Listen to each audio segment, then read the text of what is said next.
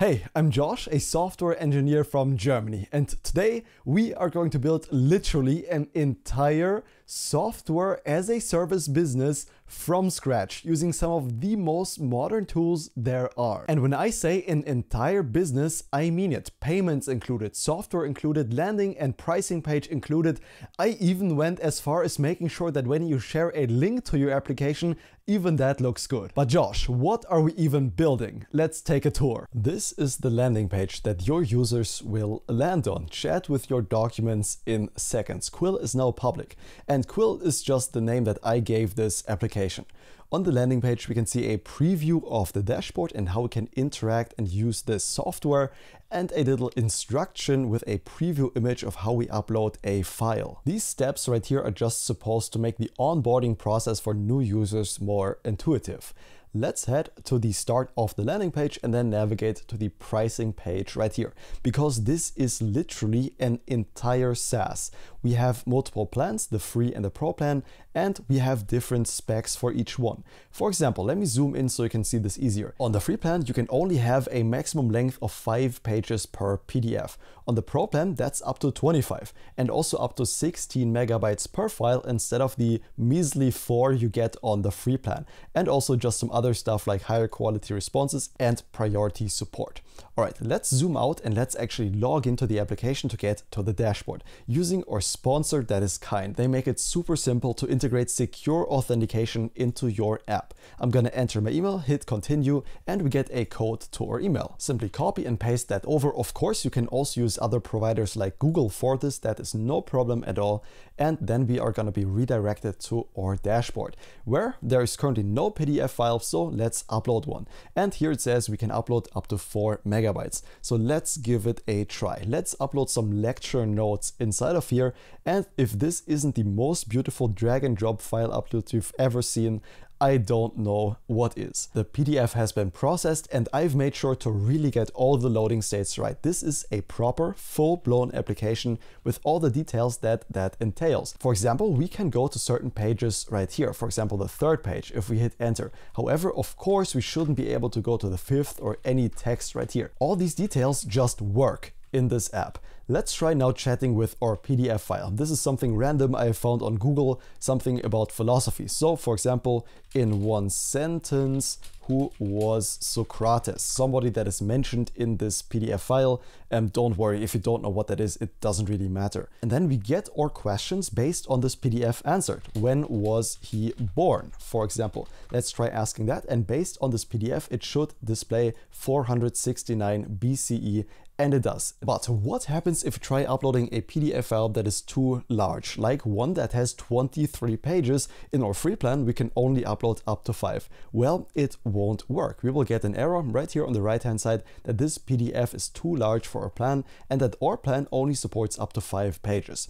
Okay, so let's try upgrading. We can simply click this upgrade button right here, select the plan we want to upgrade to, the pro plan, and that's gonna take us to a hosted checkout page where we can simply enter our email, enter some card data. I'm gonna use a test card right here. When the payment succeeds, we are going to be redirected. And if we head over to the dashboard and try uploading a PDF, now it says up to 16 megabytes. So let's try that marketing lecture once again, because this time, as we are now a pro user, this will work. We are being redirected, processing PDF, this won't take long, and now we're all set to start asking questions about this PDF file.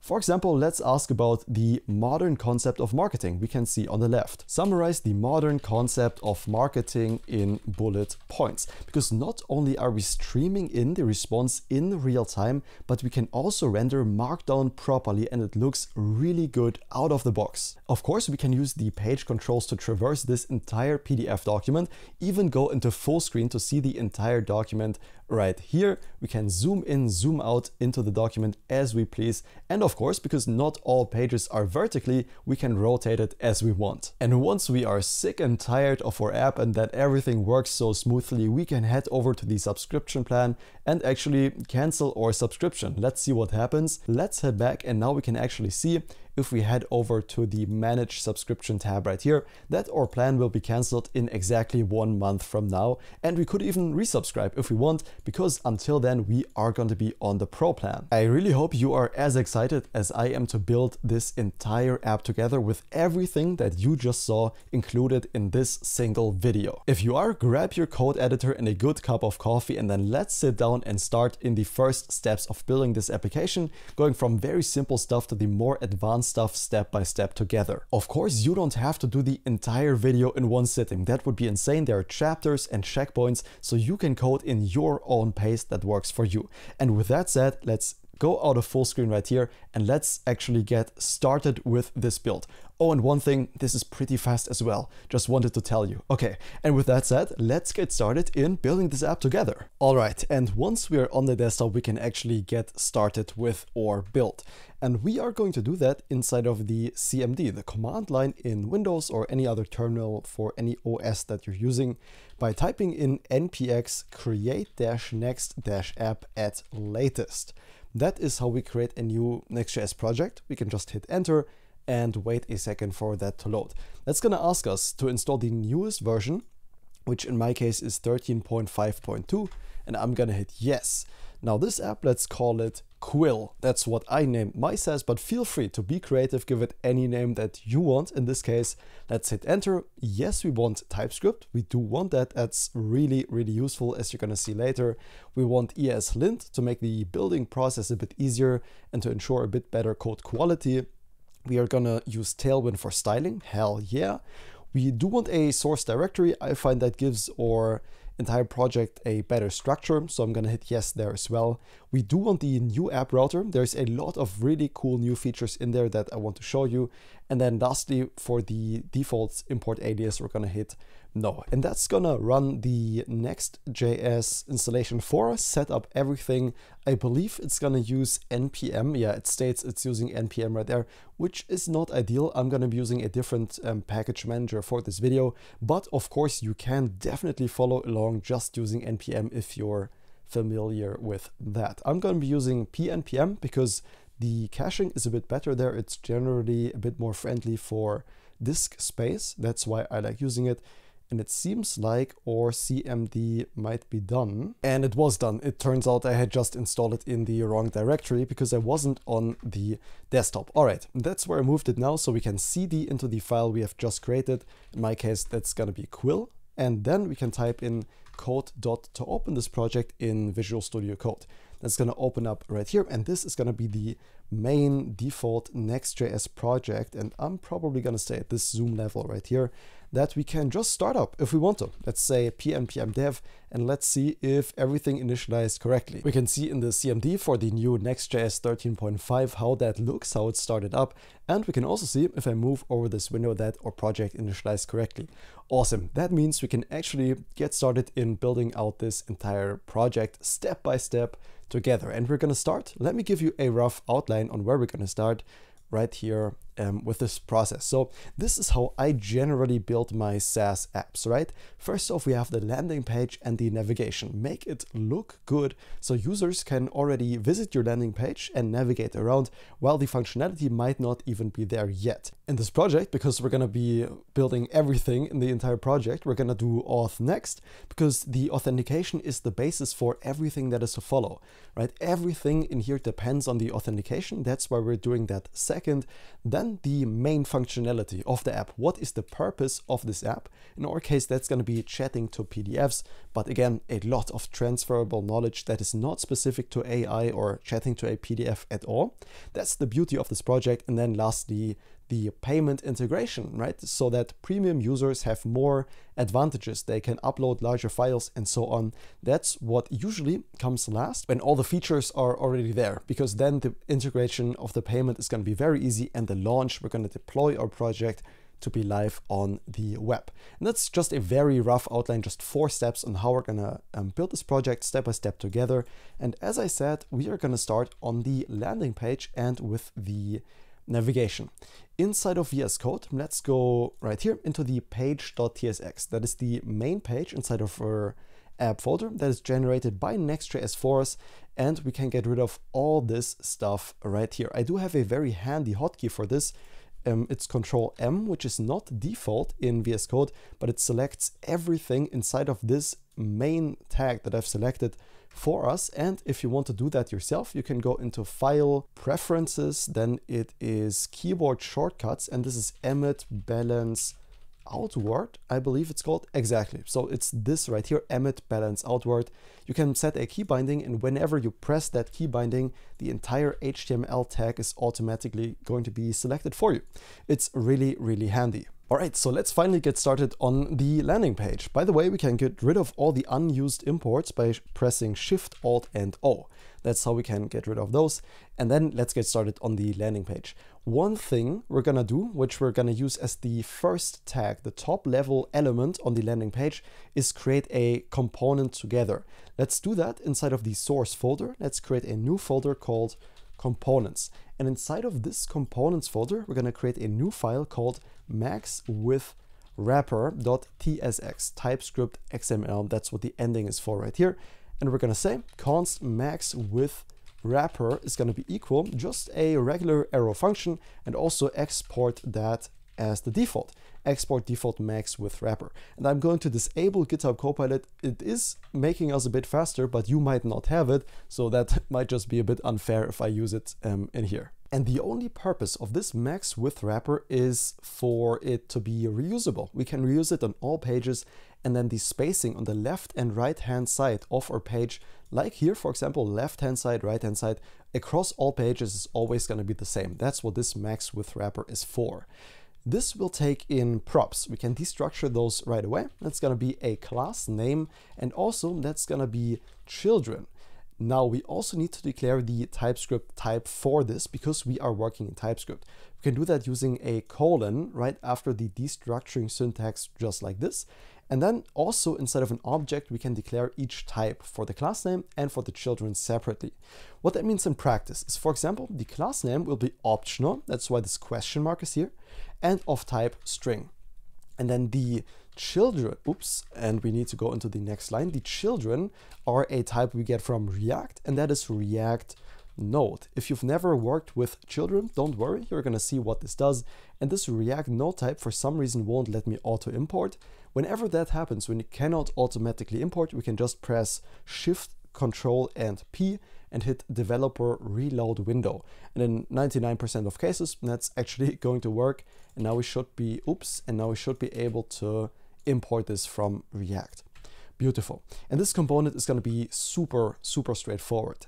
We are going to export a div from here, and this div is going to get a class name. Now, what is the class name going to be? It's going to be mxAuto, so we are spacing it equally on the x-axis, a width of full, which is equivalent to the 100% width using Tailwind.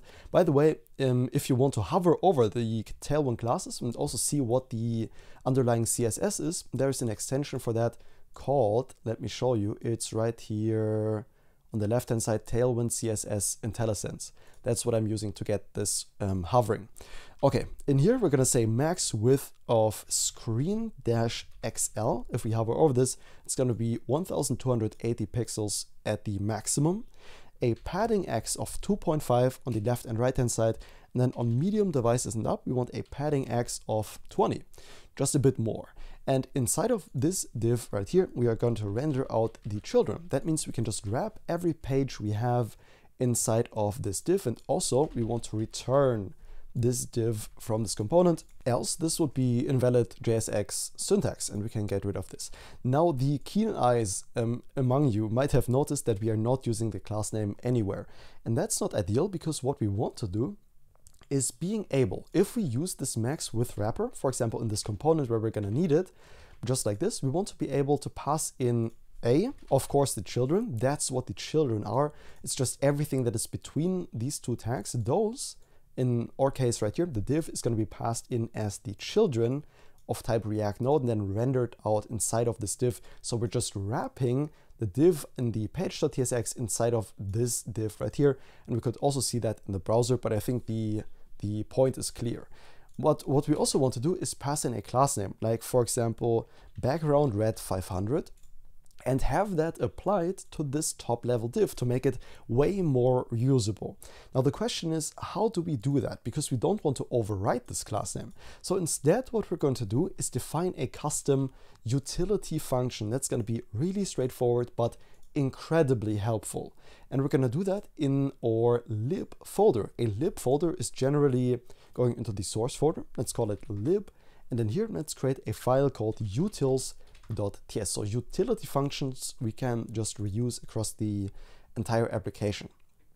Let me show you how to declare this, and then let me show you what this does. So let's export a function called cn, which stands for class names. And this is going to take a bunch of inputs. We can use the spread syntax for that. So everything that is passed into this function, no matter how many arguments, we can just receive as one. And this is going to be of type class value array. We're going to see what that is later, but that is a type we don't have access to. We can't import this. And the reason is this comes from a package. And this package is called CLSX. And also, while we're at it, let's install. We need to say install, by the way. I'm using pnpm. You can use npm or yarn or bun. It doesn't matter. Let's install CLSX and also Tailwind-merge while we're at it, to define this super helpful function right here. Once these packages install, by the way, while they are installing, we can already plow ahead with this function. We can return something called TW and not twinkle star. Okay, those aren't done yet. We want TW merge in here. In here, we're gonna pass in CLSX. Again, this seems a bit abstract right now, but you're gonna see what this does. It's super useful. And then here we're gonna pass the inputs. And once the dependencies are done, oh, I'm just realizing because Next.js uses npm by default, we have a package log. I'm gonna get rid of that and also delete all the node modules and reinstall them using pnpm. Awesome, they're gone. And now let's reinstall them using pnpm, which is just, you know, you only need to do this if you're using yarn pnpm and not npm. And let's give this a hot second to reinstall all the node modules. That's why I use pnpm. It's super fast and it reuses. You can see reuse 290 packages instead of downloading them again like npm would for every project that you make. So it just reuses packages, and now we can install CLSX and Tailwind merge. So what this does, I've done a separate video for this actually. If I don't forget it, I'm gonna link this video that explains what this function does and how I like working with Tailwind. Essentially the TW merge, if you have something like padding x of 2 and padding y of 2 in Tailwind, you could just merge them into padding 2, right? These are the same. The left-hand side is the same as the right-hand side, and that's what Tailwind merge does for us. And then CLSX helps with emerging conflicts. So if we have the same value twice in Tailwind, like a, for example, background green 500 and a background red 500, normally in Tailwind, the problem is the order doesn't matter. In the Tailwind CSS file that is generated for you, red might be before green, therefore green will always be rendered because it's later in the CSS file. So the order in here wouldn't actually matter. But with CLSX and Tailwind merge, it will. So it behaves more as we expect. That's the bottom line. Just it's just way easier to work with. And also the class value type we can get from CLSX. And that's all we need to do for this utility. I know that was a bit abstract, but let me show you how we can use this. So for the class name, we can now merge the incoming class name together using our cn function. That means we can merge the class name we always want applied by default as the first argument and merge that with the incoming class name where we are reusing this component, essentially turning it into a highly reusable component, which is the entire purpose of this, right? And now this background red 500 will actually be applied. So if we restart our dev server, there we go, we are on our local host, and because there's nothing in here, let's just say hello world, because there was nothing there, nothing would show up. But now we can see if the background is applied as well as the padding and the maximum width. That is what the max width wrapper is exactly meant for, and we can see it works beautifully. So this class is now merged with all the classes that we have inside of the max width wrapper. Awesome. And what that means is that we can now actually get started in building out the landing page more productively. Okay, for the max width wrapper, we're gonna pass a class name of margin bottom 12, a margin top of 28 to give the top a bit more space. On small devices and up, let's close this down to have more space. We're gonna say margin top 40. We're gonna give it a flex, which is nothing else than a display flex in regular CSS, a flex dash column to align the items vertically below one another, an items dash center, a justify dash center. This is for vertical alignment and this for horizontal, but because we're using flex column, it's inverted, right? So the justify and item center invert when we're using flex column, but because both are centered, it it doesn't really make a difference. And then also we want the text to be centered inside of here. Awesome. Inside of here, let's create a div with a class name of mxAuto. We want a margin bottom of 4. We want flex, a maximum width of fit, so it doesn't take up more space than it absolutely needs to. An items dash center, a justify dash center, and we want a space x of 2, which is also gonna horizontally space out the items. This is gonna be by far the longest class name, I promise. An overflow hidden to not show anything that is, overflowing from this div. A rounded full, a border dash gray dash 200, background of white, a padding x of 7, a padding y of 2. Let's apply a shadow of medium, a backdrop dash blur, and I think the last 3 classes, are gonna be a transition dash all, a hover colon border gray 300. So if we hover over this element, you're gonna see that here in a second.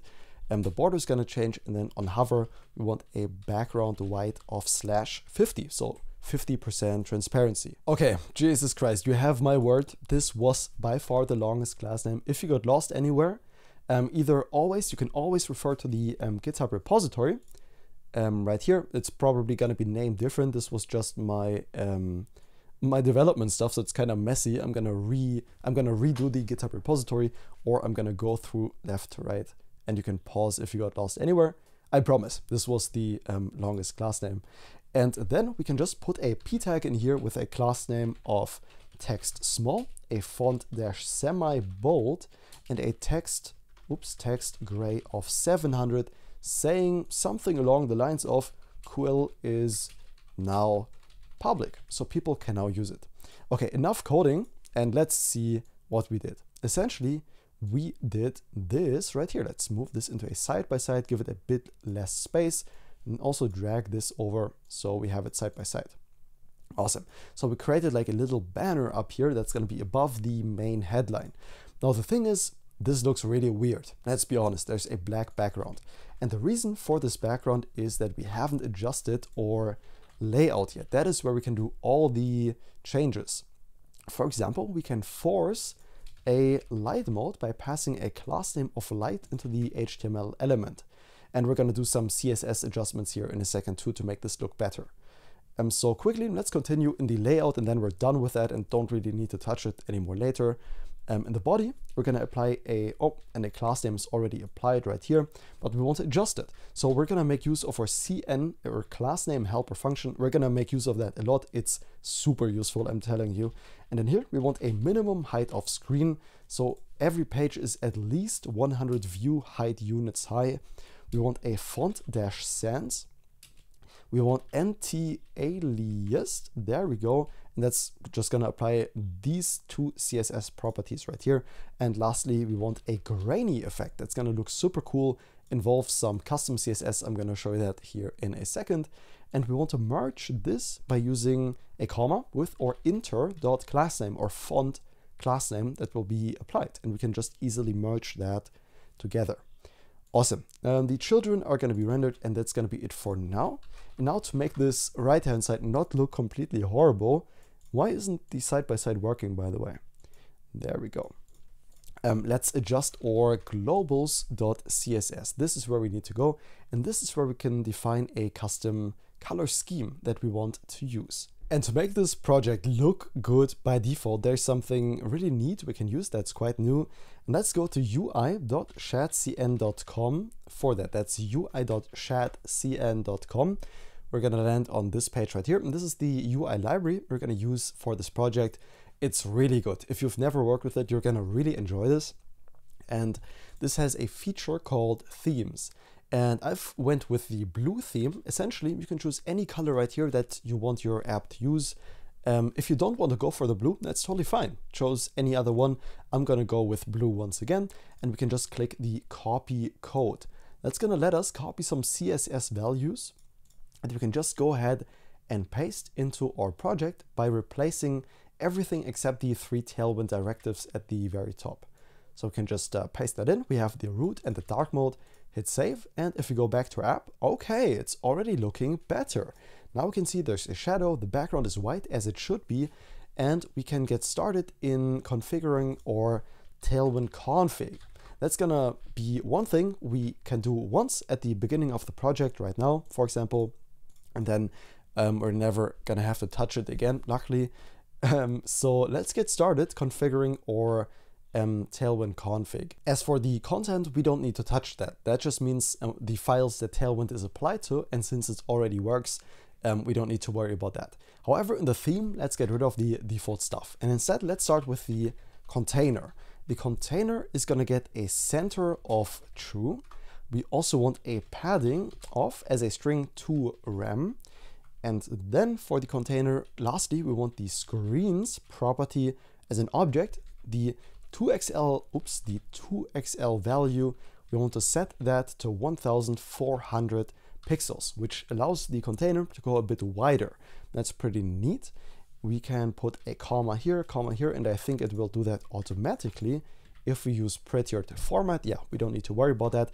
And then we can extend all the Tailwind stuff that we want with our custom values. That's the way more exciting stuff right here. For example, the max width, we are going to extend that to 8XL. Normally Tailwind only goes up to 7XL. We can go up to 8XL. That's going to be later useful for the dashboard that requires a bit more width. And in here we're going to say 1408 px for pixels. Then, besides the max width, we want to adjust the colors. Okay, and we're going to start with the border.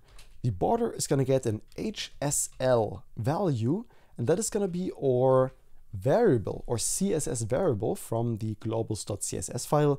And the variable is --border. And this --border also needs to go inside of a var in parentheses. So HSL var --border. That's what we need right here. And we can just copy and paste this down using Shift, Alt, and arrow down.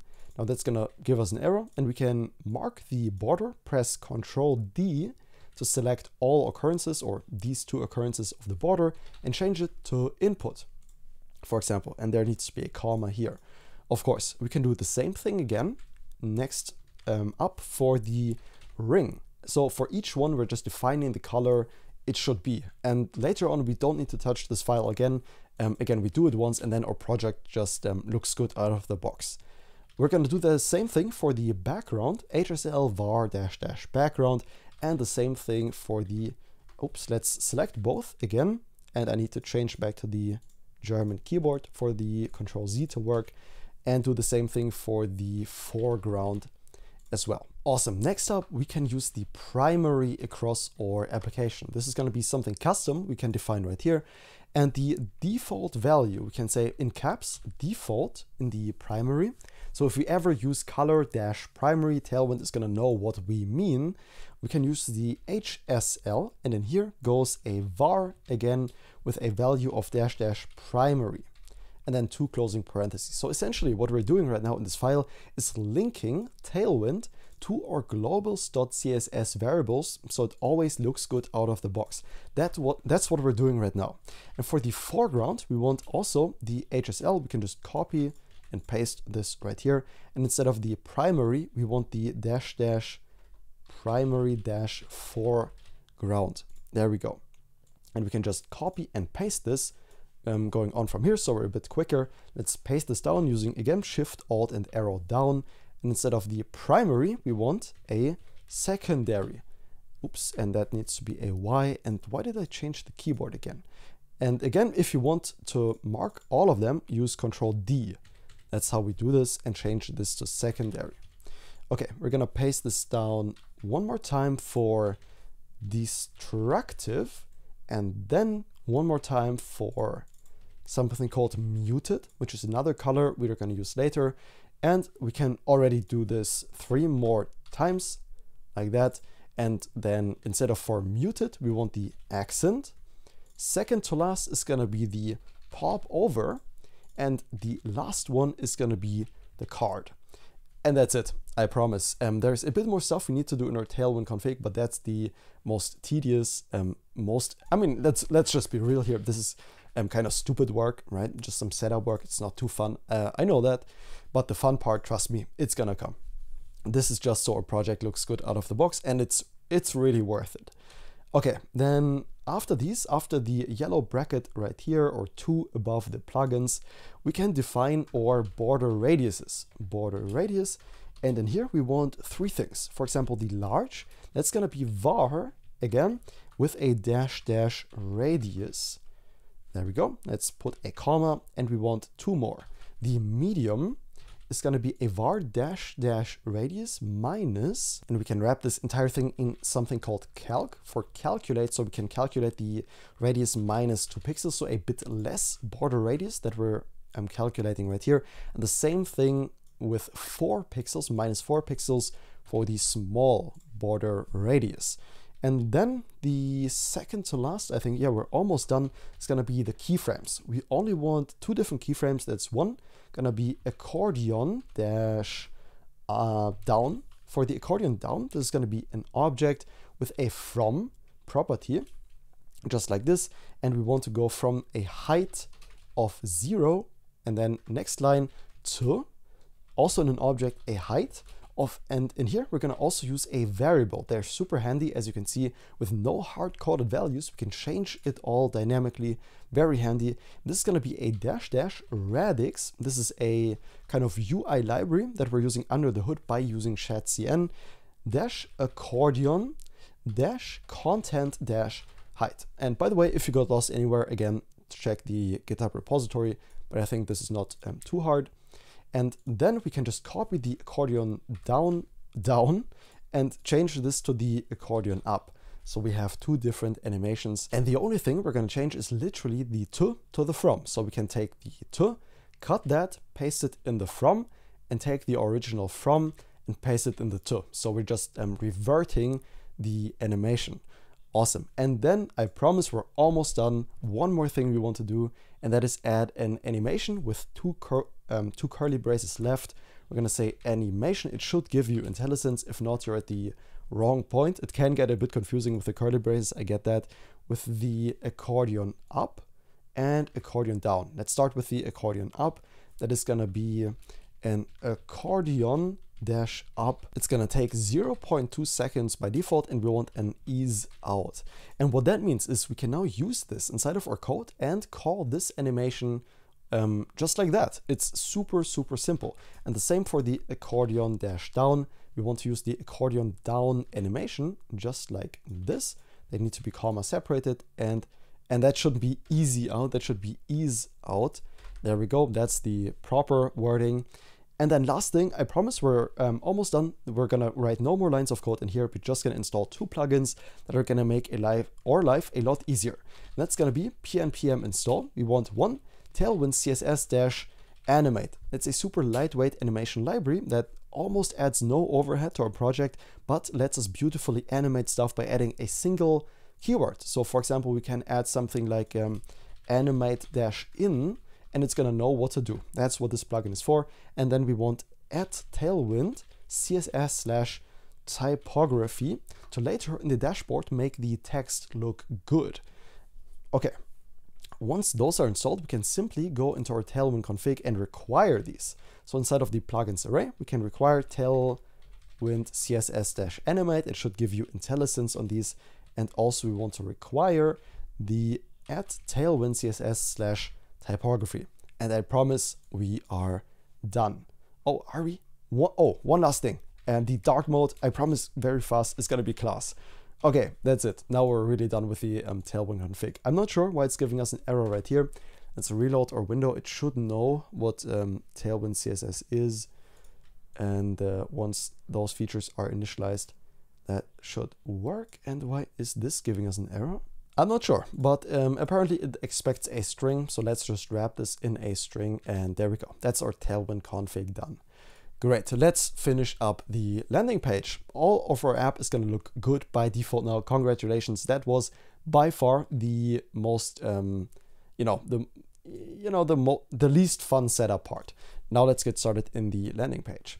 Right below this div is gonna be an h1. It's gonna get a class name of maximum width 4XL, a text of 5XL, a font dash bold. On medium devices and up, we want a text of 6XL, so make the text a bit larger.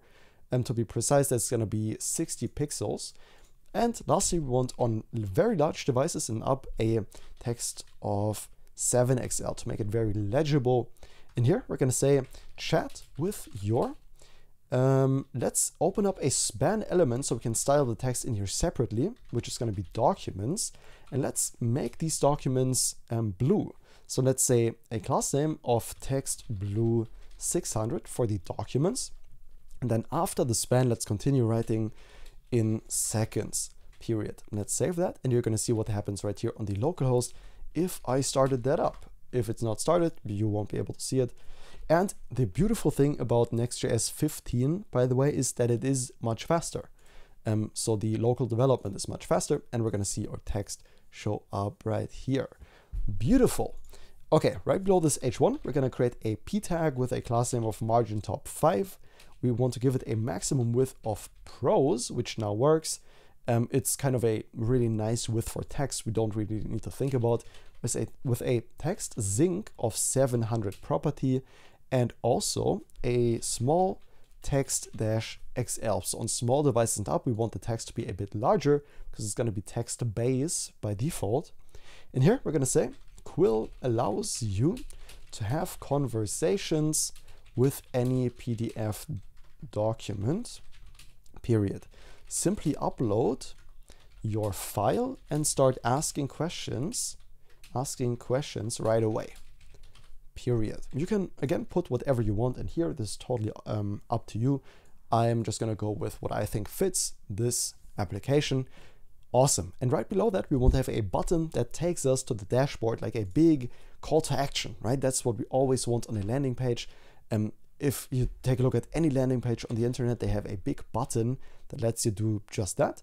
And we're going to do that as well. And we're going to use the Next.js link element for that, which lets us pass an href. This href can link to any page. In our case, we want to link to the dashboard for users to get started. Because if they're not logged in, that's actually going to take them to the login page. As the target on this link element, let's pass an underscore blank. So this opens in a new tab. That's what we want. And inside of the link, let's say get started. And also, one thing we can do is include like a little arrow, right? If I just save this, this will look really bad. For now, trust me, this is gonna look good in a second. We also want a small arrow to the right-hand side just to indicate, hey, just click this button, get started, it's really easy.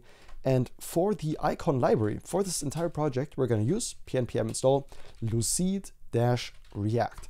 It's a super nice, small, lightweight icon library that has super good looking icons we can just use. Let's start back up our dev server. Again, that's lucid-react. And we can simply import the icon from here. Let's import the arrow right from, oops, now we need a closing tag here, from lucid-react. And that means we can just use the icon as if it was any React component, and even give it a class name of margin left 2 to have a bit of spacing from the get started text. We want a height of 5 and a width of 5 on this arrow right. Okay, that's, trust me, not gonna look much better because the button is still unstyled, but the icon is gonna be right here, but in a new line. That's not really what we want. So the question, the $1 million question is how do we make this button look good, essentially, right? And there's a really neat trick we can use for that. And that is use an UI library to do this. I mentioned earlier, we're going to use something called shadcn for this. And shadcn provides something called a button component. If you've never worked with shadcn before, it's a super reusable library. It doesn't abstract anything away from you. It gives you the entire code, and you can even install this manually. this is the code we're going to install right now, but we're not just going to copy paste it. It's much easier than that actually. And the way we can do this, install this button and make our link right here look good, is by saying npx shadcn-ui at latest in our CMD, right? It's a CLI we can just use to install components, and we're going to say add button and hit enter. Now, because this is the first time we're using the CLI in this project, it will ask us to initialize this project. So we can say npx shadcn-ui at latest init, and we can go through the initialization process once, and then just by doing like adding a button or any other component that shadcn has, we can just install that very easily later on. We do want TypeScript, yes. It's going to ask us a bunch of questions. Just follow along with me here. We're going to go with a default style. We're going to choose zinc as our base color. This could be anything. It doesn't really make a difference. I like zinc. And caution here, because we're using the source file, or globals.css is going to be in source. Let's close all of these. It's going to be in source app and then globals.css right here. So source app globals.css and hit enter. Would you like to use CSS variables? Yes, we do, because in fact we are already, if you remember the CSS file right here. So let's definitely hit yes on that. And our tailwind.config is not in fact a JS file, it's going to be a TS file. So let's close out of this and tell shadcn it's tailwind.config.ts where it is. And we can leave this as blank. Okay. The libutils is the same thing. We can just hit enter here. Are you using React Server components? Yes, we are, because we're in Next.js 13. And lastly, we just need to hit Y to finish this initialization process. And that's it, we're done. What that did is it created a components.json for us that just saves some internal values. We never need to touch this file, it doesn't matter. Essentially, what this allows us to do is choose any component from the component library website that you can see on the left-hand side and simply install it using the CLI. It's incredibly easy. So let's try it out. Let's try to add the button, and that's going to install all the styles we can then use on our landing page. Let's close all of these, by the way, for the link component right here. So if we take a look at the button that was just installed, it's under source component/UI, a folder that we didn't create, but that was created by the shadcn-ui library. Can see this dependency doesn't seem to be installed. It's squiggly red, but let's see if we reload the window, if that's going to be gone, or if we do need to install this manually. And it looks like it did install properly. Okay. As you can see right here, the button variants, this is a really cool reusable style we can use, but in order to use it, we need to export these button variants. And that's going to give us an error actually, because we don't need to export it here. It's already exported at the bottom. So we are already good to go without changing anything in the button. Now, what this allows us to do, bottom line, is this right here. For the link, we can just use the class name. And this class name is going to be dynamic of button variants. That means in here, we can just invoke the button variants, pass it some default stuff if we wanted to. If we don't, it's going to apply all the default styles of the button. So if we start back up the dev server, which is really fast in Next.js 15, then you're going to see what that does right here. Let's reload the page and you're going to see the button style in action. Bam, there it is. It just works. It just looks good. Beautiful. Okay, now as for the size, I'm not too happy with it. I want it a bit larger. And doing that is really easy. We can pass this a configuration object inside of the button variants. We can pass it a size that is going to be of large. And we can also pass it a certain class name, a custom class name that we want. In our case, let's say a margin top of 5 to kind of space it from the paragraph element right here. And that's a good looking button if I've ever seen one, right? It's functional. If we hover over it, it looks good, but it's not really a button. It's a link with button styles. We could turn this into a regular button, but that's the beauty. Even the button styles we can use on every element that we want, even if it's not originally a button. Okay, and that's it. We're done with the max width wrapper. Now we want some elements below that, of course, and those aren't gonna go in the max width wrapper. So instead, let's wrap this all in something called a React fragment, which is not gonna generate any HTML tag, but it's gonna comply with React rules of only ever passing one element, right? So we can't put two elements next to one another. That doesn't work in React, so we only need to pass one. And below the max width wrapper, this is gonna be the, let me comment that in so it's easier to see, the value proposition section. This is just for visual reference for us as developers to know what this does. This doesn't have any functionality. And here we're gonna create a div, and this div is just gonna stay a div. It's not gonna do much. In here, we're gonna create another div with a class name of relative and isolate. Inside of this relative isolate div, let's create one more div, and this is gonna be kind of the decoration element of the page. You're gonna see what that looks like in a second. It's gonna be a beautiful gradient in the background of the page, very subtle, but a very nice detail that I really enjoy. This is gonna get a class name of pointer events none, because we don't want to block the mouse from being able to do anything, because this is purely decorational, right? It doesn't have any other purpose. It's gonna be absolute, and inset x of 0, a minus top minus 40 to give it a bit of spacing from the top of our page. We want a minus z minus 10 right here. After that, we want a transform dash GPU. And I think we're almost done. We want an overflow. Let me go into full screen so you can see all the classes at one time.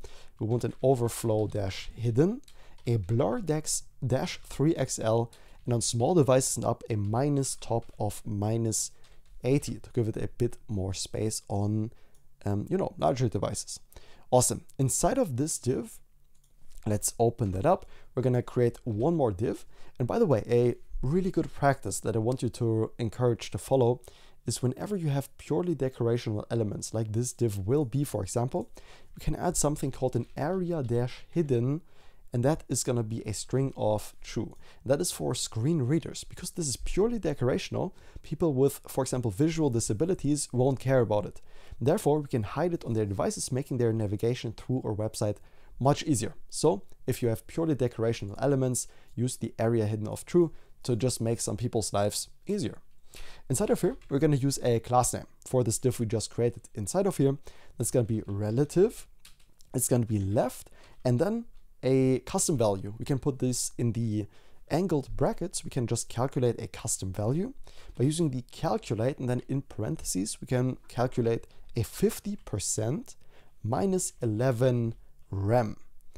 Okay, then we want an aspect ratio on this div, which is gonna be a 1155, also in angled brackets, by the way, as a custom value, because this is not a default Tailwind CSS thing. We want a 1155/678.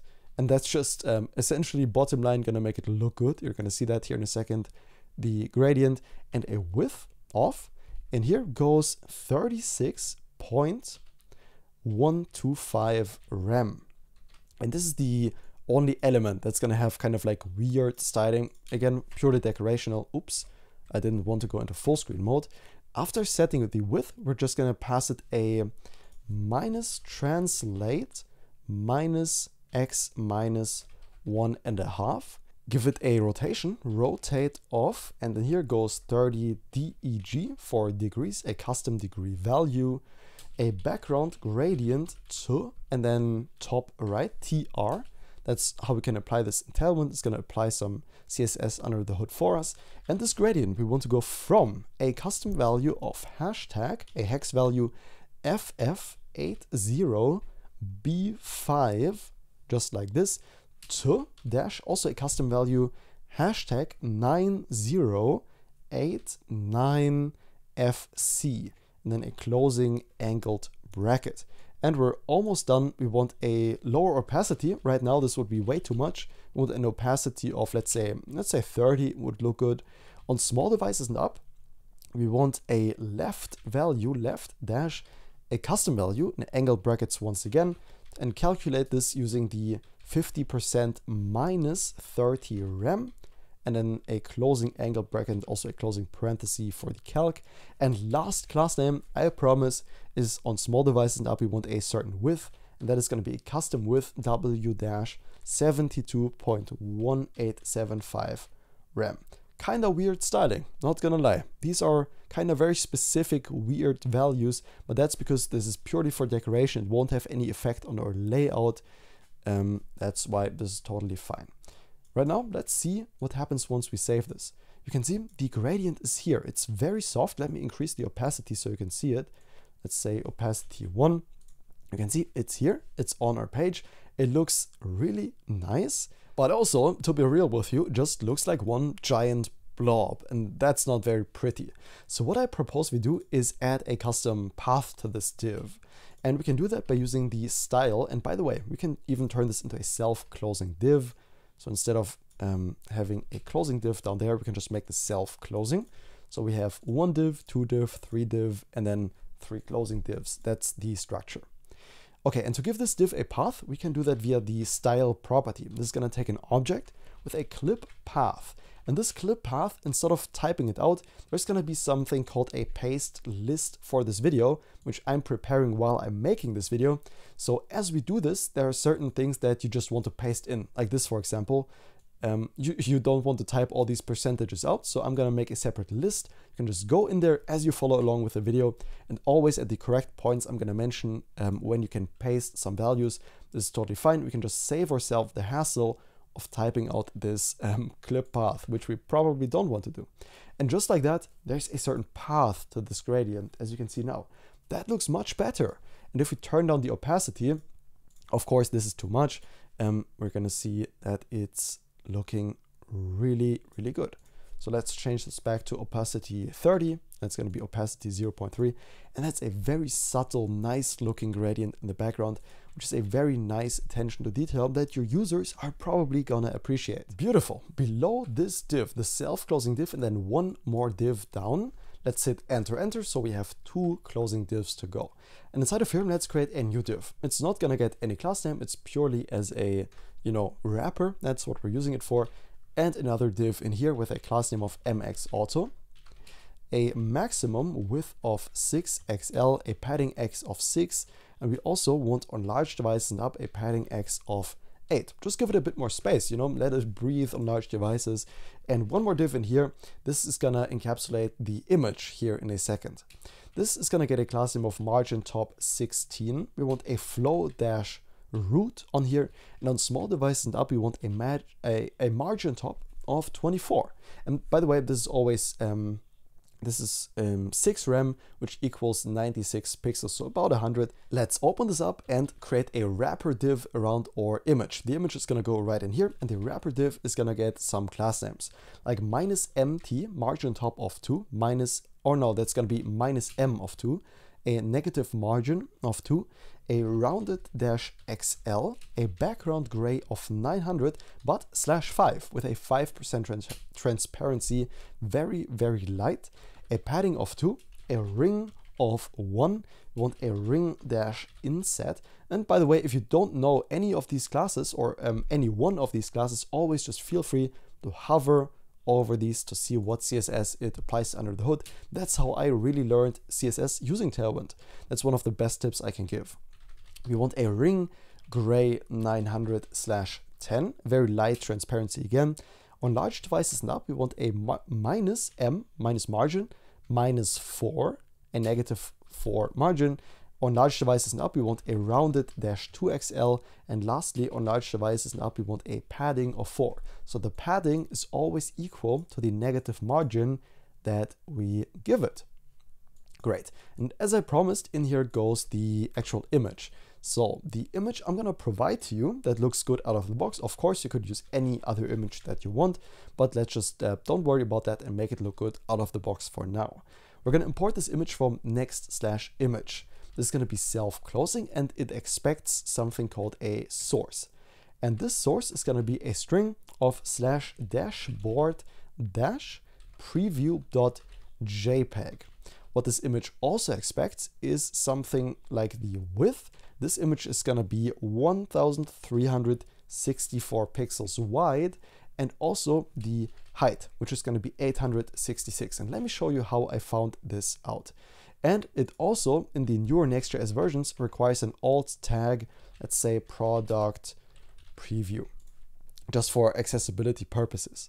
let me show you how this looks like. So right now, Next.js always draws all images using the slash and then whatever comes after that from the public folder. So this would be slash dashboard preview. So it will go into the public folder and search for a file called dashboard preview.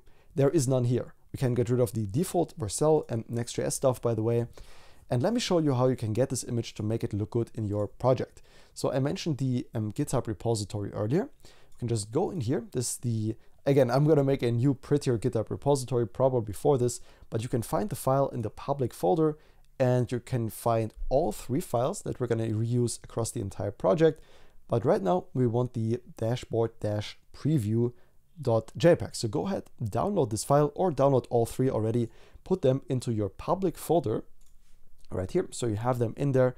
I'm just going to drag them over from my open project right here on the left-hand side. It's going to be dashboard-preview. Let me drag this in. You get these from the GitHub repository. Put them in here. That's the image. And by the way, if you're wondering how to find out the width and height of the image, it says it in VS Code right here at the bottom right. So you can just take a look at these numbers.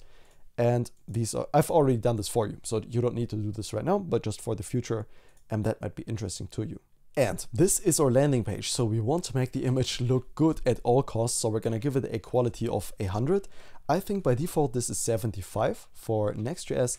Let's save this, refresh our page, and the image will show up right there. But to be honest, it could look a bit better. Like the edges are a bit rough. It looks kind of unfinished. So let's give it some class names to make it look better.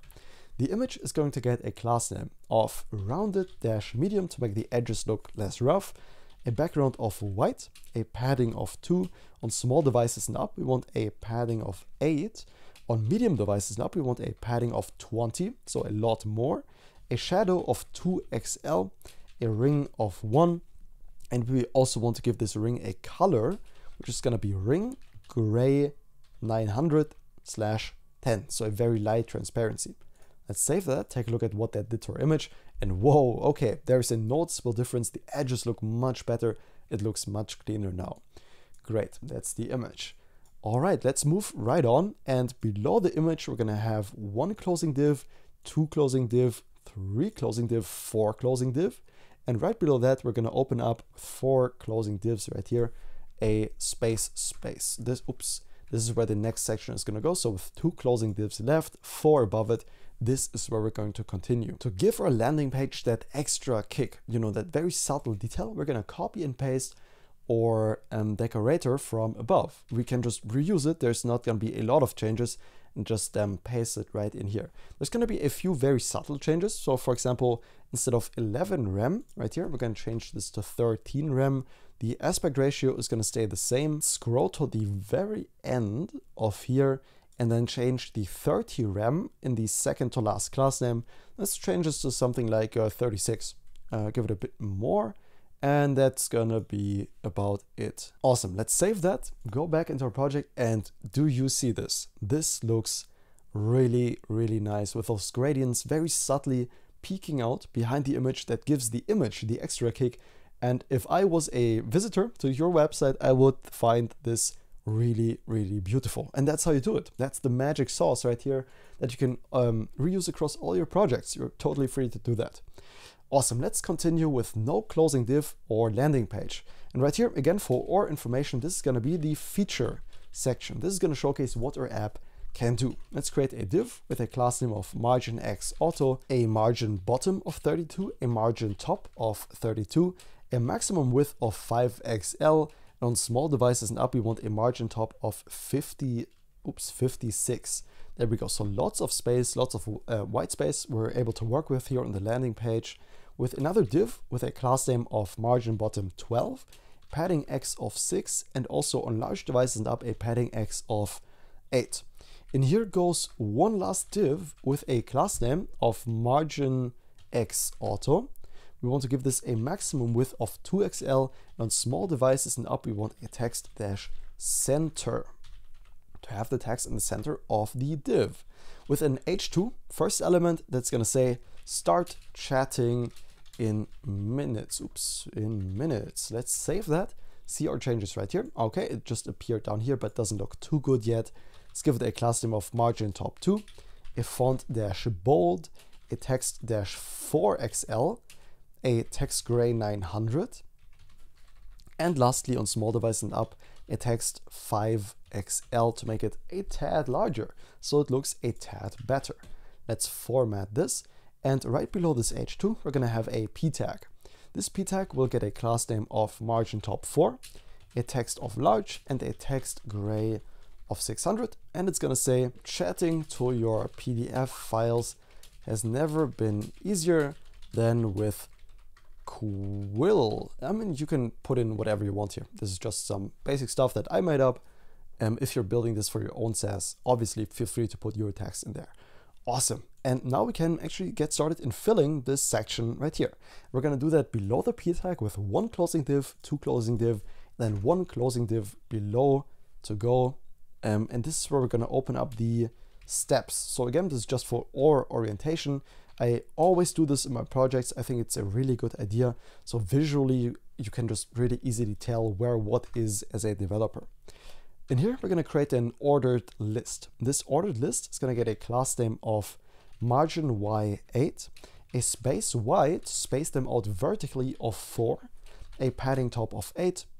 On medium devices and up, we want a flex. On medium devices and up, we want a space X of 12. And on medium devices, we want a space Y of 0. This ordered list is going to contain an li element. And this li element, this list element, is going to get a class name of medium flex 1. I think from now on, I'm just going to say medium and large instead of medium devices and up. That's kind of a bit much. Anyways, inside of this li element comes a div with a class name of flex. Flex dash call a space Y of 2, a border left of 4, a border zinc of 300 to make it pop just a bit. You're going to see that here in a second. A padding Y of 2, a padding left of 4, and then also we want on medium devices a border left 0. On medium devices, we want a border top 2. On medium devices, a padding bottom of 0. On medium devices, a padding left of 0. And lastly, on medium devices, a padding top of 4. Don't worry, this is the only time we're going to write this class name. From here on out, we're just going to copy paste it to make our life much easier. In here goes a span element, and let's call it step 1. Let's just save that, see what happens. It shows up right here with a beautiful, very subtle border here on the left-hand side. Nice. This step 1 is going to get a class name of text-small. We want a font-medium, and we also want a text blue of 600 to make it pop from the rest. Awesome. Below that, one more span element, span, and this is going to say sign up for an account. That's the description or the title of the first step that we have. That's going to be a text of XL and a font dash semi bold to make it stand out from the, kind of headline or whatever the step 1 is supposed to be.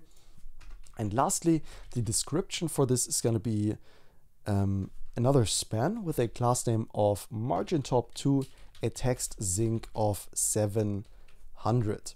Instead of here, let's write either starting out or actually, let's say either starting out with a free plan or choose or pro plan, period. Let's save that, and that looks good.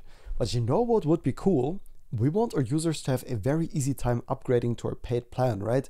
That's how we make money with a SaaS. It will cost us money. We want to make money. So how about we make this clickable, take them right to the pricing page that we're going to create later. To do that, let's use the link element we get from Next.js, link to the /pricing page by passing in the href. Let's give this a bit more space just for a second. And inside of this link element, let's format this. We can say the pro plan, that's going to be then underlined. We can give it a class name of text blue, and let's give it 600, or let's give it 700 to differentiate it a bit from the step 1. So text plus 700, an underline, and an underline dash offset dash 2. Awesome, so we just made everything clickable. Okay, And after that, we're gonna go to the exiting span, then the exiting div, then the exiting li. And of course, we want multiple steps. We're not just gonna have one. So we can just press or emit balance outward hotkey from the very beginning of the video, or mark the entire li element by hand and press Shift, Alt, and arrow down, or copy and paste it down however you like.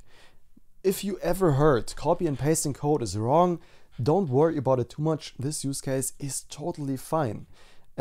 Let's call this step 2. And again, I want to get back on that point. Copy pasting code is way less of an issue than you actually think. This project is going to follow really good practices. We're going to write very clean code. But for a use case as trivial as this right here, just in JSX without any functionality, making this reusable would just cost you unnecessary time, and you're never going to touch this probably anyways again. So just copy and paste it, save some time, it's much easier. Okay, this is gonna say upload your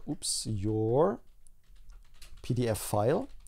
And let me switch keyboards again, just like this. And then let's say we can get rid of the link and the text in the third span. Let's say we, and then instead of using an apostrophe like this will actually throw a build error because we're using this in HTML. Instead, let's escape this using and a pos and then a colon. So that's how we write proper, apostrophes in JSX without getting any build errors. But it's essentially going to show up as the same thing, right? So if we look at the page, it's the same thing, just in a safe way. We will process your file and make it ready for you to chat with. Let's hit enter. That's step 2. Amazing. And then let's copy and paste step 3 down as well. That's going to be step 3. Step 3 is going to be start asking questions. And the text is going to be it. And again, the apostrophe trick that I just showed you, and apos colon to write it safely. It's that simple. Try out quill today, and then a hyphen. It really takes less than a minute, or any text that you prefer, of course. Let's save that, and that is step 3 done. Let's take a look at this in full view. This looks arguably even better than in mobile view. This looks absolutely beautiful. It's very clear what you expect your users to do. Sign up, upload, start asking questions. Very straightforward process. Looks good on mobile, looks arguably even better on desktop, and in general, very, very nice. Awesome. And what that also means, we're almost done with our landing page. Last thing that's missing is a very nice image at the bottom to really convince our users to use our software. And let's create that right below the ordered list. So with one more closing div to go between that and the ordered list, let's create our last, or one of the last divs of this landing page. It's gonna get a class name of margin X auto, a maximum width, and you know what? Let's not create this by hand, but instead, because the image is gonna be very similar to the one on top here, we can just copy and paste it. Once more, let's go ahead and grab the code for this image. It's gonna be the same code. Let's copy this from the div that does nothing. We're not gonna copy that with only these 3 divs right here around the image, and go to the very bottom of the page and paste them where we just were, below the end of the ordered list. And this image this time is going to have the source of, not dashboard preview, but instead it's going to be file-upload-preview.jpg, and the alt tag is going to be, let's say, uploading preview. The dimensions are going to be different, and I'm going to give you a little challenge. I showed you earlier how to find out the width and the height of the image. So if you haven't yet, go ahead. Now's your time to go into the GitHub repository, get the image. The one we need right now is the file upload preview. It's this one right here, file upload-preview. Go ahead, download it, drag it into your project. I'm just going to drag mine over from the other project that I have open right here, paste it in here, and I want you to find out the dimensions of this image really quick. I showed you how it's done earlier, and try to enter them here, and then I'm gonna do this in like 5 seconds. Okay, so if you've done it, the width and height again are in the right corner. It's a very handy trick that I want you to remember. It can be super useful in some occasions. So this is 1419 by 732. I just wanted to see if you remember that. So 1419 by 732. There we go. The quality is fine to be 100. Of course, we want it to look good, and all the rest is going to stay the same. So if we save that, why doesn't this work? Aha, and it does work. I just had to reload the page. Beautiful. So now there's a little preview of the uploading process as exactly as it's going to look later. Really, really beautiful component that we're going to build there for the uploading. And that is our landing page. If that is not a beautiful landing page, I don't know what is. And there's one step I didn't tell you yet to make this look like a lot better. And let me show you that. It's a really easy step. So do you remember in the layout when we added the grainy property? This doesn't do anything yet, but it can make our app look incredibly nice by just adding one line of CSS. So let's go into our globals.css and let's go to the bottom below all these right here. And let's do the following. Let's give this grainy CSS class a meaning. And this meaning is also gonna be in the pasting list that I'm gonna give to you. It's not in here yet because I'm writing it as I'm making this video, but I will put it in the pasting list. Go ahead in there and it's gonna be this CSS tag right here, the background image URL. This is a certain base64 encoded, string. And if we paste it inside of the grainy right here, what that will do for us is it's going to apply a certain grainy style to our background, which I personally think looks really nice. Try it out, see if you like it. I've gotten a lot of positive feedback on my production apps that use this grainy style. It makes the banner up here pop a bit more. Try it out, see if you like it. I and many people do, and I hope you might just too. Okay, and no matter how good the landing page is, if users can't navigate around, they can't do much in our app. So the next logical step that we want to do, and I think I also outlined this in the very beginning, that little drawing I made, yep, right here, the landing page and navigation. The navbar is super important. It's how users navigate around. So let's get started building it. Let's build it as a separate component. We can close out of all of these previous components. And let's build it inside of source components, and let's create a new file in here called navbar.tsx. Let's say const navbar is going to be equal to an arrow function, and also export default navbar from this file. And this is of course going to return some JSX. The JSX it is going to return is going to be a nav element. So let's say nav just like this and give it a class name. The class name is going to be sticky, so it's always at the top of our page with a height of 14. This is important because we're going to use this height later. You're going to see that in a bit later. It's going to take a while in the dashboard when we are going to build that. This height is actually going to be pretty important.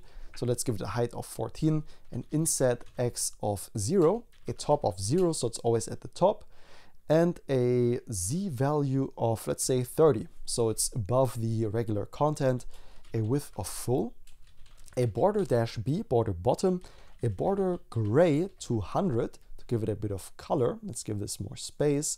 And then we want a background white of 75 transparency, so /75, a backdrop dash blur dash LG, and a transition dash all inside of this navbar. I'm gonna make this a bit larger so you have all the class names in one go right here in case I lost you anywhere. And then let's open up that nav tag right here. Inside of here, we're going to use an element that you are familiar with, and that is going to be the max width wrapper. That is what's going to give our navbar the width, the appropriate width to make it look good with the rest of the app. And inside of here goes another div. That's it. No extra configuration needed. That's why we made the max width wrapper. We can just use it like that. If that's not handy, I don't know what is. Let's give this a flex, a height of 14, or we could also give it a height of full, I guess. But let's leave it at a height of 14. An items dash center, a justify dash between, a border dash b, and let's say border dash zinc dash 200, zinc 200 to give this a bit of color. Awesome. One thing we always want in the navbar is the logo, and I made it really easy. I just used some text as the logo, and the logo, by the way, always users expect this leads to the homepage. So let's wrap it inside of a link we get from Next.js and link back to as a string slash. Slash is always the homepage. That's where we want to link when a user clicks the logo, and give this a class name. This class name is going to be flex and a Z of 40, a font of, font dash semi bold. There we go. Inside of this link component, I've made it very easy. Let's just say quill period. I just kind of liked how this looks. If we drag this into a side-by-side, we can see there is no navbar yet, and that is because we haven't added it anywhere.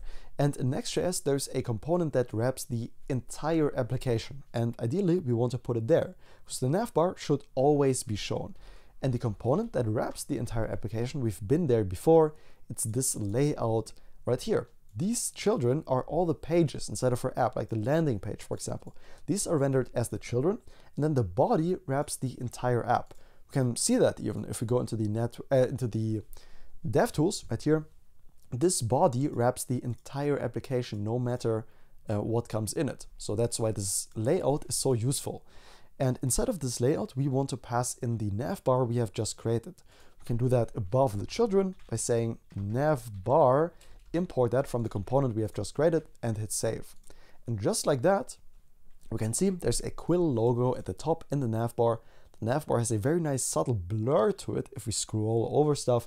When we click the logo, we're always taken back to the homepage. That is something that is really important. The logo always goes to the homepage. All right, fantastic job. Let's add a little to-do for us right here.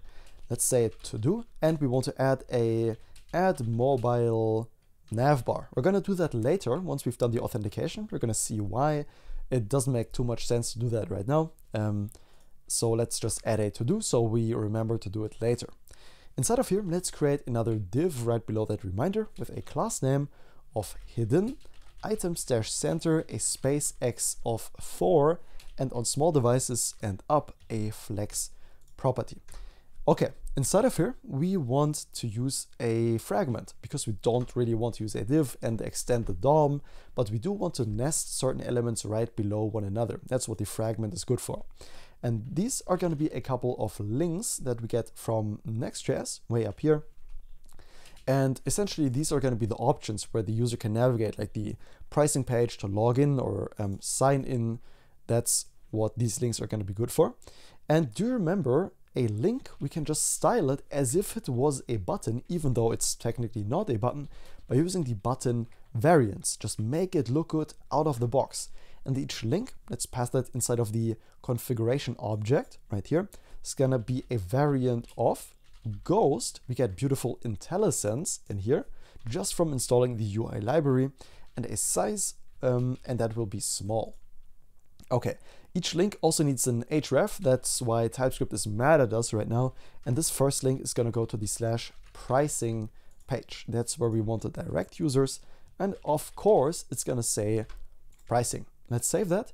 The navbar probably won't be shown because I'm zoomed in too much, just like this. But if I zoom out, again, we're going to do the mobile navbar later. We can see pricing shows up right here. We can select it via tab. It looks good. Very, very nice. That's what we're here for, making stuff look good. And then comes the very interesting part, and that is the login link. Now, where does this login link come from? Well, it comes from a package. It doesn't really come from ourselves, but instead it's gonna come directly from our authentication provider. We don't even need to worry about it, which is Kinde. And so we can install npm install, npm install, yarn add, doesn't matter which dependency manager you're using. And this is gonna be at kind-oss/ and then kind-auth-next.js. It's seamlessly integrated with Next.js. We can just install that dependency and get our login button from there. Let's start up our dev server again. And now we can go ahead and import this login link. Now it won't automatically let us import that. That's fine. Let's say import login link from at kind-oss/kind-auth-next.js, the dependency we have just installed. And for whatever reason, that doesn't work. Oh, and that's because this comes from the /server. That's where we can get the login link from. And that's all we need to do. This is essentially like a link with all the logic done for us. it's gonna get the same class name because we want to look at, make it look the same way. And inside of this login link, we can say sign in and refresh the page. There we go. We can see that next to the pricing, now the sign in popped up.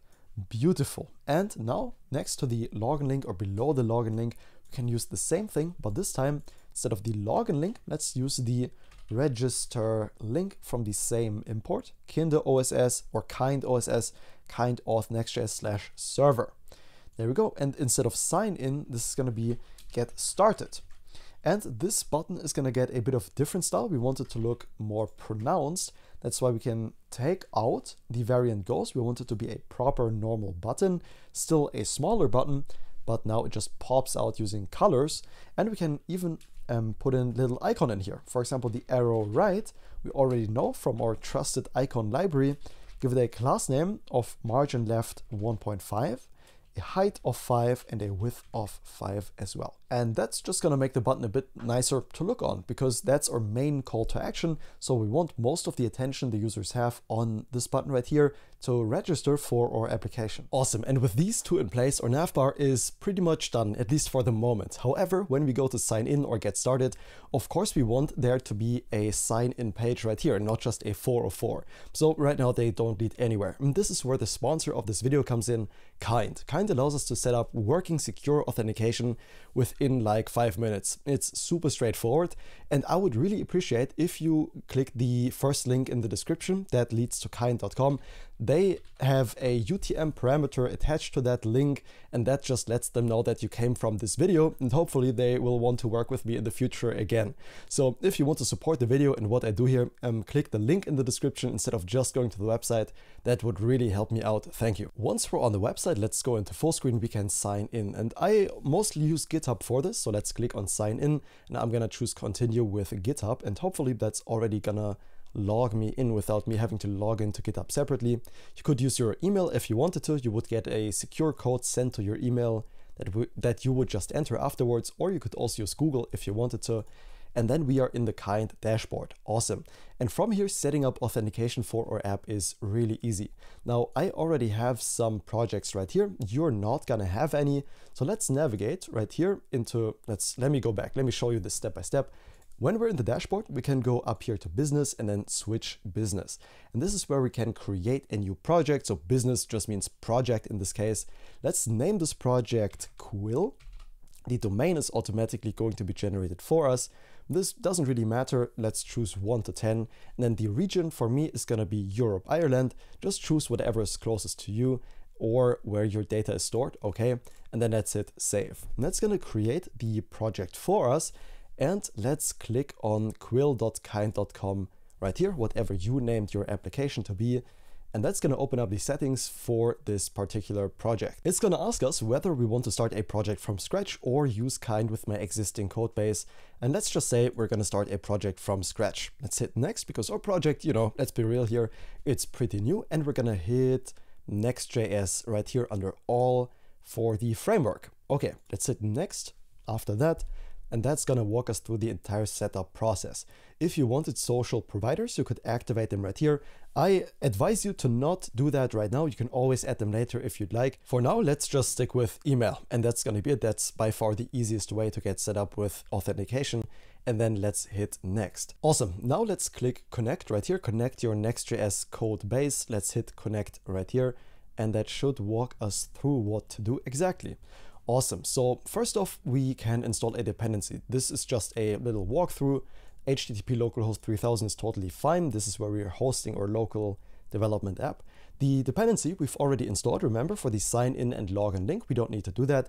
And then it's going to ask us to insert a bunch of environment variables. This is totally fine. Let's copy them right here by clicking the copy icon, going back into our project. Let's put this into full screen and then creating a new file at the very root of our project and naming it .env. Inside of this .env file, we can paste all the environment variables that Kind has just given us. And also one really important tip, this .env is not by default in the git ignore. So what that means is if you stage this stuff, right, using git, using whatever version control you're using, you would accidentally push this highly sensitive env file up to GitHub, and that's never what you want. So right now, let's go into the git ignore and just anywhere, for example, right here, let's also enter .env, hit save. And because we've never committed this file, it's gonna be ignored from now on. Very, very important to protect our personal information right here. And we're almost done. Let's save the env file. All the values are good as they are. We don't really need to change anything for now. Now let's create the API endpoint we're gonna use for our authentication. Let's copy all this code, and it tells us where we need to insert this. And this is under source app, API auth, and then kind auth. So let's copy this structure into our own app. Let's go into our source folder, then the app folder. And in here, we're gonna create a new folder called API. And inside of this API folder, let's create one more folder called auth. And inside of here, let's do exactly what kind told us. Right here goes in angle brackets kind auth. So let's just copy this and put it in angled brackets right here as the folder name.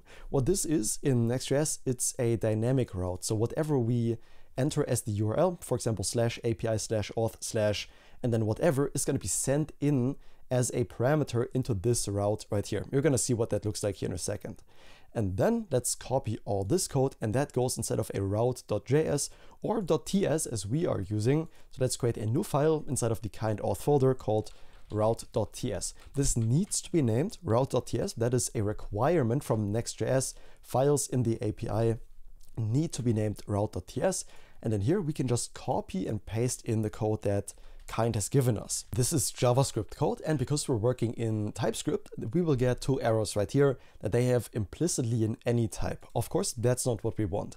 In Next.js, the request is always of type next request. So we can just give it that type and cast it in here. And the params, to be honest, we don't really care about them. We're never gonna touch this file ever again. So let's just mark them as any and don't worry about that. Let's hit save on the route.ts, and I think we should almost be done with authentication. Awesome. Important, or SDK relies on the file existing in this location. That's totally fine because we created it right there. And then we can add sign up and sign in buttons. We did just that as well. And that should pretty much be it. So let's validate if this is actually working. Let's start up the dev server. Awesome, that's already started. And let's move this into a side-by-side to see if our authentication is working. To check, let's hit the sign in button right here, and we should be navigated to a hosted sign in page. So everything else is going to be taken care of for us. And we are awesome. You can see our name at the very top here. Welcome back, sign in to continue. And because we've never used this application before, we can also hit create an account.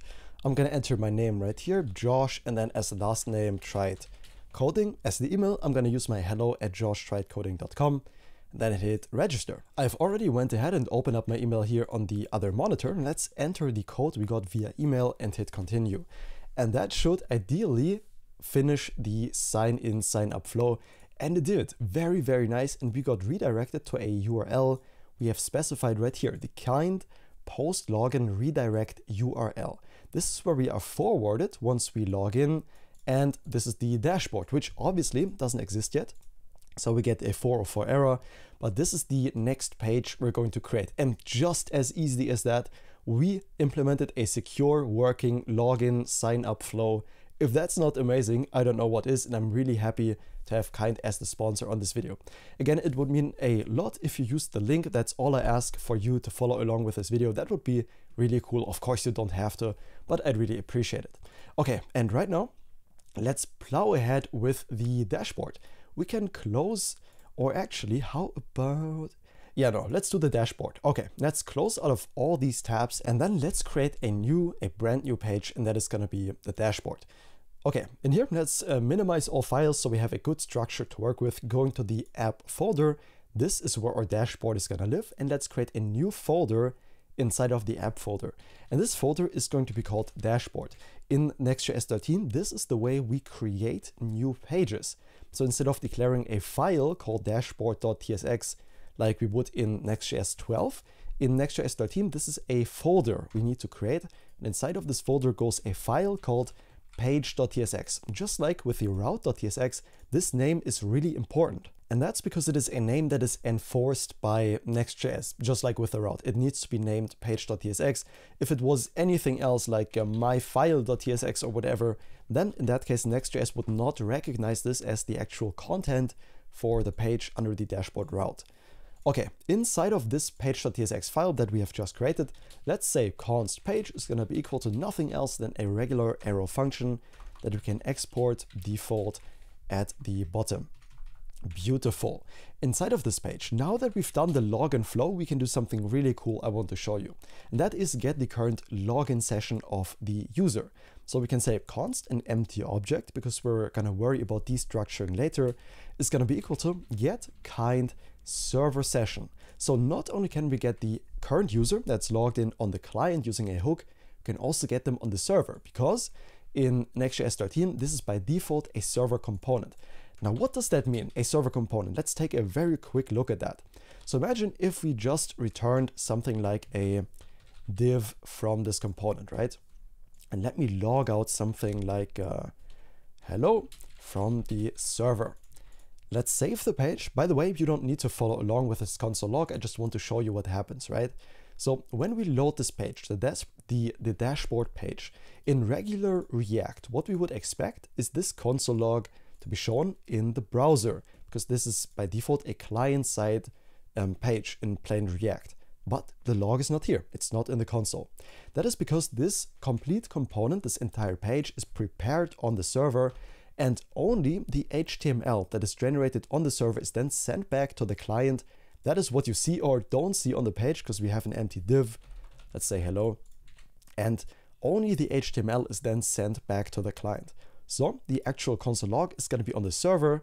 And if we wanted to opt into client-side behavior in Next.js 13, we would use a use client directive at the very top of the page. And that would actually turn this into a client component. Now this is still server-side rendered, so the HTML can be streamed in, but we will see the log on the client in that case. And the only reason I'm explaining this is so you can understand why we're doing what we're going to be doing. Let's remove the use client, because we want this to be a server component. And now let's get the current user from kind, because we're logged in, right? Remember, we went through the login process, but currently we don't represent any of that on the page. So let's say const empty object is going to be equal to get kind server session. And from here, by pressing Ctrl and spacebar, we can see all the stuff we can destructure from this function, and we want the get user. What that means is now we can say const user is equal to get user and invoke that. And just like that, we can get access to all the user properties that there are. For example, we could log out the user.email inside of the div. And because we are logged in, let's reload the page. And what did I do wrong? Why doesn't this work? Oh, okay, never mind. I just had to restart the development server, and that was already it. So there wasn't really a bug, just restart the server and we're golden. Okay, so that means we can now get all the properties from the user. So in like 5 minutes, we set up a working secure authentication. That is really, really cool. And with this authentication in place, what that means now is we can make sure that this user that is created for us also exists in our database, which is super important because this only means that user is logged in. But later, when you consider that we're gonna upload files, right? Then we want to save that file for a certain user. That means if you upload a file, we want to save it in the database, and we can't just do that with the authentication state we get from kind. What that means is we need to sync our user to a database. The way we can achieve that, well, there are two options. Let me show you. First off, let's do a check. If there is no user, or if the user has no ID, so user.id, then we're gonna call something called redirect. We get this not from this weird import right here that VS Code is suggesting to us, but instead let's import the redirect from next/navigation. So import redirect from next/navigation.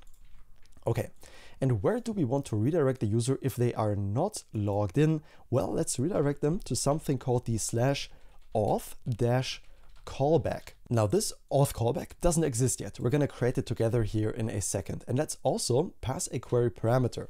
We can do that by using a question mark and then pass the origin is going to be equal to dashboard.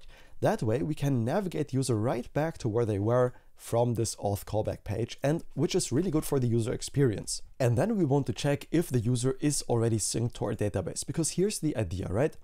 Let me show you that. Okay, so first time user. This is what happens when a user logs into an app for the first time ever. The user logs into our application. Let's say the user is right here, And then we want to do a check, because by default, they're not going to be in our database. Usually this is done through something called webhooks. But if we go into kind and then let's go into the, is it under details? No, it's not under details. Let's go to home, settings, and then right here, the event hooks. This is usually how you sync a user to a database through webhooks. So when someone logs in, then kind is going to make a request to one of our API routes. Let me show you how this works. The user logs in, they go, oh, that's a bit too big. The user logs in through kind. Right, that's even bigger. What the hell? Why is this so large? Anyways, it doesn't matter. The user logs in and they get the data they need from kind, like the JSON web token they need to log in, right? So they're logged into our application now, logged in, and attached is like a JSON web token as the cookie. We can verify that if we look into our network tab or under the application right here, we can see the cookies, and then we can see the kind token right here. It's like a really long token. This is what the user gets back once they log in. And this is the login request. Okay, and then when the user is logged in, kind is going to send a request to our app. And this looks absolutely horrible. I apologize.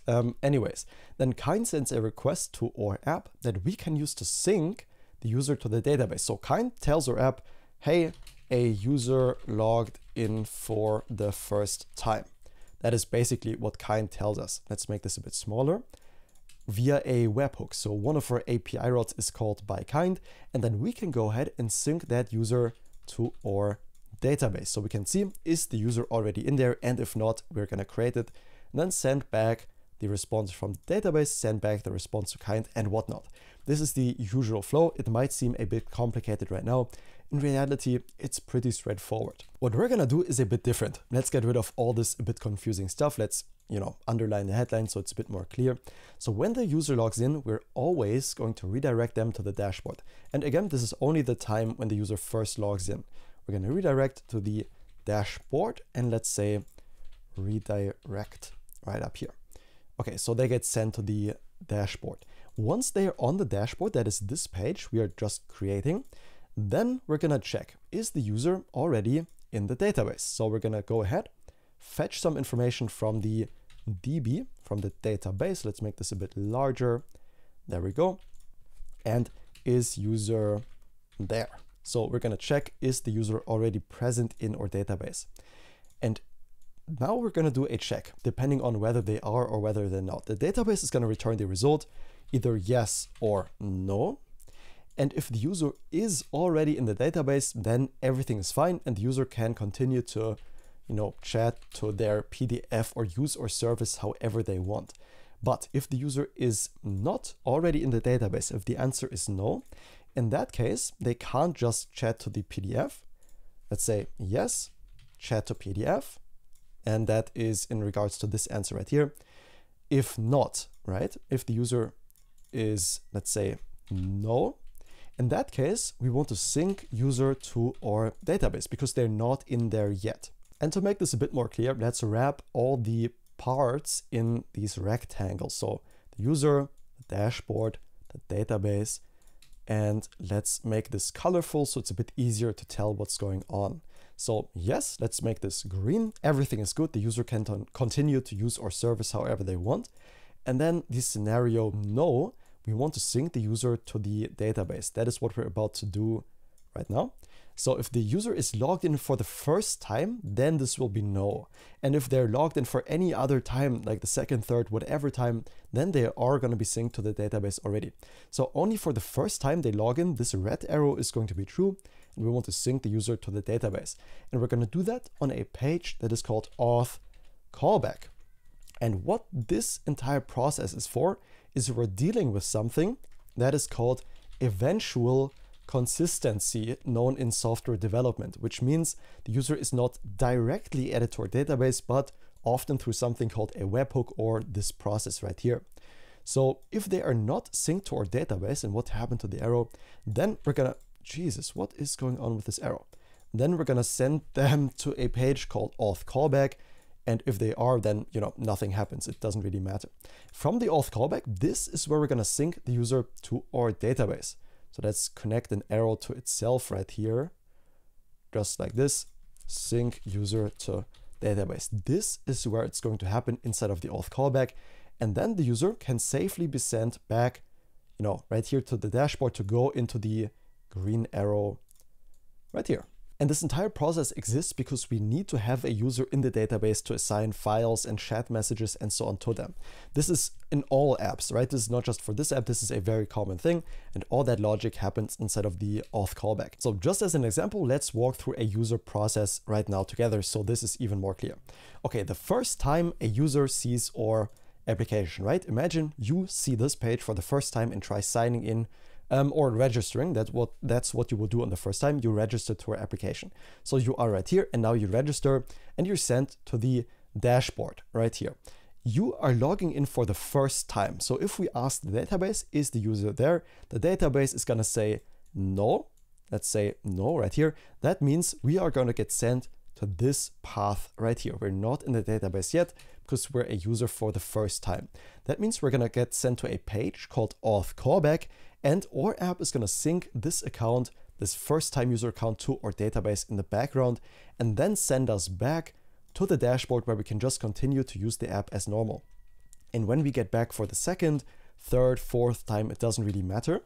We are the user, we log in, the next day, for example, we want to use the app again, we're back on the page, click the sign in this time, then we're going to get navigated as always to the dashboard. This always happens, but the check, is the user there, from the database is going to return yes, because remember, we've already been there, we've already been synced, so we can just continue to use the app as normal and won't even notice.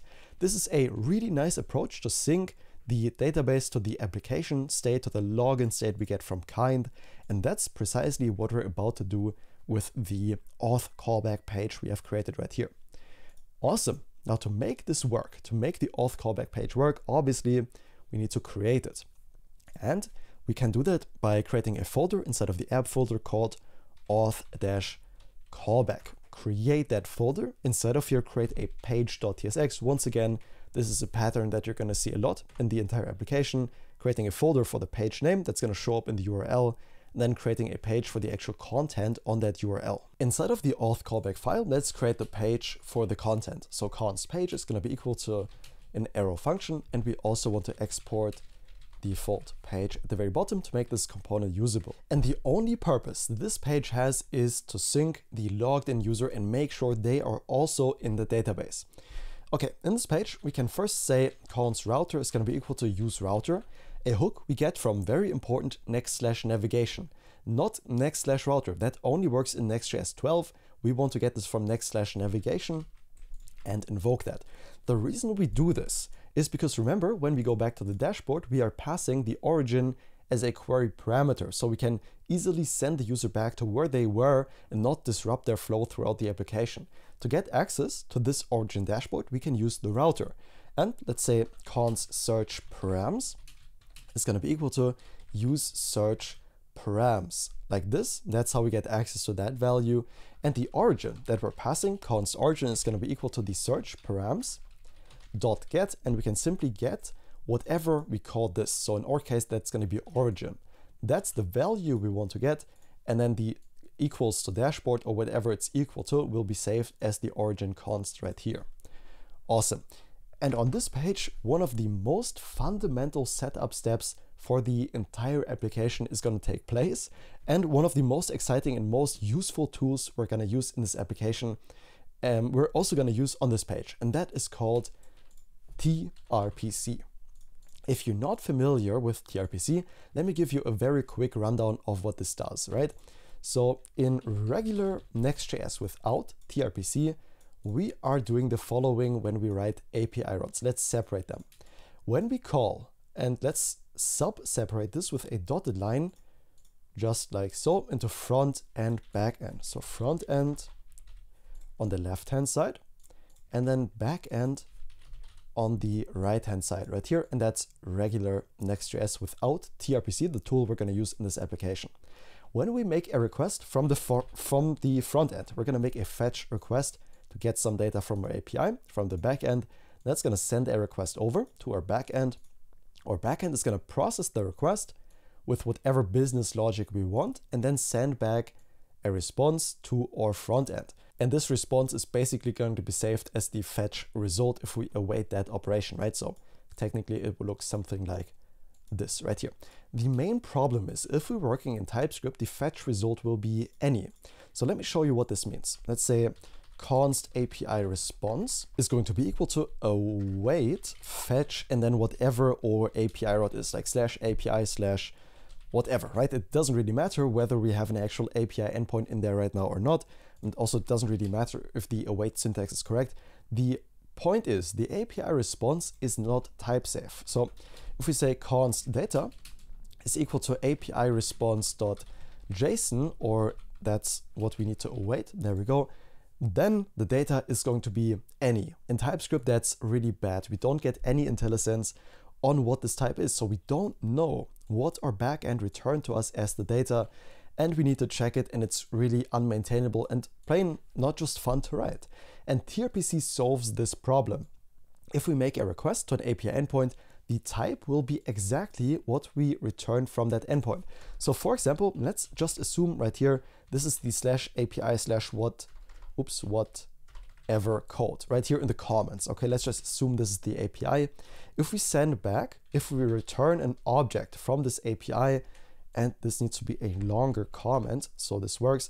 If we returned an object with a name of, let's say, John, all right, then tRPC knows what is going to be returned from this API, and the data, instead of any, is automatically casted as that type. Like, for example, name string, right? So we get automatic type safety through front and back end, something we would never get within regular Next.js. That is why this tool is so powerful. That was a bit abstract, I realized that, but it's going to be very, very clear once we set up tRPC. Now, that's the worst thing, right? tRPC is an amazing tool. We get full stack type safety.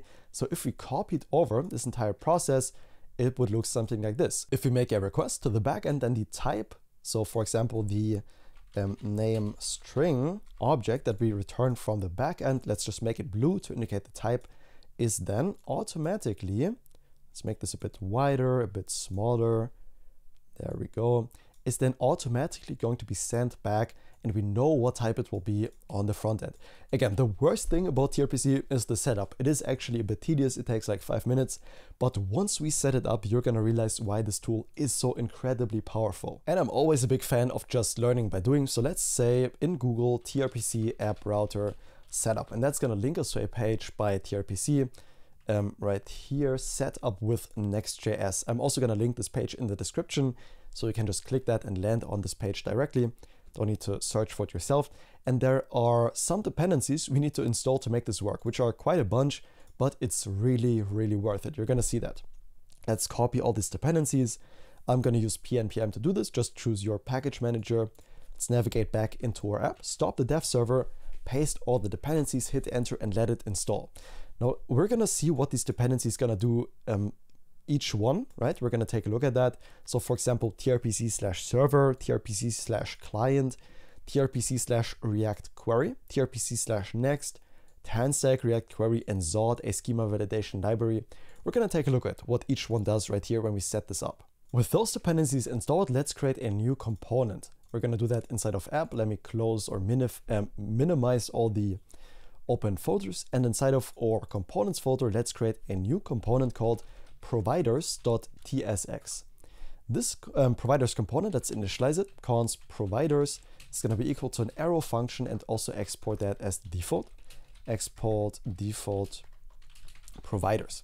Great, and this providers needs to be a client component because we're going to make use of state and context.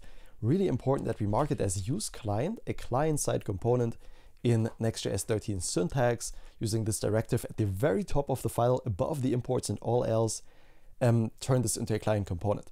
This providers component is going to be a pretty simple component actually, but it's going to make tRPC work in our app.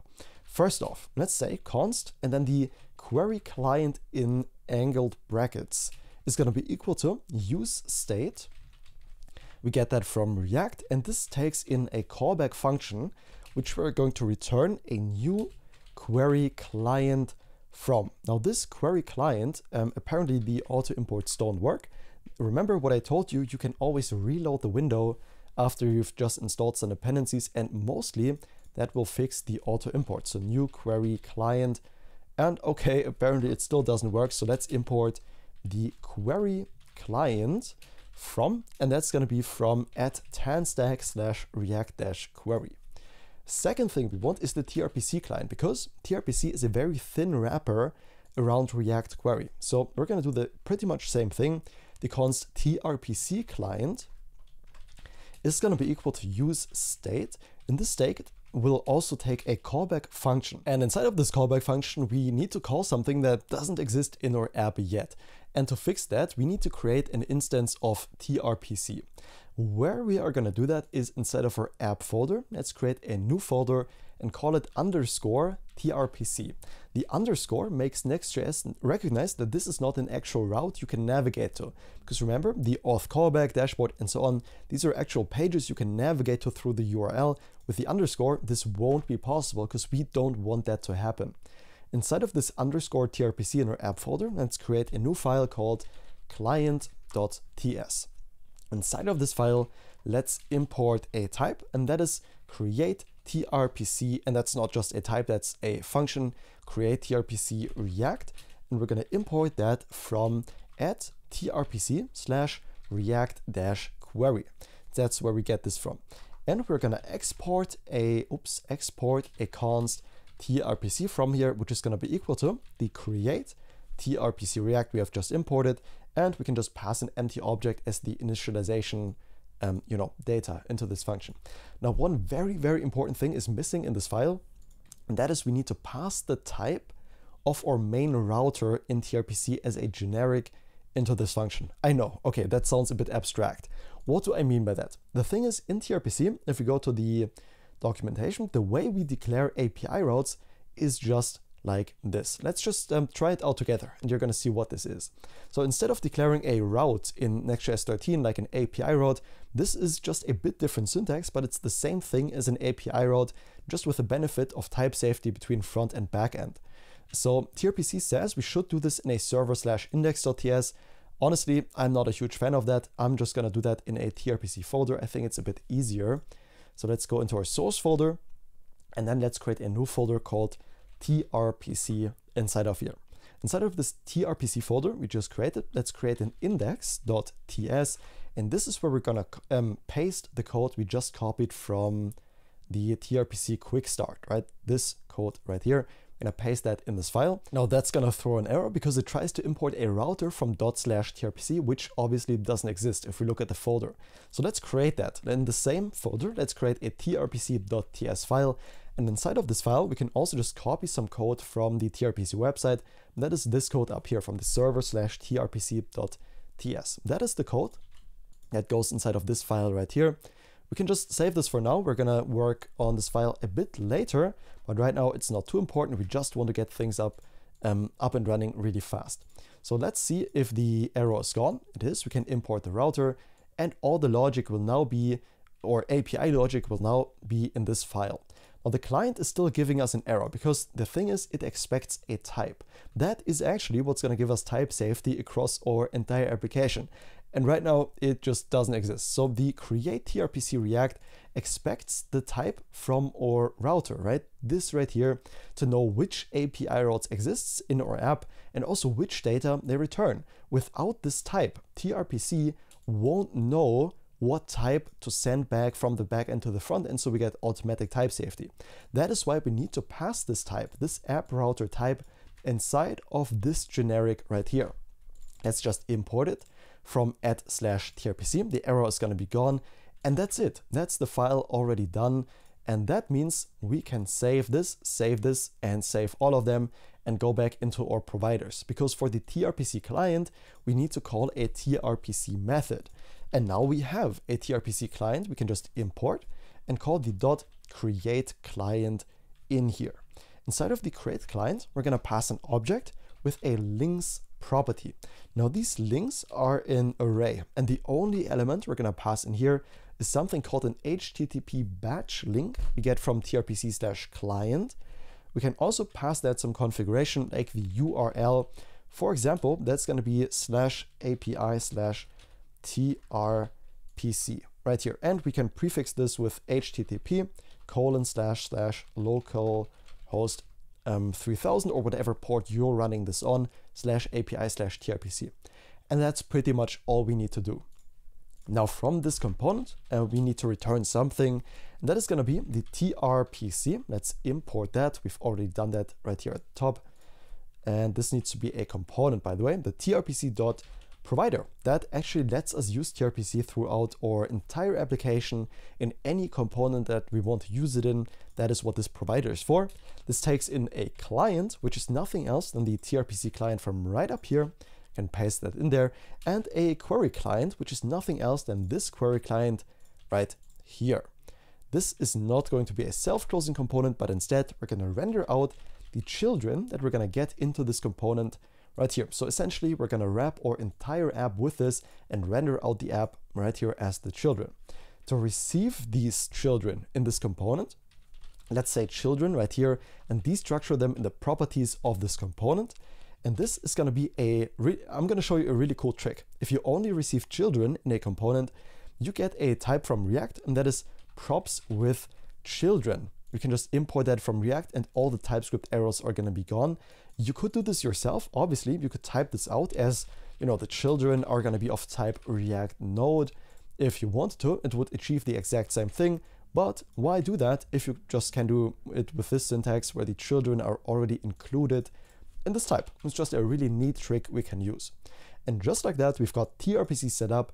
And one little thing we also want to do is, you remember when I said tRPC is just a thin wrapper around the React query, right? It's just a type-safe wrapper around React query.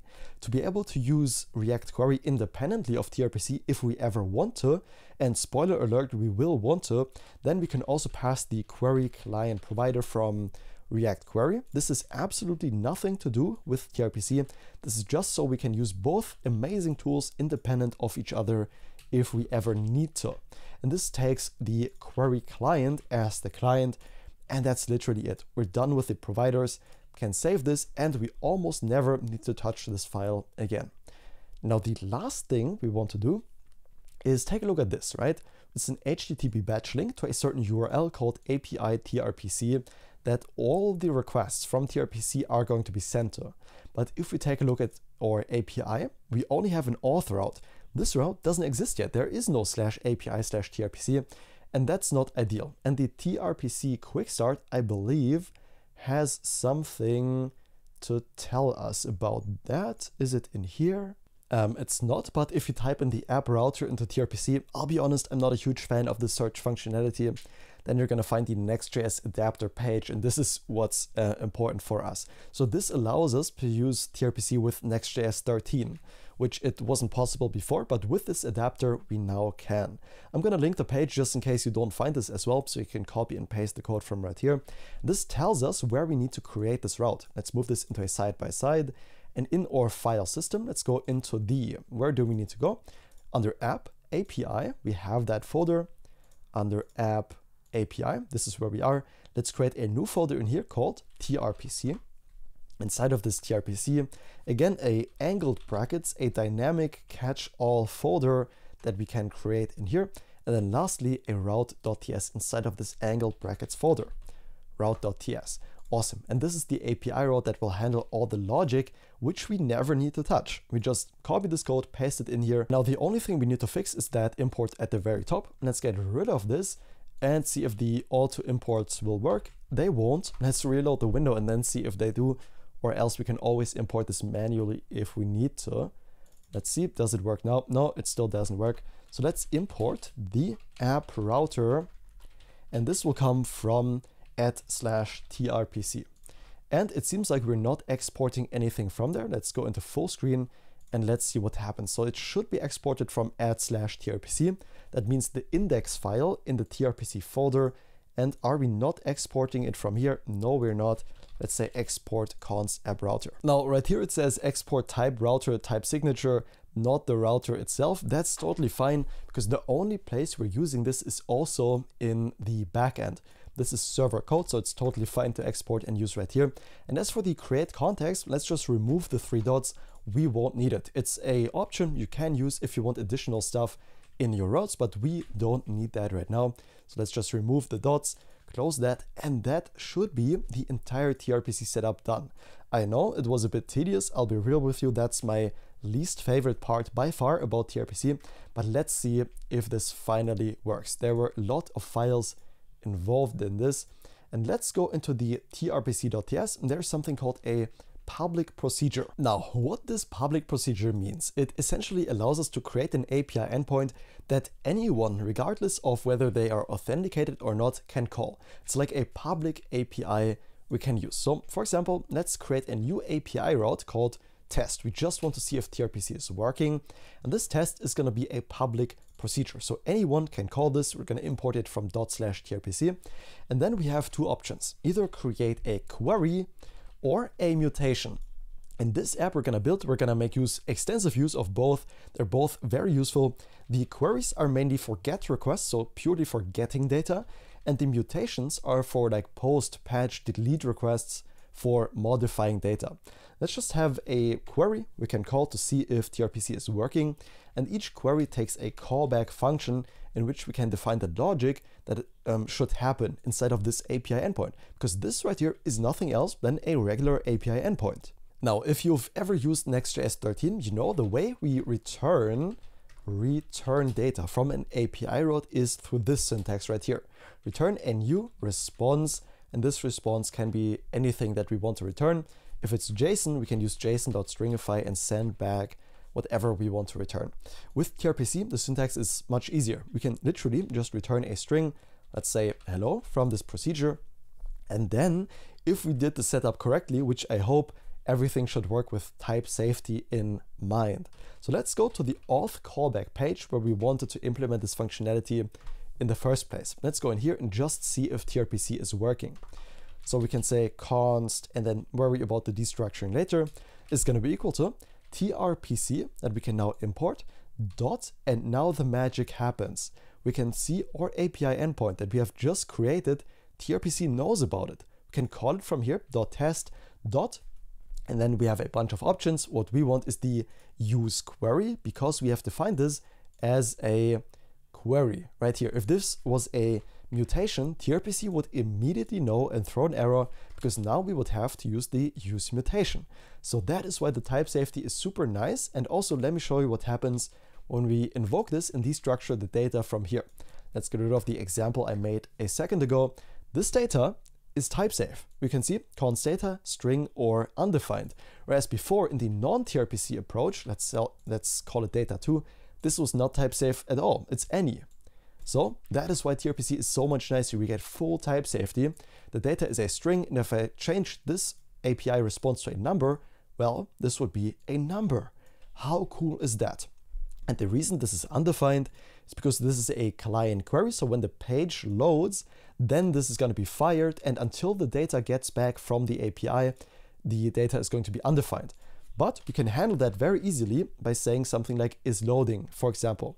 That is the full beauty of tRPC. It's going to be super useful across the entire application, and I'm so happy to show you this and how it works. So do you remember the purpose of this auth callback? It was to make sure that a user is synced to our database. So we can get rid of the test right here, and instead let's declare a API route for the auth callback. Let's call it auth callback, and this auth callback is going to be a public procedure. Again, this just means nothing else than everybody can call it regardless if they're logged in or not. And then here, this is going to be a query, because we're just going to make a GET request to our database to see if the user is in there or not. In our diagram, let me see where we did this. That would be this part right here. This is where we currently are. We want to see if the user is there, yes or no. And if they're not, we're going to create the user in the database.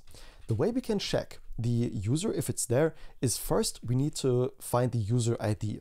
With kind, that is really easy. We can say const get user is equal to get kind server session, and then the user, const user, is going to be equal to invoking that destructured function from above, the get user. And now if the user is not here with an ID, or the user has no email, user.email. In that case, we're gonna throw a new tRPC error. That is a really nice utility that tRPC gives us. We can just pass it a code of something like any of the codes we can see right here, and we're gonna go for the unauthorized. So there we go. And now we want to check if the user is in the database. That is the sole purpose of this API route. But you might have noticed, well, we don't have a database we can check yet. So the gist of this will be, we check if there is user in the database. If not, we're gonna create them. And if there is, then we're just gonna return something like return like a success of true, for example. And with the success value, we then know on the front end that there is a user like this in our database and can send them to the dashboard where they belong. So let's try that on the front end. And using the auth callback API route with full type safety, we can use the use query just like this. Inside of this use query, the first argument is going to be undefined because we don't expect any data, any request data like a post request body, for example. We don't have any of that. And then in something called an unsuccess callback, which technically is deprecated, but this is one of the only places where it actually makes sense to use it, we can destructure the data we get back from the API response. So this data we get access to in the onSuccess callback, either by just calling it data like so, and we can see the success property, or we could destructure the success right away and use it in our onSuccess callback. So for example, if we are successful, if the user is synced to our database, let's just comment that user is synced to database. In that case, we can navigate them back to wherever they came from using the origin, right? And that's why we have the router at the very top. We can call the router.push, and we can push if there is an origin, if that is passed in. It doesn't have to be. This could be null as well. Oops, it could be either a string or it could be null, the origin. If we have an origin, then that's what the question mark is for. This is called a ternary operator. Then we're going to navigate the user to / and then in a template string, the origin. So for example, /dashboard, if they came from the dashboard, or if there is no origin, then we're always going to send them to the dashboard because nothing else was specified. And right now is the time to actually create a database. I've talked about it a lot. Is the user synced to a database or not, and whatever, but we don't even have a database. So what we're going to use to interact with our database is going to be Prisma. We can simply go into our CMD or command line and type npx prisma init. That's going to run a bunch of code for us and essentially generate a new folder called Prisma in our project with something called a schema.prisma. And what it's also going to do, if we go into our environment variables, you can see a database URL variable has been added to our env file. And this is a very, very sensitive information that you should never reveal to anyone else. That is why we also put the env in the git ignore, because this essentially allows access to all of our data. This database URL we're going to get from our database provider. In our case, that's going to be PlanetScale. So let's navigate over to planetscale.com. This is what I use personally for my projects. I really enjoy it. We're going to sign in using GitHub. Let's go over to GitHub. There we go. And then we can either start with an empty database, which is what we're going to do, or import from an existing, which we don't want to do. Let's give this a bit more space and click start or create a new database. That's what we're going to do. And the database name is going to be Quill. I'm going to choose a region that is closest to me, and that is going to be Frankfurt right here. And we're going to choose the free plan right here. We don't care about the rest. And let's click create the database. We're going to create one for Prisma. Not that it really matters, but it will just know what the password should look like that it generates. And then click create password right here. Awesome. The stuff up here is not too important. What matters way more is that connection string we can see further down. That's going to be the database URL right here. We can simply copy and paste into our env file. Now, one thing I'd like to mention is that PlanetScale has recently implemented a feature where you need a credit card to host a database on their platform. If you don't have a credit card, you can always use an alternative database. One I would recommend in that case is something like Neon. the, I think it's called neon.tech or something. Is it neon.tech? Yeah, it's a Postgres database. It's not going to be SQL, what we're going to be using, but with Prisma, you write one syntax for pretty much all of them anyways. So the underlying database doesn't really matter. And as far as I know, Neon doesn't require a credit card to set up. So you need to change this. Actually, you don't need to change this if you use Neon, because we're going to be using MySQL. We're going to select that. If you're using Neon, then you don't even need to change it. It's going to be Postgres, and then you can follow along basically as normal, as long as you have the database URL and connect your database to Prisma. All the rest is going to be the exact same, but I just really like PlanetScale for my personal projects. Now, one thing that is special about PlanetScale is that they don't support foreign key constraints. And what that means is we have to use a certain relation mode, and that is Prisma. If you're in Postgres, chances are you're not going to have to worry about this, but our relation mode needs to be set to Prisma right here, so we can use PlanetScale without any problems. And then let's create the most important database model, and that's going to be the user. So if a user is, logged into our app, this is the database model we want to synchronize them to.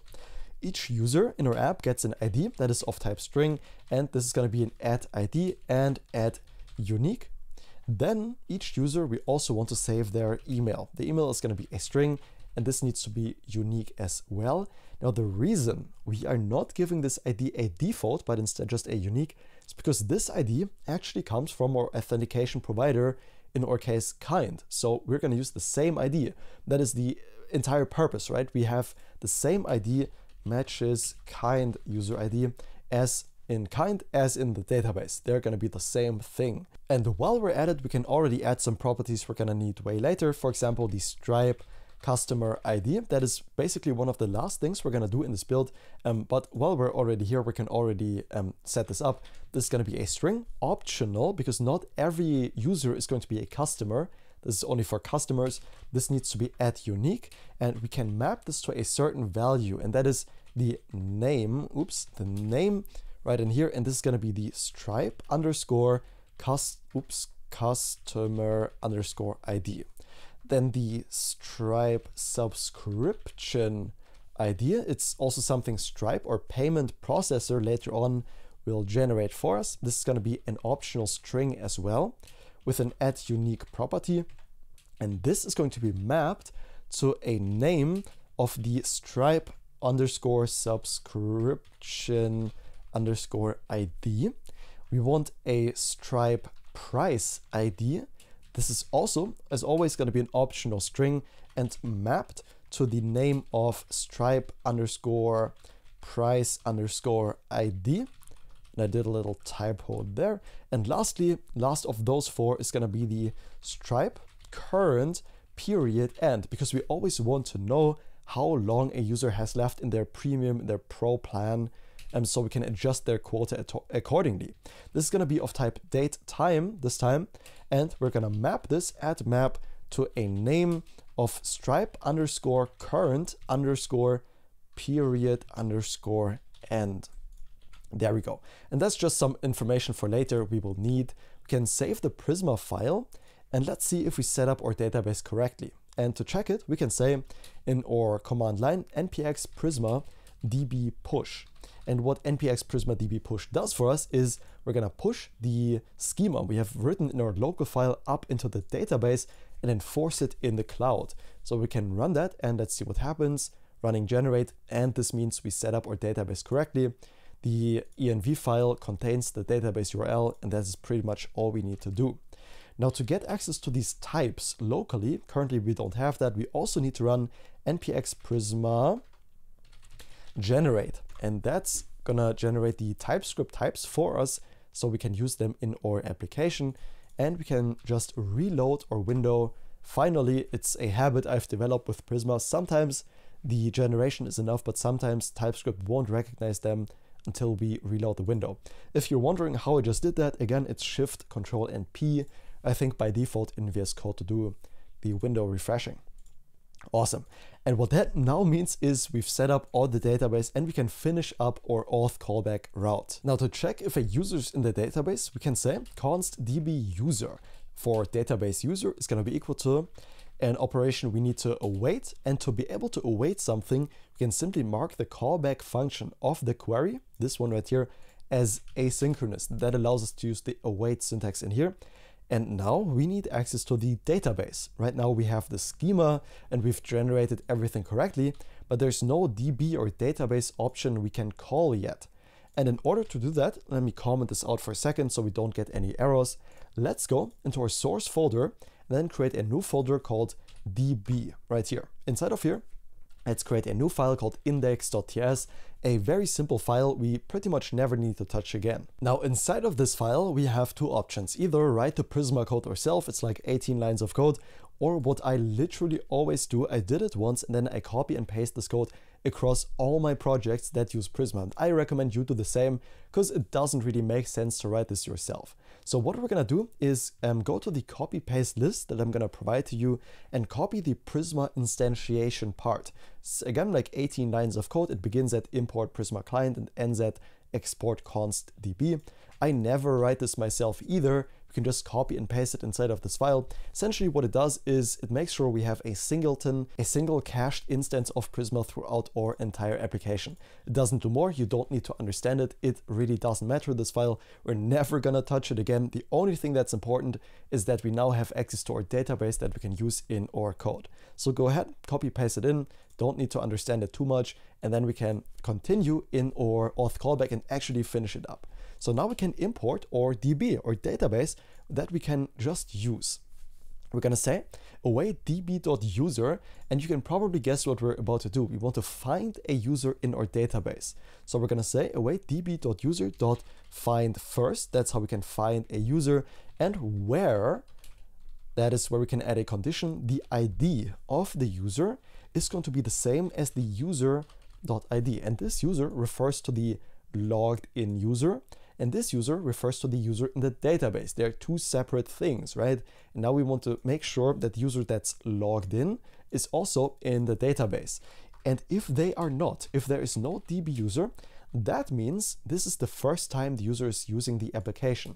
Remember, now we're at this red part. No, they are not in the database. So we need to sync them here in a second. What that means for us is now we need to create user in DB. We need to create the user. And to do that, we're gonna call await db.user.create. And then here for the data that we want to create the user with, it's gonna be the ID. And the ID is gonna be equal to the user.id. Because remember, the ID in the database, the left-hand side, matches the kind ID, the authentication provider ID. It's the same thing. So that's what we're going to use to create the user. And then as for the email, we're going to use the user.email just like this. And we can just use these values because earlier we made sure they exist using something called a guard clause that will just throw an error if they don't exist. And that's our entire logic for the auth callback done. Let's head back over to the auth callback page. We can get rid of all of the rest. We don't need it for now. And then let's finish up this page right here. If there's an error on error, something also deprecated, but it does make a lot of sense to use it in this case right here, we get access to the error because the possibility of an error is definitely there. After all, we are throwing one, not always, but sometimes in our backend right here. So there could be an error and we need to handle it accordingly for this to be a, good high quality application. You can't just throw errors and not handle them. That would be really, really bad. So if the error.data.code, we can get access to the tRPC error code, is triple equal to, and now let's see what it should be. We can even open these up side by side to make it a bit easier. We can now see if the code right here is unauthorized. That's what we can check in our app, unauthorized, just like this. And if it is unauthorized, in that case, we're gonna say router.push, and we're gonna push the /sign-in route right here. So this means they are not authenticated, therefore they should be authenticated. Let's force them to do so. We are also going to add something called a retry property, and we can move this back over to have more space in it. And this retry is going to be true. So if there's any error, we're just going to send the request again until the route returns something successful. And the retry delay we can pass in here is going to be 500, which is milliseconds. So every half a second, we are checking if the user is synchronized to our database to ensure everything works correctly. Awesome, and we don't even need any data from this. We can remove all of that because this query runs on page load. We don't need to call it anywhere. We don't need to invoke it. This automatically will run once the page is loaded and displayed to the user. What we do need to do is return some JSX from here for a good user experience. So for example, we're going to return a div with a class name of with full, a margin top of 24, flex, and justify center for horizontal alignment. Inside of this div, one more div with a class name of flex, flex-column, an items-center, and a gap of 2. Inside of here, we're going to import an icon from Lucid Dev or Lucid React that is called Loader2. It's a beautiful loading spinner. You're going to see what it looks like here in a second. And let's give it a class name of height 8, width 8, an animate-spin property that's just going to make it spin, and a text zinc of 800. Below this loader, let's add an h3, and this is going to say setting up your account, ...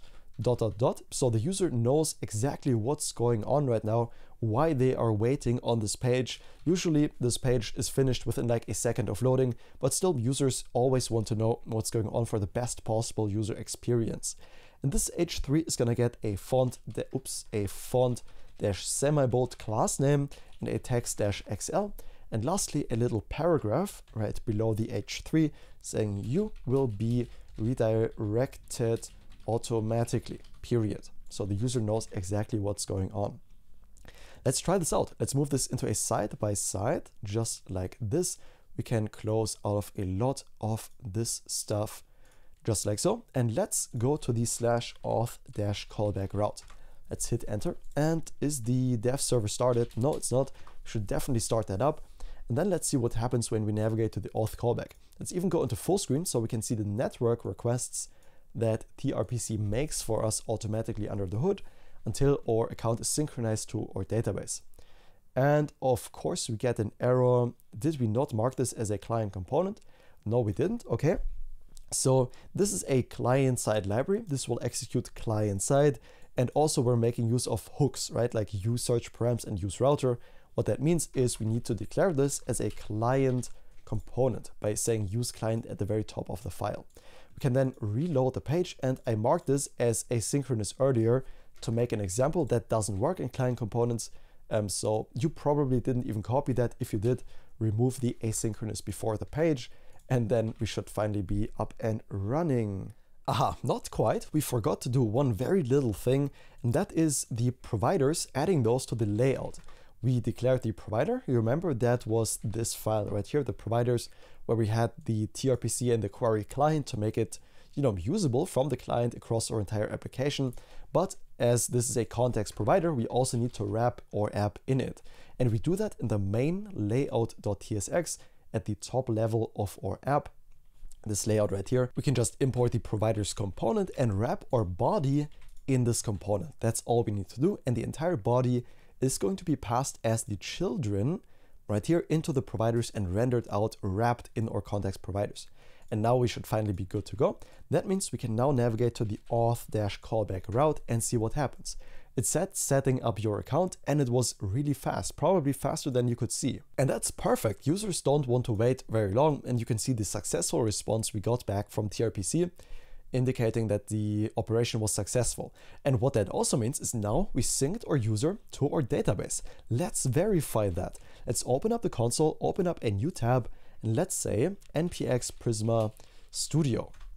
It's going to open up like a database, studio. We can just copy the link, go into our browser, paste it in. It's hosted on port 5555, and we will be able to see one user. That means everything was successful, and this user has been synced to our database.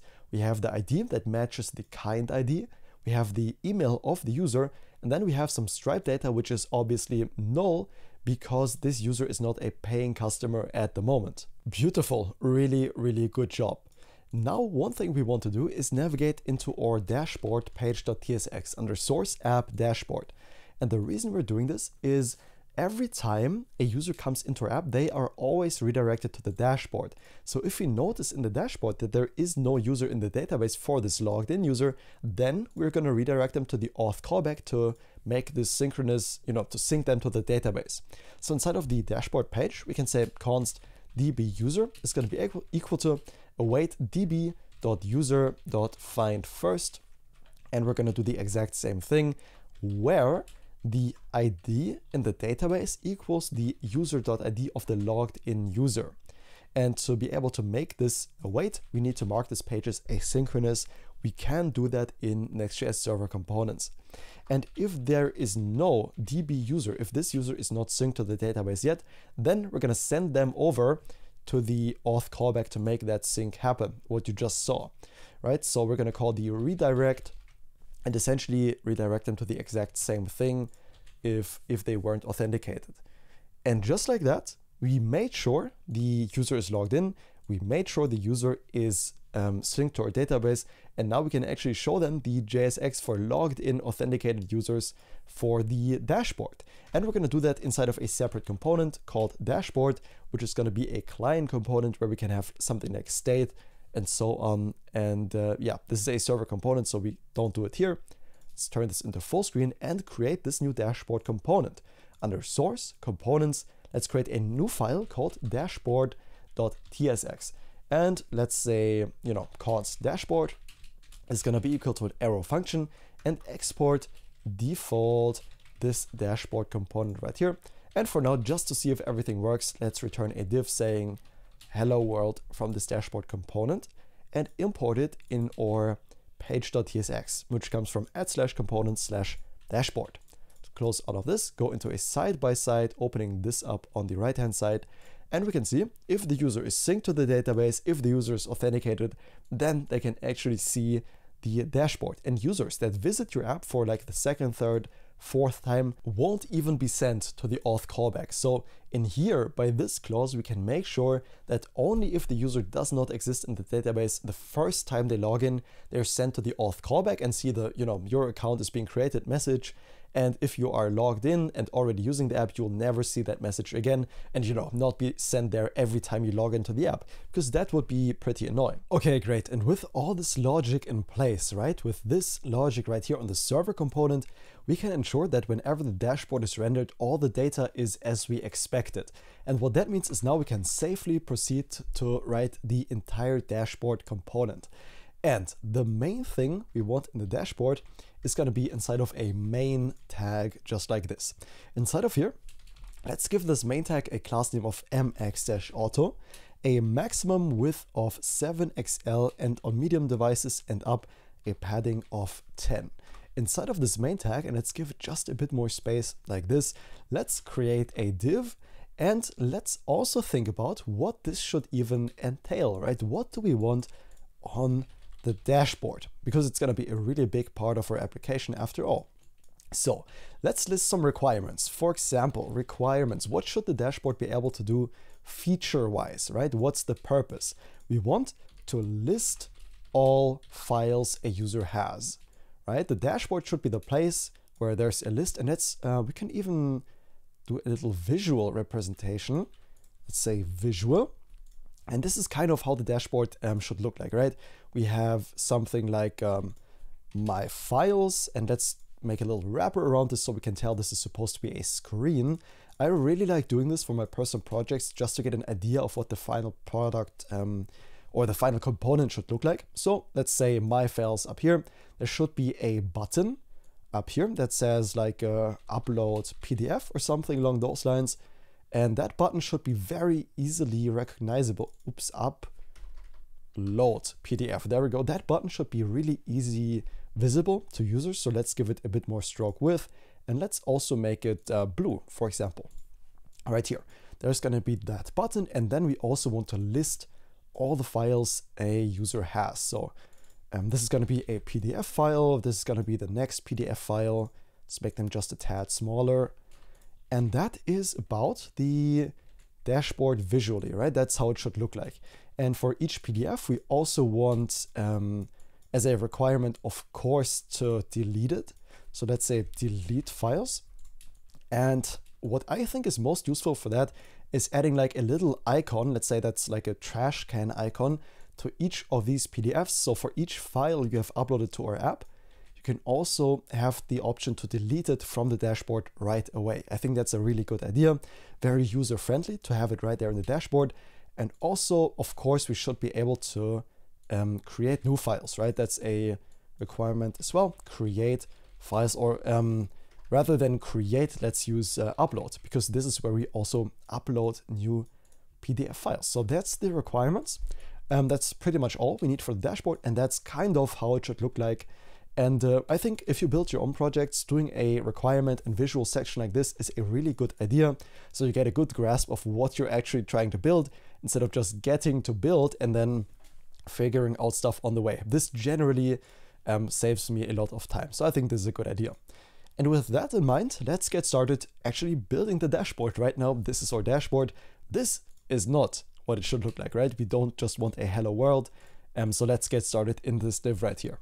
This div is going to get a class name of margin top 8, flex-call, items-start, justify-between, and let's give this just a tad more space. There we go.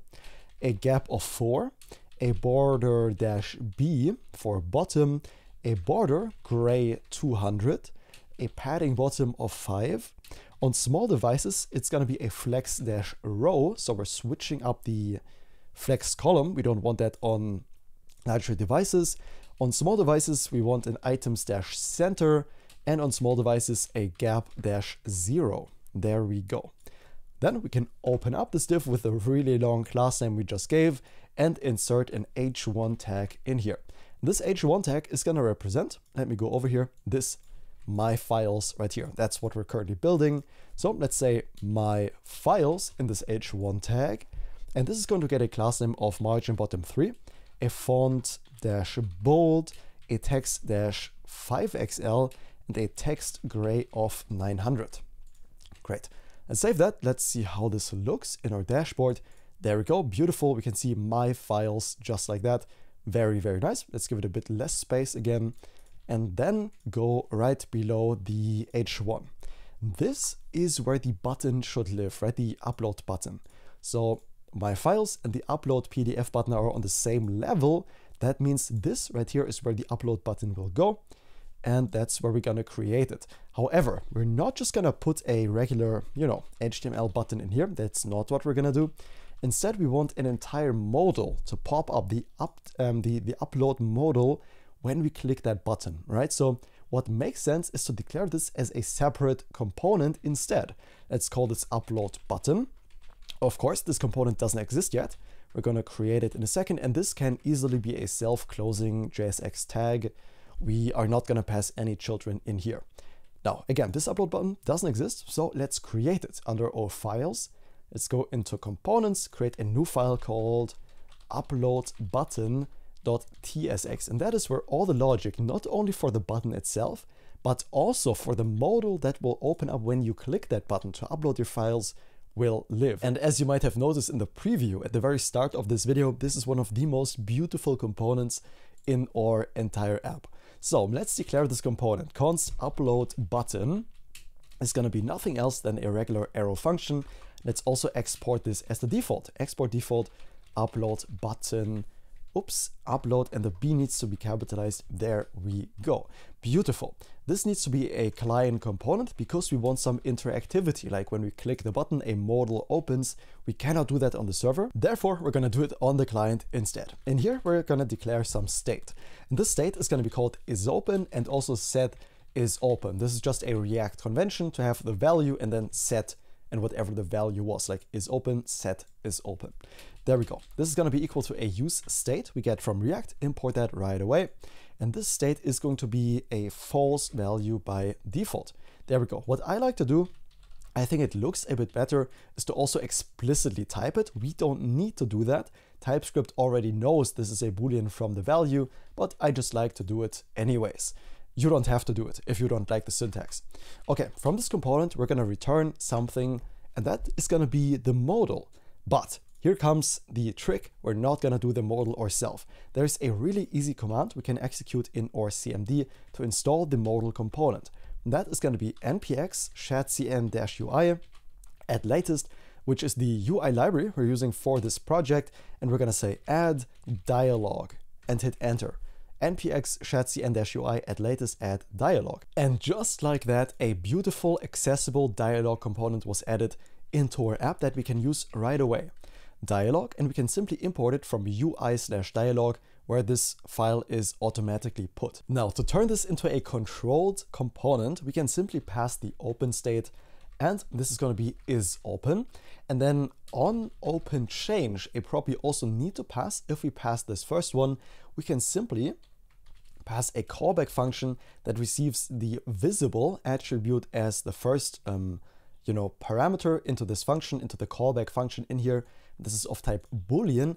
And then for that, we want to execute an arrow function right here inline. We can do this inline because it's only like 2 lines of code. And the code in here is going to be if not visible. So if this evaluates to true and we want the opposite right here in the if statement, then we're going to set isOpen to that v value right here. And just like that, we turn this dialog into a controlled component that we can open and close using this state right here. By default, this is not controlled, and we only control it through something called the dialog trigger, which we're gonna add right below. And this dialog trigger receives one property, and that is as child. What this as child does is essentially, by default, this is a button component, but we want the trigger to be our custom button and not a button that the dialog is inherently. Therefore, we can pass the as child, making this button instead not be wrapped in one more button, because otherwise, this would be a button and this would also be a button, leading to invalid HTML because you can't have a button inside of another button. Inside of this button, let's say upload PDF, and that is the one that's actually going to show up on our page. So let's save this. Let's head over into our dashboard and import this custom component we have just created. And just like that, we can see the upload PDF button right here. And one thing I just noticed is that technically this should be blue and not this, darker color. So what I think we accidentally did is not use the correct theme. Let's go to ui.shadcn.com/themes, select the blue one, and then hit copy code. And let's copy all this code right here. This is how we determine the color scheme of our entire application. We can just copy this, go with whatever color you want, and then paste it into our globals.css. We've already done that, but it seems to not be the correct values. Let's save that, and hopefully that will have fixed it. Yes, now they are the correct blue that we want for our app. Beautiful. Because this is now a controlled component, we also need to add an on-click event to this dialog trigger, because by default it's uncontrolled and this will work, but because we made it controlled right now, this would do nothing if we click on the button. So instead, let's pass it a callback function and set isOpen to true whenever we click on the dialog trigger. Beautiful. And then why is there no space here between the my files and upload PDF? Technically, the button should be on the very right hand side of the screen. Oops, didn't mean to do that. So I probably misspelled something right here. Yes, I did. It's supposed to be justify between, and just like that, the button is in fact on the right. Beautiful. And currently, when we press this button, the dialog would open, but there is nothing in the dialog, so we can't see it. For that, let's add the dialog content inside of our upload button. We also get that from UI dialog and not the Radix UI dialog. We want it from our custom component. And in here, let's say example content, just to see if it works. Let's reload the page, hit upload PDF, and we can see a beautiful modal opens up that we didn't need to do anything for.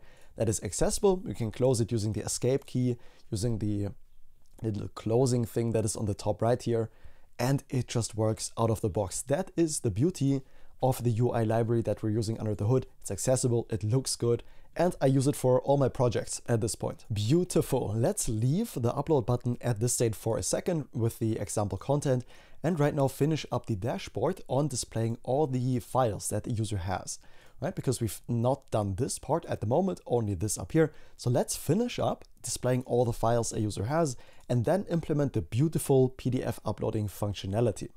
So the way we're going to do that is below the closing div and above the closing main, we're going to open up some new space. And basically we need to determine all the files a user has to display them right here. So let's do a quick comment on here, display all user files. However, currently there is not even a file a user can have, because usually we would store that in our database. But right now we only have a user in our database and not a file someone could upload. So that will be the logical next step. We add a file model that we can add each time a user uploads a PDF. And this model, let's name it file right here in our schema.prisma is where we declare our database stuff. Also, let's give it a bit more space. There we go. Also, it needs an ID.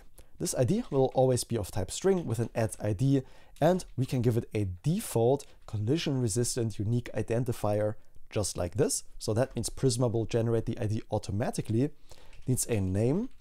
This is going to be a string, a user, and this is going to be a user just like this with an @relation. Oh, actually, I think Prisma will do this automatically. Let's leave this out for now, because if we don't have to type this, we won't. Each file will get an upload status. This is going to be a certain enum. So what that means is for each state a file upload could be in, we need to declare a certain state for it. Let's do it above the file model. Go right here and say enum upload status. And what status could there be for a file upload? In my case, or in our case right here for this app, there are 4 stages. There's pending. We also want processing, we want a failed state, and we want a success state. So basically we're depicting everything that can go right or wrong during a file upload that we want to save right here as the upload status. So now we can use that as a custom model right here and give it a default value of pending. And we get beautiful type safety right here as well. Okay.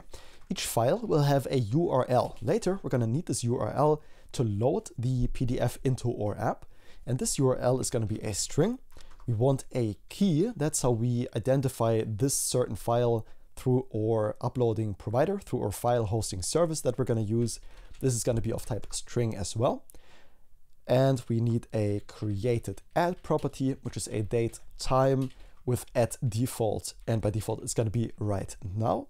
And we also want an updated @, which is also going to be a date time, and it's going to be @updated @, something Prisma already knows. We don't need to do it ourselves. Awesome. The thing is, right now, a file has nothing to do with a user. And we want to tell Prisma that each user can have multiple files. The way we can do that is by going into the user model and then adding a file in uppercase, or not uppercase, but capitalized, and this is going to be a file array. So that means each user can have multiple files in an array of files. And now, just by formatting this page using prettier, oops, I didn't mean to do that, Prisma is automatically going to add this relation right here for us, which is really, really convenient. Beautiful. Now we have files. We have the file functionality. We can save or Prisma schema, and always when we do local changes in this file right here, we need to push them into the database and generate our local types from them. So npx prisma db push is how we push these changes we just did in the file into our cloud database, and it says operation not permitted, and that is always because we still have a running dev server. So let's go into our dev server, stop it for a hot second, and retry this command. This time it will work, and then we also need to generate our Prisma types.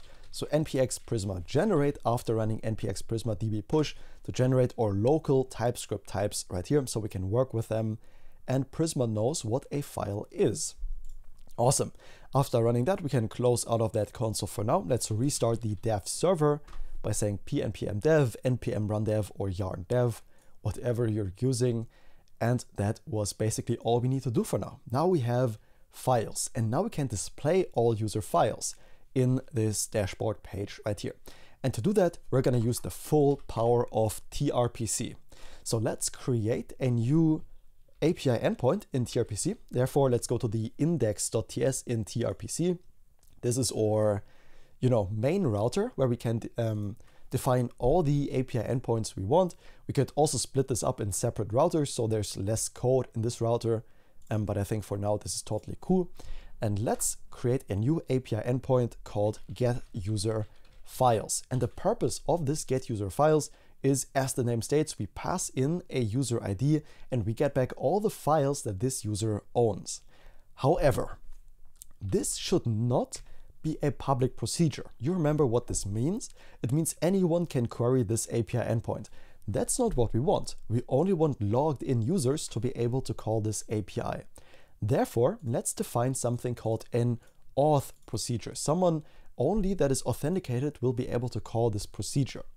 And the way we do that is by defining a custom middleware inside of our tRPC.ts file. In the file tree, in case you're lost, it's in the tRPC folder and then the tRPC file right here. Now let's give this middleware a name. I always go for isAuth, so is the user authenticated or not?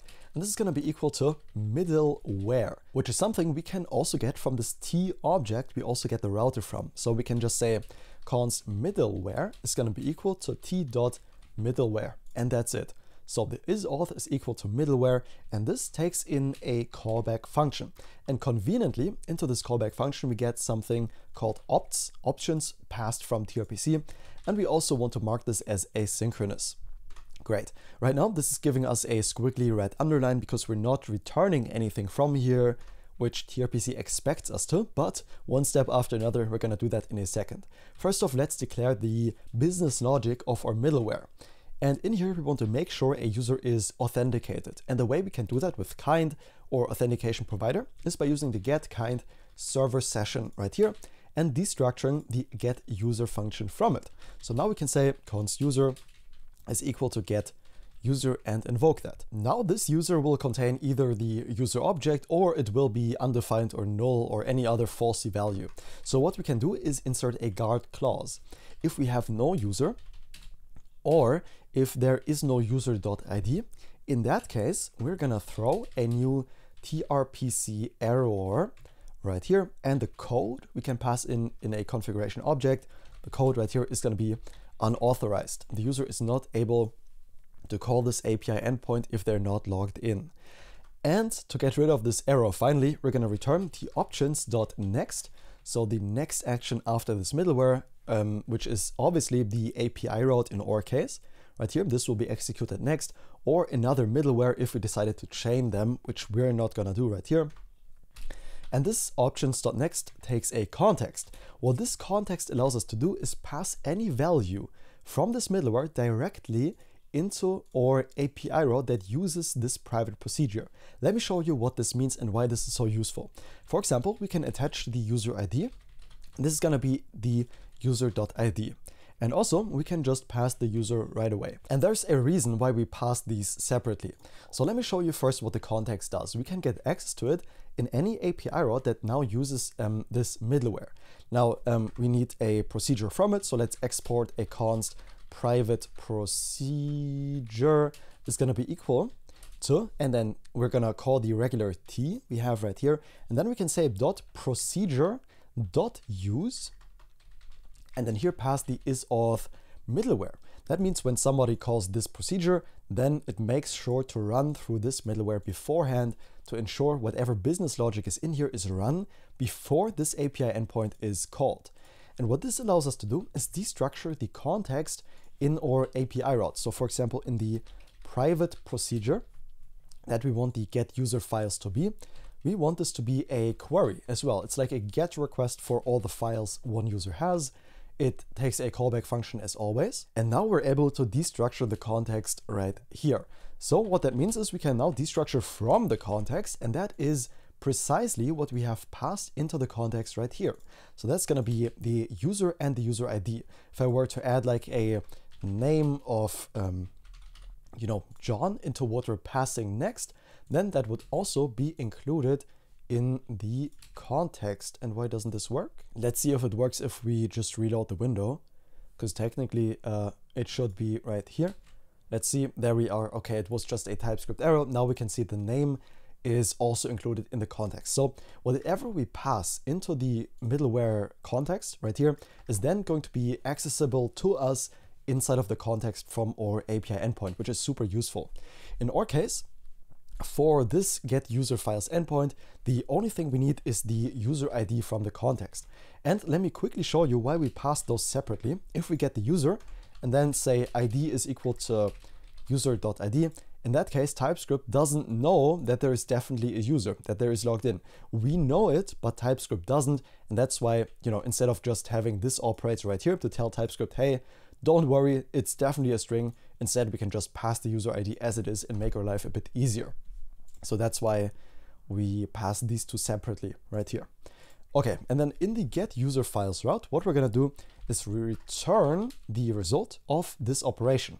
Await db.file.findMany. And of course, we have to turn this into an asynchronous function just by adding the async right up here. And what do we want to find? Well, or where do we want to find rather? We want to find where the user ID matches this user ID right here. Because for each file, we store which user it belongs to. And this is now the full beauty of tRPC.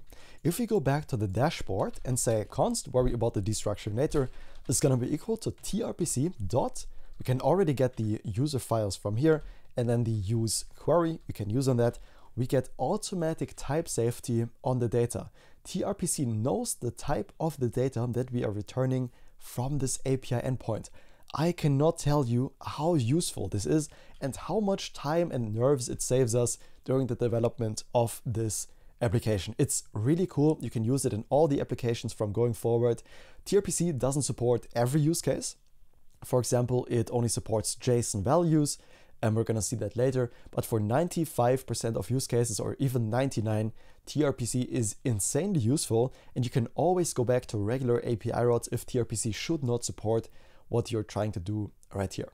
So the data we get on the front end is automatically going to be queried as the page loads, and let's call it files because that's what they are.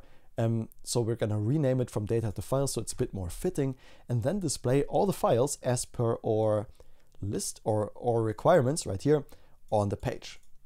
The way we're gonna do that is right here. If we have files and the files.length, there we go, is not equal to 0. So if we have more than or equal, okay, let me put it a different way. If we have one file or more, then we're gonna render out this first block of JSX right here. And else, if we have no files or files is undefined, then we want to do another check. And that is if this route is currently loading. And we can easily get that state by just destructuring it from tRPC, because after all, it's just a very thin wrapper around React Query, which has this feature. So else, if we are loading, then we want to display some kind of loading state. And else, if we are not loading and there are no files, in that case, we should display in empty state, like there are no files yet or whatever. So let's just put an empty div right here. Let's put a empty div right here. We're gonna worry about that in a second. And let's put an empty div in here as well to get rid of the syntax errors. Great. Let's start with the empty state because that's going to be the first state that we're actually going to need. So let's go to the last case that we're checking for, and let's give this div a class name. That is going to be margin top 16, flex, flex-call, an items-center, and a gap of 2, just like that. Let's give it a bit more space. Inside of here, we're going to use the ghost icon from Lucid React as a self-closing icon and give it a class name of height 8 with 8, a text zinc of 800. Right below this icon, we're gonna have an h3 saying pretty empty around here. This h3 is gonna get a class name of font-semi-bold and a text of XL. And right beneath that, a paragraph element saying let's. And again, we're not going to use this apostrophe, but instead the and, a pause, and then colon to make it safe and not throw any build errors. Let's upload your first PDF, period. And that's our empty state done right there. Let's take a look at if this works and how it looks like. Let's reload the page. And of course, I suspect, oh no, the dev server is back up. Great. And it's giving us an error. Maybe one of these should be marked as a client entry. That's probably because we forgot to mark this as a client component. We are doing this because we're using a client-side utility right here. That's why this needs to be marked as a client component or dashboard. Great. And there's our empty state because we have no files. We just searched the entire database. We get back that we have no files. There is the empty state. Beautiful. Now let's add a loading state because right now, if we load this, there is just nothing and then the empty state pops up. That's not ideal. We want a real loading state. And the way we're going to do that is by adding one very lightweight dependency, and that is the React loading skeleton. So navigate into your CMD and let's add a new dependency, npm install, pnpm install, doesn't matter, react-loading-skeleton. Let's hit enter on that. That's going to install a dependency for us. And what was that? Bad gateway 402. It seems like npm is having some problems right now, but our dependency was installed successfully. Awesome. And what that allows us to do is to import a skeleton right here in our dashboard. It's like a loading state that looks good by default. And we get this from React loading skeleton, just like this. Okay. Right now, to make sure this loading skeleton actually works and the CSS is imported that it needs to work, let's quickly navigate into our layout.tsx, the root layout, and we need to import a CSS file right here. It also states this in the documentation for React loading skeleton, but let's just say import, and this is going to be React loading skeleton /dist/skeleton.css. Make sure to import that in the root layout so we can always in every page just use this dependency without having to import the CSS right there. And what that also means is we can now already use the skeleton in our dashboard, and we're going to make use of it right here in the is loading. So instead of the div we have right here, let's replace this with the skeleton, just like this. It's going to be self-closing with a height of 100, a class name of my-2, a margin on the top and bottom of 2, and then a count we're going to pass in as a separate prop. That is going to be 3, just like this. And we should be able to see a beautiful loading state in our app, assuming, of course, that the dev server was running. So let's quickly start that up and see how the loading state is looking, and it should look really, really nice and clean right there. It's barely seeable. You can see the CSS pop up right there. And in your app, right now, if you edit the skeleton, it looks really nice as a loading state, and then the empty state pops up right here. Beautiful, but what if the user actually has files? Currently, we're just showing an empty div. That's not in the expectation of the user. So instead, what we're going to do is create a UL, an unordered list element right here. And this unordered list, we want to show all the files in. So it's going to wrap all file elements just like this.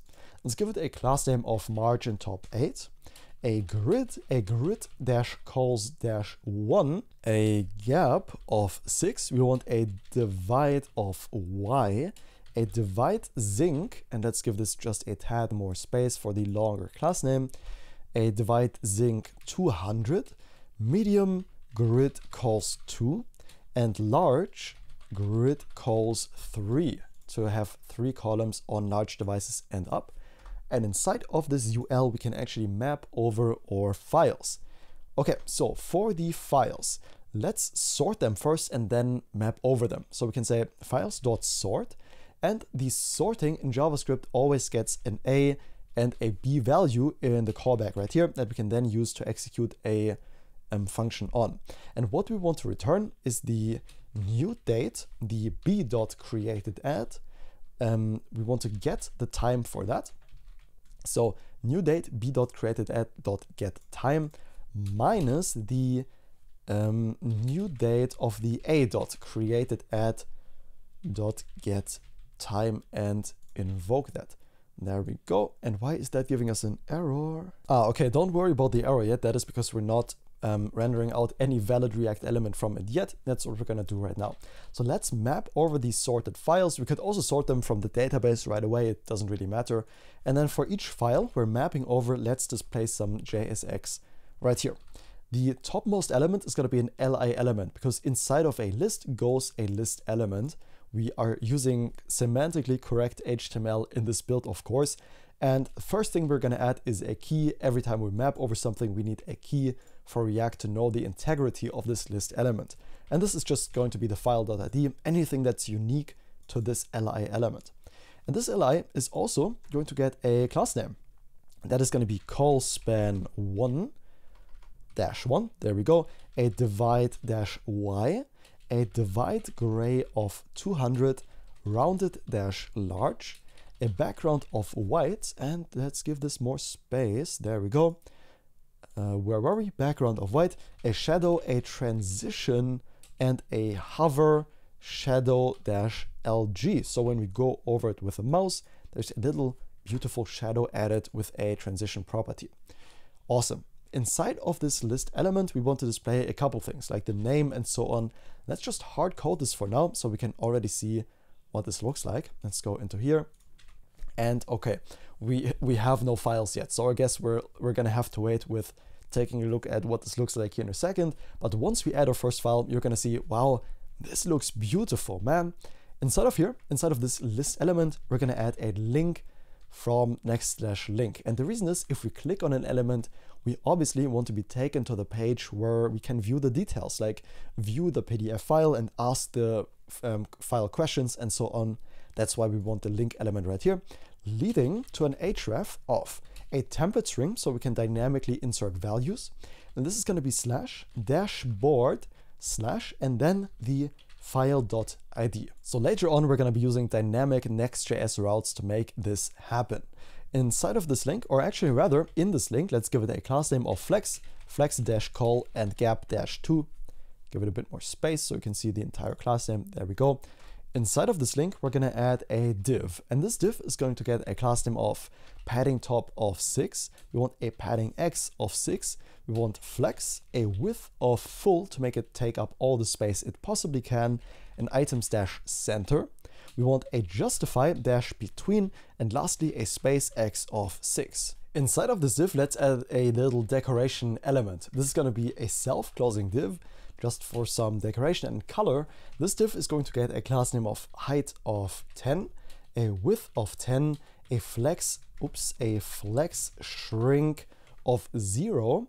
Then we want a rounded -full, so it's going to be a circle, a background gradient to, and then R for right side, from -cyan-500 to -blue-500. This right here is how we make gradients, beautiful gradients with Tailwind CSS, by the way. We can save that already, and I really want to show you what this looks like in the browser. So how about we just add a fake file to our account, npx Prisma Studio, so we can actually see what we're building here in the dashboard.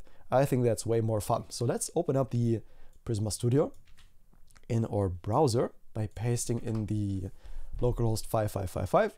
Let's go to files and just create a new one. So let's expand this just a bit, click add record. The name is going to be mocked. The upload status doesn't matter yet. The URL is going to be mocked. The key is going to be mocked, and all other stuff is generated automatically for us, just so we have something to show for. Awesome. So if we go back to our page, reload it, then we should be able to see the file, right? Why doesn't this work? Did we forget to add the... We probably forgot to add the... Yeah, okay, the user ID. The user is not linked currently to this file, so let's select our user. And can we just hit enter on this? Yes, we can. So now we linked the file to the user, and now we should be able to see it right here in our dashboard. Right now, there is no title or anything, but the blue dot in the card for this file is already there. So now we can actually see what we are working on, which is very nice. And we can go below this decorator div and continue our work right here. Let's create a new div in here with a class name of flex-1. So it will take up all the space it can within the flex container, and truncate, that will cut off names if they are too long, so they will still look good. Even if it's like a really long name and you make the window very small, it's still going to look good with truncate. In here, let's create one more div with a class name of flex, an items-center, and also a space x of 3, And lastly, in here, an h3 element. This is going to contain the file.name, just like this, and get a class name of truncate as well, a text of large, a font of medium, just to make it pop a bit, and a text of zinc 900. Beautiful. Let's format it, hit save, and we can see the mocked file name show up right here. This would be the actual file name of our PDF later. So, you know, lecture notes.pdf or whatnot. And that's pretty much it. Now below the link tag right here, let's create a new div element with a class name of padding x of 6, a margin top of 4, a grid calls 3, for 3 columns, a place dash items dash center, a padding y of 2, a gap of 6 as well, a text of extra small. These are just going to be some details for the file we are currently creating. Let's give this a tad more space so you can see this easier. Let's actually go into full screen for this, and a text zinc of 500, just like this. And here, just some additional details for the file. For example, when it was created. So let's create one more div in here with a class name of flex, an items dash center, and a gap of 2, and a plus icon in here we get from Lucid React. This is going to be plus. We can just declare this as a self-closing component with a class name of height 4, h-4 for height 4, width of 4. Inside of this div, we want to display when this file was uploaded, right? The way we can do that is typically through the file.created@, just like this. But the problem is, this is like a really weird timestamp that looks super weird if you just left it like this. So we want to format this timestamp to actually, you know, look good. And the way we are going to achieve that is through a very lightweight dependency that is called pnpm install, npm add, or whatever. And the dependency is called date-fns for functions, just some utility functions we can use on dates, because working with dates in JavaScript, if you've ever done it, you know it's an absolute headache, and this library makes it really enjoyable. Let me show you. So inside of these curly braces for a dynamic value, let's call the format we get from the dependency we have just installed. Let's go to the very top, import the format function from date-fns, the dependency we've just installed. Go back down to this little information section right here, right below the plus. And now we can call the new date and pass the file.created@add in here. Now we're still going to get an error because the format also expects as the second argument the format we want it in. So you can see expected 2 to 3 arguments, but got 1. That's obviously not enough. So as the second one, we're gonna pass the format we want this in. And for us, that's gonna be MMM on all caps for the month as a human readable name, and then YYYY for the complete year. And just like that, by saving that and then restarting the dev server, you're gonna see this looks so much better now, because instead of this super ugly string right here, 2023-09, whatever this is, which looks horrible, let's reload the page, and it's just going to say September 2023. How cool is that? It looks so much cleaner. Awesome. After this first div with a plus in the format, let's create a second one. And in here, we're gonna say message square, which is an icon we get from Lucid React. And this is gonna be useful for later when we add the messaging functionality to a PDF file. For now, let's just give it a class name of height 4 and width 4. And normally in here, we would display how many messages the user has exchanged with this PDF file. For now, we're just gonna say mocked, and that's fine. And last thing we want is for users to be able to delete this file, right? If we take a look at our requirements for this page, we want a little icon right here in the top and the bottom right that lets users delete this file. First off, let's save this and take a look at, okay, why does this look so weird? Because we forgot to give this div a class name, and also because I messed up the position of this div. It should be inside of the div with the padding x of 6 and not outside of it. And this div also gets a class name, the same class name we applied to the first div. We can just go ahead, grab that class name from the first div, go into our second div and paste it in here. And that's looking much, much better. Awesome, with the mocked. And now as the third element, we want a little button that lets users delete this message right here. And the way we're going to do that is we're going to use our button or UI button. And inside of here, we're just going to display a trash icon we get from Lucid React with a class name of height4 with 4. And this trash icon can be self-closing. If we just save this, it would look really weird. It wouldn't really look like a destructive action, like a, it should be red probably, right? And it should also be smaller. This is a really, really big button. So let's pass the size of small into it. That's already looking a bit better. And let's pass a class name of width full. I just think that looks much better than having the small button.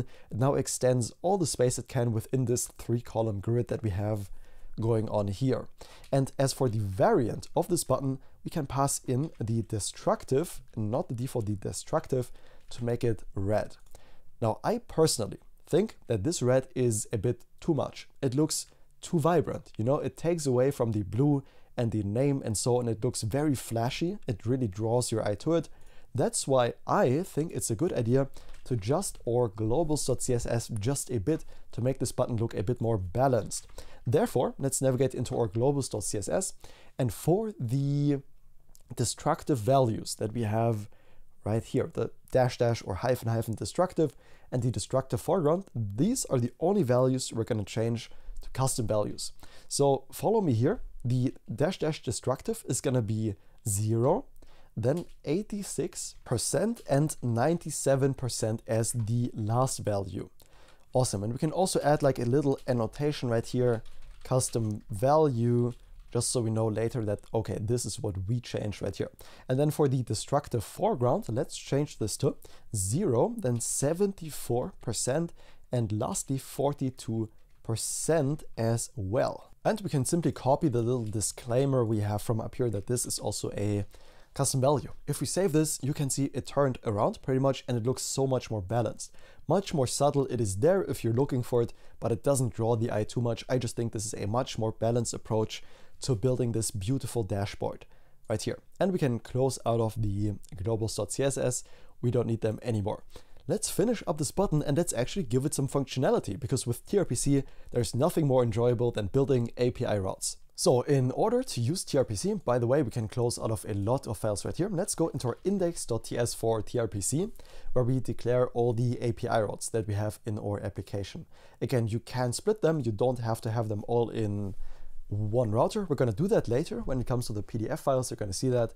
But for now, just jam it in here. This is totally cool. Okay, for the delete file API route that we're going to declare in here, we also want a private procedure. Very important, not anyone should be able to delete any file. You need to be logged in for this to work. Very, very important. And then this is going to require an input.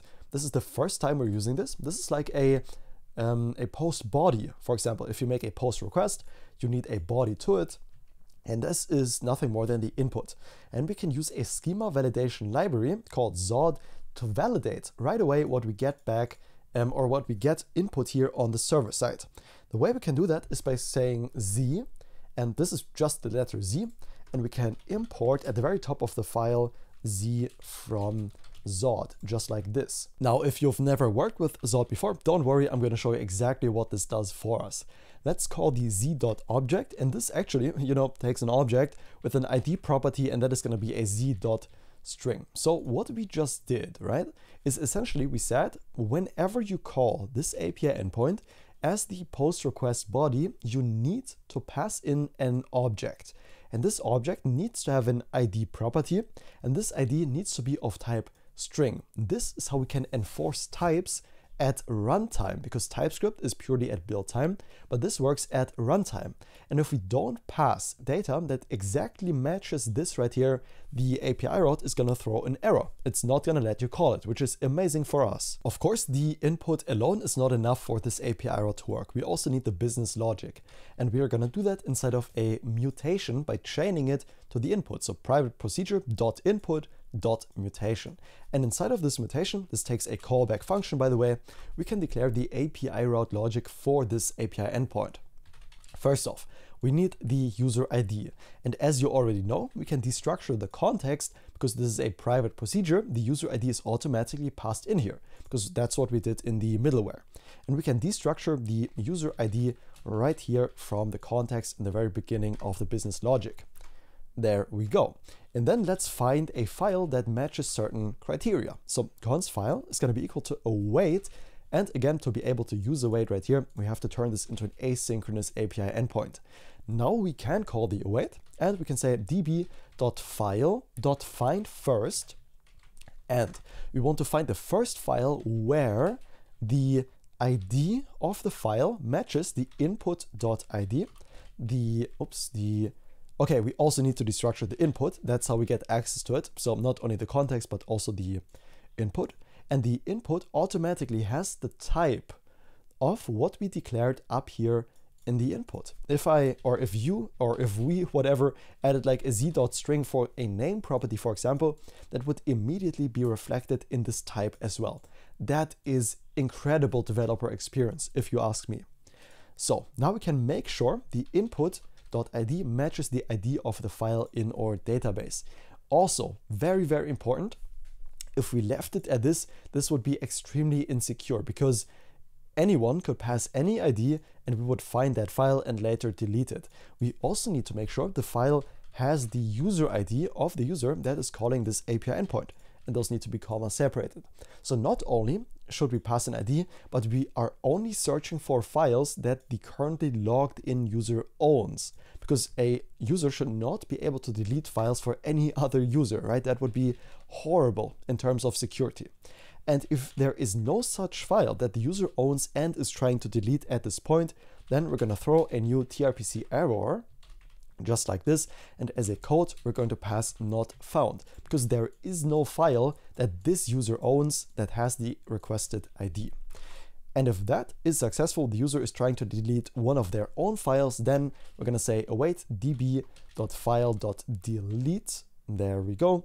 And we are going to delete the file where the ID matches the input.id, and we can also pass the user ID right here. Oh, it doesn't even take that. Okay, awesome. And after deleting that file, we can just return the file that we have found. We don't really need to return anything, but I prefer just doing it. We are not going to really need it on the front end anyways, but it is a good idea to return the data from the backend. Awesome. So what that means is now we can actually have the delete functionality from the front end and call the backend. Let me show you how this works. This is the first time we're using an API endpoint not as a GET request, but as a POST request, right? This is the first time we're making use of this mutation, which is for changing, mutating data. That's what it's for. And then the query is for getting data. So let me show you how this works. The way we can call this action from the front end is by destructuring something from the tRPC. This is the same thing as with the query for now. We can call the function we have just created, which is delete file, and then use mutation and invoke that. Now from this function, we can destructure something called mutate, which is just how we can call this action right here. So when we invoke the mutation anywhere from our component, then this code is going to be run, or a request is going to be made to our API endpoint and running this code right here. So let me show you how this looks in detail. First off, let's rename the mutate to delete file. Oftentimes I found it always matches this right here when we're working with mutations, because that's what the action is. We're not mutating anything. I mean, technically we are, but it's just a better idea to also give it a name that makes sense for us as developers.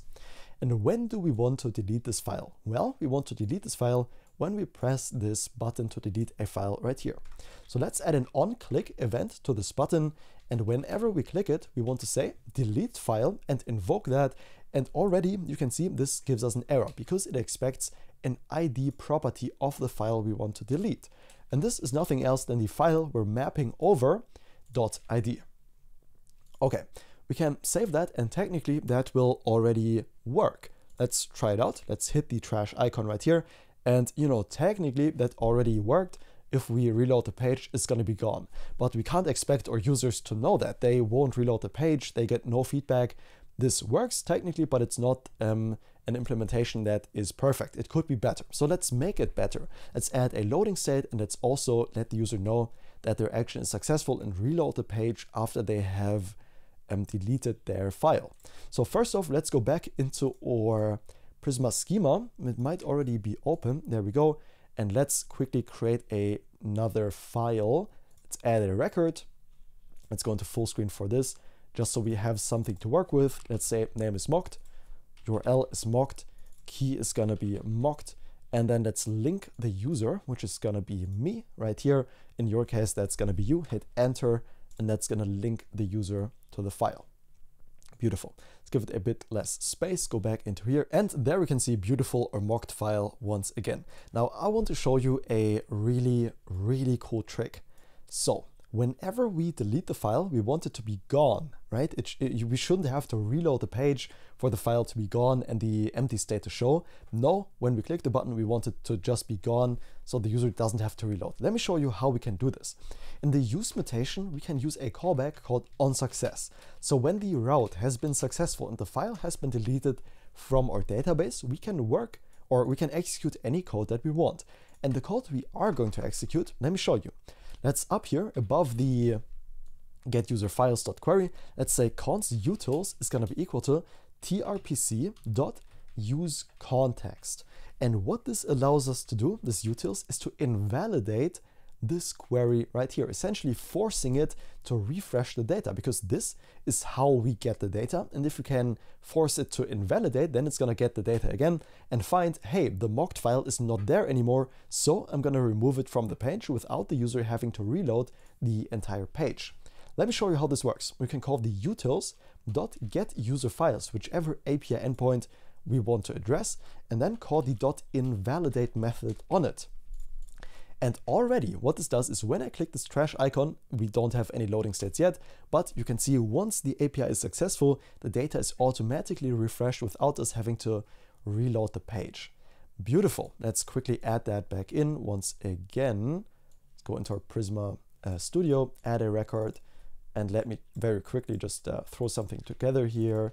URL, key, and link the user like that. Hit enter. There we go. So we have something to work with again.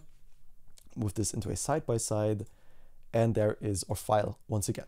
Okay, let's finish up the beautiful user experience in here by adding a loading state. And the thing is, if we just try to add a loading state like this, it wouldn't work. One, there would be a naming conflict. And then secondly, right, we want to only display a loading state for the one file that we are currently deleting. Imagine if there were 4 files, right? We wouldn't want to show a loading state for each one of them. If any, like imagine if I press delete on this file, right? Not all of them should have a loading state, but only this file should have a loading state instead of the little trash icon right here. So we can't really use this because this is going to be true if this function is called at all, right? For any icon. So instead we need to know which file specifically is currently being deleted. And to achieve that, we're going to make use of state.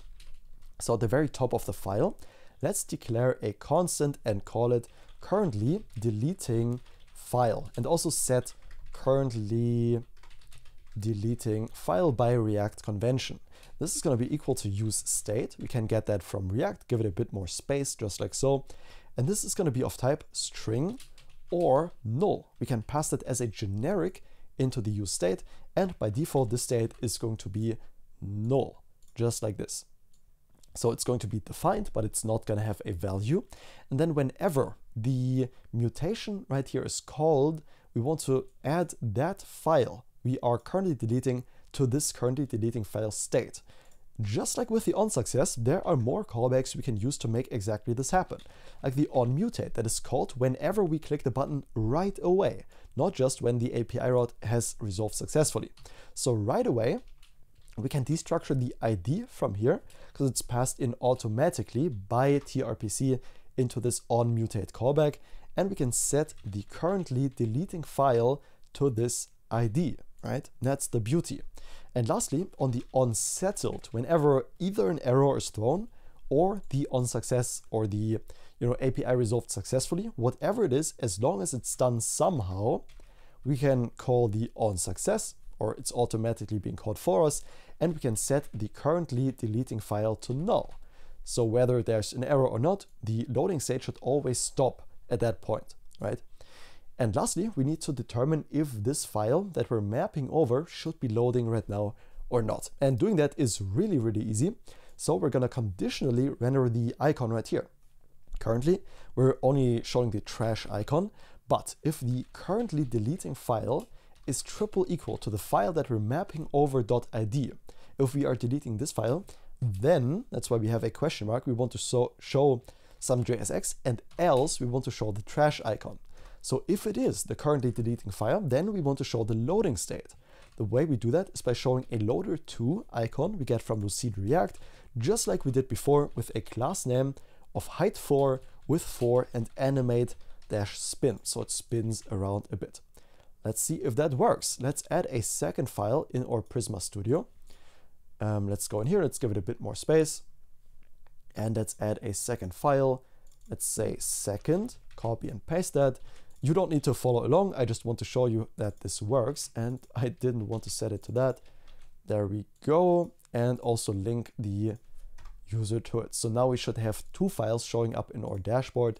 Let's see if that works. It does, beautiful. And now I'm gonna click delete on this one and see what happens. The loading state should only be on this one.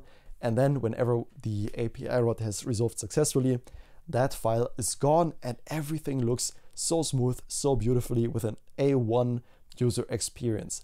If you're following along, really good job. Grasping this concept of giving the user a good experience just like this is going to take you very far, and you'll be able to reuse it across all your projects, not just this one we're building, but that's the main point of this video, right? I want you to learn good stuff that you can reuse across all your projects to make them much better. And congratulations, that is the dashboard done. That's our dashboard functionality. It looks really clean, and we can even click on these items. Now, when I do click on this file, it's going to forward us to a domain that is /dashboard/NID. And of course, there's a 404 because that page doesn't exist in our app yet. And the goal for this is to be the main interface where a user interacts with their PDF file, where the user can view the PDF file on the left-hand side and chat to it on the right-hand side. That is what this page should be. And to learn how we can work with dynamic routes in Next.js, let's close out of all of this and let me show you how this works. So the URL, let's take a look at this. Let's copy it over and then let's go into Excalibur right here, paste it in, and let's dissect what this means. Let's go into full screen. So this is the URL we're currently forwarded to, right? So this is our, let's make this colorful. This is our host. This doesn't really matter. Then this is the dashboard path. This is important for when I'm going to show you how this works in a second. And then this last part right here is going to be passed automatically into the page by Next.js as something called the params. Okay, so this value, this last part right here is what we need in order to fetch the file from our database once we navigate to the page, right? So when we land on this page, we get this certain ID, because this is nothing else than a file ID. And remember, when we forward it to the page right here from our dashboard, you know, slash dashboard slash, and then it should be file ID right here. This is the link we just clicked. So we get forwarded and the file ID is passed into this page. So we need to retrieve it when we're on the page from the URL and make a database request with this file ID to get the contents for the file to display on this page. And the way we can do that in Next.js, let me show you. The dashboard right here is important because this needs to happen in the dashboard route. So under app, dashboard, this is where the magic will happen. In here, we can create a new folder and give it an angled bracket for a dynamic route and call it file ID. Just like this in angled brackets. And as always, you know the drill, this needs to have a page.tsx in which we determine the content that will be shown on this page. Let's say const page is going to be equal to nothing else than a plain arrow function, and export that as the default from this page right here. Now on this page, how do we get access to this file ID, which is what we need to make a database call, right? The steps are retrieve the file ID, and then secondly, make database call to get all the details like the file URL. We need to later render out the PDF. But how do we get the file ID on this page? Well, the answer is it's automatically passed into the page for us by Next.js, and the only thing we need to do is destructure it. We need to destructure the params from this page and declare a type of what these params are. Let's call this page props. For example, we could call this anything we want, but they are the properties of the page, so let's call them page props. And let's create an interface for them. Interface page props. And this is a type that Next.js just gives us. It's the params type as an object, and in here, as the key goes whatever we put in the angled brackets for this file. So we can call it anything inside of the angled brackets. I could call it John in angled brackets, but it needs to match whatever is right here. As long as these two values are the same, you are golden. So in our case, that's the in angled brackets file ID, and this will always be of type string, just like this. And that's pretty much step one done. So what that means is now we can destructure the file ID from the params, and that's how we get the file ID on the page. Just to show you that this works, let's return a div and render out the file ID.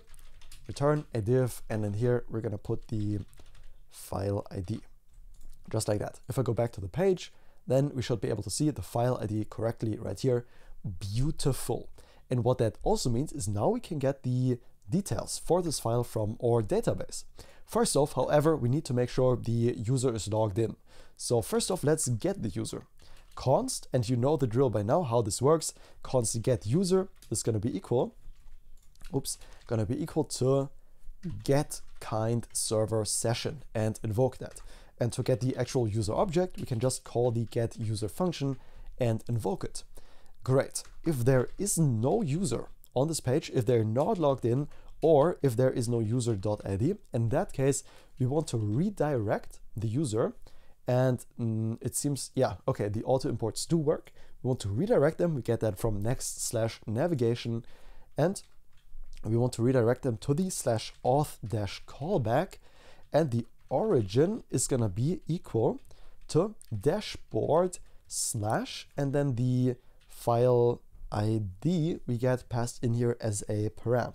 And of course, for this templating syntax to work, we need to wrap this in template strings instead of plain, quotes. That's how we can actually get the file ID to work. Beautiful. So if the user is not logged in and lands on this page somehow, then we can redirect them to the auth callback. And if they have an account, then they're going to be redirected back automatically because we passed the origin. Perfect. What that means now is we can actually make our database call after ensuring we have a user.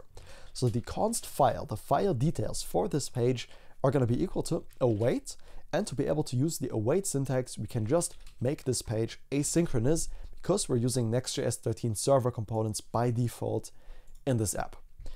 We want to await a database operation, db import that .file.find first. And we want to find the first file where the ID of the file matches the file ID that is passed in as a param, and also where the user ID matches the user.id. That is why we have this guard clause up here. If we didn't have this, I could view your files and you could view my files. That wouldn't be good, right? We don't want that to happen. So a user can only view their own files. That's why we have this line right here. And if there is no file, then we can return something called not found, which also next/navigation gives to us. And what this does is essentially it throws a 404 error. Let me show you what this does. If true, not found, then we're always going to throw this 404. 404, this page could not be found. Beautiful. But of course, we only want this to happen if there is no file. And in our case, there is a file because the ID does exist in the database. Beautiful. And now we can actually get started in the JSX we want to display on this page. And to have a clear goal in mind for this JSX, let's once again switch over to our drawing app and kind of list the requirements and the visual. You can just copy this over from the dashboard, paste it in here, and then file view. And let's just call it that. So it's going to be the detail view for one certain file, also in the dashboard. Okay, let's get rid of the requirements and let's get rid of this visual stuff because it is gonna look a bit different. And let's first off list the requirements, right? A user should be able to view their PDF. I think that's the first one, right? The PDF should be shown on the left-hand side. So just like this, and this will be the PDF. Then we want to have some options like PDF options. For example, that's going to be up here with rotating your PDF, and let's make this colorful so we can tell it belongs together, just like this. Like rotating the PDF, zooming, switching to the next page, and so on. We want that at the very top of the PDF viewer. We also want them to be able to chat to PDF. That's the main functionality of our app. That's super important, and that will happen right here on the right hand side. Let's make this blue so we can tell what it belongs to. This is going to be the chat, and also inside of here needs to be an input field just like this. They can use to type in their text, and then the chat messages are going to show up here. This is for the chat messages. Great. Are there any other requirements for this page? We want like a full screen view. That's more of a detail we're going to add. We don't need to list it explicitly here, but this is pretty much the gist of how things are going to look. It's a 2-column layout with a PDF viewer on the left side and the chat on the right side. And what probably makes sense is to have the chat take up a bit less space and the PDF to take up a bit more space visually, because the PDF likely is pretty small, the text, and it just makes it easier to read if it's a bit larger. So like a 60%, 40% split or something like that. Awesome. And with a basic idea of what we want to build, we can save a lot of time in the actual building process. So let's move this over, give it a bit more space, move this into a side-by-side. There we go. And move this into view just a tad. Now we can get started on the JSX of what we want to build. Okay, the first top level div, we can remove the file ID. That's not what we want to display on the dashboard. Is going to get a class name of flex1, a justify dash between, a flex dash call, and a height, and a calculated height. So we're going to put it in angled brackets for a custom value. That's how we do it in Tailwind, with a calc in here. This is a regular CSS thing. We can just use the calc to calculate a custom value. And what we are going to calculate is going to be 100 VH for view height units that make up the entire screen, minus 3.5 rem. And these 3.5 rem don't come from anywhere. This is to offset the navbar height. So everything looks really, really good, even with the navbar. Inside of here, we're going to create one more div with a class name of mxAuto to center it on the horizontal axis automatically, a width of full, a maximum width of 8XL. We want this viewer to take up a lot of space, and that's why we made the custom 8XL value in the Tailwind config. We can just call it like that, a grow, and on large we want a flex property, and lastly on XL devices a padding X of 2 for this visual representation that we have right here. Okay, first off, we want to build the left sidebar and the main wrapper. So as for the left bar, right, the renderer, this is what I refer to when I mean the left side. It's the entire PDF renderer with all the options that come along with it. Let's define the layout for that first. So let's say as a comment just for us so we can easily tell what's going on, let's say left side, and that's it. We can just tell what's going on, and a div in here. This div is going to get a class name of flex-1, and on extra large devices and up, we want a flex property on here. Inside of here goes another div with a class name of padding X of 4, a padding Y of 6. We want on small devices a padding X of 6. We want on large devices a padding left of 8. And on extra large devices and up, we want a flex of 1. And last one, on extra large devices and up, we want a padding left of 6. Inside of here comes the main content for the PDF viewer, which is going to be a custom component, and we can already add it in. Let's call it PDF renderer. This is a component that doesn't exist yet, so let's quickly create it in our source, and then under components, let's create a new file called PDF renderer.tsx, which is nothing else than a arrow function. Const PDF renderer is going to be an arrow function. Let's export that as the default PDF renderer, and let's just return a div saying PDF renderer from here just for now, so we can see everything works. and import it back in our page.tsx. So we can already have this show up. And then let's go down one closing div, two closing div, enter, enter with two closing divs left. And then here is where the right-hand side goes. So we're just defining the top level layout for this entire page right now. We did this, the left side. Now we're going to do the right side, the chat right here. And this is going to live inside of a div with a class name of shrink -0 to not let this shrink any further, a flex dash, and then as a custom value, again in angled brackets, that's how we do that in Tailwind CSS, is 0.75 right here. A border dash T for top, a border dash gray dash 200. On large devices, we want a width of 96. That's something we can pass in that Tailwind accepts. Let's give it a bit more space just for a second right here. Two more properties. We want on large devices a border dash L, and we also want on large devices a border top of 0. And that's it. Inside of here, let's give this a bit less space once again. Inside of here comes a wrapper component. And this wrapper component is going to prove super useful here in a bit. You're going to see that essentially it wraps both the input right here and the messages, which is a separate component. And you'll see it makes a lot of sense to have one component to bundle these two together, and let's call it chat wrapper. Again, a component that doesn't exist yet. So let's go into our file system right here, and under components, a new file called chat wrapper.tsx, and that is going to make working with our chat much easier. This again, the chat wrapper is nothing more than an arrow function, so const chat wrapper, and also export it as the default at the very bottom, chat wrapper, just like this.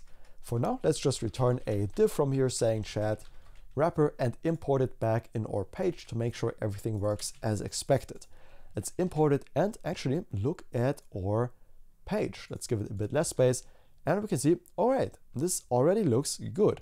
On mobile devices, it's stacked below one another, and on desktop devices, if I zoom out or if I make it full screen, we can see there's a left side and there's a right side. They take up a lot of space, which looks good visually, and the chat has a bit less space. That is what the flex 0.75 is for. It has a bit less space than the PDF renderer, just as we expected or wanted it to be right here in our visual layout. And that is the top level layout for our dashboard page, beautifully done. And what that allows us is to not care about the layout while we build out these individual components, the PDF renderer and the chat one by one, as a modular approach to building this dashboard out together. Okay, and I say we do the PDF renderer first. The thing is, PDFs are not like images. You can't just use like an image tag or a picture tag and as the source use a PDF. That really just doesn't work. PDFs are done much different. And the thing is, there are even libraries like the one we're gonna use. It's called PDF-React or React PDF, the other way around. This is what it's called, this library right here, which specializes on rendering PDFs. And it's super useful, as you're gonna see. So let's install it. This is gonna be the basis for our PDF renderer here on the left-hand side. So what we are going to install, let's open up the terminal right here. We can stop the dev server, and we are going to install a dependency, npm install yarn add, doesn't matter, that is called react-pdf. It's not the one you can see here on the right-hand side. That's something different. We want react-pdf. Hit enter. That's going to install the dependency, and that is going to be the core foundation that we're going to use for displaying the PDF here on the left-hand side or on the top side if we are on mobile, because this is fully responsive. Awesome. Let's start up back the dev server by typing in pm dev, and then let's get started building a prototype of displaying a file right here on the page. So for the PDF renderer, what we are going to return at the top level is a div element with a class name of width full. We want a bg white, a rounded -md for medium, a shadow. We want flex, a flex-call, and items-center. There we go. Let's give it a bit more space so you can see the entire class name. And in here, we are going to create one more div with a class name of height 14.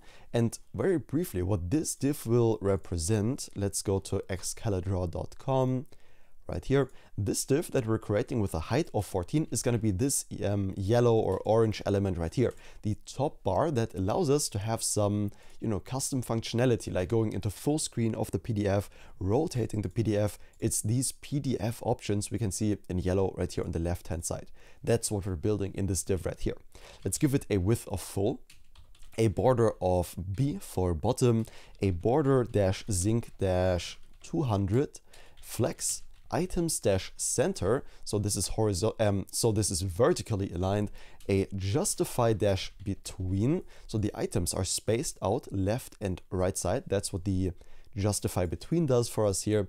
And lastly, a padding X of 2, just to give it a bit more space to breathe. Okay, in here, one last div, I promise, with a class name of flex, items-center, and we want a gap of 1.5. Beautiful. Okay, so this is going to be the top bar. Let's just say top bar right here in the PDF renderer and save all of our files. And let's see what happens. Did we start up the server? Yes, we did. So technically it should be right here, and it is. We can see the top bar that is later going to be, it's going to contain the going up and down a page. We are going to have the full screen button right here on the right hand side, and also the zooming, right? That's also going to be in this top bar. And to be honest, I just realized we do have files in our database technically, but we can't even upload, normal PDFs yet to display here in the PDF renderer. So I think it makes more sense to build the upload button first, actually, before we try to render out any PDF right here in the detail view in the dashboard, right? We don't even have files to display yet. So let's quickly revisit our upload button, right? We left it at example content, and let's fix this. Let's build one of the cleanest upload buttons you've ever seen, with a progress bar that turns green when the upload is done, and all the beautiful stuff you saw in the very beginning of the video, in the teaser, right? That's what we're gonna do right now. So one library we can use for this is called, let's stop our dev server and go into our terminal and say pnpm install, and this library is for dragging and dropping, right? When this modal opens, when we're in the dashboard, right? Let's go into the dashboard just like this. Oh, we stopped the dev server. I want to show you what this does though. So I'm gonna start it back up. You don't have to follow along. This is just so I can show you what this is for. Let's let the dev server load for a second, and I'm gonna click on upload PDF, right? We want a drag and drop area right here where people can take a file, drop it into, because that's really user friendly. We don't want them to have to click in here and then select their file from the desktop. That's just really annoying. And one library that makes this super easy, handles all the edge cases and dragging and dropping for us, that is called React Drop Zone. So we're gonna install pnpm install react-drop zone, just like this, hit enter, and that's gonna handle, as I said, the dragging and dropping in a very, very clean API. Let me show you this. So after installing this dependency, what we can do is at the very top of the file of the upload button, let's import the drop zone as a default import, by the way, not as a named import. In this object syntax, we're not destructuring anything from the react-drop zone we have just installed. And this drop zone, let's put it right in here. But I think what makes life a bit easier is actually not putting all the HTML directly in here, but instead what we can do is have like a custom, upload drop zone, we can call it, a custom component, which we're also gonna define in this file. But it does make the JSX of the upload button more readable if we separate this right here into a separate component to handle all the dragging and dropping logic and separate it from the actual modal, This can be a self-closing component, that is totally fine. And let's declare it right above here. So the const upload drop zone, what we call it down here, is nothing else than a regular arrow function. As always, it's just a regular component, and this needs to return some JSX. So let's just return a div, for example, and that's gonna get rid of all the errors in here. Beautiful. Now this is gonna handle all the logic, and at the very top level, we are going to return the drop zone we got from React-drop zone. Let's give this a bit more space so we can see what's happening on the left and right hand side. There we go. We're going to return at the very top level the drop zone, and it's not going to be self-closing. And this drop zone will get a multiple something we can pass that this library supports of false, because we only want to accept one single file when people drop it in right here. Now, the cool thing about the drop zone is we can destructure some stuff right away by opening up an object right here. Inside of here goes parentheses, and this is basically just a callback function we can use to render out some more JSX. So for example, a div at the top level, right? But what the drop zone allows us to do is to destructure some stuff right in here. If we see what we could destructure, well, it's a bunch of stuff. But what we care about is the get root props, and also the get input props, and lastly, the accepted files that we can get access to. So when somebody dropped a file into our drop zone, it's gonna be right here in the accepted files, and we can work with it however we want. And the get root props and get input props, this is just important for rendering out the top level divs. So what we want to do, and this div right here, is just pass it some props that the drop zone gives to us. So we're gonna spread in the get root props result by invoking this function, and the div can just take that and we're golden, right? That's just gonna make the drop zone work. This div, also the top level div inside of the drop zone, is going to get a class name, and that class name is gonna be border. This is what's gonna make our drop zone look good in the end. A height of 64, a margin of 4, a border dashed, there we go. We want a border gray 300, and lastly a rounded of large. Let's just see what this already looks like. Let's save the file, and we probably, we need to start back up the dev server. Let's do that. Reload the dashboard to see what we're even building here on the left hand side. That's always a good idea. Let's let this load, and then click the upload PDF button. Okay, the drop zone is slowly starting to look better and better. We have a nice thin outline around the content. Let's give this a bit more space so we can see more of the class names and format this. There we go. And inside of this div, we're gonna open up one more div with a class name of flex items-center. We want a justify-center, a height of full, and a width of full as well.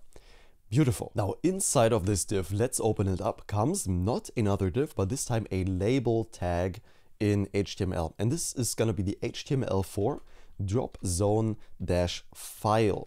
And this label is also going to get a class name, and this class name is going to be flex -call items-center, a justify-center, a width of full, a height of full, a rounded -lg for large. We also want a cursor pointer.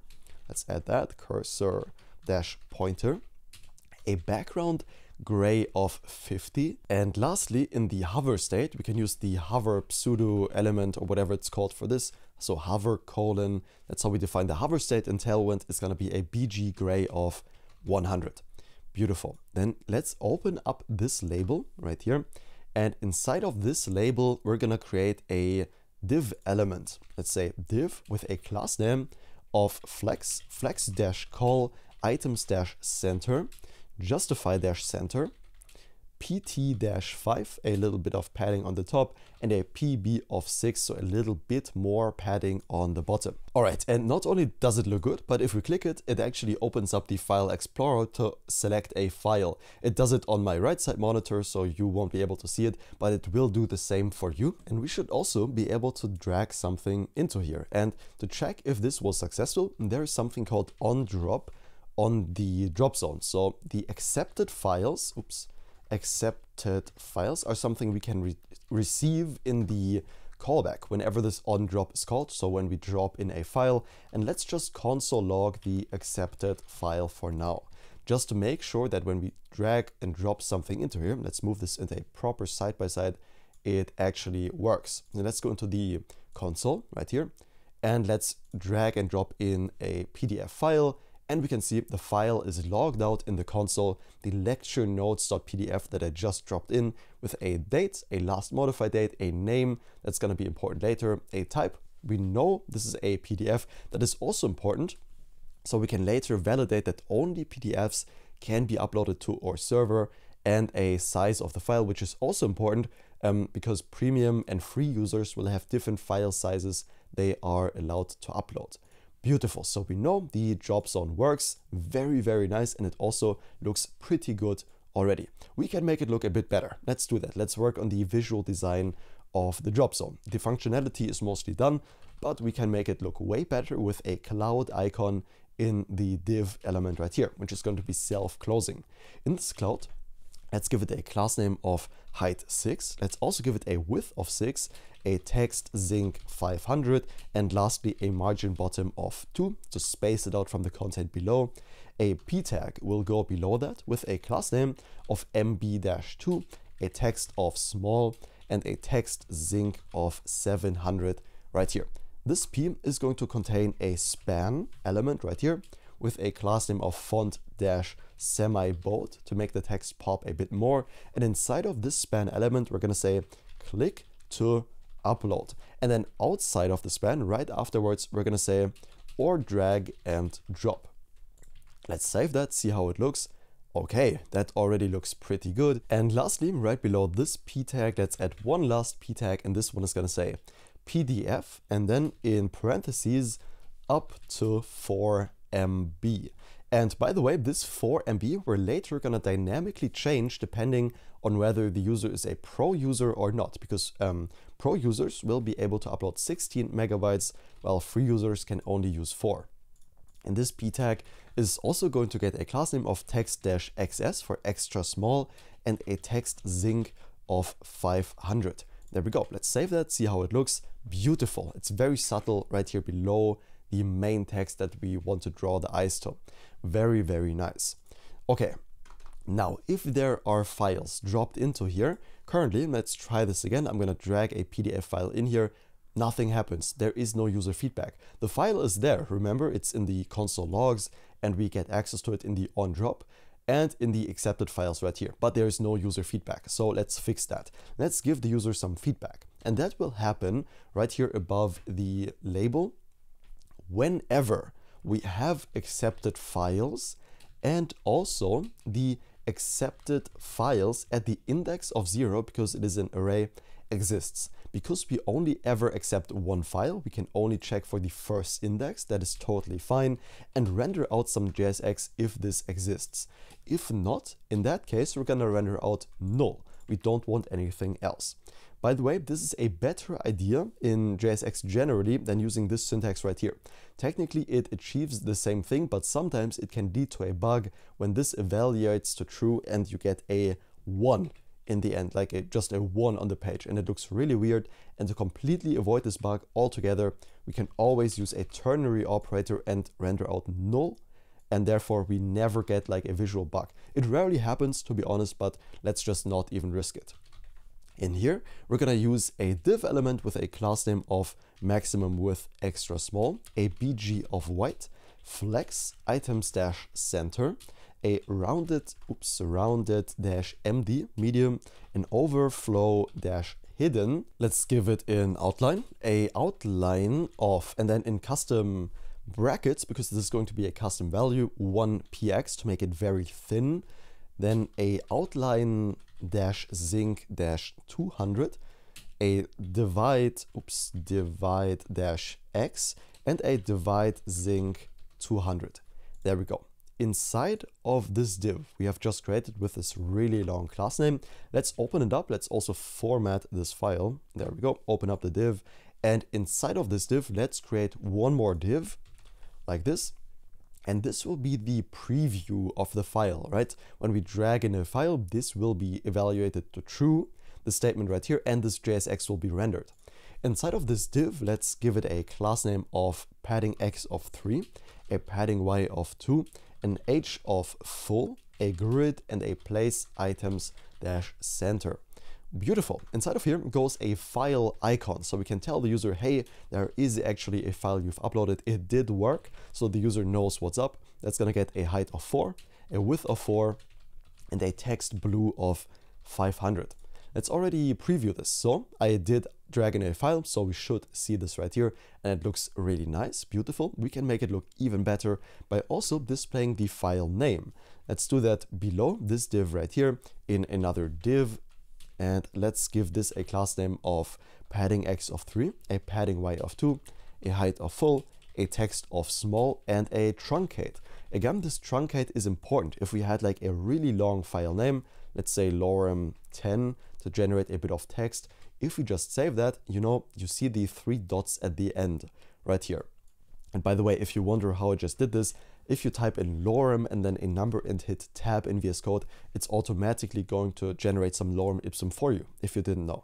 If we save this, this should represent a really long name, and you can see what the truncate does. It adds 3 little dots at the end, which is a really, really helpful tip you can use in any of your projects. But of course, we don't want to render out lorem ipsum. We want to render out the file name. And the way we can do that is by rendering out the accepted files at the index of 0, because we only ever accept one file, .name. That's the file name, and you can see the lecture_notes.pdf. Beautiful. Let's try this again. Let's close the upload modal, open it again, and let me drag in a file, the lecture notes. You can see the preview is right here. Very nice. Now, of course, there is no upload yet. This is only the preview. This is purely on the client side, on the user's machine, right? But of course, we want to upload the file to our servers. And for that, we're going to use a service that makes file uploading really, really easy. For now, we're just going to use mock data to finish up the JSX inside of the upload drop zone. So one thing we want to do is display a loading state, right? When somebody drags in a file, there should, of course, be a loading state. And we're going to do this using useState in React, a hook we can use to enforce UI updates. And this is going to be called isUploading. And by React convention, of course, also set isUploading as the setter for this state. Inside of here, this is always just going to be a Boolean. And just because I like it syntactically, I'm also going to give it a Boolean generic right after the useState. Again, you don't have to do this. TypeScript knows this. I just find it a bit more intuitive, especially when it comes to handling like multiple states, that you often have like null as the start, and then you assign a value later, which is Boolean. Then you need this generic, because else TypeScript would always think this is a Boolean, which is of course not true. For now, let's leave it as true. And the reason we're setting it to true, we're going to set it to false by default later, is just so we can mock the loading state and see what we're actually building. So the state, let's leave it as true, and then go back down to our JSX right below the conditional JSX, where we render out the file preview. This is where we're going to display the loading state. So if we have isUploading, if that is true, then we're going to display some JSX. And else, if this is false, again, we're going to display no, so nothing at all is shown on the page. The JSX we are going to display whenever we are uploading is going to be a div element with a class name of width full, a margin top of 4, a maximum width of extra small, XS, and an MX of auto. So this is centered horizontally. Inside of here, we want to display a progress bar. And luckily, the UI library we're using to build this entire thing has a beautiful progress bar we can use for this. Let me show you. Let's go down to progress right here. There it is. It animates between different values. It looks really, really beautiful out of the box. And this is what we're going to use. So to install this is as easy as going into our CMD. Let's clear this and saying pnpm, or let's actually use npx for this, npx shadcn-ui at latest, add, and then progress. That's going to add all the progress bar. It knows where to put it. It knows where to name it, all based on our components.json that the UI library initialization step at the very beginning did for us. This components.json right here. So we don't need to worry about anything, and just using that command is going to install all the progress component for us. Awesome. Let's start back up the dev server, and then inside of this isUploading, we can now use the progress we get from ./ui/progress. Beautiful. This can be self-closing. We don't need anything as a child in this progress, and we can pass it a value. Let's leave this value. And why doesn't this work? Let's reload the window to make this work, because we should be able to pass a value in here. And just for mocking purposes, let's leave the value at 50, so it will be half full, and also give it a class name of h-1, a very tiny height, a width of full, and a background zinc of 200. Awesome. Let's save that, go back into our modal, And because the isUploading evaluates to true always, because we put the state into true, we should be able to see the progress bar right now. And we do, which is really, really nice. Now, if the upload progress is at 100%, if we are done uploading, in that case, we want to redirect the user to the certain file dashboard view, right? The detail view with the PDF render and the chat interface that we just got started building a second ago, right? This is where they should land. And in order to let the user know that they are being forwarded, let's keep track of the upload progress. And if it is at 100%, in that case, we want to display a redirecting message and actually redirect the user, right? So let's go to the very top of the file and let's keep track of the uploading progress as state, of course, because we want UI updates to go along with it. If not, we could just use a ref. In the state, let's call it upload progress, and also again by convention set upload progress. There we go, and this is going to be equal to useState, and for the default value of this we're going to use 0. And just because I like it, again, I'm going to pass a number generic into here to say to TypeScript, this won't ever be anything different than a number. Now, there's one small problem we need to solve with this upload progress, and that is the service we're going to use for file uploading is not going to give us the actual upload progress. So it won't tell us what the progress is at. It will only tell us when we are done. And just to have the progress bar skip from 0 to 100 always, is not the best user experience. So this progress bar is purely for user experience anyways. And what is a really good idea if you don't have access to the actual progress is to make use of something called a determinate progress bar. Let me show you what this does. So a determinate progress bar, you use this when you don't have access to the actual progress. And the way this works is, imagine this is the entire progress bar, right? And then we want to show the progress in blue right in there. And let's give this a background of, blue as well. There we go. This is the actual progress and the black thing is the entire progress bar. When you don't have access to the actual progress, one thing a determinate progress bar does is essentially you can define how it skips the progress. You can do this yourself. So for example, in 5% increments is what we are going to use. It will proceed. And then whenever we're done throughout this process, we get the message that we're done, it will skip to 100. Right? So the user gets immediate feedback and also the correct state when we're done uploading the file, which is amazing for user experience. It doesn't just skip from 0 to 100 when we're done. That is not amazing for user experience. And the thing is, if we went to 100 before we got the call that we're done, that wouldn't be a good user experience either, because the user would obviously think the file upload is done. Why am I not being redirected? So what we are going to do, while we are not sure that the file is fully uploaded, we're going to skip ahead in 5% progress increments, just like this. Whenever we get the call, then it skips to 100. But if we don't get the call in time, then we are going to stay at 95%. So the user gets progress feedback up until this point in which they know, oh, we're almost done. Okay, this is beautiful. And then whenever we're done, this is going to skip to 100. So we are never at 100% while the file is not fully uploaded, but the user does get immediate and accurate feedback. And that is the beauty of a determinate progress bar that we are going to use in our application. We can just open up our app again, go into this, and let me show you how this works in code. So for the start simulated progress function, that's what we're going to name it, start simulated progress, just to give the user immediate and good feedback. This is going to be an arrow function right here under the upload progress state. First off, we're going to set the upload progress to 0, just to reset it if there should be any upload progress from a previous upload.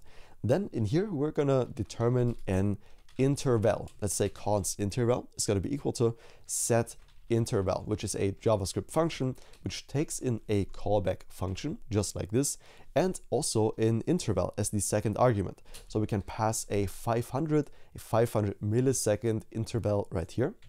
And also for the body of this function, the logic that should be run in here. Let's set the upload progress.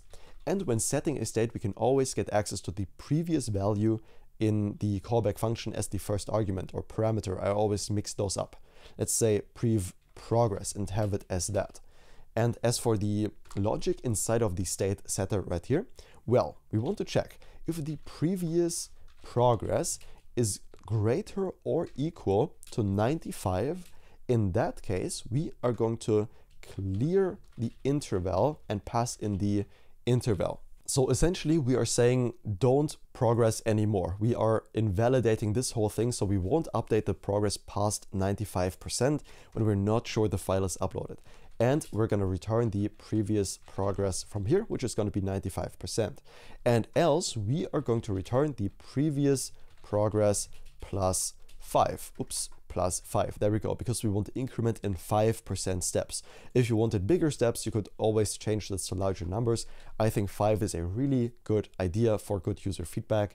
And that's pretty much it. Last thing we do is now return the interval from this start simulated progress function, so we can call it anywhere.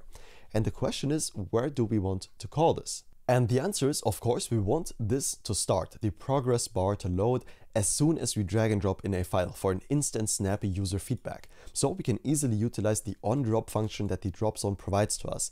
And here first, let's set the isUploading to true, so we can then later use this setIsUploading value to conditionally render the progress bar, which we're already doing right here, right? So this is what we're gonna do in the onDrop. And then we can get the progress interval, const progress interval right here is going to be equal to the start simulated progress. Beautiful. So we are starting the progress bar up. Then, just in theory, conceptually, we want to handle the file uploading right here, just as a comment for us, so we know what's left to do right here. And then once the file uploading is done, then we want to clear this interval again. So we're done with the upload. We can clear the interval of progress interval, just like this at the very end of the onDrop. And then we can set the upload progress to 100 to tell the user, hey, we're done uploading. Beautiful. Okay, let's see if this works. Let's actually close down the modal and open it again. And I just noticed the value is still always at 50%. So let's change that. Let's make it dynamic and react to the current upload progress. So the value is going to be the upload progress state we have declared at the very top. Okay, let's save this. That should bring it to 0. Beautiful. Let's open back up the modal. And now let's try to drag in any PDF file. I'm going to drag in my lecture notes, and you can see, okay, that immediately updated because this process right here doesn't take very long, right? It's immediate. But if we awaited a certain timeout, let's make this asynchronous, and let's await a new promise. We get the resolve right here. We're just gonna mock some delay. So we're just gonna pretend the API to upload takes a bit, which it will. Let's set a timeout, and this timeout takes a resolve callback, and we want like a, let's give it a 1500 millisecond timeout.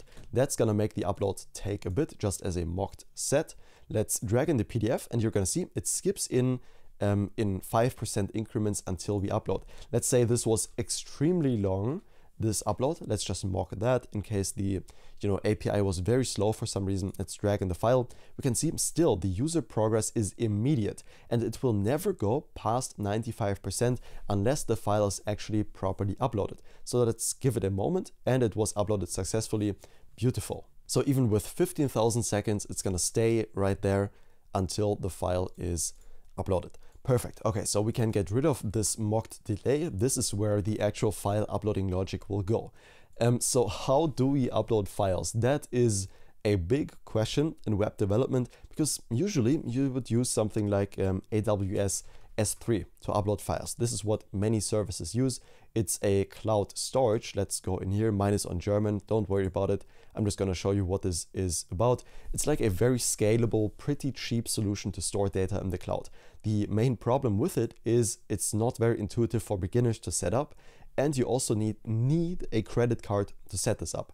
And as a video, I don't think it makes too much sense to do this. Yes, I would do it personally, to be honest, but we can save ourselves a lot of time just using a managed service that wraps S3 and makes file uploading really, really easy inside of our application. It will take like a couple of minutes, and we don't have to worry about anything with S3, because just from experience, a lot of questions, especially in beginners, arise when working with S3.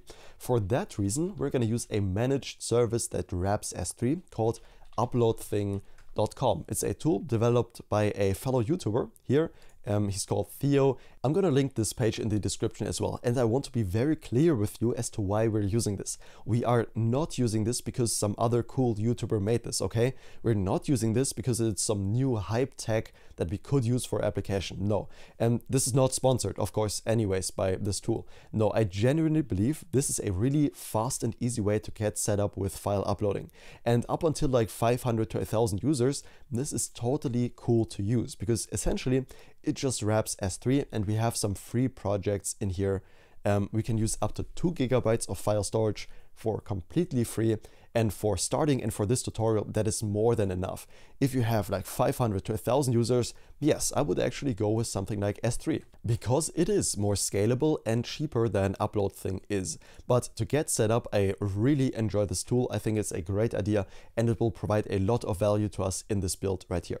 So what we are going to do on this UploadThing page is creating a new app. Chances are you won't have any, so let's walk through this process completely together step by step. As the app name, I'm going to enter Quill. If we already had a deployed version of our app, we would enter it here, the app URL. However, we don't have it, so we're just going to click Create App right here. And that's pretty much all it takes to get set up with UploadThing. Now we want to incorporate it in our code and actually have files uploaded so they show up here in our dashboard, right, to upload files. The way we can do that is through the documentation. Let's navigate over here, and it's really simple. Let's navigate to the Next.js setup, to the app router right here, and they give us all the code we need, and I'm going to walk you through what this means as well. So just like with the kind authentication, you remember we had to create a certain API route, and with UploadThing that is no different. Let's create a new folder under API UploadThing core.ts. So in our app, let's not close all of that right now. Let's go into source, app, API. Let's create a new folder called UploadThing. And it is important, it's called this for later because it depends on this naming, just like our authentication provider. Inside of this UploadThing folder, let's create a new file called core.ts. And in this file, we can just go ahead and copy and paste the code that the UploadThing documentation provides us here on the right-hand side. We can paste that in. We are going to get a bunch of errors because we haven't installed the npm package yet. And that is the UploadThing dependency we need from up here. We haven't installed that yet. So let's open up our terminal, stop the dev server for a second and say pnpm install UploadThing and hit enter. Beautiful, that's gonna install the dependency. We can start back up the development server and let's reload the window. So the error should be gone in the core.ts. And we can already go ahead and read further in the documentation while this loads. So the next thing we need is an API route under the UploadThing folder we have already created here on the left-hand side, and then a route.ts. This is so Next.js actually knows how to handle a request to this API, because currently the core.ts doesn't mean anything. This is just for our logic, but the route handler goes always in a route.ts. This doesn't change even with UploadThing if you were confused as to what the core.ts does. No, we still need a route.ts. We can just copy the code from here, paste it in here, and this is one of the files, again, we never need to touch. Beautiful. We can save the route.ts, and there's some optional stuff in the documentation right here that we are not going to worry about at all. What we still need to do is create an API key. And did I just miss it in the documentation? I'm not sure, but we definitely need a UploadThing API key. So let's go ahead, and where do we generate the API key?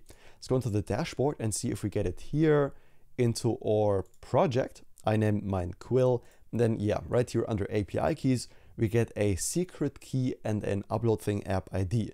So that's here on the left-hand side under API keys. And let's just copy these values, head over to our env file. We put our sensitive information in, open up a new line and paste in our secret as well as our app ID. And that's automatically going to work with UploadThing. Beautiful. Now this core.ts, let me quickly walk you through what the hell this is, because this looks really messy if we just paste it from the documentation. Let's remove all of the comments and let me walk you through this step by step. Okay, we can get rid of this, the middleware, get rid of that, and also of this. And we can get rid of all of this in the onUpload complete as well. So we just have this. The auth, we don't care about it. We're going to implement our own auth in a second. And let's just return an empty object from the middleware. So this is a lot more readable now. Okay, so as a basic overview, what this core.ts does is essentially the middleware will run when somebody has requested to upload a file from the client, right? So let me show you what this looks like. The uploading process right here.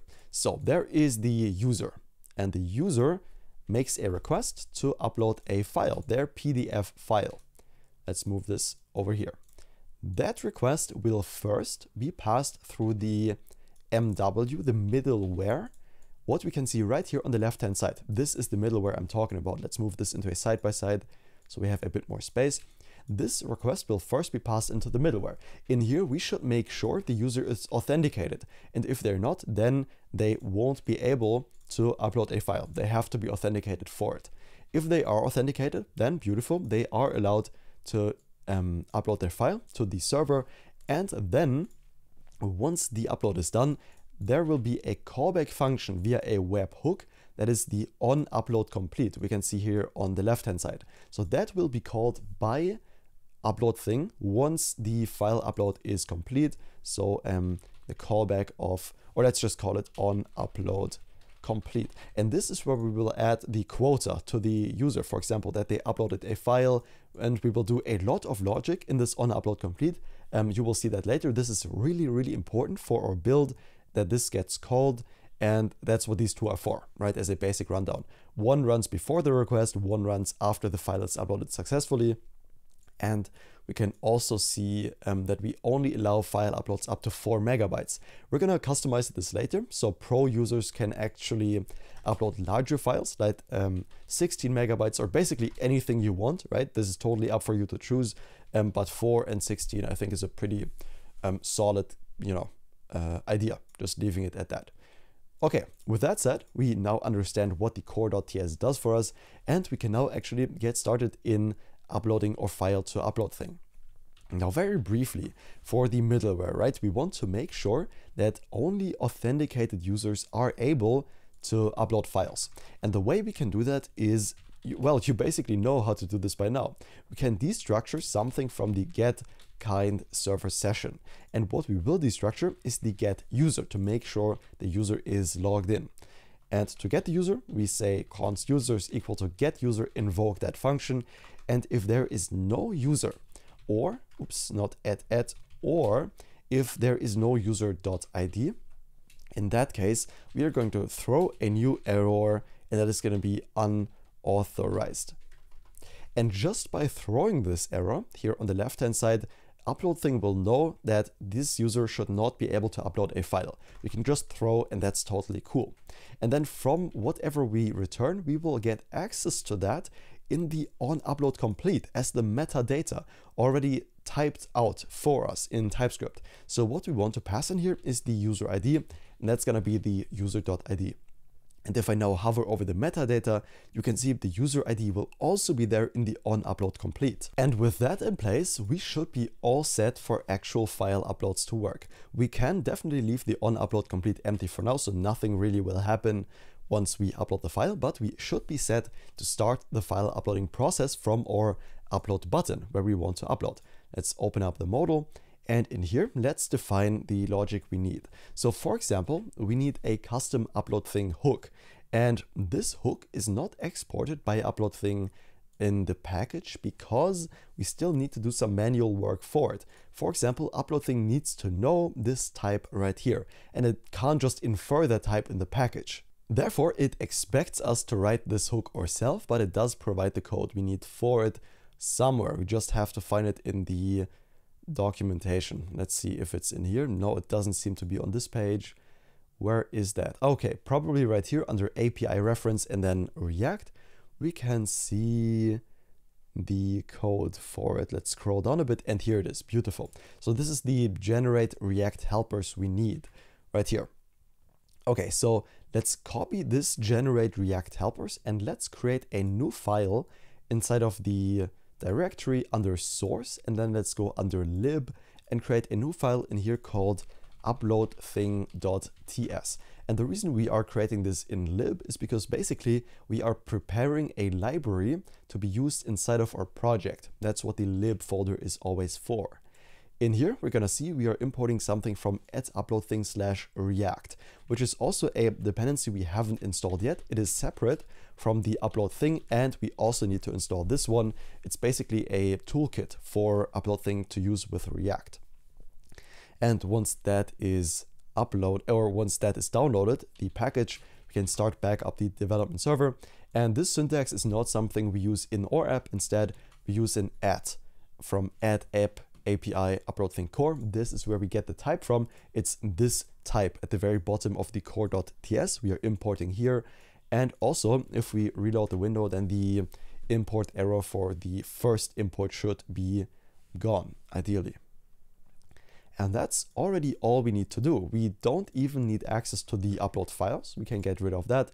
And let's save the UploadThing lib file, go back to our upload button, and now we can actually try out if the uploading works. How we are going to do that is by destructuring something from the use UploadThing hook we have just created. And this takes in a string of our uploader. Let's quickly rename this from image uploader to PDF uploader, because that is more fitting. So let's go into the core.ts and rename this to PDF uploader. Let's save that core.ts, head over back to our upload button, and now we can simply pass in the PDF uploader for the use UploadThing hook. From this, what we are going to destructure is the start upload function we can now always call. And if we hover over this, we can see it returns a promise of upload file response or undefined. So it's just an action we can await. And where do we want to await this action? Well, of course, in the on drop. Whenever a file is dropped, we want to upload it immediately. And the way we can do that is by saying const res is going to be equal to await start upload. And what do we want to upload? Well, the accepted file right here. Beautiful. If there is no response, however, if not res, then we want to show an error message to the user. And of course, we could just alert this in the window or whatever, but that always looks really bad. We got console logged, but no user is going to look in the console. Therefore, we want a toast notification. And our UI library, or trusty UI library from shadcn, makes toast notifications really, really easy. For example, these are the toast notifications in the bottom right here. That's how they will look like. And they even have a destructive variant, so like red toast notifications that something went wrong. And installing these is actually super straightforward. So what we need to do is just copy this command or type it in yourself if you're not on this page right now. And that is npx shadcn-ui at latest add toast. We can just paste that into our cmd, or we can use npx for that. Let's use npx. Oops, what am I doing here? Let's remove all of this. Let's clear the screen. And now let's say npx shadcn-ui at latest add toast. Hit enter. That's going to install all the stuff we need and also walk us through how to set up the toast notifications, which is as easy as adding one single JSX element to our root layout. So once that is done installing, let's head over to our root layout. And in here, anywhere, I'm going to do it above the navbar. I'm going to put the toaster element we get from our custom component we have literally just installed together. Beautiful. And that's all we need. Now what we can do in the upload button is get the function we need to send out a toast notification or to display it. And we can simply destructure this from the use toast hook that we get by installing this toast component. So the function we want is the toast right here. That allows us to call it anywhere, like in the if not res part right here. So in that case, we can just return a toast notification, and this toast always takes some props. For example, you can see right here, there's a title, there's a description of the toast, and that's what we want to pass in here. As the title, we are going to pass something went wrong. And then as for the description, we want to pass please try again later. And as the variant we can pass in, this is going to be destructive. There we go, that was hard to spell. And we're not getting any IntelliSense right now, so let's quickly reload the window, and hopefully that will fix all that error. So if we typed in something wrong in here, then it will actually tell us. Nice, now we get beautiful IntelliSense, and we handled the case where there's no response from the upload to the server. Great. Let's open up our app here on the right hand side, just so we have something nice to look at. And now we can actually get the response. So the const and then in angled brackets, because we are destructuring from an array directly, the file response, we can call this anything we want, is equal to the rest. So we are essentially taking the first array element of this response, which we can because this is of type array, all right? And in here we can get the key, and the key is generated by UploadThing, by the service we use for our uploading. The const key is going to be equal to the file response.key. And this is how we can later identify it against our database. And now, even though it says the key is always a string, we just want to make sure this key always exists. So if there is no key for any reason, it doesn't even matter, we want to also return a toast notification. So let's just copy and paste it from up here, from the not res case, paste it in the not key case, and we don't even need to change anything up. Let's just leave it as that, so we can always make sure we definitely have a key proceeding, because this key is absolutely essential, because we now need to poll our server to see if this image is uploaded successfully, because we don't really know. Because the thing is, even though this function could be awaited and it was successful, no errors whatsoever, this still doesn't automatically mean that our file is actually in our database and uploaded to the UploadThing servers. So we need to do a polling approach to check if it is actually in the database. So what polling is essentially, let me tell you. So in the polling approach we're going to use, let me show you how this works.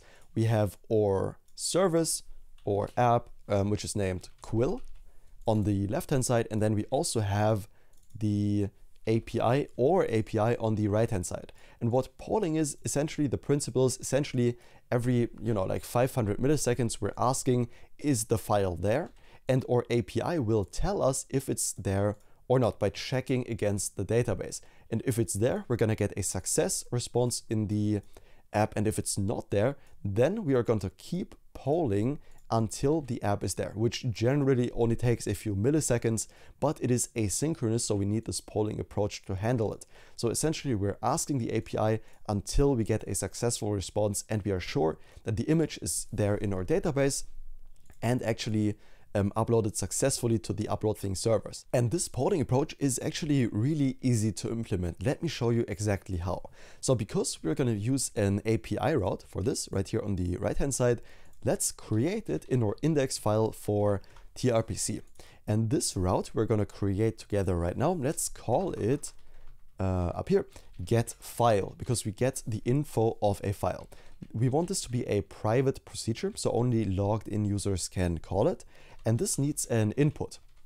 So essentially, again, the post request body is what this input is. And as for what the input is, this is going to be a z.object. I've explained earlier what this does. Essentially, we are making sure that the input we get is of this certain schema. And we want a key property, which is a z.string. You remember earlier when I mentioned that the key is important for checking against our database? Well, this is where we need it. And as for the actual business logic, we can chain a mutation to this to define what should happen in this API route. The mutation takes a callback function in which we can handle the business logic right here. But before we do that, we also, let's add a comma first so we can get syntax formatting right here. Before we get into the business logic in the mutation, let's destructure the context and also the input from it and turn this into an asynchronous function just by adding the async keyword in front of it. Beautiful. The thing we need is the user ID, and that will come from the context in this API route. Now we need to check if the file is in our database, because that's the entire purpose of this app. We want to make sure that the database is synced to UploadThing, right? And the way we can check if the file is in the database is by saying const file is going to be equal to await db.file.find first. and we want to find a file that matches the key we pass into this post request, or this, whatever request this is, just a mutation, and also that is owned by the user. The way we do that is by using the where clause with Prisma. So we can check for certain conditions of the file, and the key should be the input.key.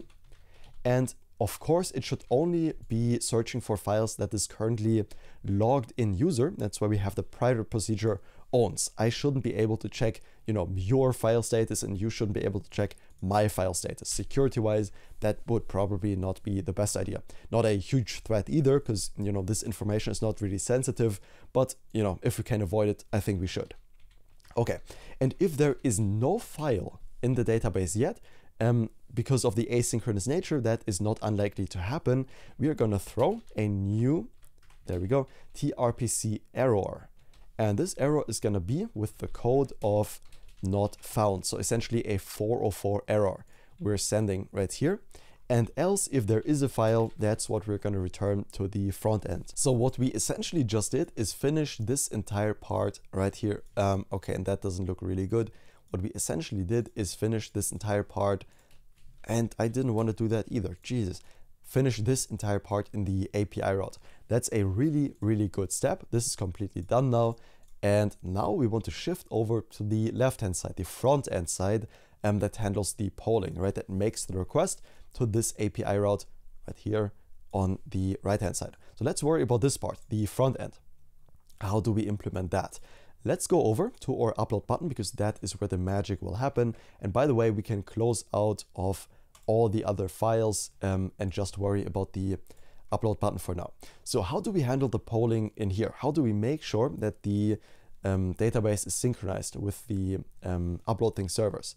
How we can do that is in a onSuccess callback we get from tRPC, import that, dot, and we can already see the API route we have just created, the get file, and then a use mutation, because this is a mutation. And this mutation always gets an onSuccess callback, in which we can handle the case that there is a file now. And once we are sure that there is a file, let's go to our tRPC index. So essentially in this case, there was a file found, we are returning it back to the front end.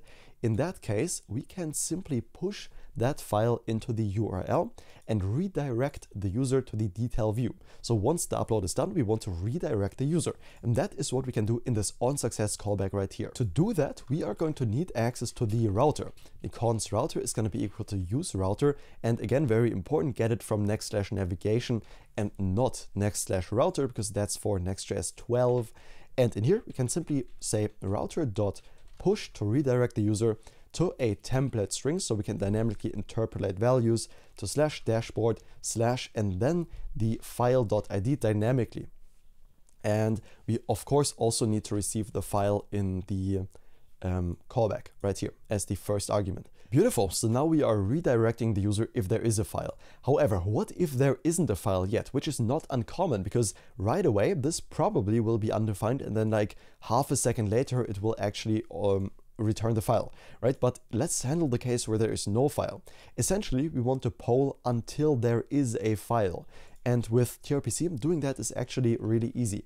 We can simply pass it a retry property of true, which means it will retry indefinitely until we get a successful response, which is exactly what we want. And also, we can pass it a retry delay of any delay that we want. I think 500 milliseconds, half a second is a pretty good idea. And the only thing that's left to do now is trigger this in the first place. This won't run on render because this is a mutation. We explicitly need to call the mutate function to make this start polling. So let's give it a name. Let's say start polling. And we can simply destructure it from the mutation, the mutate function right here.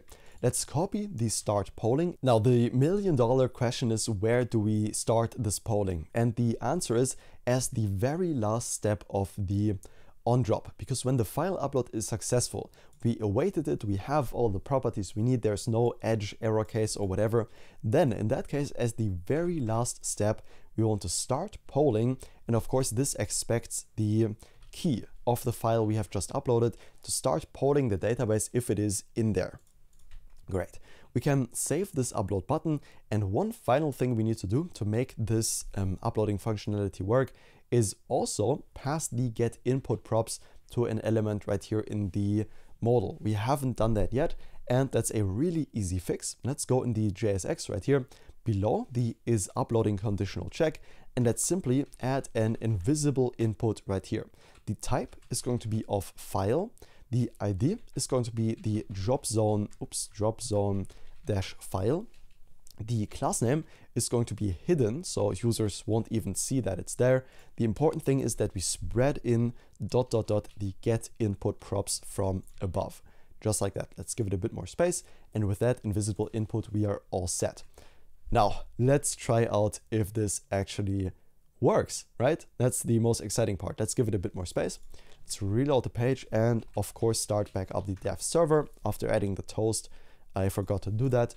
Let's reload the page and hopefully the file uploading will actually work. The file should ideally show up right here in our UploadThing dashboard and also in our database. And just as I said that, it should also show up in our database, I realized it can't show up in our database. We don't have a function anywhere that adds the file to our database. And that is exactly what the onUploadComplete is for. When the file upload is complete, this is where we handle the logic of adding stuff to our database. So for example, you can say, we can just add the file using Prisma right here. For example, let's say const created file is going to be equal to await db import the database.file.create. And now we need to pass the data that we want to create the file with. So let's pass in the data. The key is going to be the file.key, because the beautiful thing is we get access to the file that was uploaded right here inside of the onUploadComplete, which is really, really convenient. The name is going to be the file.name, just like this. The user ID we want to save with this file, so we link the user to their file, is the metadata.userid that we got passed in by the middleware. So this beautifully comes together right now as the URL. Okay, now it's gonna get a bit interesting. As the URL, we're gonna use a little trick, because the thing is, while I was developing this app, usually the file also comes with a URL. But I had the issue that sometimes this just times out, which it shouldn't, but for some reason it did. I talked to the developers and they are notified about this issue, but a really simple and always working fix that we can use is to just directly get this image from AWS S3, which UploadThing uses under the hood.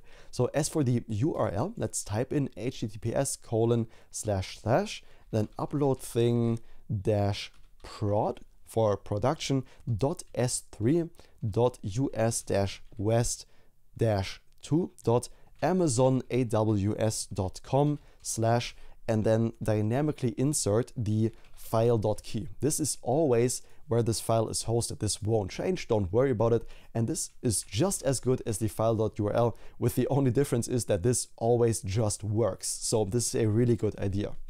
Okay, and last thing, as the upload status, we can just insert processing, because we will be processing it further and then later add either a failure or success state to it. And now comes the big reveal. Does it work? Does it not work? The dev server should be up and running. And with that, what we expect to happen now is that when we drag in a file here, the loading bar will work, and it will also add the file both to our UploadThing dashboard, which is right here under files, and also to our database. That's the goal right now. So let's see if it works. The big reveal. I'm gonna drag in the file. Oh, and it says something went wrong, try again later. Okay, that's something we will have to debug. Yeah, that's not ideal. Why does this happen? Let's investigate. Let's go over to the onDrop and take a look. And there we go. It literally tells us what the problem is right here in our CMD. Error file type PDF not allowed, and that is because in the core.ts in UploadThing, we can define exactly which file types we even want users to be able to upload. And currently we only have an image selected. However, there's a bunch of file types we could allow. And of course, the one we want to go for is PDF. Users should only be allowed to upload PDFs. And with that changed, in our core.ts, the dev server is reloaded. Let's try that again. Let's click this field and let me open any PDF file here on my right-hand side. Let's go with the lecture notes. drag them in here and let's see if this is working. The status does seem to be working, the progress bar, and on the left-hand side we can see successfully simulated callback for file. The polling seemed to work because we were redirected to the detail view, to the dashboard / and then the file ID with the onSuccess callback we have at the very top of the upload button. This one right here navigated us to the detail view. That is what I call beautiful. Let's check in the UploadThing dashboard if the file is actually here, and it is awesome. We can see the file size, if I give it a bit more space right here, about 100 kilobytes, which is totally fine. It's under our file limit of 4 megabytes. And also what we should see is the file in our database. Let's open up a new terminal right here and type npx Prisma Studio. That's gonna open up our database interface we can interact with to see what data we have in our database. Let's open that up and it should show the lecture notes.pdf with a status of processing and the URL right here. Everything works. Congratulations. I hope it does for you too. If there's any questions, if I lost you anywhere on the way, either consult the GitHub repository or go to the Discord if you have a specific question or error right here. We do have a Discord channel for this project where you can ask questions and get answers always. But I hope it works for you. It works really, really nice. We get the image in the dashboard and in the database, which is perfect. Now we're almost done with the upload button. As you can see, it does redirect us and everything works. Let's go back to the dashboard for a second, because one thing I've noticed is that this bar is always shown, this progress bar, and it shouldn't always be shown. So it should only be shown when we are in fact uploading. And that is because, if you remember, we set the state of is uploading to true by default, just to mock it out. Of course, we don't want that. And I think we are good to go. One important but small, one small but really, really important, very nice thing we can add right here is in the is uploading conditional check below the progress bar in the div of it, we can do something really, really neat. And actually it goes into the same div where the progress is inside of here. So we can do a check if the upload progress is triple equal to 100. If we are done uploading, then we want to show a redirect message to the user to let them know exactly what is happening for the best possible user experience. Let's give this div a class name, and this class name is going to be flex, a gap of 1. And by the way, we can already complete the ternary if this condition right here is not true. In that case, of course, you know the drill by now, we want to render out null. Okay, so the flex gap 1, we want items-center. Let's give it a bit more space so you can see the full class name here. A justify-center, a text of small, a text zinc of 700. Then we want to give it a text center. Let's go at the end here, text-center, and lastly a padding top of 2. And inside of this div we have just created right here, let's open that up. Inside of here goes a little spinner icon we want to display to the user. And that is once again the loader2 icon we get from Lucid React. And the class name we're going to give to this loader is going to be h3, a width of 3, and an animate spin property. So it spins, and we're just going to say redirecting period right below that. And that is about to wrap up our upload button. Let's move this into a proper side-by-side and give it a proper final test. Let's reload the page and see if everything works correctly. We can already delete all the files in here. Let's upload a new PDF. I'm gonna drag in the lecture notes and let's see if everything works correctly. The status bar is updating. Nice, it's at 100%, it says redirecting. Now the final detail we can add, I admit it's a bit nitpicky, but I do think it makes the user experience much better. When the file upload is at 100%, we can change it to turn from blue to green, and users will really appreciate that small detail. Okay, and the way we can do that is by slightly modifying this progress bar that we have in our app. So let's navigate into this UI component that was installed for us by the UI library we are using. Under components, UI progress.tsx, this is where we are. And one thing we can do is accept a custom property in this component. And that can be the indicator color, so whether it's blue or green, right? So inside of the props that we are destructuring at the very top right here, don't worry if you don't really understand what's going on, if you're not too familiar with TypeScript, don't worry about the top here. We're gonna walk through it step by step together. Inside of the destructuring right here, let's add one property, and that is gonna be the indicator color. So we can change it from any component where we call the progress. And let's create a type for this indicator color. So the type progress props, the properties we pass into this component are gonna be equal to react dot, and then component props without ref, because the ref is declared separately. And then in here comes a generic. We pass that in these, I'm not sure how these are called, but the HTML kind of brackets, the not angled, but like the triangle brackets, I guess. And in here, we're gonna pass the type of progress primitive dot root. Okay, and we're gonna extend this generic with an and sign and then a custom object. So we're taking the base interface of this and extending this by the custom prop we want to have in this component, which is gonna be the indicator color. And this is gonna be optional. That's why we have a question mark and of type string, just like this. And now this type is currently unused, and to actually use it, we can simply replace this part right here with our progress props. So essentially we took what was here and extended it by a custom indicator color. And by doing that, the error is going to be gone. Beautiful. And now we can actually use the indicator color in our app. And where we want to do that is right here with the progress primitive.indicator.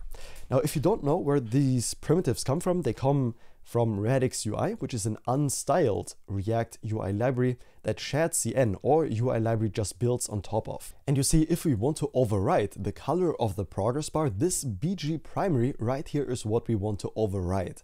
And to do that, we can do something really cool with our custom cn class name function. We can simply use it and apply all the styles that were there already by default. So nothing really changes unless we merge it with our custom indicator color. So only if we pass that, then the style is going to be overwritten, or else everything is going to stay as the default and nothing changes. So it will look always good, but if we want, we do have the option to override the indicator color. Beautiful. And let's actually do that. Let's switch over to our upload button and override the indicator color. The way we can do that is by passing the indicator color prop, which we can now, and this is going to be dynamic. So if the upload progress is triple equal to 100, if we are done uploading, then we want to pass a background green of 500, and else we can just pass an empty string, because again, all the defaults are already handled in the progress bar and we're not going to overwrite anything this way. Beautiful. Let's save that, and we are officially done with our upload progress. Let's reload the page to get a fresh version of our build. Click upload PDF, and you can even pause the video and test this for yourself. Everything should work perfectly right now, and let's try it together. Let's drag in a PDF file. Once again, the lecture notes are super handy for this, and let's try out if this works.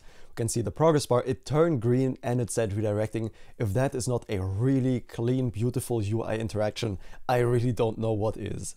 Okay. And with that out of the way, we can actually get started in the dashboard, because we have everything we need. We have the file uploaded. It's in UploadThing. It's in our database, exactly. So now we can actually get started in building out the PDF renderer and render the actual PDF right here. Okay, to do that, let's close all the windows. Let's give it just a tad less space. Let's go into the PDF renderer right here. And let's get started building this out. So do you remember we were at the top bar and this is where we left off? Okay, and if we go back to how this should look, it was somewhere on this page. Let's zoom out, there it is. So the PDF options, like, you know, rotating the PDF and zooming in and whatnot, only makes sense if we are already displaying the PDF. So maybe I got a bit ahead of myself here. We can't really see the result of rotating the PDF if we're not rendering it out beforehand. So I say we work on that first. We actually render out the PDF, and then we get into the options at the very top. So let's get it. Let's do it. Let's go with one closing div below, because this is gonna go right below the the div with a height of 14, this is where we want to start developing right now. Let's create a new div down here and give it a class name of flex-1 to take up as much space in the flex container as possible, a width of full, and a maximum height of screen. So it takes up at maximum 100 view height units and never goes above that. So it doesn't take up more space than the actual screen. Okay, inside of here, let's create a new div, and we're gonna need this div for later. We're not gonna give it a class name right now, but this div is gonna be very, very useful here in a second. You're gonna see that.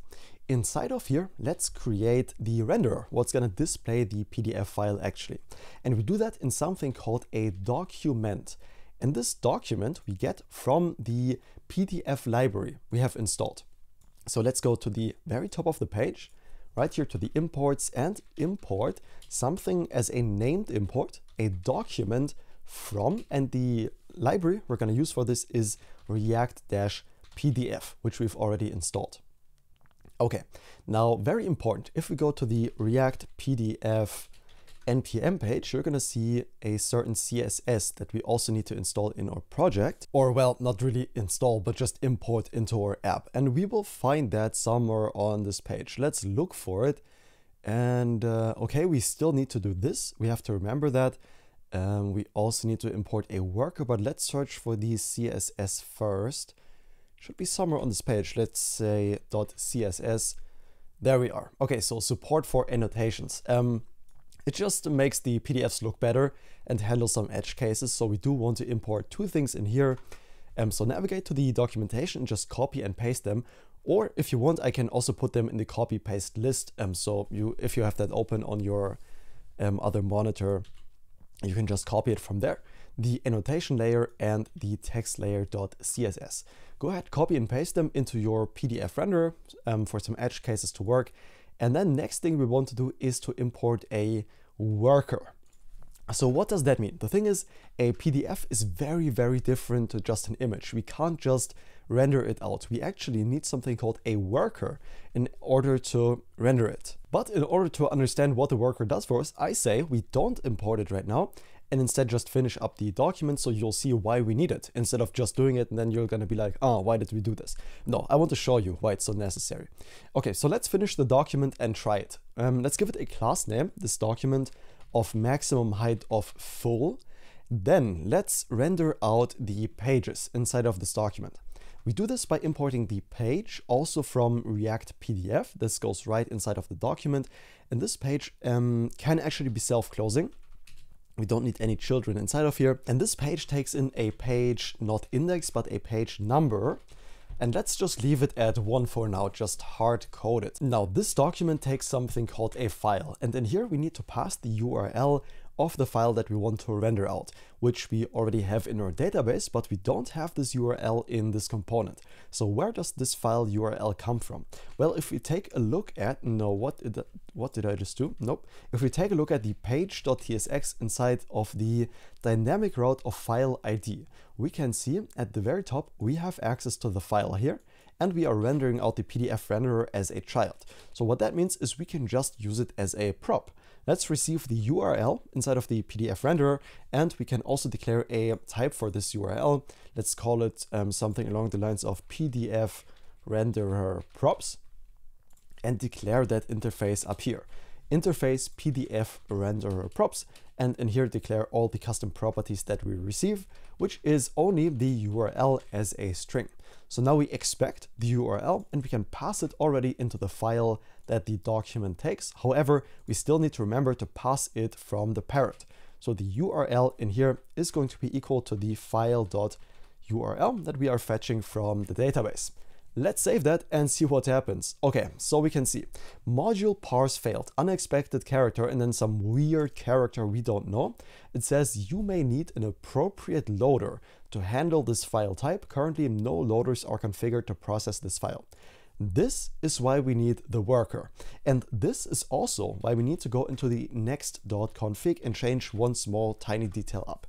As I mentioned earlier, PDFs are nothing like images. We cannot just render them. Instead, we need a custom Webpack config inside of our Next config. And don't worry, it sounds complicated. It really isn't.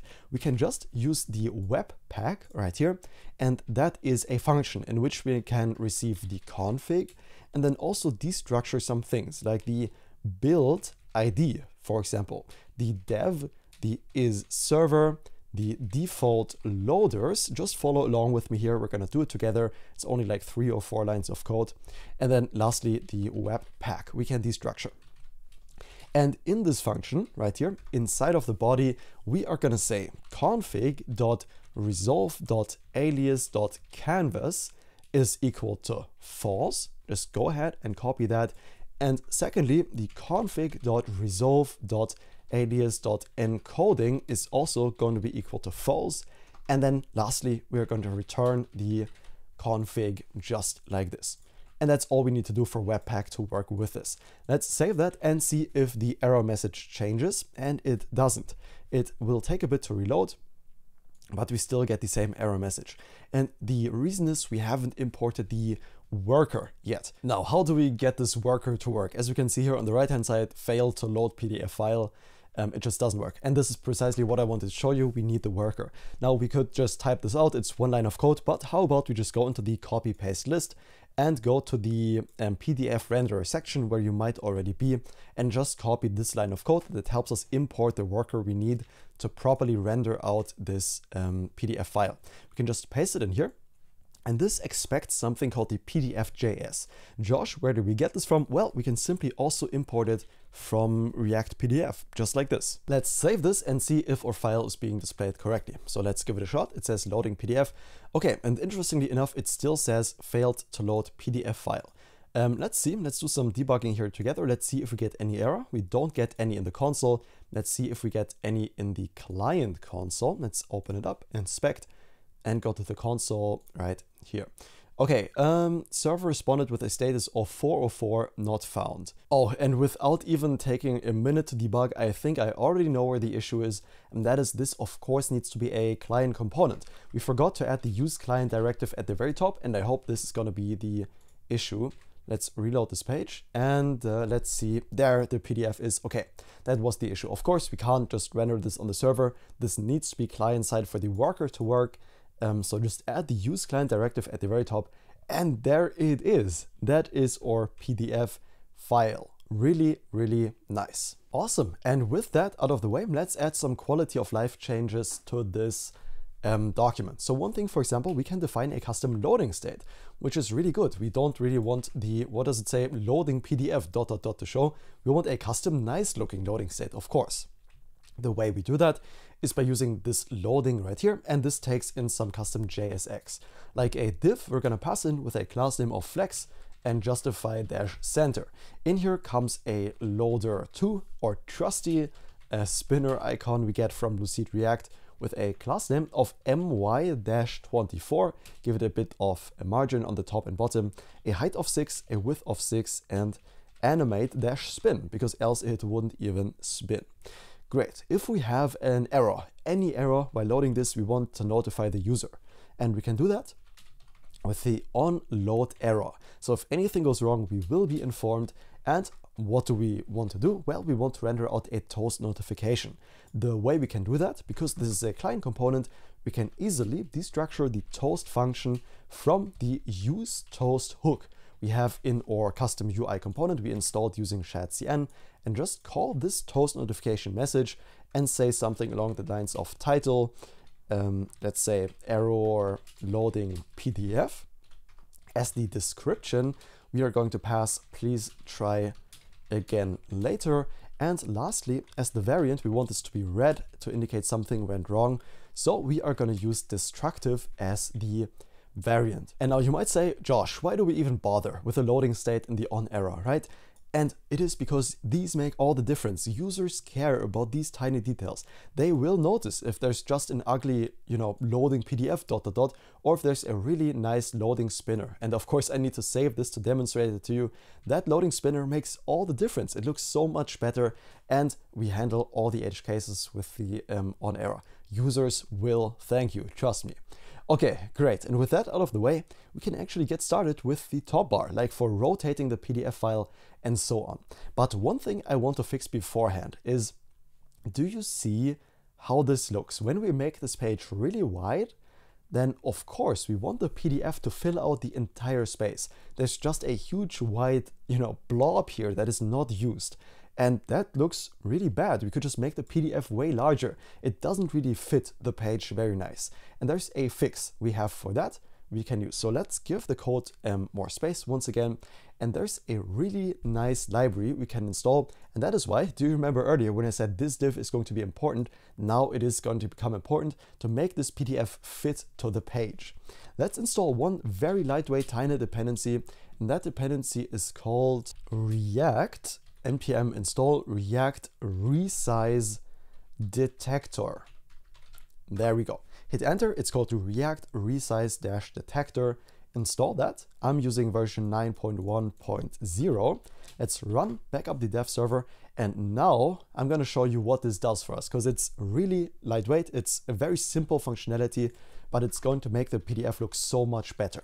We are going to destructure something from a hook called use resize detector and invoke that. Now this hook, the auto imports of course don't work. Let's reload the window and see if they do work. And if they don't, we're going to import it just manually from the package we have just installed.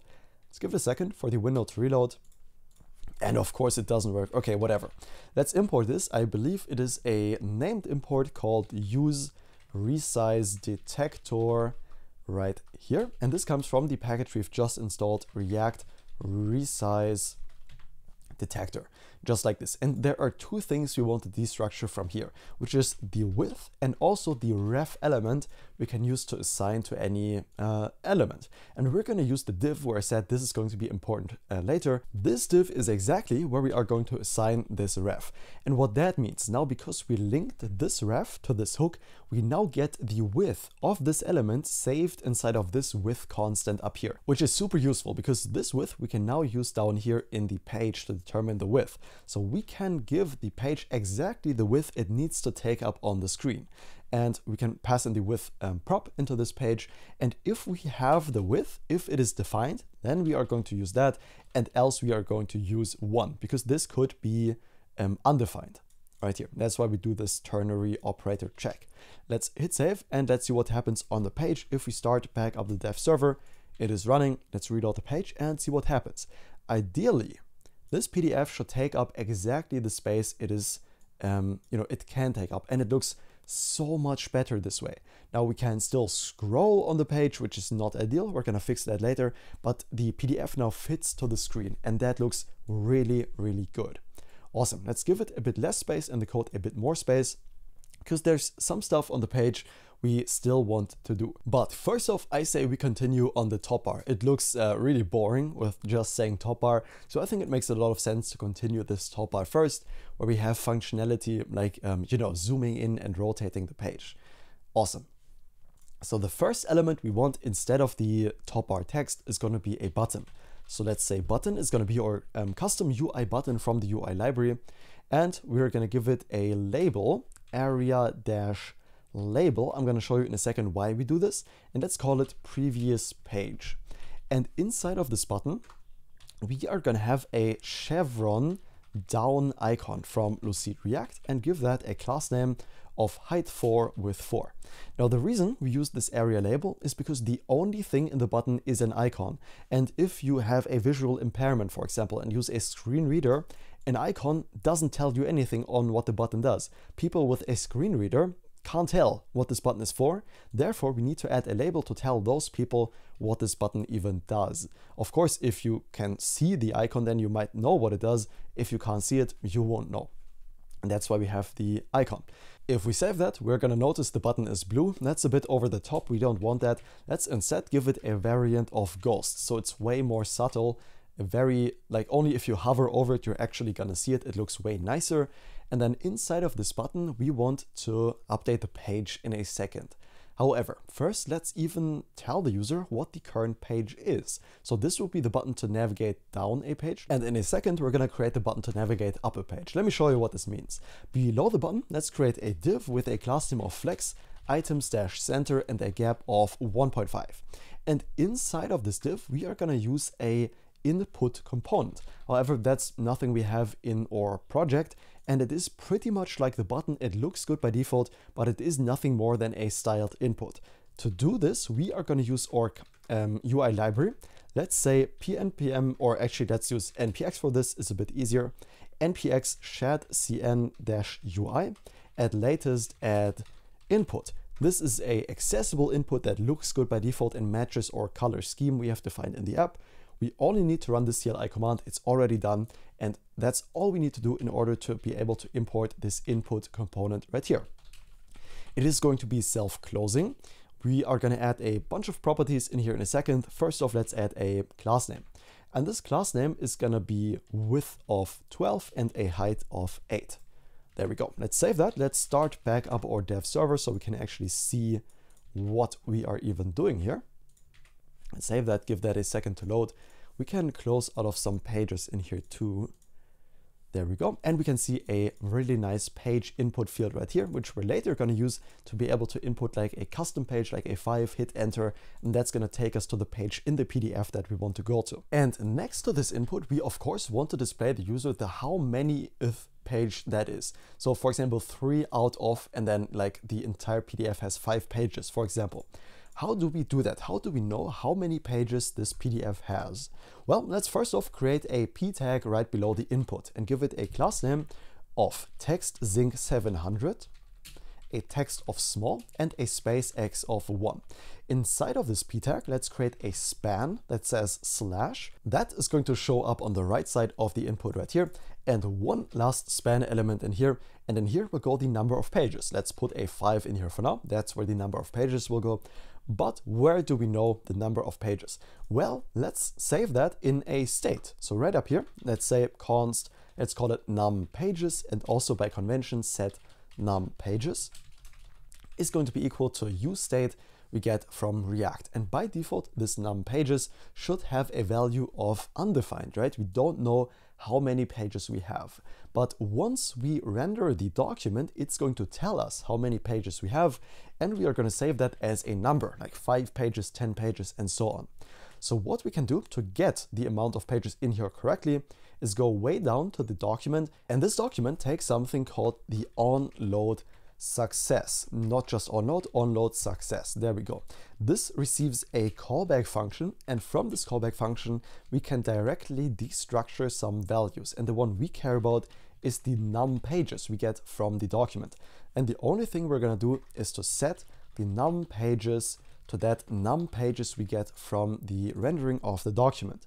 Perfect. So that means we now have the correct value of the number of pages inside of this state. Therefore, we can now use it right here in the span element that we just created. So in the span element, let's insert a dynamic value, and this is going to be the num pages. We could leave it at this, right? This will work. It will show 3 pages, which is correct. This PDF has 3 pages. But one thing I want to point you to is while this is loading, pay attention to what this 3 becomes. It's just a slash and then an empty value. And for a loading state, we can do better. That's why we can add a question mark. So if this evaluates to null or undefined, which it will during the loading state, in that case, we can just render an X. So instead of showing nothing, we can show an X right here, which as a loading state, I think is a lot cleaner. Awesome. And that's how we can display the number of pages. Now all that's left to do is copy down the button. Let's copy this, go below the div containing the input and the p tag right here with 2 closing divs to go afterwards, and then paste the button in here once again.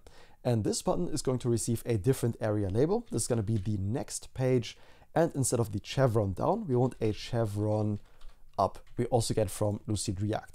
Let's save that, and that looks much better. However, there is no functionality yet. This doesn't really do anything. It doesn't change the page of our PDF when we click it. To keep track of the page that we are currently on, we're also going to do this in state. So let's call this cur page for current page, and also set cur page. You know the drill by now. And this is going to be a use state, which contains nothing else than a number. And by default, we want to be on the first page. So we're going to pass in a 1. And just because I like it, once again, I'm going to say number right here. Awesome. Okay, so the current page is going to be 1 by default. And now to synchronize the page that is shown in the document to this state number right here in the current page, let's copy this value, current page, and go way down to where we render out the page. And this takes in a page number prop right here. Oh, we already passed it. That's why we don't get IntelliSense. We hard-coded it to 1, but this needs to be the current page state that we have up above. And now using these buttons to increment or decrement the page is easy as cake. The way we do that is let's go up to the button and add an on-click listener. So what should happen when we press this button? Right here. The thing we're going to do for the previous page is we're going to set the cur page, and we receive the previous value in the callback as the first argument or parameter, whatever it might be. And we're going to set a conditional, or we're going to do a conditional check in here. If the previous value -1 is larger than 1, then this is a totally fine action, right? In that case, we're going to return the previous -1. But what we don't want to allow is to go below the first page, right? There shouldn't be a 0 or -1 page. That doesn't make any sense.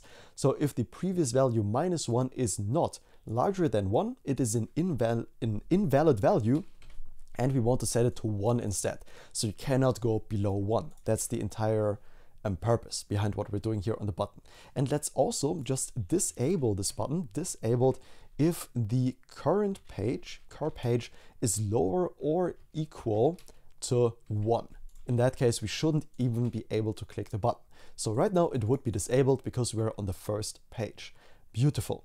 A very similar thing we're going to do for the second button. This is also going to get an on-click event right here with a callback. And in this button, we're going to handle a very similar logic, just the opposite way around. So we're also going to set the current page and receive the previous value. However, if the previous value +1 in this case is larger than the num of pages, in that case, we want to set it to the num of pages, so the upper limit, like 3 in this example, because it would be an invalid value, else we just want to let the user increment this. Now we do get an error here. Type undefined is not assignable to type number, which means that the num pages could be undefined, right? In this case, let's insert an exclamation point to tell TypeScript we always know that this will not be undefined, don't worry about it. And if we left it at this, it could be undefined and we might get a really serious error right here. However, what we're going to do is to disable this button if the value is undefined. So the disabled state of this button is going to be if num pages is triple equal to undefined, or if the current page is triple equal to the number of pages we have in total. So that means we can always know that num pages is going to be defined when this on-click fires. And just like that, we implemented the page functionality where we can switch up and down between pages in our PDF renderer. Beautiful. What we can't just do is with this field right here. It doesn't display the current PDF page. If we enter a number and hit enter, it doesn't do anything. I can just type anything in here, and that's not ideal. Of course, if we type in a 2 here and hit enter, we want to go to the second page. And if I type in something invalid here, which doesn't make sense and doesn't represent a page in the PDF, we want to let the user know that this is an invalid value and they can't go to that page. And to make this happen, the logic of this, right, to check if it is a valid page and so on, there is a really, really nice dependency we can use, and that is called npm install React Hook Form. Let's hit enter. If you've never worked with React Hook Form before, you're definitely missing out, and you'll be really happy to have it learned in this video. I use it in almost all my applications where there's any input logic involved. It is super useful in making sure that the input that the user gives you is valid and makes sense. Let me show you exactly how this works. At the very top of our file, where we define the states and so on, let's destructure something. Const empty object is going to be equal to a hook called useForm. And this useForm hook comes from React Hook Form, the package we have just installed. Let's import useForm from React Hook Form. There we go.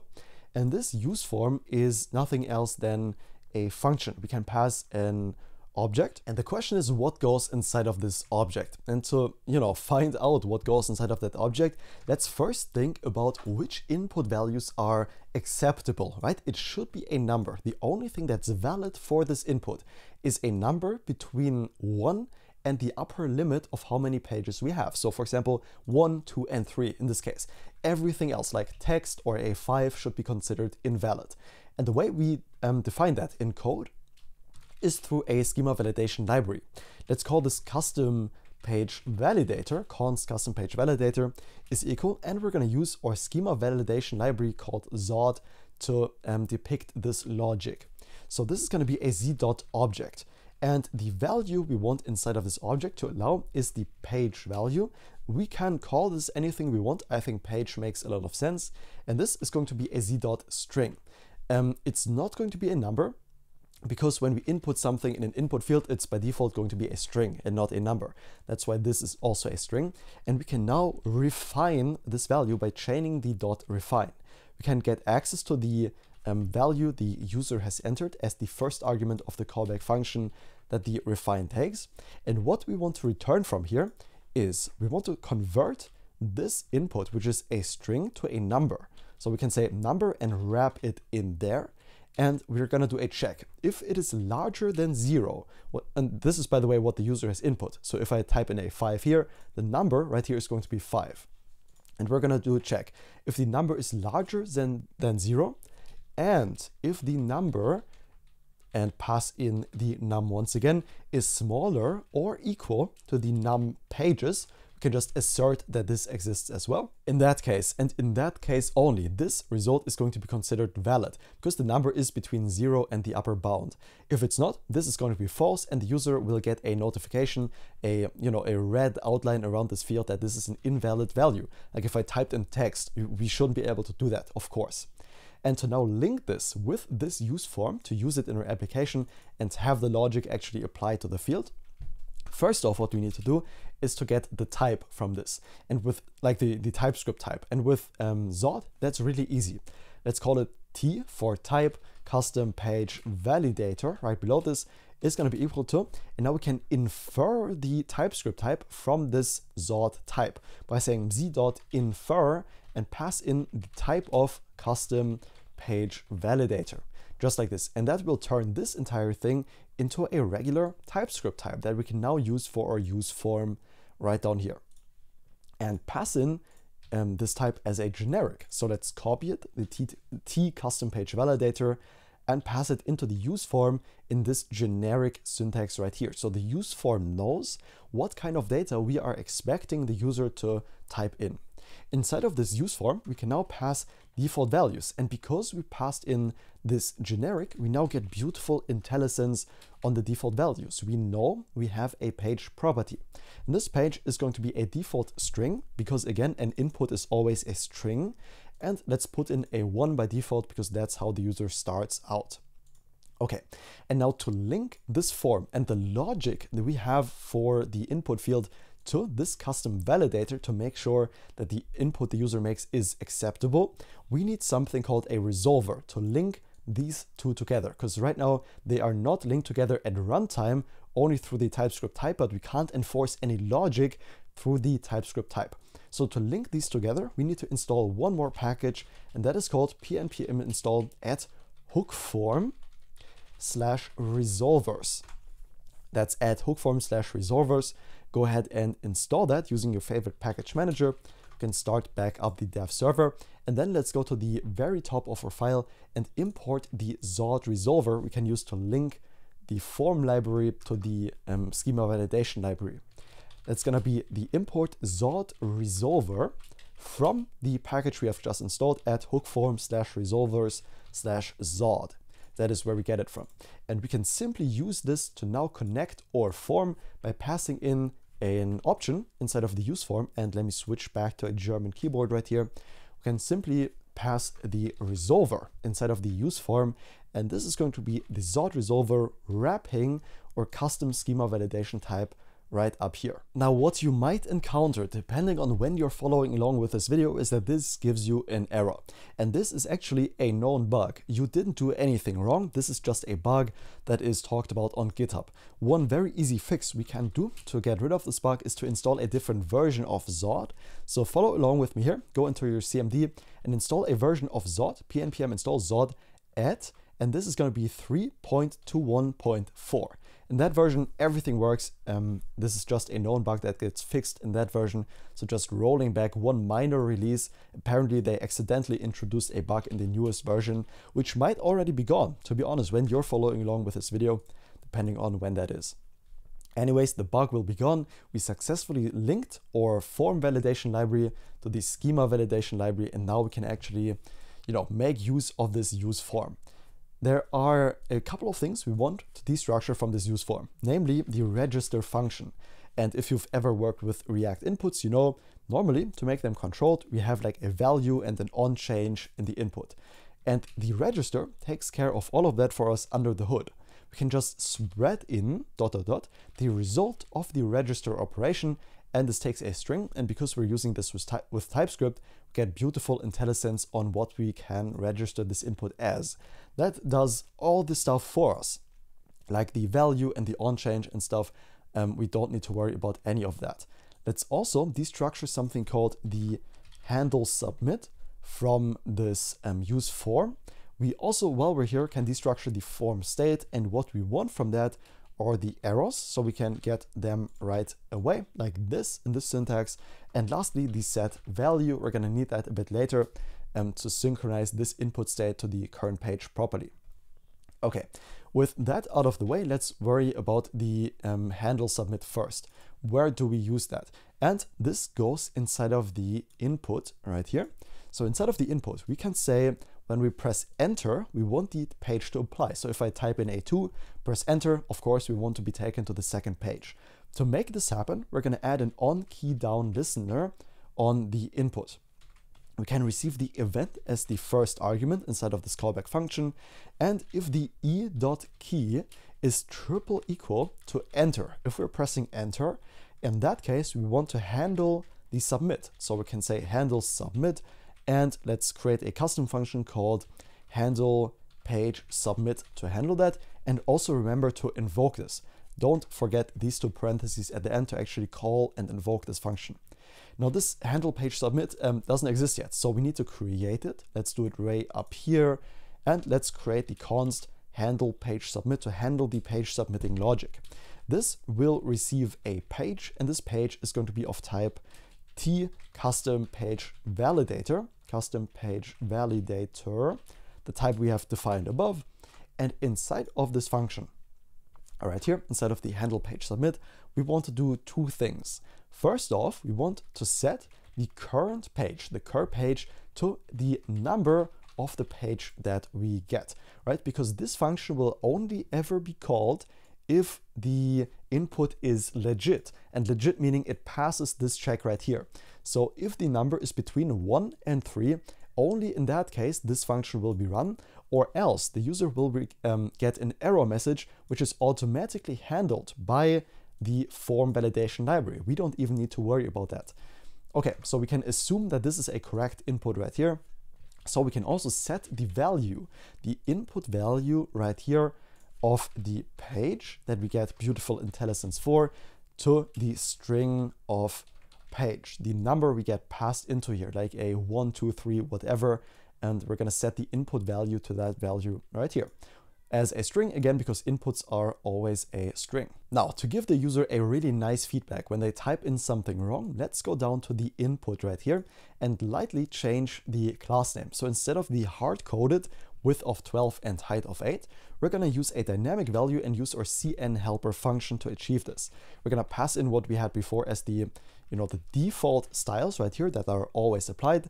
And if there are errors, and the errors are for the page input, which this right here is because we registered it as such, if we have errors for this input, which is our only input, then we are going to apply a class name. And this class name is going to be outline red 500. Let's save that, input some bogus that doesn't work, and hit enter. And unfortunately, it doesn't work. Okay, and once again, after like 2 minutes of debugging, I found out that we actually just needed to restart the dev server, and that was the fix. Wow. Okay, never mind. Let me get rid of the 2 console logs I inserted here, and just make sure you restart your dev server for this to work. And also, one thing we want to do is change the outline. That wasn't the outline, but instead let's do a focus dash visible and then a ring dash red dash 500. Let's give it a bit more space. That tends to look better, and because the whole thing is going to be red in that case. So we're going to start out on page 1. If we enter page 2 and hit enter, that's going to take us to page 2. And if we enter some bogus that is not a page, then this is going to turn a beautiful red to indicate that this is an invalid value. Perfect. This is exactly what we want. Okay, beautiful. The only thing that's left to add in the top bar right here in the orange part now is the zooming and the rotation, right? So how about we add the zooming first? Let's give this a bit more space, and let's go down a tad below the button right here and below the closing div below it. Remember, this closing div right here is still for the top bar. We want to stay inside of it, but begin a new item in here with creating a div, and let's give that div a class name of space x of 2.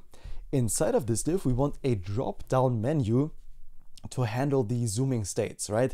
There should be like a selection of 100%, 150, 200, and so on how far you want to zoom in. And we are going to create this using a drop-down menu. A beautiful accessible one is already provided to us by our UI library.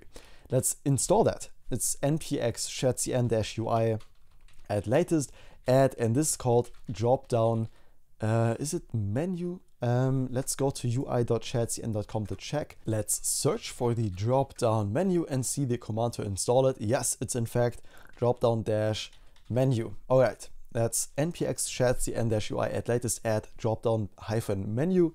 Hit enter on that. That's going to do all the work for us to install a beautiful accessible drop-down menu. It's going to take a while because it does involve a dependency. Let's hit pnpm dev to restart our dev server and navigate back to our page.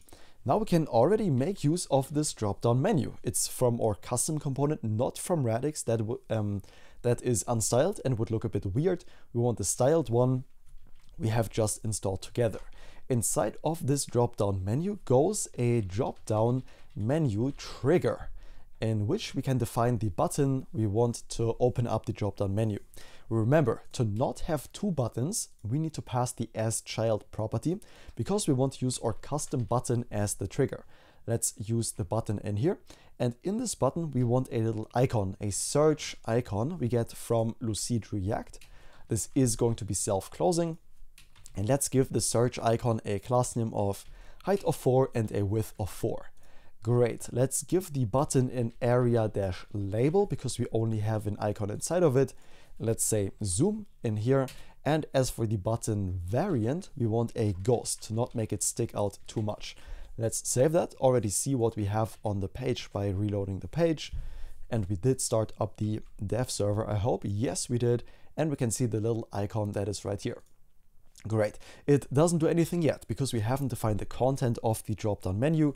Also, really quick, let's give the button a class name, and that is going to be gap 1.5, and also give this entire thing a bit more space. Okay, now we get to the part of what should be inside of the drop-down menu. First off, let's create a drop-down menu content. Right here, we also get that from our UI library below the trigger, but still inside of the drop-down menu. And for each item we have in here, we can simply state the drop-down menu, and you can probably guess it, drop-down menu item. As easy as that. Also not from Radix, but from our custom UI component. Let's say, for example, 100%. Save that, and when we now open up this drop-down, it looks beautiful. It's fully accessible with keyboard. And we get the 100% right here. Now, this currently doesn't have any effect. When we select a value, it does literally nothing. And for it to have an effect on the UI, we obviously need to save it in a state. So let's say the const, and let's call this scale and set scale at our states up here is going to be equal to use state. Now the question is, which scale do we want to start at? Now, just like with the current page, the default value we're going to use is a 1. And just because I like it, once again, we're going to pass in the explicit TypeScript type, which you don't need to, but I think it does look a bit better. Okay, then we can now work with the scale to take an effect on the PDF.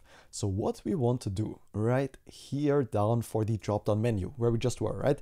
First off, we want to display which scale we are currently at to the user. For that, let's go below the search icon and insert a dynamic value right here, which is the scale times 100. right here, and % for that. And right below that, or right next to it, we can add an icon that indicates that this is a drop-down menu. Because if we left it at this looks good, but nobody would probably care to click it because they wouldn't know what it does. So let's add a chevron down icon right next to the scale in %, and this is going to be self-closing. This icon will get a class name of height 3, a width of 3, and an opacity of 50. So it looks a bit more subtle. So we can tell it's a drop-down menu if we pay attention to it, and it looks really, really good. Now for the items. What do we want the item to do? Well, on select is something we get for each item. And when this item is selected, we can simply set the scale to 1 for the 100%. Let's copy this down using Shift, Alt, and arrow down. And you can define the next option. This can be anything you want. I'm going to use 150% as the next step, and the scale should be 1.5 in that case. Let's copy this down another time. This time this is going to be 200%, and the scale is going to be set to 2, of course. And let's do one last one for people that want to zoom in really, really far, and that is going to be 250% for very small PDFs, and that will of course scale to 2.5. Great. We can now select these values in our dropdown, and they work, but the PDF is not scaled accordingly. It doesn't have an effect on the PDF yet. And the way we can do that is we can also pass this into the page at the very bottom. This takes a prop that is called scale, and we can simply pass it the state that we're keeping track of. And that way we are actually going to be zoomed in right here to the PDF. However, as you might notice, oh, what happened right here? As you might notice, it doesn't really work yet. Localhost, there we go. If we go into here, it works by default, but if we select a different scale, well, everything crashes. That's not ideal. Let's go back and let's fix that issue. And the first thing we're gonna fix is let's go up a bit above the document and the ref or the div wrapping this document. One thing we want to do is, you remember when we click this and scale it up, it suddenly becomes huge and takes up the entire screen. Of course, that's not what we want. Instead, we want scroll bars to be able to scroll around the PDF, but not suddenly make it take up more space on the screen, more than it is assigned to take up. And one really, really handy package we can use for that is called npm install simplebar-react. Go ahead and install this, and what this does for us, let me show you. Let's let it install, and then start back up our dev server, and then go to the very top of the file, right here to our imports. What we can now import is the simplebar as a default import from simplebar, the package we have just installed, simplebar-react, just like this. Now let's go back a bit right here to our document, just like here, and insert that simplebar package we have just installed. This is not going to be self-closing because we're gonna wrap this div inside of it. I'm going to use my emit balance outward hotkey right here to select the div and wrap it inside of the simplebar. We are talking about the div with the ref, by the way. That's where we currently are. Okay, this simplebar takes a auto hide property, and this is going to be, and why am I on English keyboard again? This is going to be false by default. And also it takes a class name, and we're going to pass a class name of maximum height, and then a dynamic value. That's why we use these angled brackets once again with Tailwind. And what we're going to insert here is a calc. We're going to calculate the value of 100 view height minus 10 rem, just like this, and hit save on that. And now what you're going to notice is once we scale this up, and let's reload the page beforehand, and I hope the dev server is running. It seems like it. Let's let this refresh and then zoom in a bit. Let's go to 200%. Okay, and something is seriously wrong here. It shouldn't be that way with the simplebar. Give me a minute. I'm gonna do some debugging and I'm gonna be right back. Okay, and after some time of debugging, I found again, this is a very simple fix, but one thing we forgot is, do you remember when we added the simplebar right here? We just did that. And the purpose of this is to ensure that the PDF never gets bigger than it can be, because that's what's crashing the application. The PDF is just becoming way too big for the page when we increase the scale, because this only happens when we increase the scale. So to fix that, we are going to go into our layout or root layout and import the CSS that simplebar needs in order to display this correctly.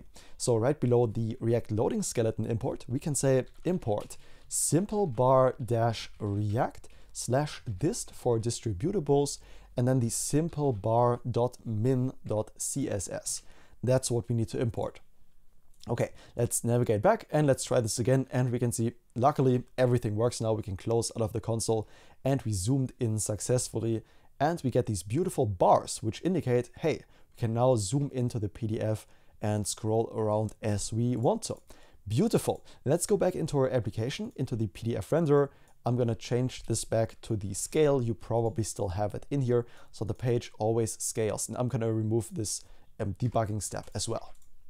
Okay, let's save that, and we now expect this to work properly. By default, it's going to be rendered at 100%. Now the PDF is really large. This is going to change when we develop the chat wrapper. Don't worry about it for now, and we can actually zoom into the PDF as much as we want to and scroll around.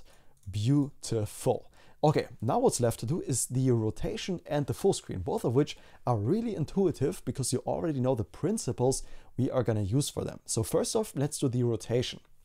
Let's move this into a side-by-side. And of course, the rotation, why is the side-by-side not working, also goes into a state because we want UI updates to go with it. So let's go into your PDF renderer. We can close all of the other pages for now, by the way. And let's save the current rotation inside of a state as well. So const rotation and set rotation by convention is going to be equal to use state. And this, of course, also will take a number starting at 0. I'm going to add the number generic in here as well. Now, to have a button to actually rotate this around, let's go ahead and add that button. To do that, we are going to go below or drop down menu right below this one, still inside of the div for it though, because that's the div that's on the right hand side here. We want it in there. And then here, we're going to create a button right here. This button is going to have an area label because again, we're just going to have an icon inside of it. So people with a screen reader can tell what this is for. The area label, there we go, and let's say rotate 90 degrees. There we go. And inside of this button, the icon we are going to use is the rotate CW for clockwise, and that is going to be self-closing with a class name of height 4 width 4. Perfect. This button is going to be a variant of Ghost, so it doesn't pop out too much. Let's save that, and we're going to be able to see the button right here. Beautiful. However, we also want this button to do something. Right now, it doesn't do anything. So on click, we are going to change the rotation. For that, we can call the set rotation to change the state. This gets the previous value inside of the callback. And what we want to return from here is, of course, the previous value plus 90. So we are rotating this clockwise. If I now press the button, nothing happens because we haven't linked the state to the page yet. And to do that, it's really easy. Let's go down to the page and pass the rotate as the rotation state that we have and hit save. Now when we click the button, it will actually rotate the PDF, which is exactly what we expect to happen when we click the rotation button. Really, really good work. The last thing we want on this page is a button to view this PDF in full screen, because to be honest, sometimes this text will be really small, especially when it will have a bit less space due to the chat wrapper being on the right hand side here, right? If we're not zoomed in, sometimes it could be a bit hard to see. So let's move this to the right side and get started creating that full screen button right below this button right here. Let's call it PDF full screen. This is going to be a custom component which doesn't exist yet. Let's give the VS Code a bit more space and create that component under our components folder in source. A new file called PDF full screen .tsx, and the functionality is actually going to be pretty straightforward. Let's first create the component. Const PDF full screen is going to be nothing else than an arrow function that we export as the default at the very bottom of the page. Export PDF full screen. Beautiful. Now inside of this component, we want to keep track of the open state, and to do that, we're going to use React state. It's going to be equal to use state from React. And by default, it should not be open, right? The full screen view should be closed by default unless the user presses the button to open it. So let's call the state is open and also set is open just by convention, and we can already get started with the JSX in this component. This is going to return a dialog, one we have from our custom UI library. Right here, it's not going to be self-closing, and this dialog will take an open property because we're going to make it controlled. You remember that from earlier? It's the same thing now. We can pass in the isOpen to the open, and then on open change, once again, we receive the visibility as the V, let's just call it that. And then if it's not true, so if not V, if it's invisible, then we're going to set the isOpen to that visibility. Okay, so essentially kind of like a toggle, right? And inside of this dialog, we can once again make use of the very useful dialog trigger, also from our custom component, not from Radix, and pass it the asChild property as usual, because we want a custom trigger, which is going to be a button we get from our UI button. This button is going to say nothing. It's just going to be an icon inside of here, and that is the expand icon we get from Lucid-React. We can simply pass it a class name that is going to be height of 4 and width of 4. And because we just have an icon in the button, once again, we need to pass an area label. Well, technically, we don't need to pass it, but it is a really good idea to make your app more accessible to people. And let's say full screen inside of the area label, so visually impaired people know what this does. The button has a variant, and that is going to be ghost. And let's give it a class name of gap -1.5 as well. Great. We can already save this, and let's import the PDF full screen inside of our PDF renderer component. So we can already see it showing up right here, and there it is, beautiful. If we click this, nothing happens yet because there is no dialog content. There is nothing to show in the modal that pops open, right? So let's change that. Inside of here, let's define the dialog content. This is what's going to show up in the pop-up.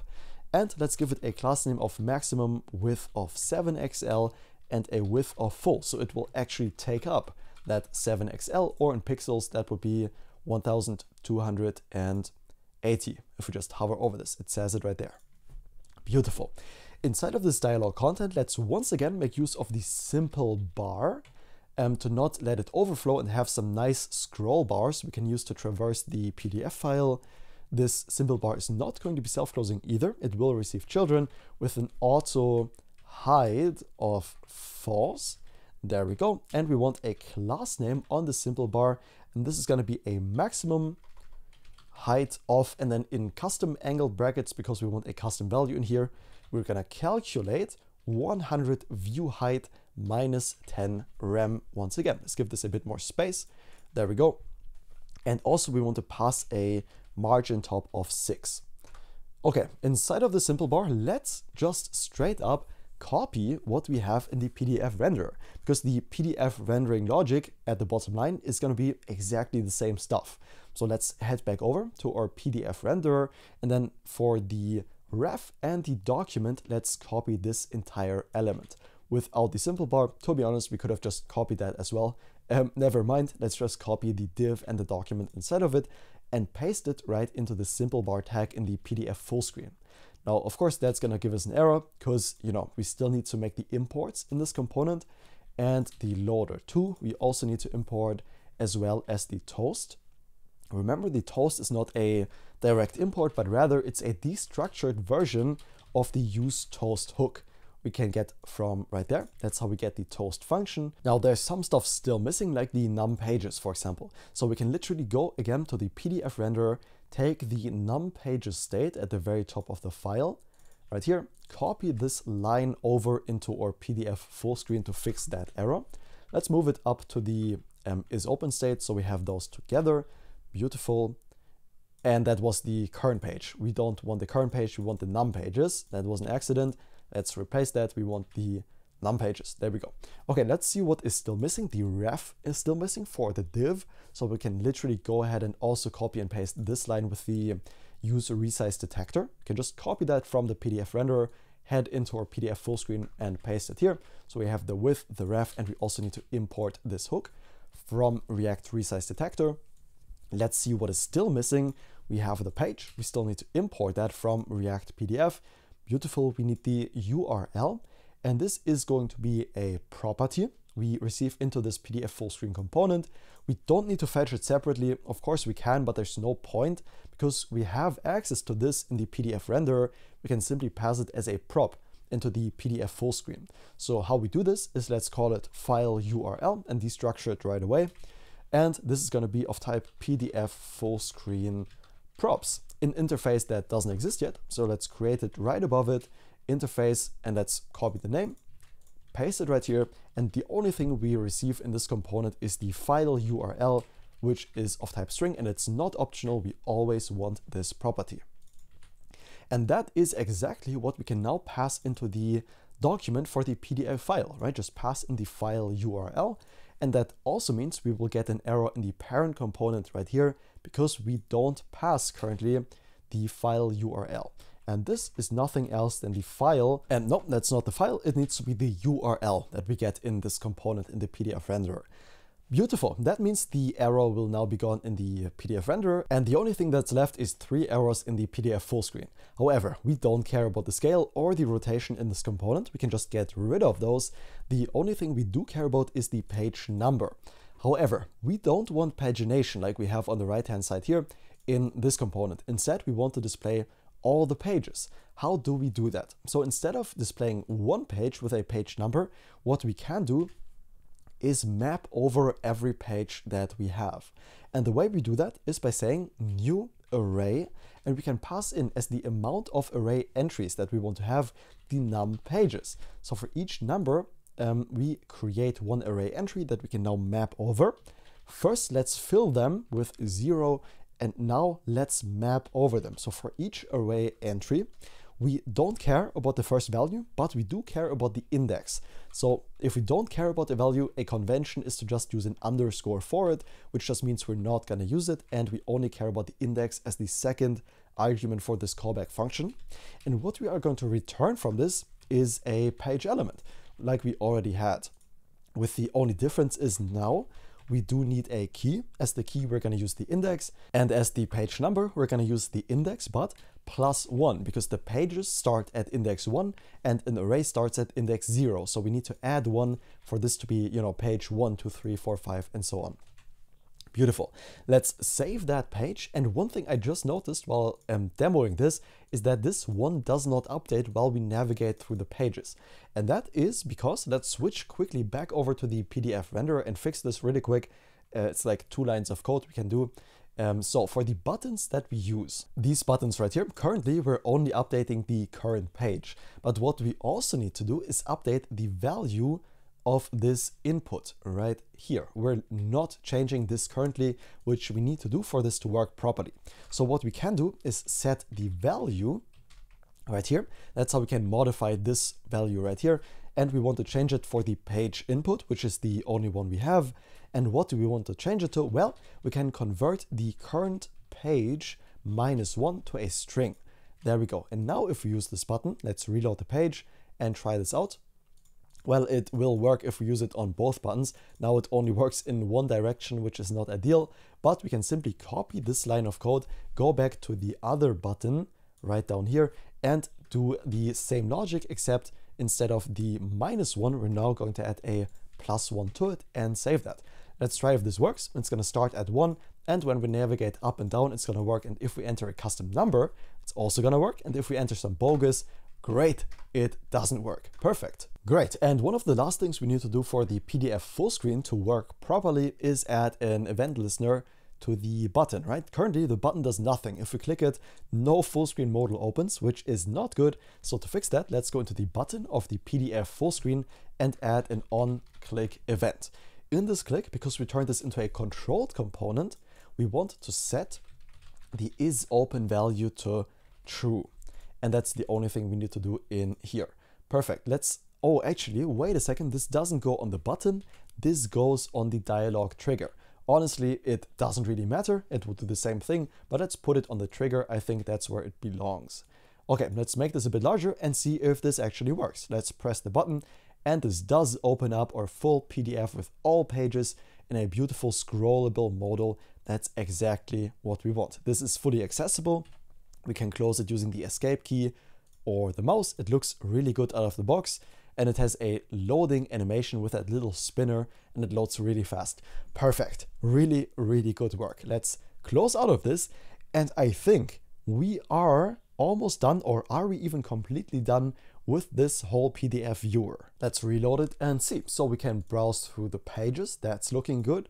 We can zoom into the pages.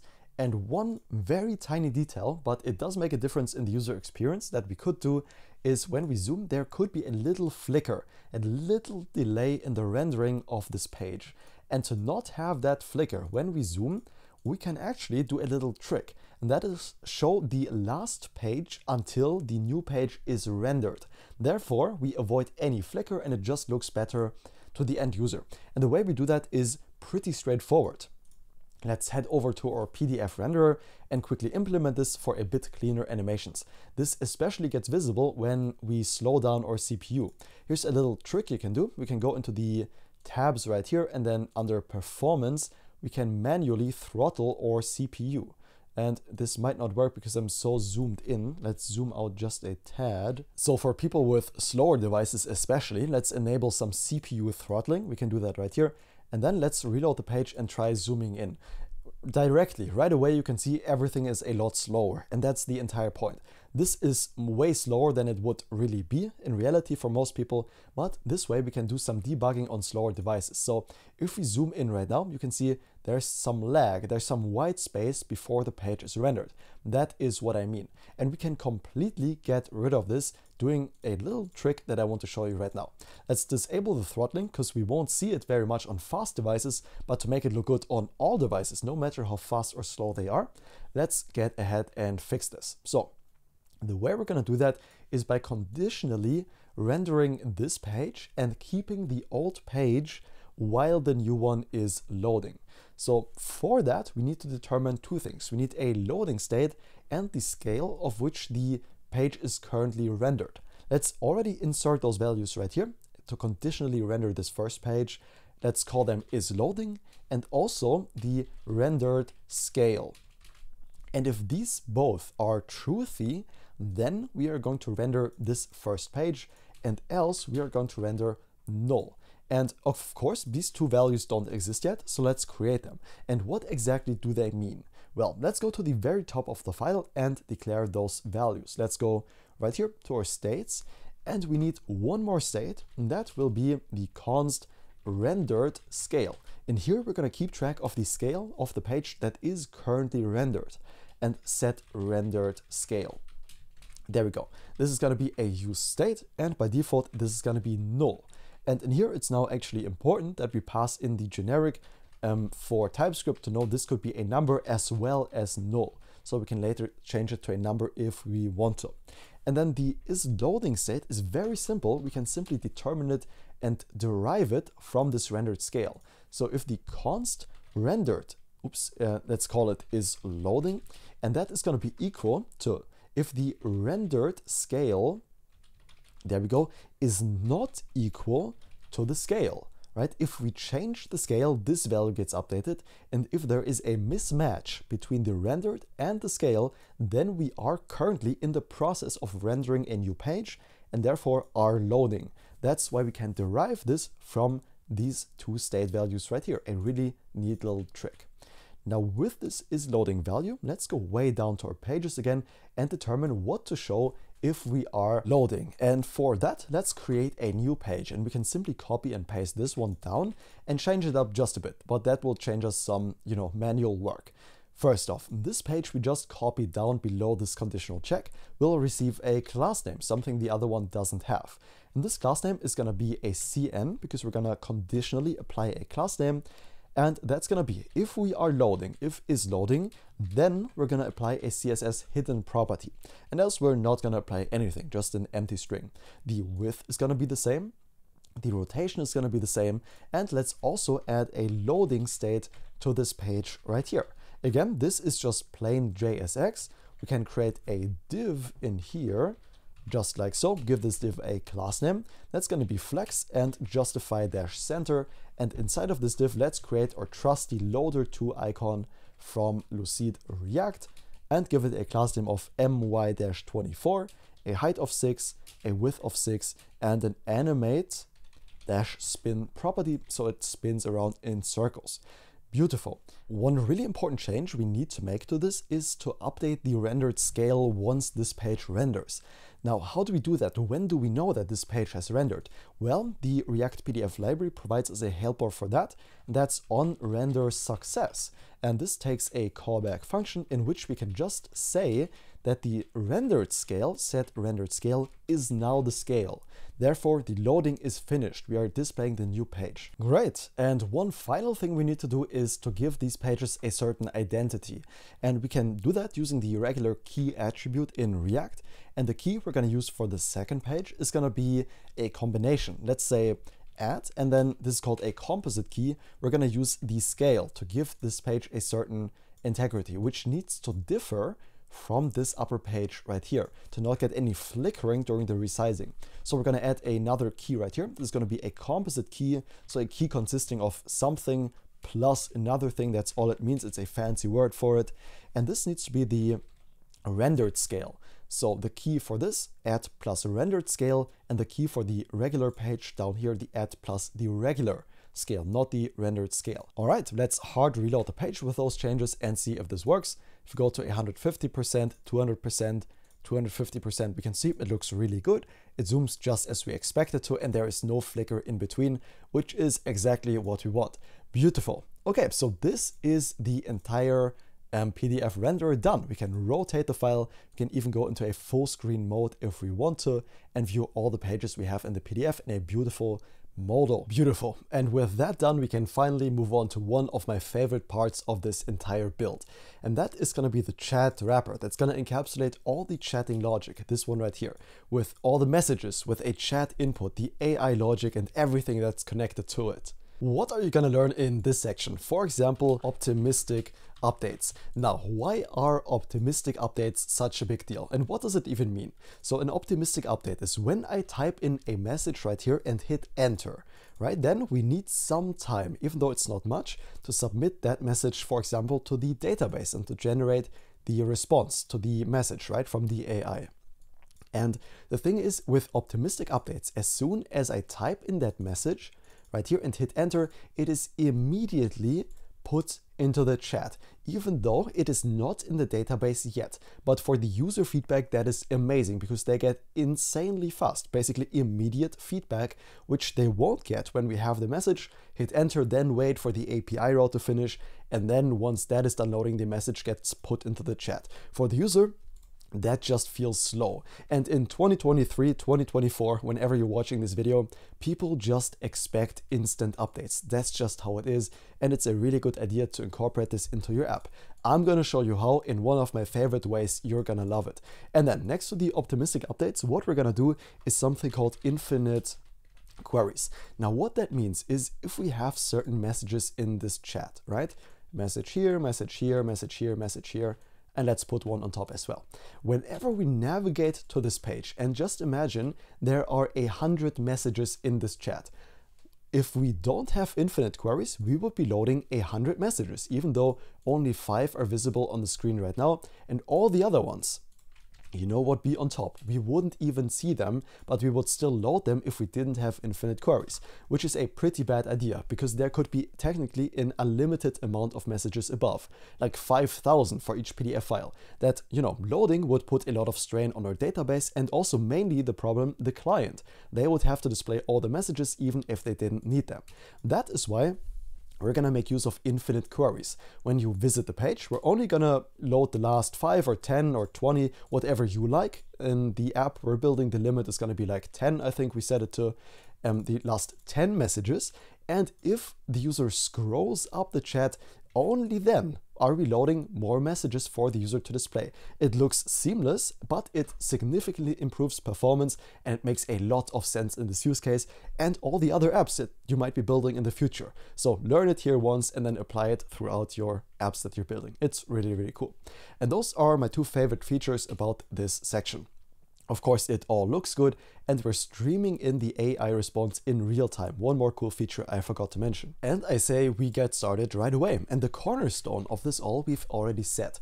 and that is going to be the chat wrapper that is rendered down here. Now, what is the purpose of the chat wrapper? Why do we need this? Well, it serves three purposes. First off, it handles all the loading states for us.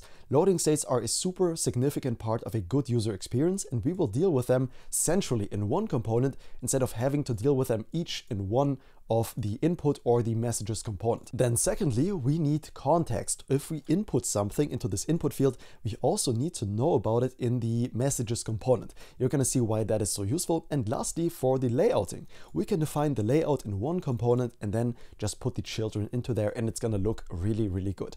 Let me show you how we're going to do this. First off, in the chat wrapper, let's begin by creating a div element. And this is going to get a class name of relative, a minimum height of full, a background zinc of 50, and let's give this way more space to work with. There we go. A flex, a divide of y, a divide zinc of 200. You want a flex dash call. Let's go a bit to the right side, a justify dash between, and lastly, a gap of 2. Inside of this div right here, we're going to create one more div with a class name of flex dash 1, a justify dash between, a flex, flex dash call, and a margin bottom of 28. So quite a bit. Okay, and now comes the thing. In here, we want to display the messages. And these messages will live in their own component. That doesn't exist yet, so let's create it. It goes right here, and let's create the component under source, components, and then a new file called messages.tsx, and I messed that up. It should be messages right here in the chat wrapper as well. In this component, the messages, const messages, are nothing else than a regular arrow function. Once again, let's export that as the default, export default messages from this component so that we can already import it back in the chat wrapper and have it work here. This doesn't return any JSX at the moment, that's why we're getting an error. So let's just return a basic div from these messages so we can already use them and get the layouting done before we dive into the messages component further. Right below the messages, we're going to render out the chat input. These are going to be separate components. We have the input right at the bottom here, and then the messages, what you can see on the top here. These are going to be separate. So let's declare the chat input right here as another component that doesn't exist yet. Same thing as with the messages. Let's go over, and what we can actually do is kind of separate our concerns here. So because the chat will involve about 3 to 4 components, what we can do, and which makes a lot of sense here, is create another folder, and let's name it chat. And all components that are related to this chat will go into this chat folder. So for example, that's going to be the chat wrapper. Let's move that into there. That's going to be also the messages right here. Let's move it into there. And now in here, we can also create the new file for the chat input.tsx. Let's just go ahead and copy over the messages boilerplate into the chat input. So we're a bit quicker and don't need to write it from scratch. And then let's just replace the messages with the name of chat input and save this file. Now we can already import this in our chat wrapper. Okay, and after importing the chat input, let's save this component. Now, what I teased earlier, one really important function of this chat wrapper is to handle loading states. And what are these loading states going to depend on? Well, do you know, if we go to the core.ts, I'm just going to show you this, no need to follow along.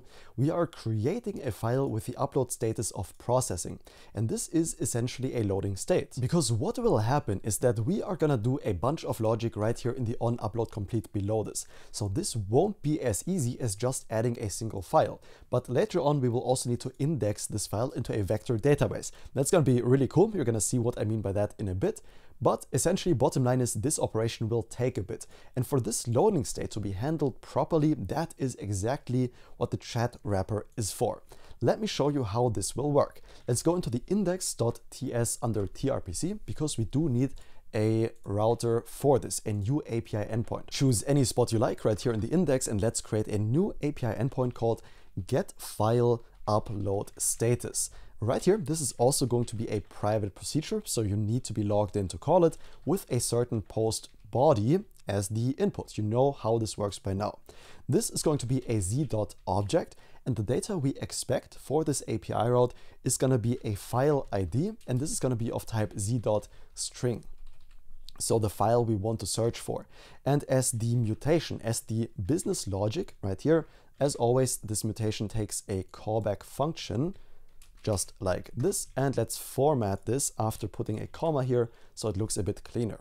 Okay, as for the business logic in this API route, what we want is to find a file and check for the status of that file upload. So how we do that in practice is, let's say const file is equal to await db.file. And again, to be able to use the await, we need to mark this mutation as asynchronous, just like this. Remove the extra parentheses, and then let's find the first file that matches our criteria.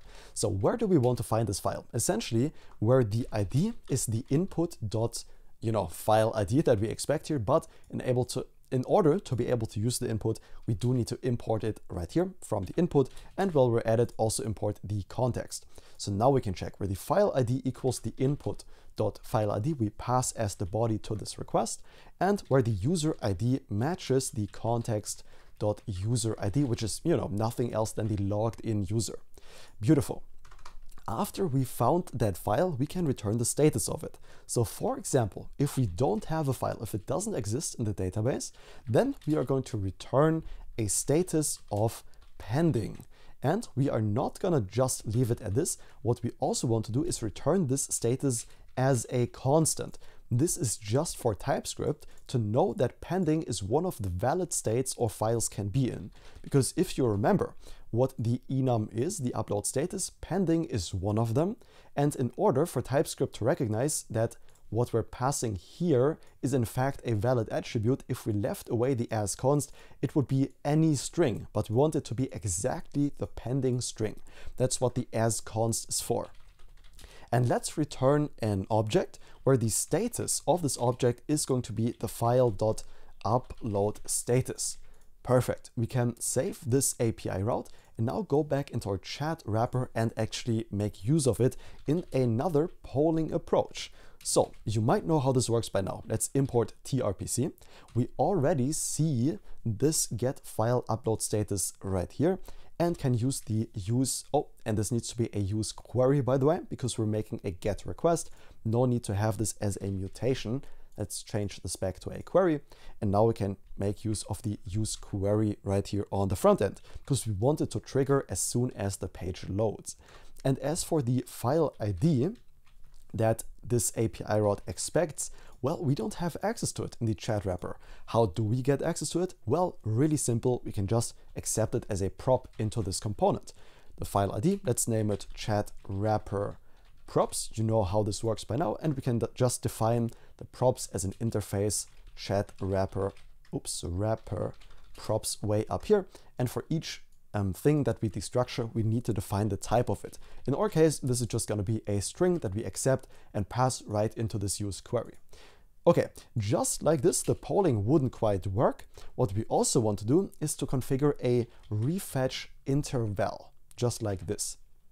Now, this refetch interval passes in the data, so whatever we return from the API route is going to be accessible right here in the data.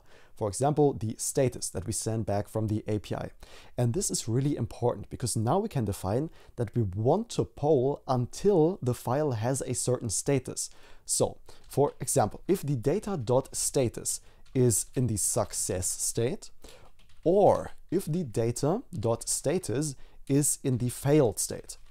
That both means, whether it's success or failed, doesn't matter, both of them mean that the file upload is technically done. It's resolved. Whether it's successful, failed, doesn't matter. So in that case, we want to stop polling because there's no longer a loading state. We have a definite result. And if it's not, then it's either pending or processing. So in that case, we want to keep polling in a 500 millisecond delay. All right. And by the way, one reason we get this error right here is because we're not making use of an implicit return, but instead are just passing a function block. That is not what we want. Let's remove the curly braces. Alternatively, what you could do is just return the statement as well. But I think it looks a bit cleaner. If we just get rid of these curly braces and do something called an implicit return, where this is implicitly directly returned from the function. Beautiful. And now if we destructure the data and the isLoading property, we have everything we need to get set up and running for beautiful loading states in our app right here. So the first thing we want to do is handle the isLoading loading state. If we don't have a status yet, so not success, failed, processing, or pending, if we don't have any of these yet, but at the very start when this page is first rendered, then the isLoading is going to be true when we don't have the result of the database API call yet. That's the isLoading. And in that case, we are going to return some JSX, a beautiful loading state to be precise.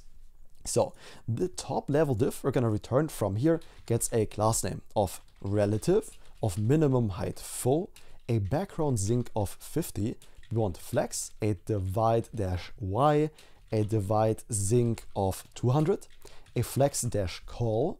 Can we give this a bit more space? Yes, we can. There we go. A justify-between, and lastly, a gap of 2. Beautiful. Inside of this div, let's create one more div with a class name of flex-1, flex, justify-center, items-center, flex-call, and lastly a margin bottom of 28. Let's open up this div and create one last div, I promise, with a class name of flex, flex-call. We want an items-center and a gap of 2 in here as well. Beautiful. And in here, let's put our loader 2. We are gonna put this, you're gonna see we're gonna change it up later in the other loading states. In the isLoading, we're gonna use a loading spinner just like this with a class name of height 8, a width of 8, a text of blue 500, and an animate-spin to make the circle turn around in circles. An h3 element with a class name of font-semi-bold, a text of extra large saying loading ... There we go. And lastly, to finish up this loading state, a paragraph element with a class name of text zinc 500 and text-small. And in here, we're gonna say we, and then what I mentioned earlier, the and, apos, and colon for the save HTML right here. We're preparing your PDF, period. Okay, let's take a look at what this looks like. Let's change it to true, the isLoading, so it will always be truthy. Save all the files, and also we need to turn this into a client component because we are making use of tRPC in the component. So save that, turn it into a client component. Let's move this into a proper side-by-side. There we go, and reload the page. So there we go, that was our loading state. Again, that was really, really fast. But if we expand this and take a look at the right side, this right here is our loading state. And what we can also do, just for decoration, is already render out the chat input inside of this component as well. The thing is, this chat input is purely for decoration, right? We want to make it very apparent to people that this is a chat, but they shouldn't be able to interact with it while this entire thing is loading, right? So that's why we also want to pass in isDisabled property to the chat input that, of course, we need to accept first in the chat input. So let's navigate over into the chat input and accept as a prop an isDisabled property. And we can just call this the chat input props, for example. Go to the very top, of course, declare that interface chat input props, just like this. And then for each thing that we're destructuring, like the isDisabled, which could be optional, we want to declare that this is a Boolean value. Right now, this doesn't do anything, but what it does allow us to do is already use the functionality as if it was already functioning from our loading states in the chat wrapper. So we can already pass the isDisabled flag right here. Even though it doesn't do anything, we can already syntactically clear everything in the chat wrapper. Perfect. Let's return to the isLoading instead of the isTrue to only show this conditionally. So if I save that, it will obviously remove the loading state here from the side. Beautiful. Let's replace the true with the isLoading again, so we're not constantly mocking this loading state. And next up, let's handle the processing state. So if the data.status that we're receiving in this component is processing, triple = processing. There we go. In that case, we're going to return a very similar component to the isLoading, and we can just copy and paste the code we have up here, again using our emit balance outward to mark the entire element with just one button press and paste it right here in the processing step. Now we do want to change some things up, like for example loading. Let's change it to processing PDF, and as for the p tag content, let's say this won't, and then for the apostrophe, we're again going to use the same tactic, won't take long, period. Okay, the loader 2 can stay the same consistently, that's good. And by the way, this is stuck in a loading because of our database state of the file. We're gonna fix that up later. Let's first complete the loading states here on the left-hand side.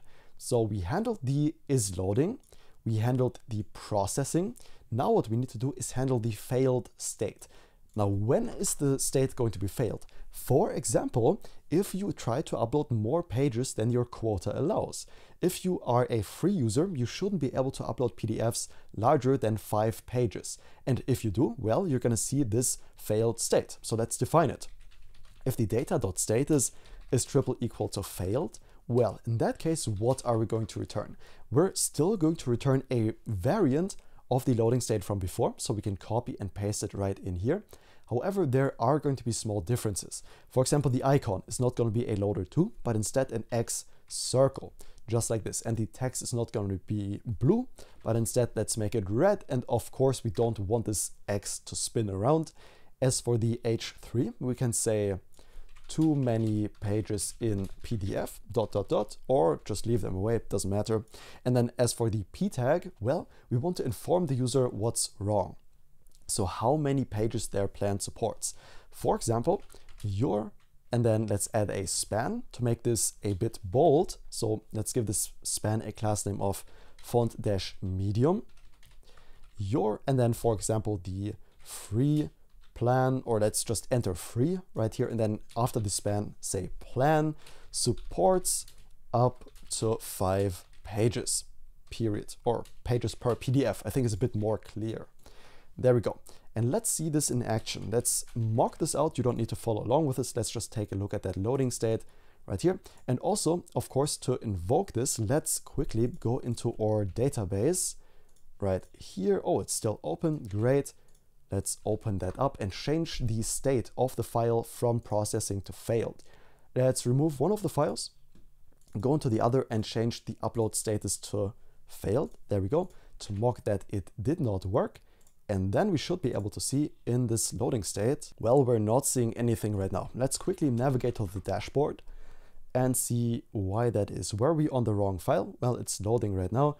And now we should see that the error status here, that we have too many pages per PDF, and it does pop up really quickly, but it doesn't show permanently. And that's not ideal. That is not what we want. So if we can see anything in here, okay, interesting.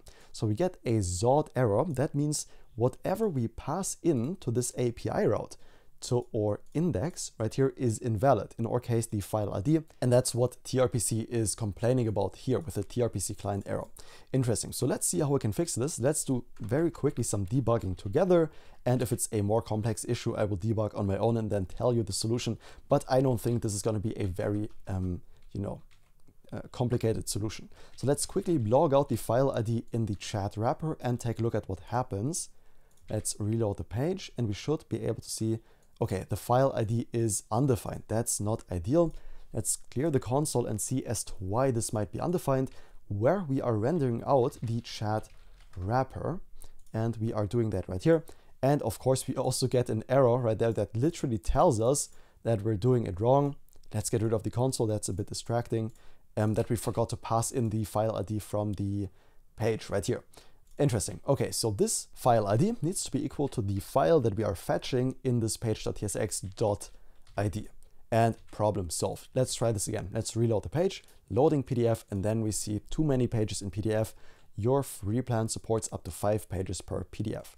Of course, this is just mocked. This PDF only has 3 pages, so we shouldn't see that error in any, real setting, but now we know what it looks like and that it works. Perfect. Now, one thing we want to do is when we're displaying a loading state, we want always to offer the user an option to get out of the, in quotes, bad state. And what that means in practice, for example, for this state right here, let's offer them an option to go right back to the dashboard, right? Because they have nothing more to do on this page. So let's display a link right here. We get from next/link.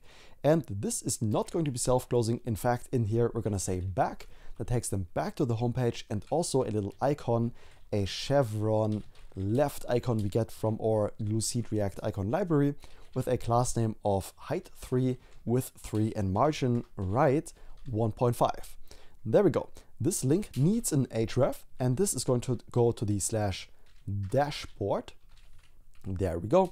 And also a class name to give it nicer button styles. These are going to be dynamic, and you already know how this works by now. We can pass in the button variants to apply the default button styles. However, we don't want the default styles as the variant. We want the secondary. There we go. Select that. And as the class name, we want a margin top of 4 to space it out a bit from this p tag element right here. Awesome. Let's save that, see how it looks. We got the back button, very subtle, but it is there for users to just click to head back right to the dashboard. Perfect. Very, very nice. Let's go back into the file so we can see the loading state here on the right-hand side. And that's it. That's the loading states all done. We're handling 3 different cases for the error. We're handling the processing, and we're also handling the isLoading state. Really, really nice. Anything else basically means that the file upload is either still in progress or it was successful. And if it is successful, of course, we actually want to display the chat and all messages inside of it. So we can get rid of the or true, because that will always evaluate the true, and just leave it at the data status is equal to failed, and then render out all the good stuff in the other case. So in order to see this, let's go back into the Prisma Studio and quickly change this to success to pretend that everything went well, which normally it always should. And then we can see that this is still empty, because essentially we are rendering out 2 empty components, the messages and the chat input. And what I think makes more sense to do first is the chat input, because without it, there won't be any messages to display in the first place. So let's start in the chat input. Let's start by giving the top level div in here a class name, and also give this entire thing a bit more space. Like that. This div class name is going to be absolute. We want a bottom dash 0, a left dash 0, and a width of full. Inside of here goes a form. And this form is not going to get an action. Instead, it's just going to get a class name, and that is going to be mx of 2, a flex dash row, a gap of 3, on medium devices an mx of 4, on medium devices and the last element, a margin bottom of 6, you know, this syntax right here. Then on large devices an mx of auto, on large devices a maximum width of 2xl, and on extra large devices, XL, we're going to give it a maximum width of 3XL. Let's give this a tad more space. There we go. Inside of here, let's create another div with a class name of relative. This is going to be flex, a height of full, a flex dash 1 to take up as much space in the flex container as it possibly can, an items dash stretch, and lastly, on medium devices, a flex dash call to enforce a vertical layout. Okay, in here, let's create one more div with a class name of also relative, flex dash call, a width of full, a flex dash grow, and a padding of 4. Perfect. Inside of here, one more div with just one class name, I promise, and that's going to be relative. And inside of this div, we want the input element, right? Let's quickly take a look at our drawing right here, how this should look like. This is the component we're currently developing, this little chat input. And of course, we need an area where you can type in your text. And that's not going to be a regular HTML input, but instead, we're going to use a text area for that. So we can type in multiple lines, which is way better of an idea for long questions in the chat than a plain input is. So how we're going to do that is let's go in here and let's say pnpm, or let's use npx for this, npx shadcn-ui at latest to add another UI component to our app, and that's going to be add text area, and hit enter. That's going to add a accessible, good looking text area to our app that we can simply go ahead and use right here in our chat input. So let's start up back the dev server, go in between this div with a class name of relative, and insert a text area that we just, not test area, text area that we just installed into our app. Beautiful. As the placeholder, let's pass it enter your question, ... And then let's give it a rows. That needs to go as a prop into the text area. A rows of 1, a max rows of 4. Not in the array syntax, of 4. And now you might be wondering, hey Josh, the text area doesn't take a prop that is max rows. And you'd be right, because we are not going to be using the default text area that is installed into our component. That's the beauty of shadcn as a UI library. We can customize all the code that we want. Because one thing this text area right here lacks, as it's just a default text area, when we enter multiple rows and try to type a multiple row message, it won't grow with the message. It will add like a weird scrolling bar and it's going to look really, really awful. So to counter that, let's add a very lightweight dependency, npm install, pnpm install, doesn't matter, and it's called react text area dash auto size. Hit enter on that, and it's literally just a React text area that automatically sizes with your input. That's all it does. It's super lightweight, and we can already go ahead and import the text area auto size. There we go, from React text area auto size. And what we can also import just for TypeScript is the type. So comma, and then let's also get the text area auto size props type to use in this component. Let's give this all a tad more space. Format the file, there we go. And the only thing we're gonna do is switch out the text area to the text area auto size. And of course, we also need to tell TypeScript that, hey, this is fine. So let's just copy the text area auto size props and replace the text area props right here. And just like that, all the errors are gone. Perfect. Let's also very quickly remove the minimum height of 80 pixels right here. We won't need that. And we can leave the rest as it is and save the text area. And now you can see, now it does accept a max rows of 4 property. Amazing. And we can continue right here. One cool property that you might not know about that you can pass to pretty much any input or text area in React is the autofocus. And what that will do is when you load the page, the cursor, the type will automatically be inside of the input by default. It's a really neat little trick. Doesn't require much at all, just that one property. Okay, let's add a class name to this text area, and that's gonna be a resize-none to make the little icon in the bottom right disappear because it doesn't look good. A padding right of 12, a text-base, a padding y of 3, a scroll bar thumb blue, a scroll bar thumb rounded, a scroll bar track blue lighter actually, a scroll bar w 2, and a scrolling touch. Now these aren't Tailwind properties, these are custom CSS properties that we don't have in our app yet. So let's quickly go ahead and add them in our globals.css right here. And because this is not a CSS tutorial, what I suggest you do is just go into the copy paste list and grab all the CSS styles from here under the scroll bar CSS section and paste them right here beneath the granny. That way we don't need to type this out yourself. I even forgot some comments in here. I'm gonna remove them in your paste list. There we go. And just by doing that, we have a nice looking scroll bar and don't really need to care about the styles. This is not any advanced CSS, very stupid work, and we can just save some time by copy and pasting that. Awesome, so let's continue in the chat input. Right below this text area is where we are gonna create a button right here. And that's gonna be the sending button. And in here, we're just gonna have an icon, and that is gonna be the send icon from Lucid React. We can just go ahead, import that, and give it a class name of height 4 and also a width of 4. Now, because we only have a icon in here, let's also add an area label, and this is gonna be send message. There we go. Let's already preview what this looks like here on the right-hand side. Let's go into a side by side. There we go. And let's see what this looks like. Well, it doesn't look like anything because the dev server is not on.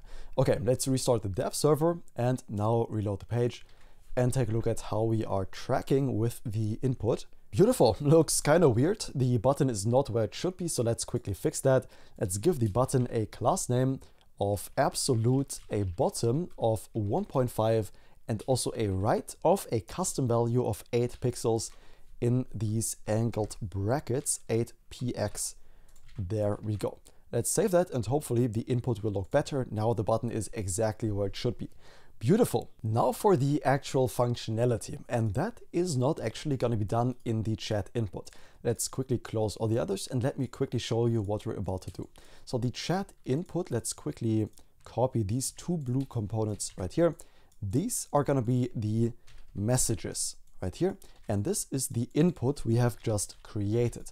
However, these are separate components, and in order for those two to communicate with each other, well, they are technically, in React, how React sees it, on the same level. So in React, we can only pass data from above, but we cannot pass data from a component to another component on the same level, unless we use something called context. So what that means is if we wrap both these components in something called React context, then we can pass data from one component to the other. That means we can write a message in the input, message right here, that is going to be sent to the context and processed right here. So for example, we are sending this message to an API and storing it in the database. That's what's happening in the context. And once that is done, the messages are going to refresh their data or get the data from the context to show. And that is essentially how we can communicate between two components on the same level using React context, a really, really useful thing that we are going to make use of right now. And that really isn't too complicated. So to make use of this, let's go into the chat and create a new file called chat-context.tsx. This technically isn't a component and we're still putting it under components. It's not a big deal because it belongs to the chat. We're not going to use it anywhere else. Of course, you could also make a separate folder for this as, context if you wanted to. I think this is a totally fine way to go about things. I'm just co-locating it with the other chat stuff, what we need. From this file, the chat context, let's export a constant called chat context. This is what we're later going to consume in our components. And this is going to be equal to the create context we get from React. Using this, we can create our context. Let's give it an option. And first, in creating context in React, we always need to define the fallback values. And in this context, we're going to have four things. First off, a function to add a message. And by default, this is just going to be an empty function that literally does nothing. Then the message we are currently adding is going to be an empty string by default. Again, these are the fallback values. These don't represent the, the actual function we're going to use later. Then the handle input change is another function we want. And by default, again, this is going to be an empty function that literally does about nothing. And lastly, also separated by a comma, we want the isLoading state, and this is going to be false by default. This is pretty much just like React state, just a bit more of them, really nothing too complicated. And now, because we're in TypeScript, let's also define the type of what we want this to be. So let's name it type stream response. There we go at the very top, or we could also name it, context type, or it doesn't really matter. And let's quickly copy in the values from here, paste them in the type so we don't have to type out everything ourselves, and this just makes it a bit easier. For example, the add message will return void. Nothing will be returned by that. The message is going to be a string type. The handle input change is also going to be, well, this is going to be a bit more elaborate. So for example, in the callback function in here, we're going to receive an event, and this event will be of type react.change_event. Just follow along with me here, and let's pass a generic into this change event of an HTML text area element. There we go. Now, what is this type? Well, essentially, whenever an event gets triggered in our chat input, because this is a text area, this type comes out as the event. That's why it's this type right here. And this returns also void, nothing specific. And instead of just false, we want the isLoading to be a Boolean because it can also be true while the loading state is true. Now let's export the chat context provider. And that's essentially what allows us to wrap our components. It's nothing else than another JSX component we can use to literally wrap the other components. To do that, let's export a const chat context provider. And this is going to be an arrow function that also receives some properties. Namely, these properties are the file ID, and also we want some children to, wrap our components. Let's define the type for that. The interface, let's just call it props. And these are going to be for the file ID a string that we are required to pass into the provider. And then for the children, these are going to be of type React node, and just import that. Of course, we also need to assign this type to the destructured props right here in the chat context provider. And that allows us to actually get started with the logic, because Again, the chat context is going to be responsible for all the logic involved in sending and receiving messages. So it's going to be a bit longer component, but to be honest, one of the most fun and one where we're going to learn a lot about modern web development. The first thing we want in here is some state, and that state is going to be a message state and a set message, just like this. It's equal to use state, a React hook we can simply import, and this is going to be an empty string by default, and just because I like it, again, I'm going to pass in the string generic in here. Also, for later, we can also destructure the toast notification. Const toast is equal to use toast in case anything goes wrong in sending over the messages to our API. Now, the most important thing is that we need a mutation that allows us to send over a message to an API endpoint. And this is going to be the only time throughout the entire application that we are not going to use tRPC for an API route. We are, however, going to use React Query by using the use mutation, which we can. These are independent tools. tRPC is like a type-safe wrapper, but we can always resort back to the regular React Query for this. And the reason we're not using tRPC is because we want to stream back a response from the API to this client side right here. And in tRPC, that doesn't work. It only works for JSON. Now, there might be some experimental version of tRPC where it might work, but this is a much more stable and solid approach in my opinion. And because we're not using tRPC, we need to pass a mutation function. This is asynchronous as an arrow function, something we've never had to do before, but need to do now. And let's make a fetch request in here to our API endpoint. The const response is going to be equal to await fetch. And this fetch request is going to go to an endpoint under /API/message, just like this. And of course, this is not going to be a GET request, but instead a POST request. So as the method, let's pass POST. And for the body, let's pass JSON.stringify. And then here, we're going to say the file ID and also the message that we have as a state in this context component. And if the response is not okay, something we can check if something is wrong with the response, we can simply throw a new error and let's say, for example, failed to send message. And that's later going to call an on error where we're going to handle the error state and display a user-friendly message. Don't worry about it for now. And let's return the response.body back from this mutation function so we can use it later in the on success. Now, from this use mutation, we want to destructure the function that allows us to actually call the mutation, and let's call it send message. Now, if we go to the very bottom of this chat context provider that we're creating, we still need to return some values, and that is the JSX of this component. This is going to be the chat context provider, and we can immediately pre-fill all the values so that we don't need to pass them later. And of course, in here, we want to render out the children because we're wrapping our components in this provider later. This provider takes a value, and this value takes an object of the values that we have defined way at the top using TypeScript. For example, a function called addMessage, then a function called message, and we get beautiful IntelliSense on what exactly this takes, like the handle input change, and lastly, the is loading, which we don't have defined yet. The only thing we currently have is the message. Let's quickly add the addMessage function as well, because it's really simple. Right above here, the const addMessage is going to be equal to an arrow function. And when we call that, we're going to say send message and invoke that with our message that we're saving in state. In order to be able to do this, to pass the message into the function like that, we also need to receive it in the mutation function.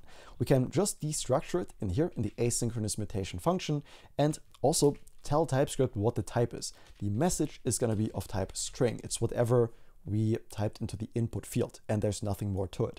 And just like that, we have the add message that we can return from the context provider. Now for the handle input change, let's define that. The const handle input change is going to be, well, first off, it receives an event. And as we know from earlier, this event, let's go to the very top and just copy the a bit longer type. This one right here, the react.change event, this is what we want to copy. And by the way, I just saw that we are not making use of the stream response. So let's do that and pass it as a generic into the create context so the context knows what we're working with and TypeScript isn't mad at us. Anyways, let's copy the type from the event from up here, the text area element, and paste it right in here for the event type that we are receiving for the handle input change. And the only thing we're going to do in the handle input change is setting the message to the e.target.value, just like this. And now the only thing that is left is something called isLoading. And we're going to keep track of this isLoading in a separate state, way at the top, where we also keep track of the messages. So the const isLoading and the set isLoading are both going to be equal to useState. And this is going to be a Boolean value of false by default. And again, just because I like it, pass in the generic so TypeScript knows what's up. We're not going to worry about the set isLoading for now. What we do want to worry about first is creating this endpoint, because it doesn't exist in our app yet. Now this endpoint will live under our API folder. Let's close out of all of these. Under app, API, let's create a new folder. That's how we create a new API endpoint that is named message. And in here goes a route.ts to handle all the requests that are made to this API endpoint. And the only HTTP verb we're going to export from here is the post HTTP verb. So we can only make post requests from this or to this endpoint. This is going to be an asynchronous arrow function because we're going to do some awaiting in here. And in Next.js, these always receive the request as the type of next request by default. That is automatically passed in by Next.js. Now this is the endpoint for asking a question to a PDF file. That's what's containing all the logic. First off, we need access to the body. You remember when we passed in the body as JSON, the file ID in the message? Well, we need that content here in the post route. So let's say const body is equal to await rec.json. Just like this, this is how we get access to the post request body in Next.js 13. And we also want to make sure that the user is authenticated. Do you know how this works by now? We can destructure from the getKind server session, the get user, and the user is nothing else than get user. Okay, now let's destructure the ID from the user and let's call it a bit differently so we don't get a naming conflict later. Let's call it user ID instead of just the ID. And if we have no user ID, then in that case, we're going to return a new response saying unauthorized with a status code we can pass as an object, and that's going to be a 401 status, just like this. Okay, great. Now we need access to the body content, and as you remember, that's the file ID and the message. How do we get access to that? And this is where Zod, or schema validation library, is going to come in super handy. To make sure we always have the data that we expect in this API route, let's create something called a validator. Let's do that under the lib folder. Let's create a new folder and let's call it validators. Inside of this folder, let's create a new file called sendMessageValidator.ts. And let me show you how this works. First off, we need to import z from Zod in order to create this validator. And now we are defining the schema in which the data should always be that we receive in this endpoint. Else the API will throw an error. So we can enforce that we are always past this data. Let's export a constant called sendMessageValidator. And this is going to be equal to a z.object. And in here we can simply state the properties that we always want. When you call this API endpoint in the post request body, we are expecting a file ID of type z.string, and also we are expecting a message of type z.string. So whatever we as the user input into this field right here is going to be the message.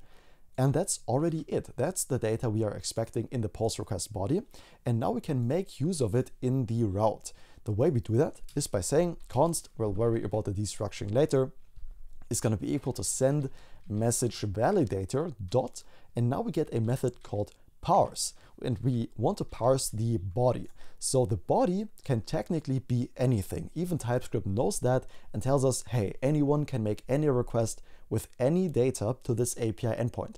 However, when this parsing is successful, we always know that we have a file ID and a message of type string. Else, again, the API route will automatically throw an error for us, which is beautiful. What that allows us to do is to continue working with this data because we know it now exists and it matches our expectations. Now this data we're going to use to find a file from our database. And this file is going to be equal to await db import our database.file.find first. And the first file we want to find where the ID is the file ID we passed in, and also where the user ID matches the user ID. So we're only looking for files that the currently logged in user owns and not for anything else. And if we have no such file that matches the file ID and is owned by the user, in that case, we're going to return again a new response. We can copy that from up here, paste it down here, but instead of unauthorized, let's say not found, and change the status to an HTTP 404 not found error, just like that. Awesome. And if there is a file that the user owns that they want to add a message to, well, let's do that in the database. Let's say await db.message.create, and now you might notice, hey Josh, we don't even have a message yet. What is that? We have files, again, here, but we don't have a message. So that's a model, the last model we still haven't implemented in our database yet. Let's do it. It's really not too complex. A message model, let's create it right here, model message. At the very bottom, we'll get a couple of things, like for example, an ID that is going to be of type string. By default, it's going to be an add ID, and we can generate a collision resistant UID by default for each message that is created. Each message will have a text as a string, and this is going to be an add db.text, .text in uppercase or in capitalized. That's how we can make sure we can allocate a bit more space to each text. Then a user and user ID. We're not going to worry about that because Prisma will do that automatically for us, linking a message to a user that wrote it. Let's add a isUserMessage property because we need to differentiate between user messages and AI answers to the messages.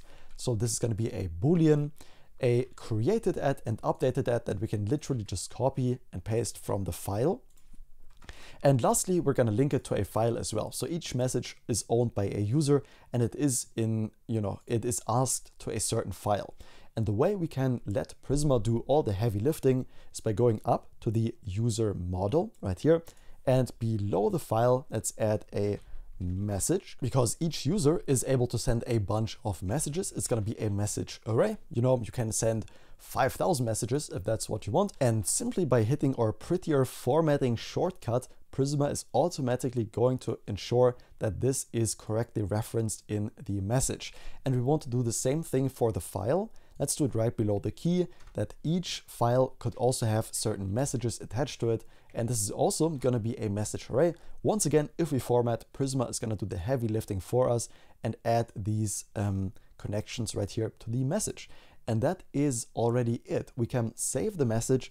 And as always, when we do local changes in Prisma, we need to say npx prisma db push to push those changes up into our cloud database to reflect these local changes.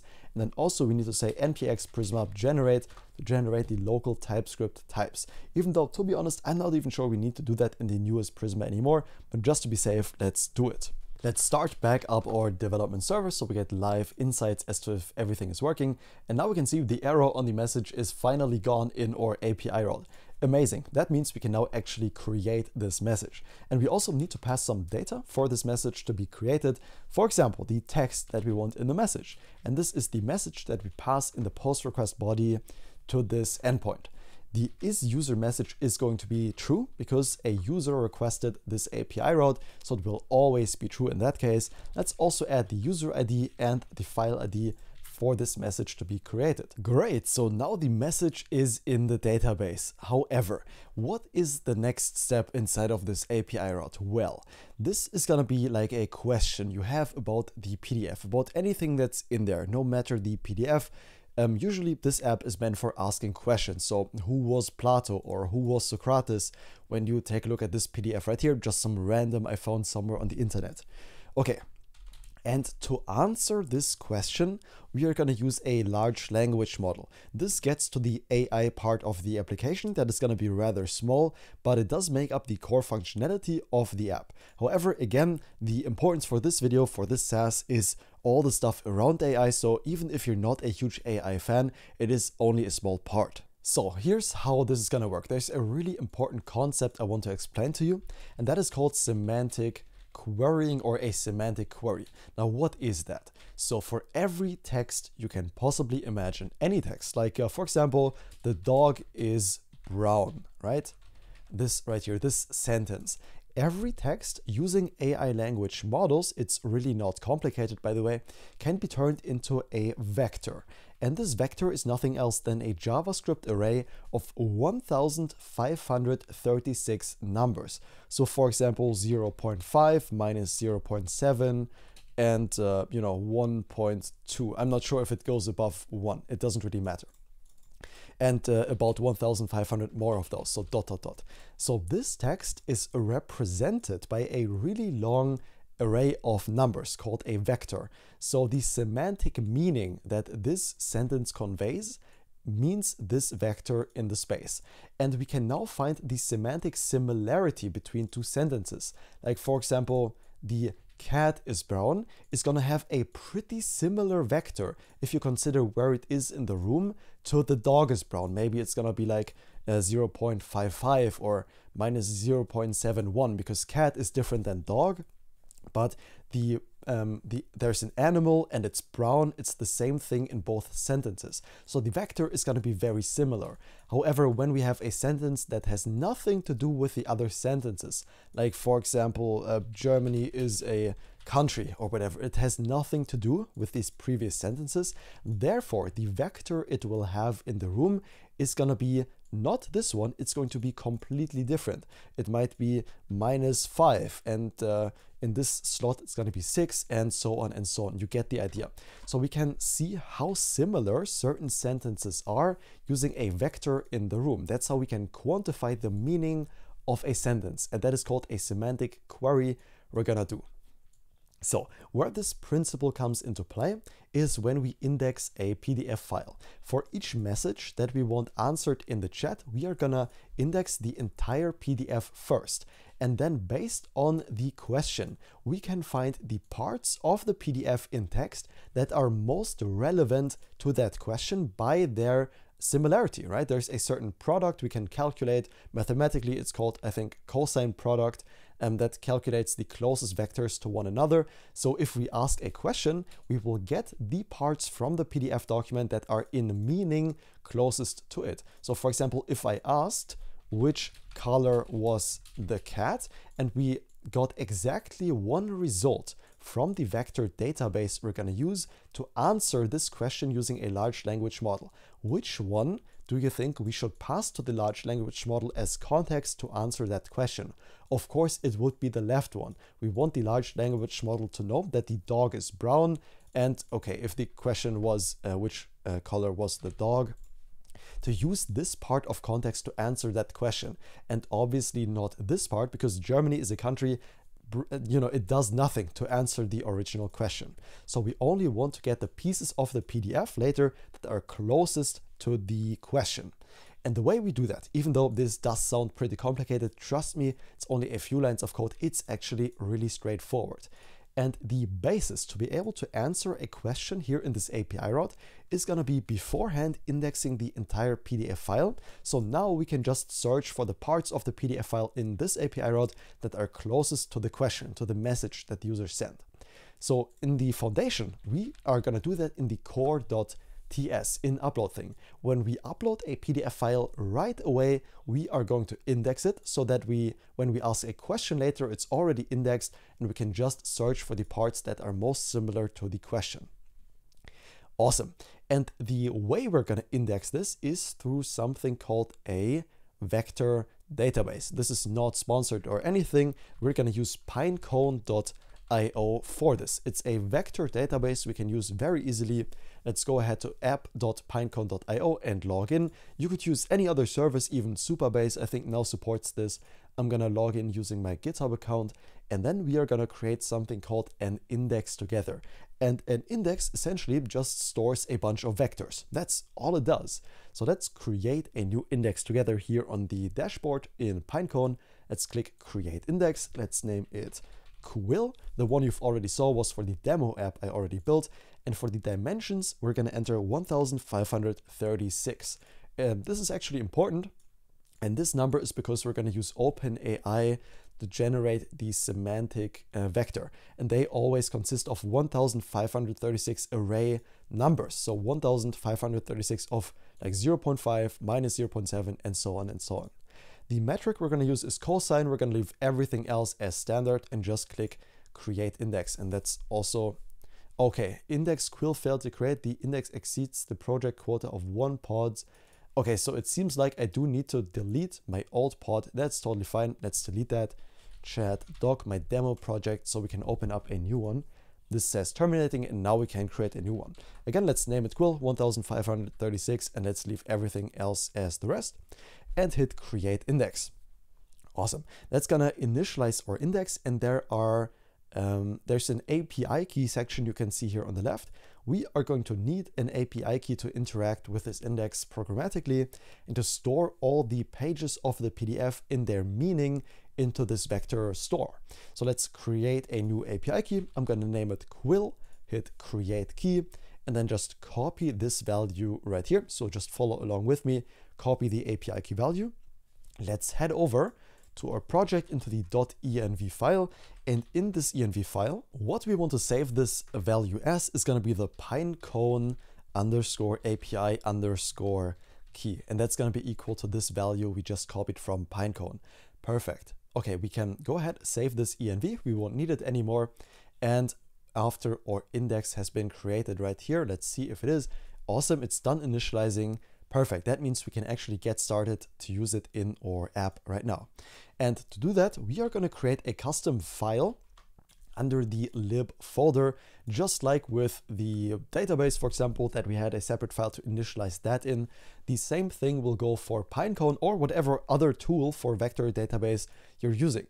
This will go under the lib right here, and let's name it pinecone.ts. And to get started with Pinecone, I don't think you even need a credit card or anything. It should be really, really easy to get set up in there. There is a package that Pinecone can provide to us to make this process much easier, and that package is called @pinecone-database/Pinecone. There we go. And by the way, this is a really cool project using AI. If you're not a fan of AI, I totally understand that. You could implement another functionality entirely yourself. All the rest of the video, that's the cool thing, is still gonna stay as relevant because it has nothing to do with AI. Still, the pricing model and everything else we're gonna implement together, and tRPC and infinite queries and whatnot, it's all gonna stay relevant even if you don't use AI. But of course, I encourage you to follow along with me here. I think this is a really cool project. And there are apps that do just this, that have literally hundreds of thousands of users. And that's pretty cool. That's an indicator that people actually want something like this. Okay, first off, let's import the Pinecone client from the dependency we have just installed, which is @pinecone-database/Pinecone. And from here, we're gonna say export const get Pinecone client. And this is gonna be an asynchronous function we're going to use to ship this Pinecone client across our app. The const client is going to be equal to a new Pinecone client, and let's invoke that. And why is this marked as deprecated? Wow, okay, I just Googled it, and it seems like as I made this project, they literally updated their API to a completely different version. But the good thing is they made it simpler. Just from the documentation, I got this little code snippet right here where we can, literally just import Pinecone from @pinecone-database/Pinecone and then export const Pinecone as a new Pinecone. And that's gonna do all the work for us. Nice. This class that we are instantiating here should take an API key. This API key is gonna be our process.env.pinecone_API_key, and we can tell TypeScript, yes, this definitely exists by using this exclamation point. And the environment is gonna be whatever environment you created your index in. It says it right here, it's US East 1 GCP for Google Cloud Platform. We can just input that right here, US East 1-GCP, and chances are for you, it's gonna be the exact same thing.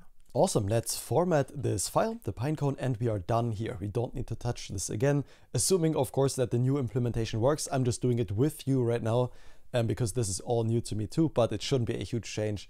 And I think this is gonna work out beautifully. Okay, now back to the core.ts where we want to index our entire file. There, let's first initialize a try-catch block right here below the created file, and let's catch the error if there is any and handle it later. First off, we need the PDF file. We did create one for database, but we do need it in memory in this API route right here to index it and also see how many pages it has. To achieve that, we are going to copy this URL right here that we are also using to store in the database. And to get this file, we can simply make a fetch request to this URL. So the const response is going to be await, fetch, and literally just paste in the URL right here. What that's going to do for us is now we have the URL in memory and we can use it to generate some pages we want to index in our vector store from them. First off, we need them as a blob object, though. We need the PDF as a blob to be able to index it. So let's say const blob is equal to await response, and there's a smart or a really handy, not smart method we can call, and that is .blob. We can just invoke. Okay, to now index this, we have basically two options. Either we could do it all by hand. Of course, that would work, but it would also take really long. Instead, what I opted for, and what I think makes a lot of sense, is installing one little package that is called LangChain. And LangChain is becoming incredibly popular. Let's go to npm over here and let me show you. Let's enter LangChain right here. And I think that's literally the name. Yep, here it is. It's the TypeScript version. And it's been gaining a lot of popularity. It didn't even exist a while ago, but as AI apps grew, so did LangChain, because it does make working with AI apps a lot easier. Let me show you how exactly this works. First off, we want to load this PDF file into memory, and the way we can do that is with a loader. Let's say const loader is equal to a new PDF loader, and this PDF loader, if we reload the window, hopefully the automatic imports will work. Chances are they still might not. Let's see if we get the automatic import, which would be from LangChain. Let's see. No, we don't get it. Okay, so let's go to the very top of the file and do the import ourselves. Then let's import the PDF loader from, and this is going to be from LangChain / document _ loaders / fs / pdf. And I just didn't come up with this. This is just from the LangChain documentation. And it seems like it doesn't recognize that we have just installed LangChain. So let's see what could be wrong with that. Oh, I didn't run the command. Okay, of course the automatic imports don't work if I don't run the installation command. Let's give it a second and then hopefully the automatic imports will resolve correctly. Okay, so it seems like the import is correct. We do need to pass the blob into this PDF loader to work correctly. And now we have loaded the PDF into memory and can actually work with it. So for example, we can extract the page level text of the PDF. Let's say const page level docs just means the page content is going to be in that document. Okay, and now the amount of pages, const pages amt, is very easy to extract from this. It's just the page level docs.length. So each document, each element in the array is going to be one actual page of the PDF document that is uploaded. And later we can use this to check if you're on the pro or on the free plan. And for example, if you try to upload above 5 pages of the PDF on the free plan, we will throw an error right here. For now, let's just not worry about it. Let's instead vectorize and index the entire document instead. So we don't care about page lengths for now. We're going to do that later in the Stripe integration. Okay, so the way we can do this is first we need access to our index. Let's say const pinecone index is going to be equal to Pinecone, and this should be index, by the way. And let's see if we can just import this from lib. It seems like we can, and this is going to be .index, and we want the index we just created, and we named it quill. Remember, in the Pinecone dashboard right here, this name is what we need to enter for the index right here, because that's the name we gave to our index. Okay, then we want something called embeddings, const embeddings. And by the way, if you have questions about any of these steps, there's always the LangChain.js documentation to explain all of this, where you can literally also ask AI about something and it's going to answer based on the documentation. So if you don't understand anything in here, and if you feel I didn't do a good enough job at explaining this, always feel free to check the LangChain documentation in case you don't understand anything at any point. Okay, these embeddings we use to generate the vector from the text. That's what we are using them for, and this works using a new OpenAI embeddings. And of course, the automatic import doesn't work either. So let's go to the very top of the file and just do the import ourselves. And this is going to come from import and then OpenAI embeddings. This will come from LangChain /embeddings /OpenAI. There we go. And the reason we're using the OpenAI ones is because it's just really easy to get set up. You could use other services to take the text and turn them into a vector, but the OpenAI models work very reliably for this. And in here, we can pass a configuration object that takes something called an OpenAI API key. To get this key, let's quickly head over to openai.com. If you've never had an account or worked with OpenAI, don't worry, it's completely free. You get like a starter credit of $18 or whatever when you first sign up. And that's more than enough for these embeddings. These are incredibly cheap. You can embed like 3,000 pages of a PDF for like 2 cents or whatever. They're incredibly cheap. So it should be really easy for you to follow along. I'm gonna log in with Google here on the right-hand side monitor. Beautiful. Let me move this over. And now we want to navigate to the View API Key section where we can create a new one. I'm just going to remove my last used one that is the furthest away. This was May 15th. We can probably get rid of that, revoke key. And because you can only have 5, let's create a new one. Let's name it Quill. And I'm going to hit create secret key right here. That's going to generate our OpenAI key. We can already move this window to the left. That is literally all we need from OpenAI. And let's go into our env file and save it as the OpenAI _API _key is going to be equal to the value we have just gotten from OpenAI. Awesome. And what this now allows us to do, we can go into our core.ts and just pass this environment variable into the OpenAI API key like so, as process.env.openai _API _key. Beautiful. Okay, and with that out of the way, the originally pretty, complicated sounding process that we had right here of turning text into vectors is now going to be super easy. In fact, it takes it's going to be 4 lines of code, I admit, but still that's really, really easy. So follow along with me here and all the work is going to be done for us. It's really cool. Let's say await and then Pinecone store, which is something we get also from LangChain, and the automatic imports don't seem to be working today. Anyways, let's just do it ourselves. I hope they work for you as you're following along.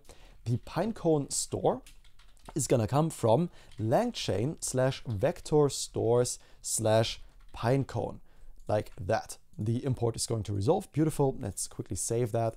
And now the Pinecone store that we want down here. This is gonna come from documents, and what we're gonna pass into here is the page level docs from right up here that we loaded from the PDF. We can just paste them in there as they are. The embeddings as the second argument to tell Pinecone, or to tell LangChain rather, how to generate the vectors from the text using these OpenAI models as the embeddings right here.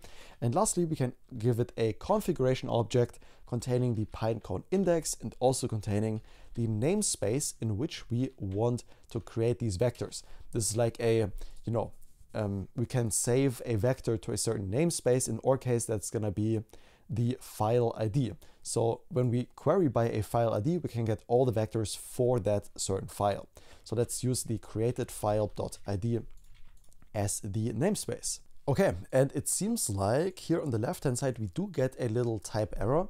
And I wonder if this is just a TypeScript error. So for now, let's say at ts-ignore. In my example code, I didn't have this because this Pinecone version is pretty new, but I wonder if this is just a TypeScript error. If it isn't and an actual problem in runtime, then we're gonna fix it together using the old implementation. Anyways, we're gonna fix it, don't worry about it. And then let's at the very end of the file add the database call to update the file to a successful upload state, because that is already all we need to do. Right? This is a very small AI part, as I mentioned, and focus on all the transferable knowledge. So the db.file.update is what we want at the very bottom right here. Let's update the file we have created and uploaded and synced to our database with the data of upload status and turn it into a success because we processed the file successfully. And we want to update the data where the ID of the file matches the created file.id. So we are going to change the file we have created at the very top of this code, of this API route right here, that is automatically called by UploadThing when we upload a file. And if there is any error on the way, in that case, we're also going to await a db.file.update. And as you can probably guess what we're about to do, well, let's copy the data from the update call right above, paste it in this update, but instead of the success, we are gonna insert a failed. So something went wrong, there was a problem during the uploading.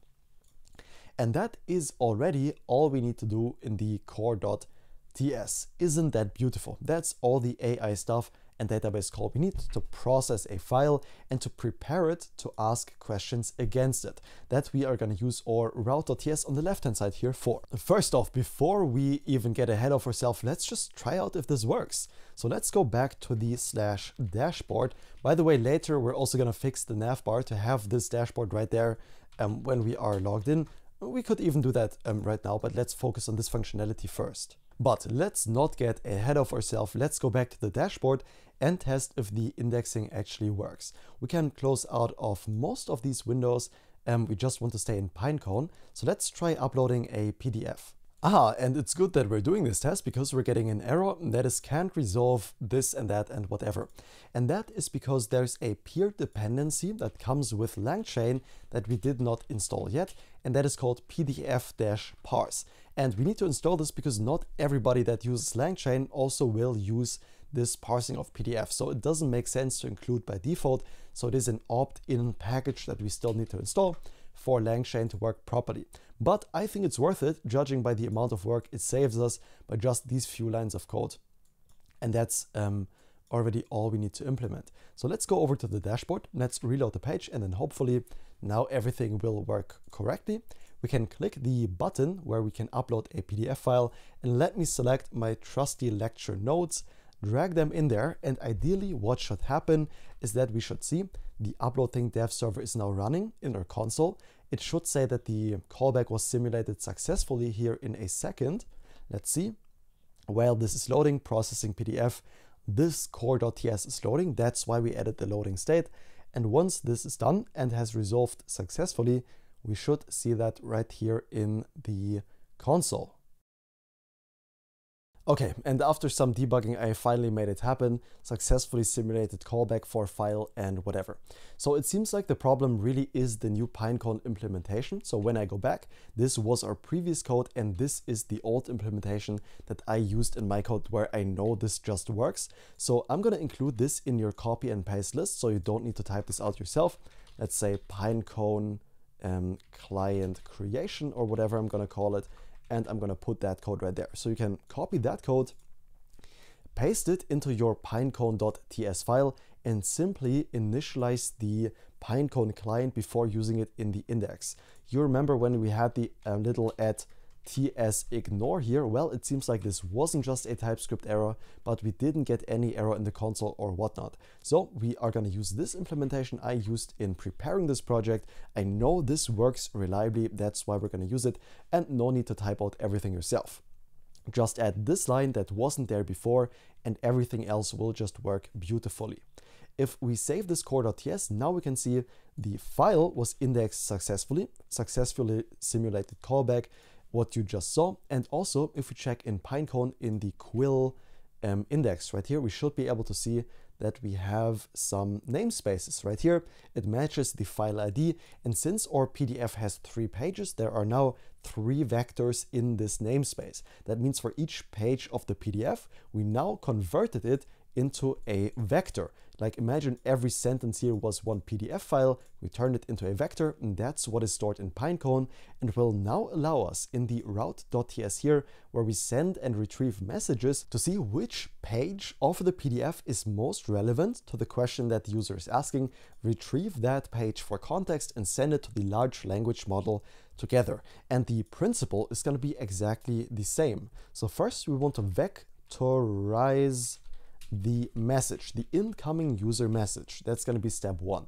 And that's really straightforward. We can use the same embeddings as we did in the core.ts. So we're going to use the exact same code to generate a vector, which is essentially the exact same thing as an embedding. Those, those words are interchangeable. You can also import the OpenAI embeddings here. And wow, look what's working now, the automatic imports. Fantastic. And now in this route.ts, we need pretty much the same code as in here. We're going to get the client and the index from Pinecone. So we can just copy and paste that bit from the core over as well. Paste it right here in our route, import the get Pinecone client. And what we can now do is search or vector store for the most relevant PDF page to this message that we just create a vector from. And the way we do that is by saying const vector store is going to be equal to await Pinecone store, import that dot from existing index. We've got it right up here, so we can create our Pinecone store from it with the embeddings we have just created. And this takes a configuration object with the Pinecone index and also the namespace. Very important that we search in the correct namespace is going to be the file.id. And that's what's going to allow us to search for the most relevant page of the PDF to answer this message. So to actually, get the results from Pinecone, which we haven't done yet, we can say const results is going to be equal to await vector store dot similarity search. Really, really convenient. And in here we can pass in the message, and also we can pass in how many results or PDF pages we want to get back. For example, we want the 4 closest results to our message. That should ensure we get pretty good results. And then later what we can do, if the user is a pro user, a paying user, then we could, for example, add more messages for better contextual results. Awesome.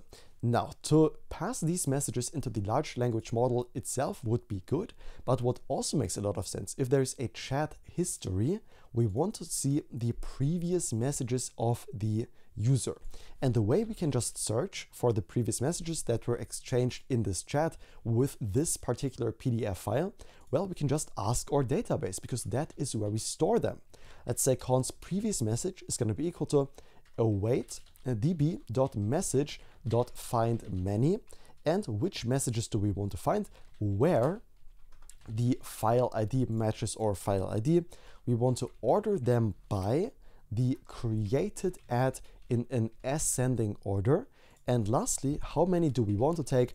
I just opted for 6. This is a pretty arbitrary number, but I thought, yeah, the last 6 messages make sense to take. You can obviously choose more or less depending on what you like. I think 6 makes a lot of sense. And now comes the part where we send them to OpenAI for, the large language model to answer the messages.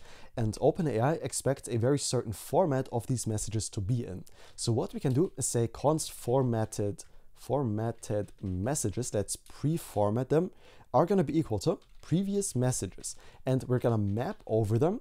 Now for each, and this should be previous messages, messages like that, as a plural, and for each message, MSG, we map over, we want to return an object implicitly, like directly. That's why we're wrapping this in parentheses right here, where the role is going to be the message.isUserMessage.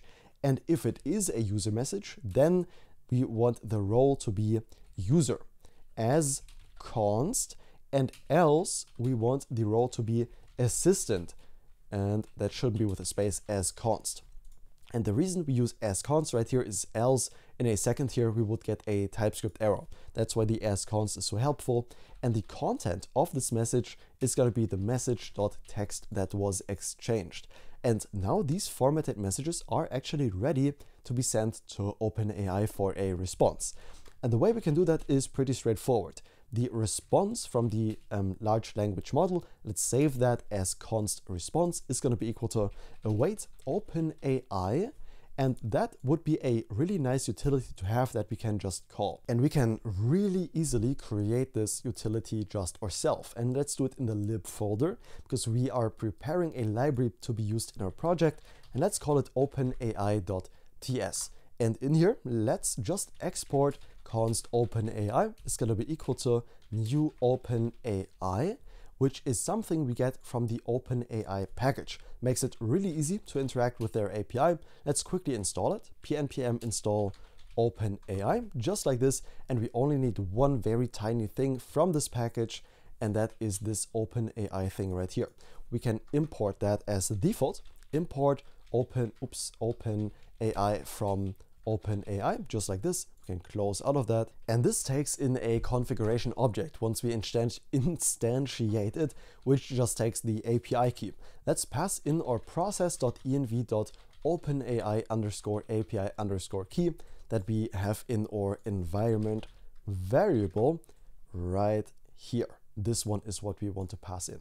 Great, and that's literally all we need to do. We can already call that utility now from our route.ts, and the API has become so much better to work with in TypeScript. Let me show you how this works. We can call the openai.chat.completions.create, and in here for the model we are going to use the GPT 3.5 Turbo because it's really fast and cheap. As the temperature, we're going to use 0. As the stream, we're going to say true because we are going to stream back this response to the front end in real time. Okay, you're going to see what that looks like. It makes a much better user experience. And now as for the messages that have been exchanged in this chat. And by the way, we also need to add a comma up here. Perfect, all the errors are gone. These messages will serve one purpose, and that is we want the previous messages that were exchanged in this chat with the bot. So if we go back to the example we had earlier, we want to attach all the messages that were already exchanged previously. So if you're referencing something from a couple messages ago, the AI will know what you mean. And then also they need to be in a very specific format. Now, doing this all ourselves would take a bit, so therefore I propose we just go into the copy-paste list and copy the messages where all the prompt is already written out. That's not a really, crucial part to know. It just teaches you how to prompt and not how to code, so I don't think it's worth spending our time on. Now, we are gonna get an error here because I forgot to name the formatted messages how I named them here, and then all is gonna work. So just go ahead into the copy paste list, paste in the messages just like so, and change this to the formatted previous messages is what I called it. And just like that, we saved ourselves a bunch of time. We can skip all the formatting, and essentially we just have a system prompt to tell the AI that it should just use the context to answer the question. We attach the previous conversation in a specific format, a specific context. These are the PDF pages that the AI will use to answer the user question. And then finally, the question the user has asked to the large language model. And this is what we can now return as a real-time stream back to the client. And the way we can do that is, of course, by hand. Now that would be quite a bit of work. I actually did it all by hand a few projects ago, and it takes like 10 minutes to do, but it's really not the most fun work. But there's a really cool new package that Vercel recently published, an official Vercel package, and that is called Just AI. And that is what I propose we use. It has gained a lot of popularity recently, as you can tell in the downloads. And one little side note, by the way, one thing I've noticed and many other people have noticed, there was a huge dip in all NPM package downloads recently. This has nothing to do with the video or anything, just an interesting thing I noticed. No idea why that happened. I don't think anybody really does. But this is a cool new package we're going to use to make streaming responses in real time a lot easier. So we're going to say npm or pnpm install AI, as easy as that. And then we're going to make use of one specific function that the AI package offers us. And that is going to be, once that is installed, let's go to the very top of the file and import something that's going to be the OpenAI stream and also the streaming text response from AI. There we go. And that needs to be OpenAI stream. Just by importing these two values from AI right here, we can go back to the very bottom of the page right here. And this right here is the main reason we can't use tRPC, but instead need a custom route. So what we're gonna do is say const stream, the stream we want to respond send back to the client in real time is gonna be an OpenAI stream, what we've just imported at the very top. This takes in a response, there we go, and also an object. And we can pass this a callback function for when the stream is complete. So this is going to stream the AI response in real time back to the client. And once that is done, we get something called a onCompletion callback, which is super, super handy. In this completion callback, this takes in the completion, the fully done string of the response. So after sending everything back in chunks to the client, we get back the complete response as one long sentence, basically as the completion, and can put that as the message into our database. So db.message.create, and we want to create it with certain data, and that is going to be as the text, the completion. Then as the isUser message, we're going to pass false, and also the file ID and the user ID to link those two together. So we know the user, we know the file this message was asked to, and that's literally all we need to do. Now, final line of code in this entire file is return the stream to the client and consume it in real time, as the AI model is literally just generating the output. That's going to be return new streaming text response, and we can simply pass in, and why am I on the English keyboard again? Simply pass in here the stream, just like this. Beautiful. Let's save that route.ts, and now essentially we are all set to stream a response in real time back to the client. Okay, awesome. Welcome back. For me, it's the next day. That's why there was a little cut there, and I left myself a comment right here on what we were about to do. So we just returned the stream from the API route, and now we want to accept that message on the front end to be able to display it right here in the chat messages. However, the first thing we have to do to even see the message and send the message from this chat input, we can see right here, is go into that chat input. And what did I do here? I don't want to print that. Go into the chat input and actually wire up everything we need for that to work. Currently, we only have a form here that would be sent. However, that's not really what we want. Instead, we want to call the send message we get from the context, which is not open right now. Let's go into the context. This function right here, the add message, is what we are going to use to send a message over to this route.ts API endpoint. And we still haven't wired that up in the chat input. So what we can do is go inside of the chat input and destructure some stuff from the use context. And in here, we are going to pass our chat context that we are exporting. Perfect. And in order to be able to do this, we also need to wrap every component that uses this context in something called the context provider, which is nothing else than the component we are exporting from our chat context.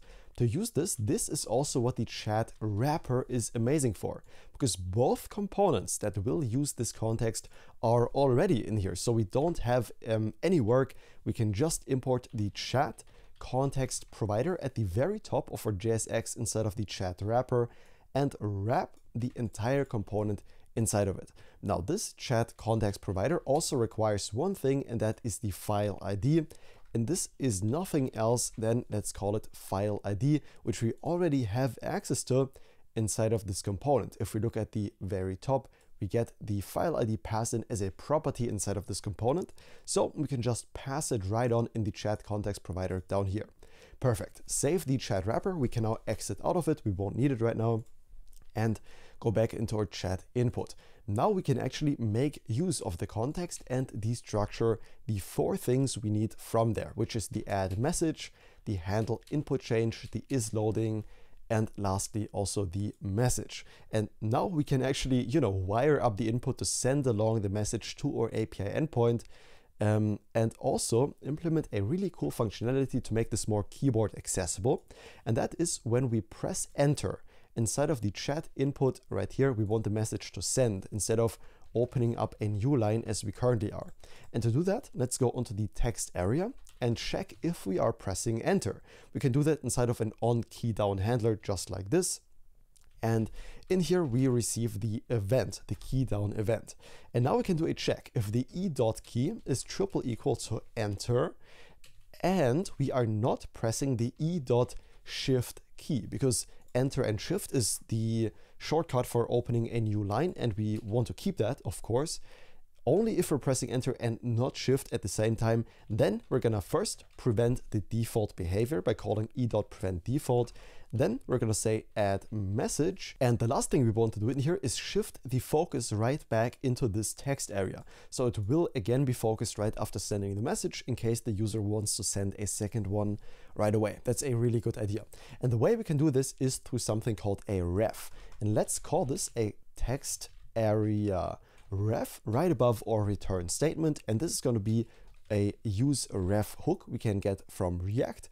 And if we're in TypeScript, we want to pass an HTML text area element right in here. And by default, this ref will be null. And now let's assign this ref to our text area.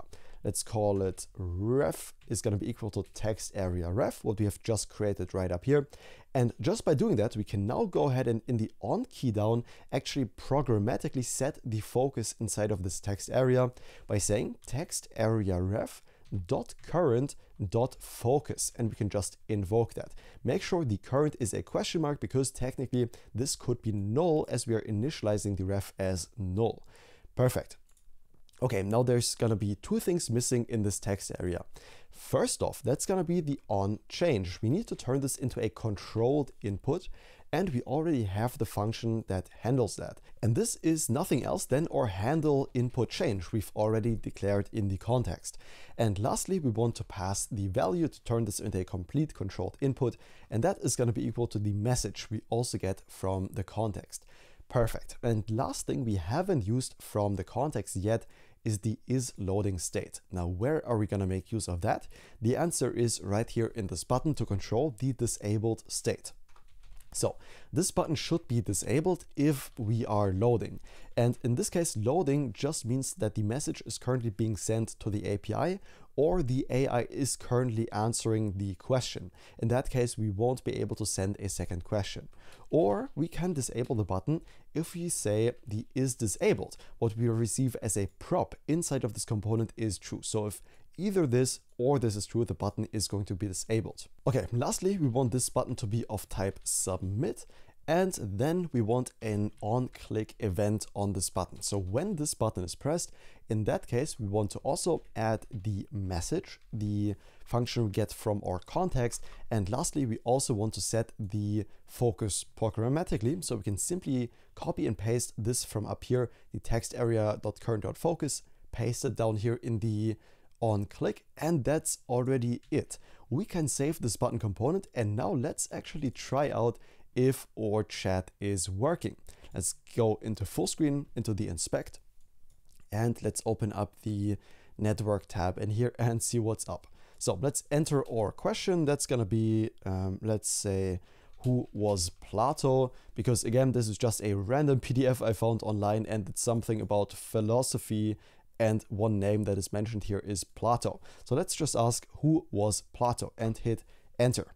Okay, apparently the text area is not cleared yet. That's fine, but let's see if we get a response, and we do. And the beautiful thing is that this response is actually being streamed in, as you could see, with this waterfall diagram. It only appeared completely as the entire response was already there, but there's another indicator we can use to see that this is in fact actually being streamed in. Let's try this again. Let's send a message in one sentence. Who was Socrates? Another, name that is mentioned inside of this random PDF. Let's hit enter and pay attention to the size of the request that we are going to make. Unfortunately, I can't zoom in much more, but pay attention to the size that the response will have. Let's hit enter, and this message, pay attention to the size right here. You can see it increasing. It's now 816 bytes, and it was increasing because the message is being streamed in as we get it. So we know that this definitely works, which is awesome. We know we now get the AI response in real time, and that also means we are now all set to actually display it in the chat messages window right down here. So currently we can ask questions, and we do get the answer in the network tab, but of course we want to show all the messages that were sent previously right in here. And the way we can do that is inside, of course, the messages component that currently is literally just an empty div. Inside of here, we want to get all the messages that we have to display and render them out one by one inside of the chat window.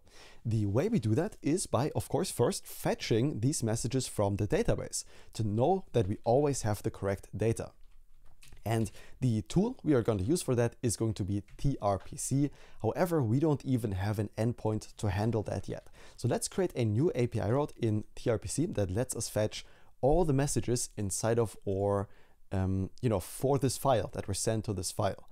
And the way we do that is let's create a new endpoint called getFileMessages, because that describes the purpose pretty well. And this is going to be a private procedure, meaning you need to be logged in to do this. As the input, the post request body, we are going to be expecting an object. Inside of this object, we need three things. And let me show you why we need these three things. There we go. First thing is going to be a limit. This limit is going to be a z.number, and let's already insert a comma here to get rid of that syntax error. This is going to be a z.number, and as a minimum, so .min on this number, we want 1, and this number can also be a maximum of 100, but we can also say .nullish, which means we do not have to pass it. It is in fact optional. Then we need something called a cursor, and a cursor determines later on in the infinite query that we are creating right now, which means first off, on page load, we are rendering only the last like 10 messages or 20, whatever you want. You can customize this. And then as we scroll up, more messages are loaded. And to know when we should start searching for new messages, right? So if we're loading the first 10, then we want the next 10. And to determine how to find the next 10, that is exactly what the cursor is for. This cursor is going to be a z.string, and it can also be nullish, which means we do not have to pass it. But the last thing we do have to pass is the file ID. That is going to be a z.string, so we can know which file we should fetch the messages for. And this is going to be a query. This query will take a callback function just like this. And I did a little typo here. We don't want to wrap the stuff right here inside of a literal object syntax, but we want this to be a z.object. And in here, we can define all the properties we have in the input. Awesome. Okay, now let's get started in the query. And in here, we're going to fetch all the messages we want to display in this chat window. In order to be able to do that, we need to destructure both the context and the input right here, and can now get started in the logic for getting the messages.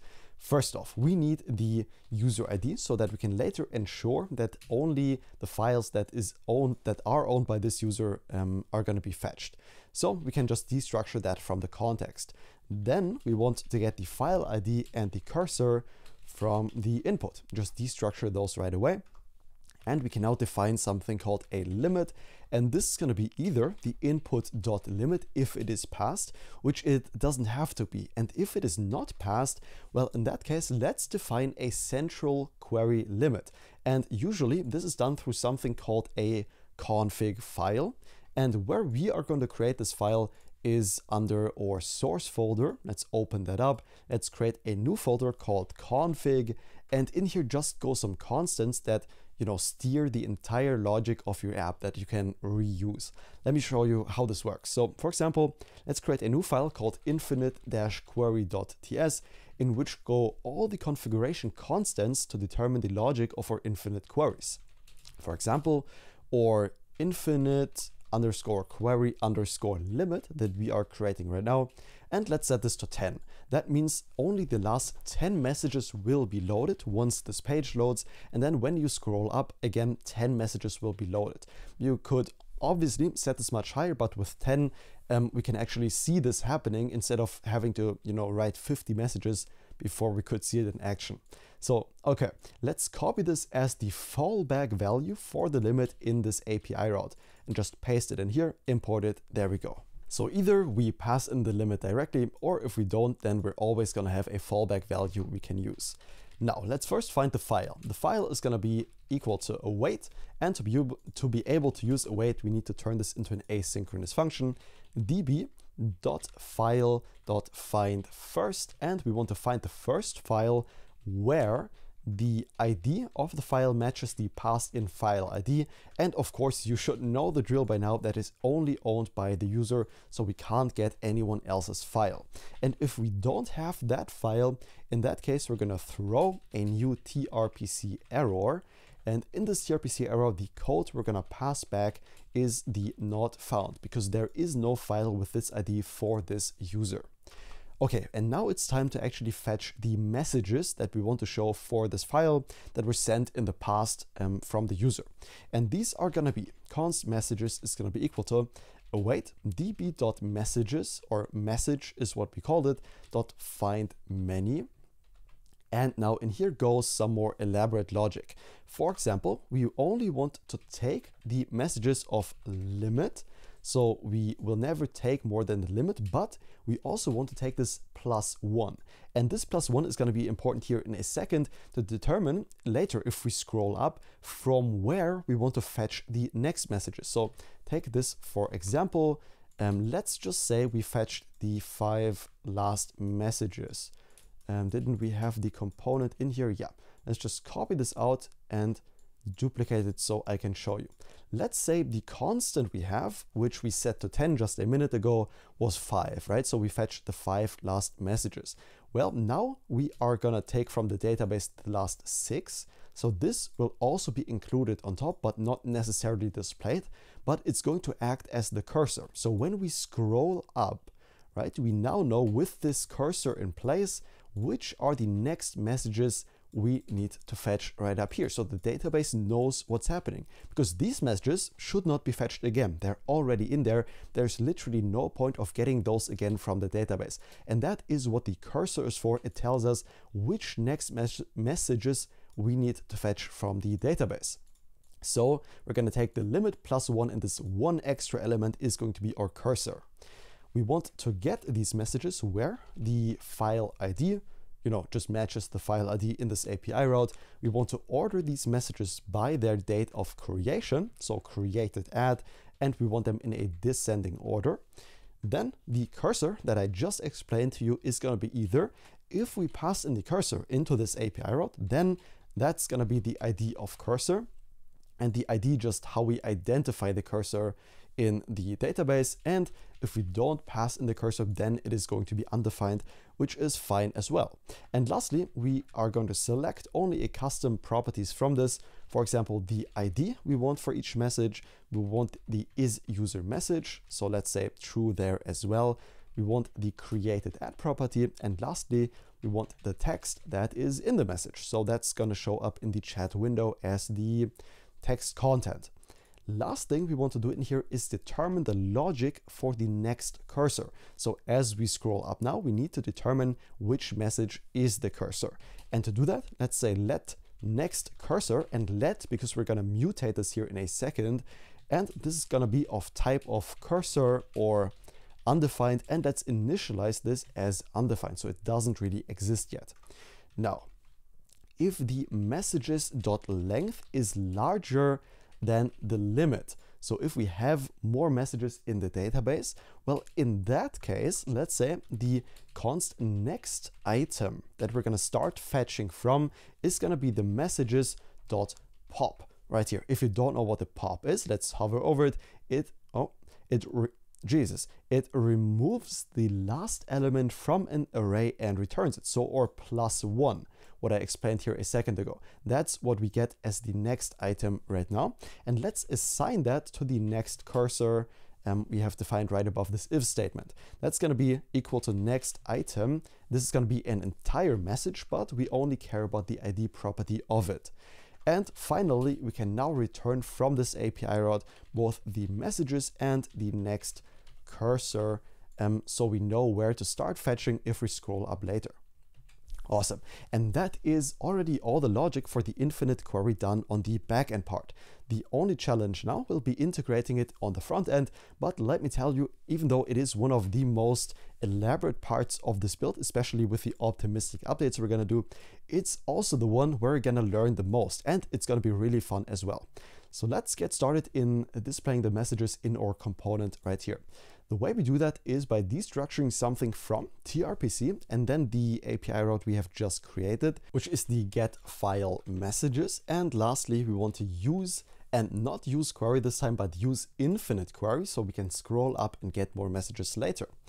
In here, we're gonna pass an object, and there goes the file ID in here, which obviously we don't have inside of this component. So we will need to receive the file ID as props. And let's call these the messages props. So just the component name plus props. Of course, we also need to define them. Let's create an interface at the very top, the messages props. There we go. And inside of here, only the file ID of string is gonna be passed as a prop in here. That means we now have access to the file ID for tRPC. And as for the limit, we are going to pass the infinite query limit config constant that we just created together. And of course, those need to be comma separated. Awesome. As the second configuration option in another object just like this, we are going to pass a function called the getNextPageParam. So what should happen as we scroll up? How do we get the next page? Well, first off, we get access to the last page. And with this last page, we can simply return the last page and the next cursor. So React Query knows what's up. By the way, this needs to be optional with a question mark right here. So React Query, what we're using under the hood with tRPC, knows where to start fetching the next cursor. And lastly, as we are getting new data, we still want to keep the previous data to avoid any data flashes. So the data in the chat will only be refreshed as we already have the new data and not before that. Perfect. So what this now means, we can actually get started and display the messages in the chat window right here. For this, the top level div, let's give it a class name, and this is going to be flex, a maximum height of, and now a custom value in angled brackets that we are going to calculate like this. And this is going to be 100 view height minus 3.5 rem minus 7 rem. There we go. Awesome. Then for the border, we're going to give it a border zinc of 200, flex-1, flex call reverse. There we go. A gap of 4, a padding of 3, an overflow y of auto, a scroll bar dash thumb dash blue, a scroll bar dash thumb dash rounded, a scroll bar dash track dash blue dash lighter, and almost last the scroll bar dash w dash 2, and lastly a scrolling dash touch. There we go. I promise that was by far the longest class name. Let's open up this div right here. And inside of this div, we want to map over each message and, show them one by one in the chat window. However, one trick we're also already going to apply for later is that we want to create a combined messages constant. What this means is if we send a message later, we also, let me move this into a side-by-side, want to display a loading state message. And in order to achieve that way easier, let's create something called combined messages. That is going to combine the loading message to all the other messages in our chat. So essentially, it's just going to be an array. And inside of this array, if we have a certain condition set to true, we want to display a loading message, and else we just want to display all the other messages. So first off, let's mock this loading state. Let's spread in something. And in here, in parentheses, we're going to check. For now, let's just mock this as true. Later, we're going to insert a dynamic constant in here. And if this is true, in that case, we want to also render out a loading message. And else, if this is not true, then we're just going to spread in an empty array, essentially meaning we are adding nothing to the messages. The loading message will give us an error because it doesn't exist yet. That's fine. And lastly, let's spread in all the other messages that we got from up here. First off, to do that, we need to destructure the data from here. And while we're at it, we can also destructure the isLoading and the fetch next page function for later. Let's give this a bit more space so we can see better. And the actual messages, to extract them from the data, you can see these are not the messages directly, but the messages are inside of the data that we get back in something wrapped called infinite data with a next cursor. However, we just care about the messages. And to extract those from the data, let's say const messages is going to be equal to data.pages.flat_map. And what a flat map is, essentially, we could use a regular map for this, and let me show you what this does and why we need the flat map. So for each page that we get access to in this callback right here, let's return the page.messages. And if we used a regular map, let's see what happens. Well, the return type is going to be an array. And that's the beauty of the flat map. It's basically a flatten and a map at the same time. So we only get one level of array, which is exactly what we need. So we don't need to map around the data, twice later on, which would be, not very developer friendly. Okay, and inside of here, let's spread in the messages or an empty array if these are null or undefined. That's what the double question mark right here is for. Okay, now as for the loading message, that doesn't exist yet, so let's quickly create it. And this loading message that we're gonna create right up here in format needs to match the regular message. So we're gonna pass all the properties we have inside of a regular message and need them in this loading message. For example, the created at, this is gonna be a new date, and we're gonna convert the state to an ISO string, just like this. As for the ID of this message, let's say loading-message. We can just make something up that is unique. As the isUser message, we're gonna pass false. And that's because we want the loading state to be true for the AI and not for us as a user. And lastly, as for the text, we're gonna pass in parentheses a span element. So we're, just gonna pass in some JSX instead of plain text. And in this span element, this is going to be a flex, a height of full as the class name, an items-center, and a justify-center in the span element as well. And then a loader to render out a loading state, just as we did many times before, with a class name of height of 4, width of 4, and animate-spin, so it spins around in circles. Perfect. So now we have the combined messages. We spread in the loading message in a mocked true state, which is fine by now. We're going to change that in a second. And we can actually now make use of these messages in the JSX to show them in the chat window up here. So for each message, let's map over them. First off, we need to do a little logic check. That is if the combined messages even exists and if the combined messages.length is greater than 0, because only in that case can we actually map over the messages. If it is, we're going to render out something in parentheses, and if it's not, then we're going to do another logic check. And that is going to be if the messages are currently loading. So that's going to be the isLoading. And if we are loading, in that case, again, we are going to display some JSX. Let's just render out an empty div here for now. And we still need to complete this ternary operator. So if we are not loading, in that case, as the colon that goes at the very end here, in that case, we're also going to render out a JSX element that's going to be a div. And right now, again, this is also not valid syntax with the just the parentheses right here. So let's complete this part first. Let's go into full screen. So if the combined messages are defined and are longer than 0, it means we have at least one message. And so let's map over them and display them all. The way we do that is by going into these parentheses and saying combined messages.map.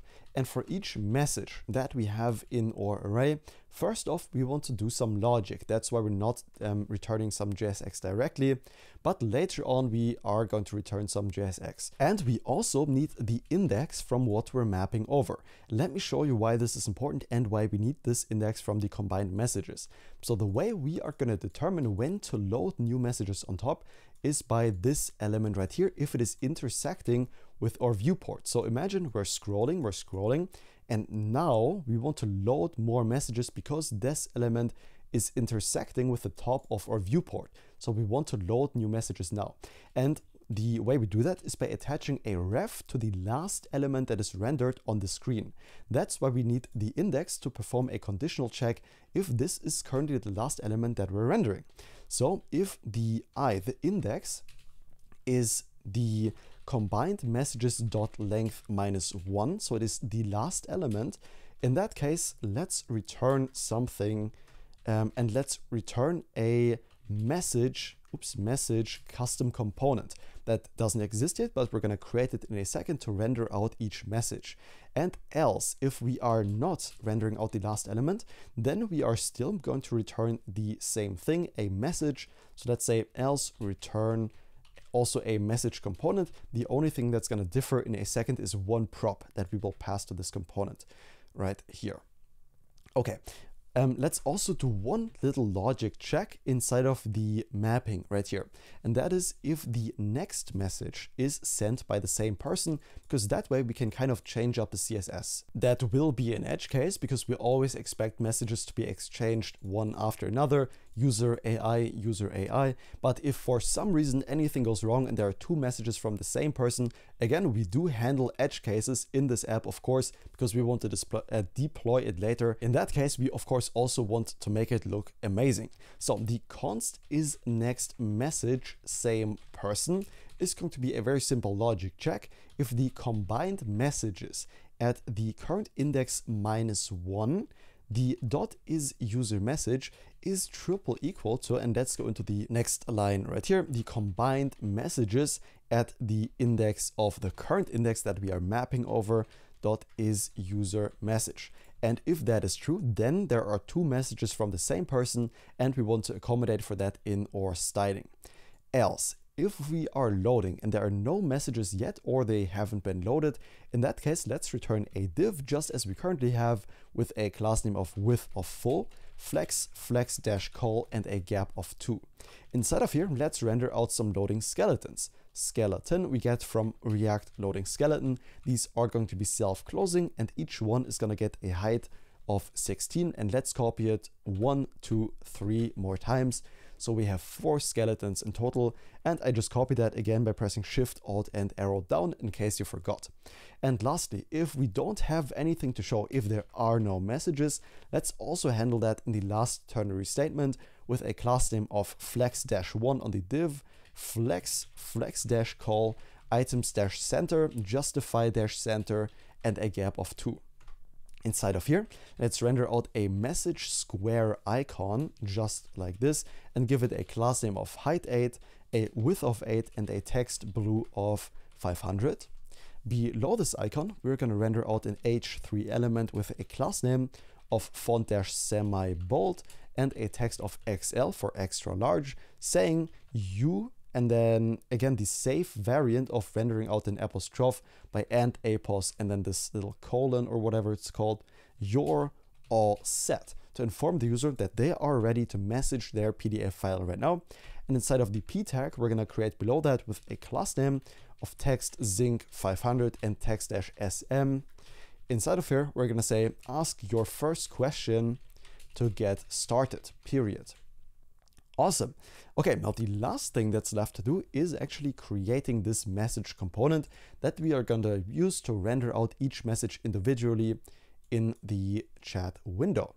Okay, yeah, we're getting an error for this, so it's about time to create this. And let's create it inside of our chat folder where each component goes that is related to the chat functionality. And let's call it message.tsx. This is going to be an arrow function. Const message is going to be an arrow function, and let's export default message from this component. Beautiful. What we are going to return from this component, return right here, is going to be a div element at the top level. And this div element is going to get a dynamic class name. So as the class name, let's pass in a curly brace and our trusted cn helper function that we can now use to first determine or to give it some styles that are always applied. That's going to be flex and items-end. And then we want to do a check. If it is a user message that we are displaying, in that case, we want to display the message on the right-hand side. And if it's an AI message, it should be on the left-hand side of the chat.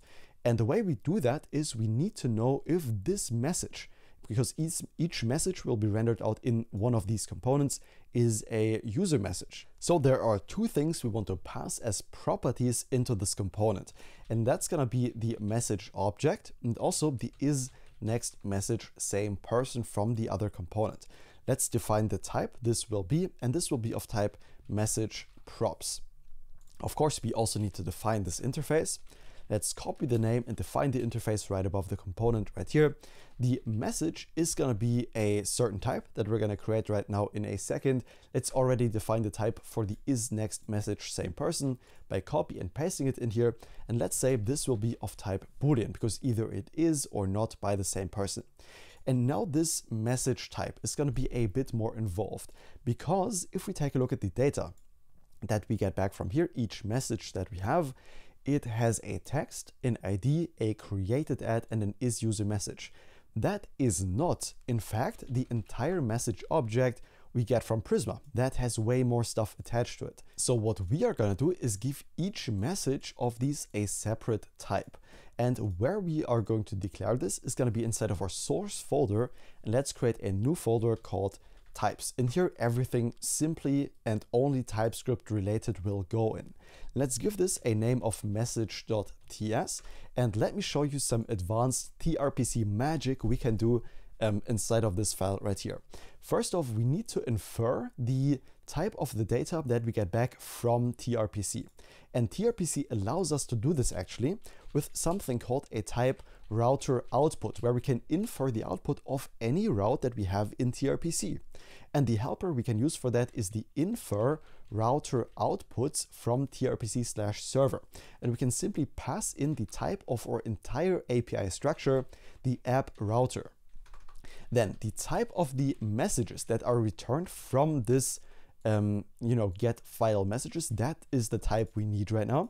And we can simply infer it by using this router output helper and pass it in array with a name of, and we get IntelliSense now. How cool is that? We want the get file messages, and as the second element right here, we want the messages and not the next cursor.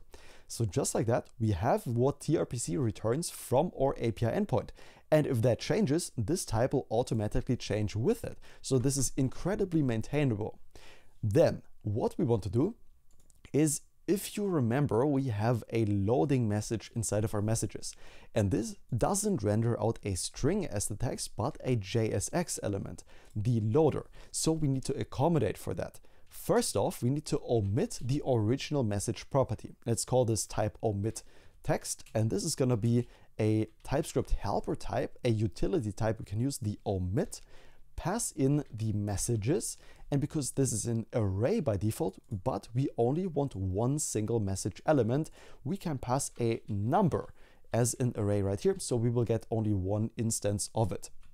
And then we need to pass the value we do want to omit, and that is going to be the text property, because by default, this is only a string, but we want string and JSX element. The way we do that is really easy. Let's name this type extended text, and this is going to be an object with a text property of either string or, for this pipe operator, a JSX.element. There we go. So we now accommodated for our loader. And we can simply export these extended messages, extended meaning the text has been extended, by saying export type extended message is going to be equal to omit text. And let's combine that with the extended text just like this. So the result will be all that the message originally has, like the ID and the isUserMessage and whatnot, but the text is now going to be a string or a JSX.element. That is exactly this type right here we are going to use to declare our messages instead of the message props. And all that's left to do now is importing this type wherever we render out the message. Beautiful. So now we get full TypeScript benefits inside of this component, and we can plow ahead in our conditional class name that we were writing right here. So what we want to do is pass this also an object into the cn function, and we want to apply a justify-end property if this message is a user message. by checking if the message.isUserMessage value is true. Then the justify end is going to be applied. Then we're going to create a little icon, either a user icon that will always be on the left-hand side of the message, or a little AI icon, whatever you want it to be. So it just looks a little better, right? These red things, the little icons inside of each message, is what we are creating right now. And let's give them a class name. Most of these class names are going to be dynamic with our cn-helper function. Let's use it right here again and pass a default name of relative, of flex, a height of 6, a width of 6, an aspect-square. Let's give this a bit more space. There we go. An items-center and a justify-center. And then conditionally, we want to pass an object where the order-to property, a background blue of 600, and a rounded-sm property will be applied if the message is a user message. And then we want to apply an order-1, a background zinc of 800, and a rounded of small if this message is not a message.isUserMessage. And lastly, we want to also apply an invisible property if the next message is from the same person, because in that case the icon should only be shown once, right? This would look weird, but instead we only want to display the icon once, right? And the way we do that is by applying this invisible if the is next message same person boolean is true. Beautiful. Now let's open up this div, and inside of here we are going to render out the logo that we want to show either for the user or for the AI. Feel free to use whatever icon you want. Let's first do a check. If the message.isUserMessage is true, in here we want to pass an icon. And to make life a bit easier for ourselves, let's quickly go ahead and declare a separate components for our icons. Let's do that inside of the components folder. Create a new file called icons.tsx. And this component is going to be very, very easy. Let's export a const icons, and that is simply an object. As for the user icon, we want the user we get from Lucid React. And as for the logo icon that we want, well, this is going to receive some props that we can pass in, and these are going to be of type Lucid props. So wherever we render out this logo, we can give it a different color and height and whatnot. That is why we accept props right here. And this is going to return the SVG element the logo will represent. And instead of typing this out, I say we go to our copy paste list and paste and copy and paste this SVG icon right into our logo icon right here. Of course, if you want to use a different logo than what I'm using, for example, your personal logo, if you have one, you can of course paste that right here as the SVG and make sure you spread in the props so we can style it accordingly. Perfect. Now, in order to be able to use it, this is very easy. We can simply go ahead and import our icons component and say icons.user right here. This is going to be self-closing with a class name of, that is why the props are so important. We can simply give it a class name of fill zinc of 200, a text zinc of 200, a height of, and then 3 dash or what is this called, like a /4, so 3/4 of height, and a width of 3/4 as well. Okay, and if this is not a user message, it means it is an AI message. And in that case, we want to render out the icons.logo, again, self-closing with a class name. And this class name is going to be fill zinc of 300 this time, a height of 3/4 again, and a width of 3/4 as well. Perfect. And that about finishes up the icons we want to display for each message. Let's give this a tad more space. Let's open this up. And by the way, we can already or should already import this message component into our messages so we can get rid of the error. Of course, this expects some properties. For example, we are mapping over elements. That is why we need to pass them a key. This goes for everything we're mapping over, and this key is going to be the message that we have for this mapping instance.id. Then for the above message, let's also, or we can just do this for both messages as well. Why do it for both separately? we need to pass the isNextMessage and this is nothing else than the value we have calculated right up here instead of the constant. So we can simply paste that into both messages. Now we are still missing something, and for the above message and the below message both, that is the actual message. And that is nothing else than the message instance we are currently mapping over, the element of the array that we want to render out this message for. So let's pass that into both as well. So we will get rid of all the errors. Awesome, let's save these messages, and we have so many tabs open. Whoa, we can close out of a lot of these. Let's just leave open each message. Okay, perfect. We can already see an icon popping up right here, and that is our mocked loading state message from the AI. That is why the little logo is showing up here, but the text is not there yet. So of course, we also want to render that out. So let's go below the closing div of the logo, and let's open up a new div. And this is going to get a class name, and this will be dynamic as well with our CN of flex-col, a space y of 2, a text-base, a maximum width of MD, and an MX of 2. And what we now want to dynamically apply in this class name is going to be, instead of an object, and that is going to be the order-1 property and the items-end if this is a user message, if the message.isUserMessage. And else, if this is not a user message, we want to apply the order-2 and items-start, of course, for the same condition, but in the opposite. So a exclamation point, if not message.isUserMessage, just like this. Amazing. Now let's open up this div and create one more div inside of here with a class name of, again, this is going to be conditional depending on whether the AI sent this message or the user sent this message.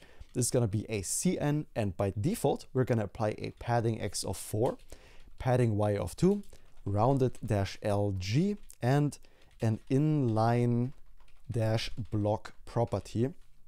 There we go. As an object, we're going to pass in here, that is going to be the BG blue of 600 and text-white if this is a user message, message.isUserMessage, and we are going to apply as the color a background gray of 200 and a text gray of 900, and there doesn't need to go a comma right here if this is not a message.isUserMessage. Oops, message.isUserMessage. Perfect. Then we want to do one more small check, and that is, oops, what did I do with formatting here? That is, we're going to apply a rounded-br bottom right -none if not the isNextMessage same person, and this message is a user message, message.isUserMessage. There we go. And else we're going to apply a rounded -bottom left .none if not the isNextMessage same person again, and the message is an AI message, and if not message.isUserMessage. There we go. So a negative clause in both of these last ones. Okay, perfect. Then we are going to open up this div right here, and we are now going to display the actual response or the user message, you know, whatever the text is inside of the message. Now, inside of this div, we are actually going to display the text of the message. And one thing we are going to do is let's quickly go into our CMD and install pnpm install react-markdown. And the reason we are installing this is because just by adding like 2 lines of code, we can massively improve the output of the AI to handle Markdown, like bullet points and tables and whatnot. And the way we do that is by going now to the very top of the file, and we can now import React Markdown from the library we have just installed, React-Markdown. We can simply import this as the default import, go back down inside of the div we just opened up, and wrap this entire thing in React Markdown. And just by doing this, our AI basically, well, the AI already knows how to handle Markdown, but now it can actually answer with bullet points, and it's going to look really good just by adding this code. Let's add a class name to this React Markdown, and this class name is also going to be dynamic with our CN helper. By default, we're going to apply pros, which is a we get from the Tailwind CSS plugin we installed. And next to this pros, we're also going to put an object for conditional styling. And we're going to say text zinc of 50 if the message.isUserMessage. Perfect. Now this React Markdown currently has a problem, and it says property children is missing in type blah blah blah whatnot. So all that means is we forgot to pass it the message.text as the actual content. Now the error is not going to go away. This JSX tags children prop expects type string and whatever, but only a single child was provided.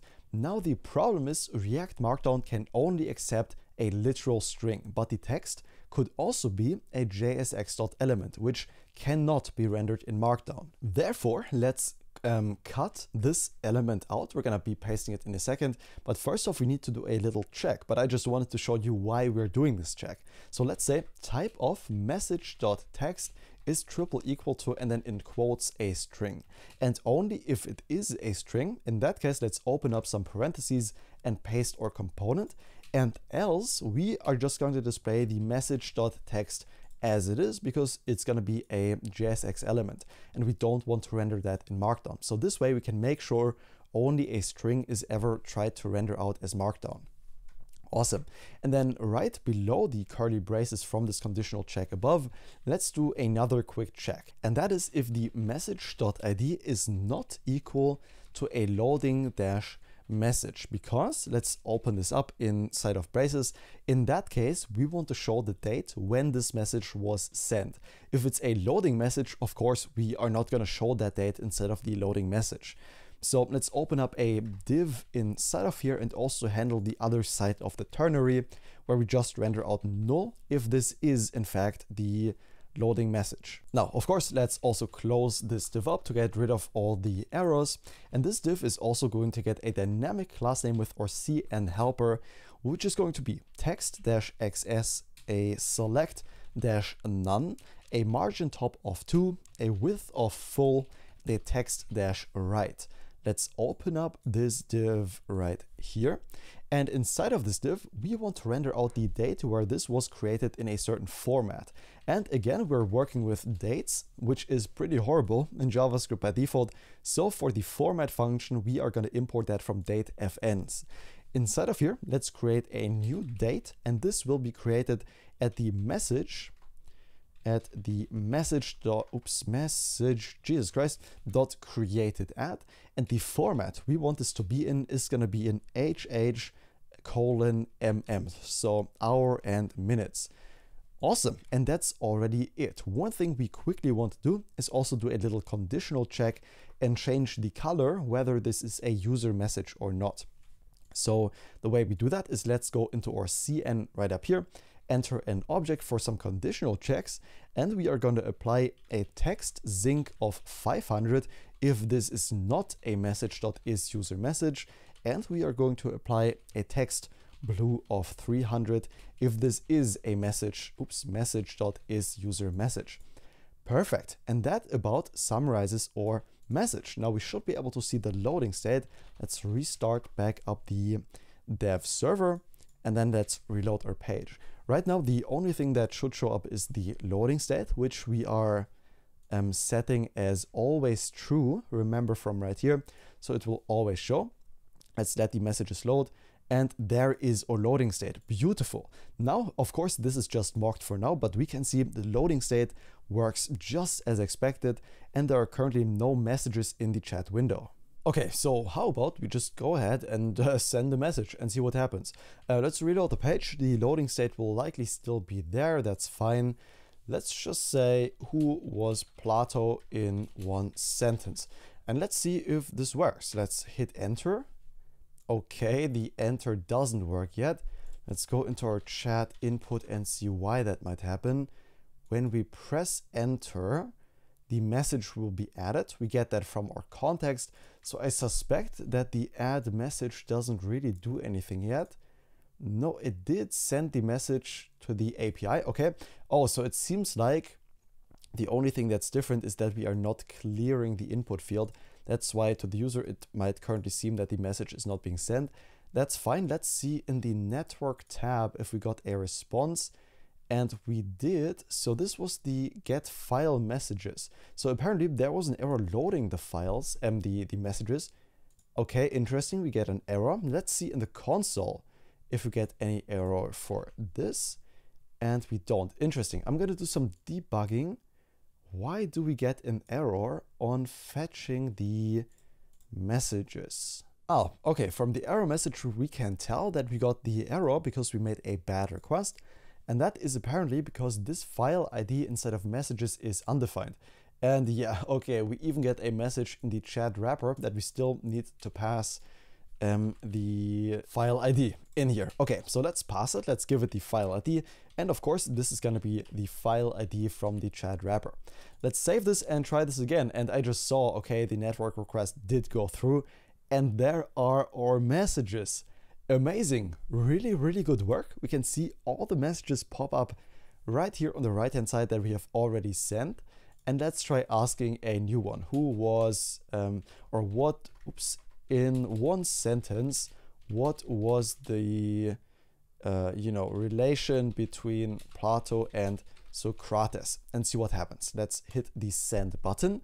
We are not going to get our message. Okay, but if we refresh, then we do get the complete answer. So to me, it just seems like we submitted a form. At least that's what it looked like visually, that we didn't want to submit. And I remember we did use the form element in the chat input. Now, it's probably just because we haven't implemented some functionality from the future, but let's just change this form in the chat input to a regular div. There is no benefit in having the form right here, so let's just change it and avoid that behavior altogether, and also remove the type submit from the chat input button. And that should clear things up. Okay, that's good. Let's try this again. Let's reload the page and see what happens. Hopefully this time without a form submission. Okay, so the loading state is there, the messages are there. Let's just say hello, how are you, to see what happens. Let's send the message. There is no hard form reload. Awesome, but we do get the message streamed in, and we can see the answer right here. I am an AI language model, so I don't have feelings, and whatever. And we can see the message pop up here. However, one really important thing is still missing, and that is if we ask the question, then first off, there are no optimistic updates yet. So when we send a message, any message, and I hit this button, it is not immediately put into the chat window. Pay attention, it's not even there, right? It doesn't pop into the chat window. So to the user, it seems like it wasn't even sent. Secondly, the message is not removed from the input. What if we wanted to ask another question? And then thirdly, the answer is not being streamed in either, and the loading state is always there, which it shouldn't be. So right now we have to hard reload the page to see the messages that were sent.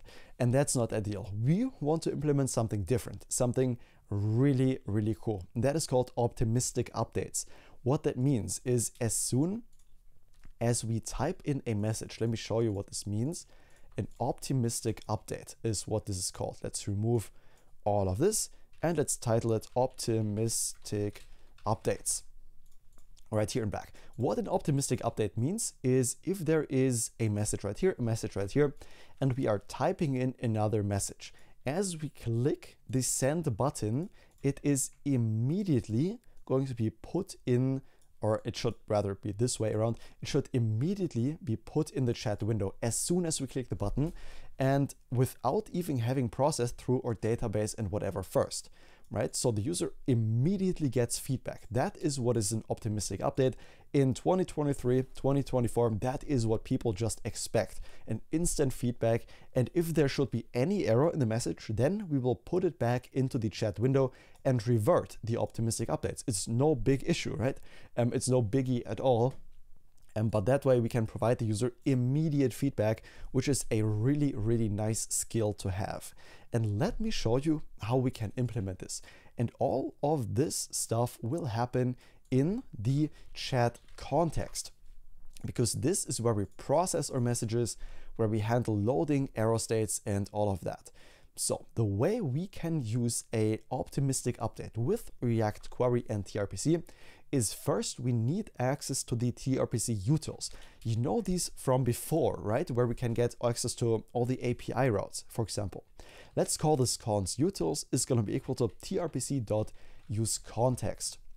And with this utils, we can actually create the optimistic updates. So below the mutation function that we have right here, let's say onMutate. And this onMutate will get called as soon as we send the message, as soon as we press this button. So this is exactly where the optimistic update should happen. And let's move this into a kind of side by side so it looks a bit better. There we go. This is what the onMutate is for the optimistic update. And then the rollback and whatnot we're going to handle later. So first off, in the onMutate, we want to first create a backup of this message. If anything goes wrong, any message right here, if anything goes wrong after the optimistic update, we want to roll it back and put it back into the input, because we're going to remove it as soon as the message is sent for immediate feedback. And the way we will keep track of that message is going to be inside of a ref, so we don't force a re-render. Let's call it const backup message. It's going to be equal to use ref at the very top here. We import that from React and make it an empty string. Now in the onMutate, we can make work of that ref by saying backup message.current is going to be equal to message. So now we're saving it inside of this ref. In case anything goes wrong, we can revert it later. And we're also going to set the message state we are keeping track of in here to an empty string. Okay, step number 1 for optimistic updates. We want to cancel any outgoing refetches so that they don't overwrite or optimistic update. The way we do that is by awaiting the utils.getFileMessages, and we're going to cancel all outbound calls right here. And to be able to use await, we're going to mark this as asynchronous.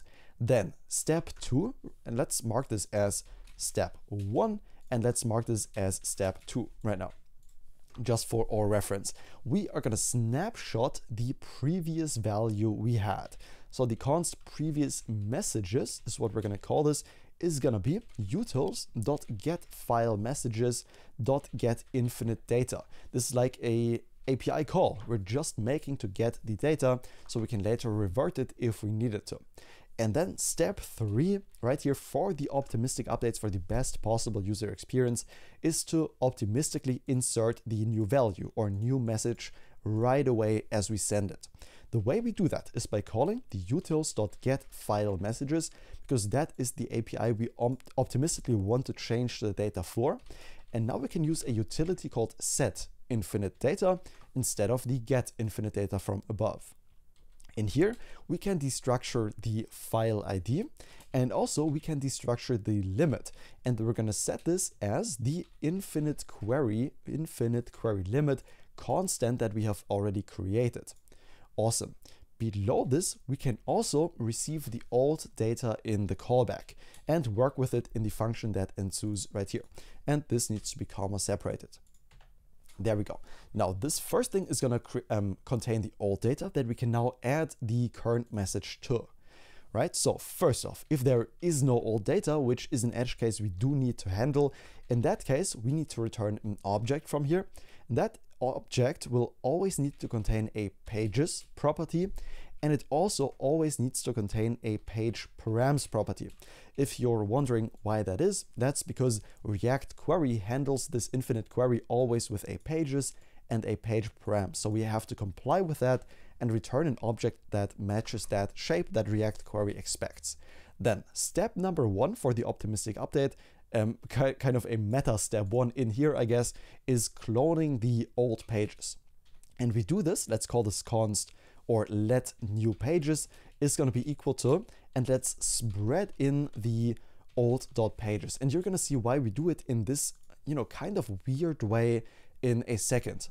Then second step, let's say let latest page. This latest page is simply going to contain the latest messages and not the ones above it in the interval that we set. So for example, for us, if the infinite query limit is 10, then the latest page is going to contain the latest 10 messages in our chat. And this is going to be equal to the new pages at the index of 0. And we can just assert to TypeScript that this will definitely exist using an exclamation point. And then lastly, let's say latest page.messages. And now we are going to directly mutate this. First off, we want to insert the message that we are sending right now. So if I type in anything inside of this chat input, this should immediately be put into the chat messages up here. So we need to insert it into the array with a created add value of a new date. Let's transform this to an ISO string, just like this, with an ID of crypto.randomUUID. Crypto is always there. It's a global utility. We don't even need to import it. The text is going to be the message. And lastly, as the isUser message, that is going to be true. Okay, after this, we want to spread in using ... all the other messages that were there, the latest page.messages. So essentially, we are just taking all the messages that were previously in the chat and moving them up one and now putting our message inside of here. That's what this code is doing. Okay, below that, we're gonna say new pages at the index of 0 right here is gonna be equal to the latest page. So we're changing the data up here and now inserting it as the first or last page, depending on which order you see it as, basically as the last message. We are injecting it into the new pages right here. And lastly, we need to return the old pages right here. We can just spread all the properties in from the old, and the only thing that we are going to overwrite are the pages, and these are going to be equal to the new pages that we have just created. And just like that, let's save and see what happens. Let's reload the page, go into our chat window, and let's say, hello, how are you again, and click the sending button.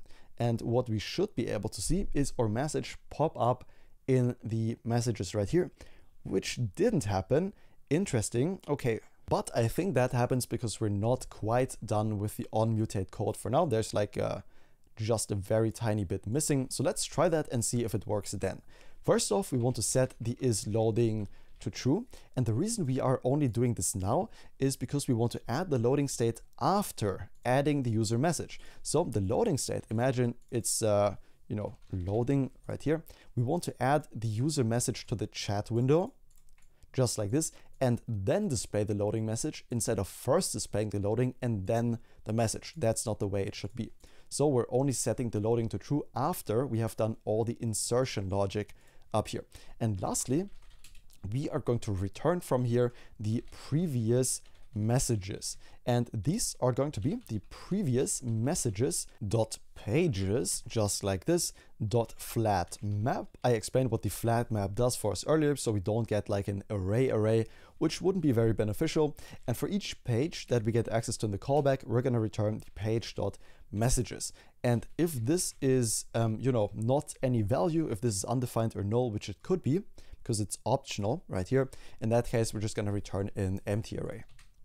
Beautiful. Let's save that, and now let's see if our logic is working. Let's go all the way down into our chat window and say hello world, hit the sending button, and it still doesn't put our message in there right away. Weird. Okay, I'm gonna do some debugging and see why this happens. Aha, and I'm pretty sure I found why this happens. It's a really simple fix, and the problem is that, for example, the message that we're backing up here is the global state that we're keeping track of. And it's not, in fact, the message that is also sent into the onMutate right here, which is the one we will be using, right? So let's save this and reload the page, and then let's see if this is working. Because it definitely should, right? Before we continue, we want to make sure our code works. So let's say debug2, let's hit the send, and it still doesn't work well. All right, so after some more debugging, I came to the conclusion that the problem is that we are not handling the loading state in the messages yet. And that's the problem as to why we're not seeing our message once we send it directly. So let's go ahead and handle the loading state inside of the messages.tsx, and then we will actually see our message pop up. So the loading state that we want in here comes from our context. We're already keeping track of it there as state, so we can simply destructure it inside of here. The isLoading will come from use context and pass in our chat context in here. Okay, and because we get a naming conflict otherwise, we're gonna call this isAI thinking. And then instead of having the loading state or the loading message always there with a true, we are only going to show this if the AI is thinking. We're later going to update this even better in the chat context, And I propose we actually do that right there, and then we will see that our messages do pop up as soon as we send them in optimistic update fashion. Okay, so let's go below the on success inside of our chat context and quickly finish up the on error and on settled to properly handle those cases as well. For the on error, the only thing that we want to receive here is not the first argument, not even the second, only the third, and let's call it context. Inside of this on error, what we can now do is, well, something went wrong. So we want to put in the text we already optimistically put in the chat window back into the text box, right? To do that, let's set the message to the backup message.current. That is the single purpose we backed it up for.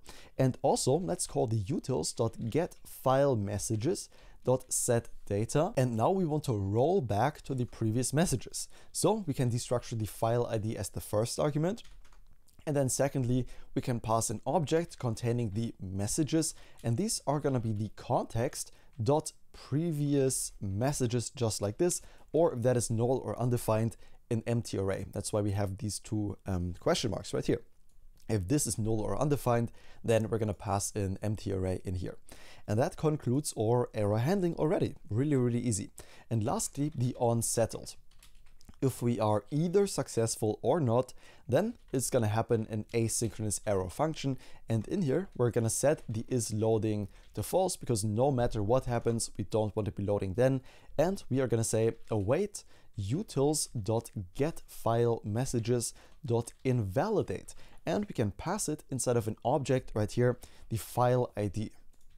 And just by doing this, when everything was successful or not, we refresh the entire data right here. So we always get the most accurate data after a message has been sent, right? We send a message, we get an answer, and then we restore the integrity of the entire page. But of course, this is not going to flash or anything. There's not going to be a white screen while this loads. This happens all in the background. Perfect. And let's try out what happens now. Let's go back into our chat window, scroll all the way down and say, hello, good sir, any message, and hit send. And you can see if we scroll down, the message was sent here as we typed it. Perfect. Now we can't see the answer in real time just yet, but we do see our message. And then once we reload the page, let's see what happens. We should also be able to see the AI response. Perfect. Okay, now that is something that's still not ideal, right? We of course don't want to, refresh the entire page to get the answer, but instead we want this to happen just like that without refreshing the page. And where we do that and where we can also display the AI message that we send back as a stream in real time is right below this on mutate. Let's go below where that closes, right here, above the on error, and let's insert something called on success. So when we do get a response back from our API, that will contain the readable stream that we can simply put into the message as we get it to have this real-time feeling. Well, not just feeling, it is actually real-time. First off, we're going to set the isLoading to false because the loading message that we see from the AI should not be there anymore.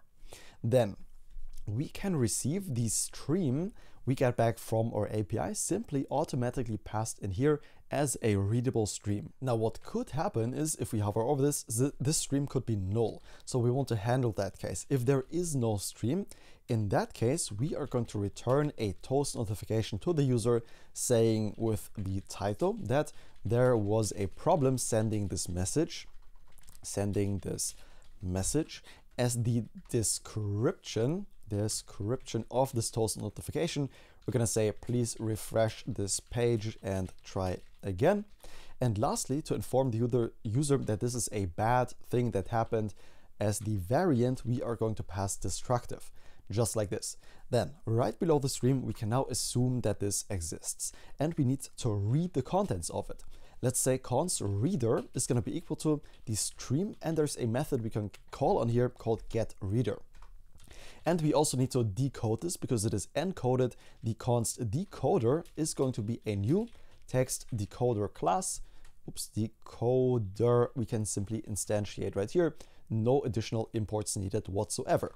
And let's also keep track of if we are done by saying let done is going to be equal to false. Okay, one last thing is we want the response and accumulate it as we get it. So let's initialize a accumulated response. Let's say accumulated response as a comment right here, so we know what this will mean, and let's call it acc response. So just we have to type a bit less later and we can elaborate what this means where we define it. Okay, this is going to be an empty string by default. Now we are actually going to read the contents of the stream that we get back from our API in real time. So while we are not done reading, in that case, this while loop will continue to run. And what we want to do in here is first, we want to read the stream. We can do that by destructuring both the value and the done, and let's call it done reading, from the await reader.read, and simply call that. Then we're going to set the done to done reading. So if we're already done, there's no need to execute any further code. And now to get the string content of this stream, of this chunk that we are, kind of mapping over, I guess we could call it. Let's call it const chunk value is going to be equal to decoder.decode the value. And this is going to be the actual string that the AI gives us that we now want to add to the message to make it show in real time. And also let's add this to our accumulated response by saying acc response plus equals, that's a shorthand, and the chunk value. So we can simply append the chunk value to the accumulated response. Okay, and now what we're going to do is append the chunk to the actual message. So the message you can see in the chat. So that's updated in real time. And the way we do this is probably one of the most elaborate logic steps, but it is very similar to what we did in the onMutate. So don't be afraid of it. We're going to do it step by step together. And then you're going to find, well, it does look syntactically a bit odd. It really makes sense what we're doing.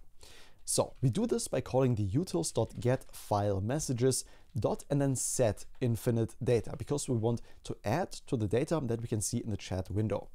In here, we can first destructure the file ID, and also just like above the limit that we are going to default to the infinite underscore query underscore limit. And as for the actual callback function, again, receive the old data, and then if there is no old data as the first guard clause, we're going to return an object that contains, once again, the pages as an empty array and also the page params as an empty array. Just like this. Perfect. Then let's create a new variable called isAIResponse_created. And this is going to be equal to the old.pages.sum, which is going to return us a Boolean. Don't worry, I'm going to explain this here in a second. And for each page that we have in the old data that we get, we want to check if the page.messages.sum, and for any message inside of this page, let's call it message. There we go. And let's give this much more space so you can see this easier. We can already format this.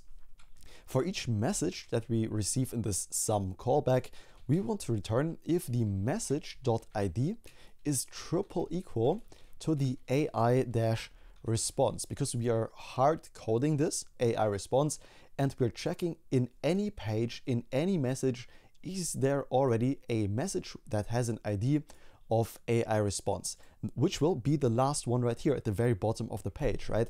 And if there is an AI response, then we are not going to add a new one.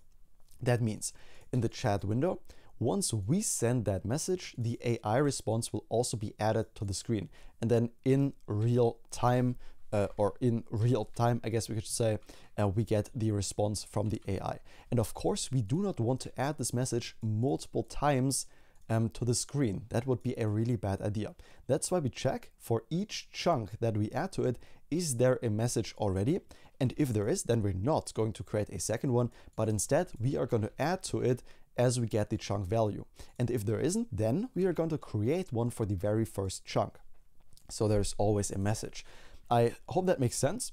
And let's continue in this code right here. Let's say let updated pages is going to be equal to, and let's map over the old data pages first. So old.pages.map, and for each page that we get in here, let's execute some code inside of this function. So first off, we're gonna do a check. If the page is equal to the old.pages at the index of 0. So if this is the last page, and it needs to be pages, just like this. Awesome. Then, and trust me, what's about to come right now is not gonna take long, and it is gonna be the most, in quotes, complicated thing of this entire build. So stick with me here, let's go through it together afterwards and just code this out for now, and then see what this does in a bit more abstract way. So just code ahead with me right now, and let's get this done. So first off, if this is true, then that means we are on the first page, which also contains the last message, because the order here is reverse, right? The entire messages are put in reverse, and that means the first page contains the last message that we care about. That is why this if statement is so important. Let's first create a variable called updated messages we're gonna make use of later. And then if the AI response is not yet created, if not is AI response created, well, then we are gonna create it once. The way we do that is by creating a new reference. This is really important for the React diffing to pick up the change later, so we can actually see it on the screen. The way we can do that is by saying the updated messages are going to be equal to an array, and inside of this array, just like above, we can simply create a new message by first creating an object that's going to get a created add property as a new date.toISO string. Then we want an ID, and this is going to be the hard-coded AI response that we are checking for up here. That's what we make the ID. Very important that it matches this right here that we're checking for. The text is going to be the accumulated response, so we always show the latest data in here, and the isUser message boolean is going to be false in here. And then we can simply append all the other messages that were there before by spreading in the page.messages, just like this. Okay, and this needs to be messages, by the way. Great, so in that case, we are creating a new AI response. But what if there is already an AI response? Well, then in that case, we just want to add to the existing response, this chunk right here. The way we do that is by calling the updated messages, and these are going to be equal to the page.messages.map. And for each message that we are mapping over, let's execute some code right here. Let's do a clause right here, an if statement. And now, if this message that we're currently mapping over is the AI response, if the message.id is triple equal to AI-response, just as hard-coded up here and up here, in that case, we are going to return the message properties that were there before by spreading in the message, but also change the text to be the accumulated response. And if it's not the AI response, then we can literally return the message unchanged, because we don't want to change any other message than the AI response, right? Everything else should stay the exact same. And we just want to append the chunk that comes in real time to this message right here. Perfect. And that's almost it already, by the way. Okay, so let's exit out of this else statement right here, and right below this, return an object. Inside of this object, let's spread in the page, so we're keeping all other properties and we only override the messages. And of course, these are going to be the updated messages from above. Right below this, let's return the page just like this. So the other pages are going to stay exactly as they are. Only the first page, like the last 10 messages or whatever you set this config option to, only that page is going to be updated. And if you're rendering out 30 messages above this, well, none of them are going to be changed. We are returning them as they are. And lastly, right below here, let's return an object and spread in all the old values and simply override the pages to be the updated pages. And this was already it. I know this was syntactically the most demanding part, because we need to pay attention, so this is all immutable. What that means is we want to create basically new references for each entry. so that when we stream in chunks, this happens really fast.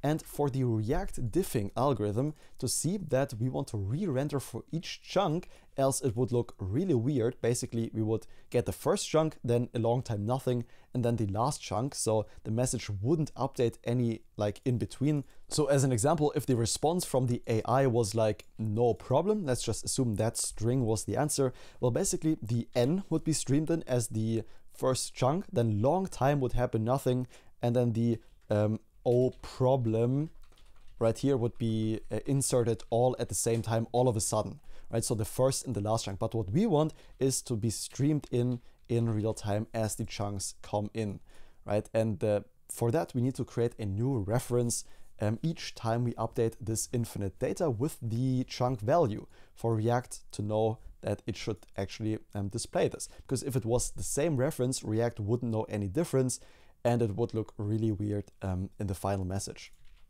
Perfect. Let's save this and actually go ahead and send a message and see how this works. Let's open this up in full screen side by side. Let's give it a reload just so we have the most fresh version. And let's say in one sentence, who was Plato? And hit send right here. Let's see what happens. If we scroll down, I'm not sure why we have to scroll down at the moment, but we can see the AI responded and streamed in the response in real time. That is really, really cool. Congratulations if you're following along up until this point. This is a really, really nice achievement we have made together. We optimistically update and stream in responses back in real time. That's not easy. Awesome. And that takes us to the infinite query part. As we scroll up, currently, we don't see any messages beyond the last 10, what we set our limit to, right? And as we scroll up, of course, we want more messages to render in. And this is for maximum performance. If there were 5,000 messages, we wouldn't want to render all of them. Just as we scroll, we render as much as the user needs, which also puts less load on our database. And in order to achieve this, we have actually already laid the foundation. And that is in these messages right here. Remember, we can simply pass a ref to keep track of which message right here is the last one. And if that is on the screen, then we can start loading more messages. And the way we do that is through a really convenient helper. Let's quickly stop our server, clear the screen, and install one little package that will help us achieve this, npm install. And this package is called @man-hooks. We need one certain thing from this library only, and that is going to be something called use intersection. That's going to help us detect if a message is intersecting with the top of the viewport. So if it is actually, being rendered on the screen, and if it is, then we want to load more. Let's start back up our dev server and quickly import that helper hook in here. Import use intersection from the package we've just installed @man-hooks. There we go. And I think it doesn't recognize that we just installed this. Let's reload the window, and then hopefully the TypeScript error will be gone.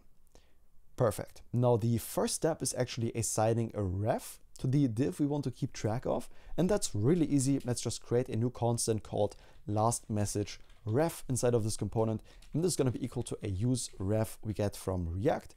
And by default, this is going to be null, but because we're in TypeScript, we later want to tell TypeScript that this is going to take up an HTML div element.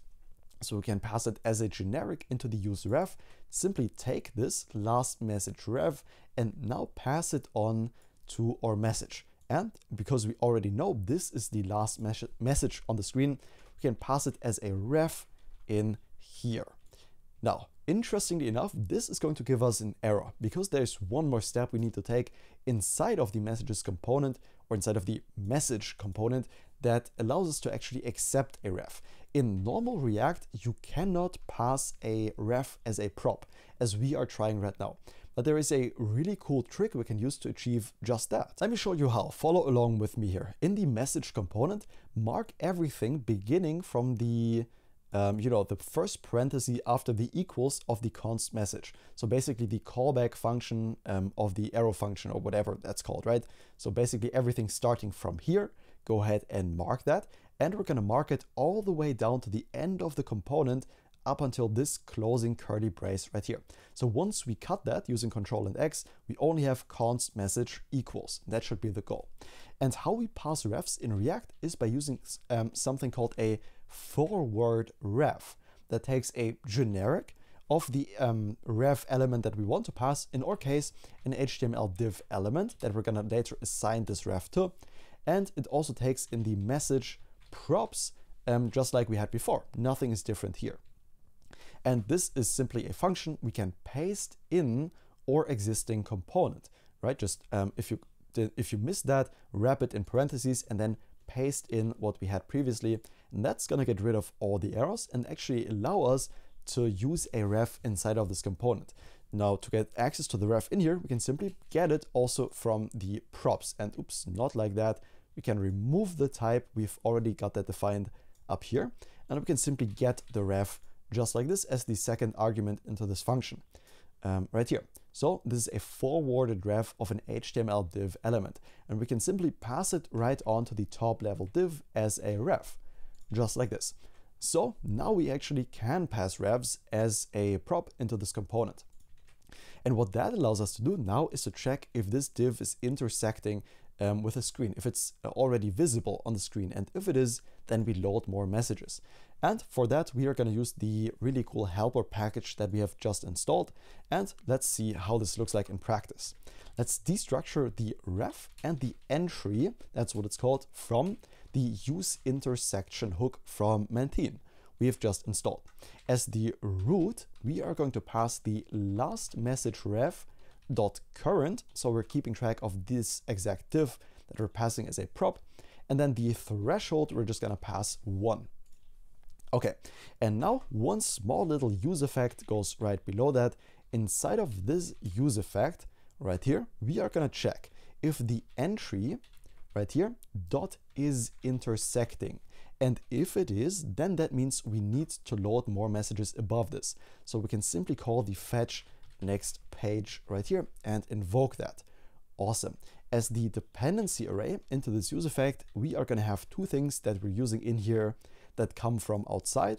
And that is both the entry right here and also the fetch next page. So if the reference of one of these changes, then the use effect is going to reinitialize. Perfect. We can save these messages. And the last thing we need to do is pass this ref from the use intersection into the first message. And oh, I just saw we already passed the other ref in here. No, that's not what we want to do. This needs to be the ref from the use intersection. And then we can save that. Let's see how this works. Let's go into full screen right here. Let's reload the page. And by default, we should be able to see, of course, only if the dev server is running, which it is. Okay, great. We should be able to see the 10 last messages. And as we scroll up, more messages are going to be loaded into our chat. And that's the beauty of an infinite query. Only as we scroll, only as we need, more messages are being loaded in to put less strain on the database and give us a better user experience, because the initial page load will be much faster as we don't need to load any amount of messages above the 10 that we have specified in our config, which in reality you would often put a bit higher at like 30, 40, 50, for example. So it will take quite a bit to scroll up, and the most recent messages are always there. But just for demonstration, I think 10 is a really good number to use for this. And congratulations, with this you have literally just implemented one of the coolest ways of progressively loading data in your application, and also you learned how to implement optimistic loading states. If we hit enter now, that's going to be put immediately into our chat box. Oops, I didn't mean to type that in. If anything goes wrong, the message will automatically be put back into here for the best possible user experience, so they don't need to retype it. And we can actually ask the AI questions now about the PDF, because it has all the knowledge in the background, because we indexed it into vectors, remember? So for example, we can say, when was Socrates born? Hit enter, and it should say right here from A 469 to 399 BCE. And it does. He was born in 469 BCE, which it got from the PDF. Very, very nice. All the PDF functionalities like zooming and whatnot, work, we can rotate it, we can go into full screen, which looks beautiful with a scroll bar, by the way, and we're making really, really good progress actually. I think we are actually done with the core functionality of this app. Now what is left is fixing up the navbar. Of course, we're logged in and don't want to see it to sign in and get started. That's one thing we will fix. And lastly, we want to also implement the SaaS aspect, right? So we want people to be able to purchase something via credit card or Stripe, and then to have a pro plan, getting better answers and being able to upload larger files. So for example, if we go into our dashboard, when we click upload PDF and are on the pro plan, we want to allow up to 16 megabytes instead of just 4 megabytes right here, right? And currently there is no way to achieve that. And that's going to be the last and also one of the most exciting parts of the entire application. Because, you know, let's be real here, accepting payments is always kind of cool, and to get actual users to pay for your services. And the service we are going to use to integrate payments is called Stripe, one of the most popular payment gateways in the world. We are simply going to sign in. I'm going to do that on my right side right here. And if you don't have an account yet, then just create one, and then you're going to be signed into your dashboard as well. Okay, once we are logged into Stripe, we are going to go to the search bar and create a new product. That's going to be under product catalog, and then create a new product. And this, you can call this whatever you want. I'm going to call this Pro Plan, just like this as the name. There you can enter a description. You can even give it an image to make it like really pretty. I'm going to stick with the most basic variant right now. And we can just say how expensive this will be.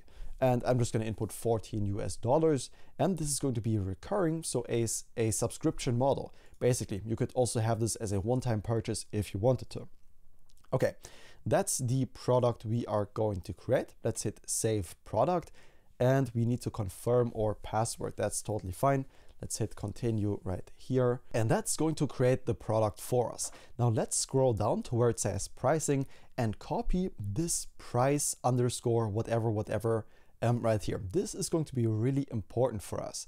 Let's copy that, close out of Stripe, go back into our code editor, and now let's create a new file under our config folder. Let's name it stripe.ts, and this is going to be important. This is where we're going to use that pricing ID we just created in the Stripe dashboard.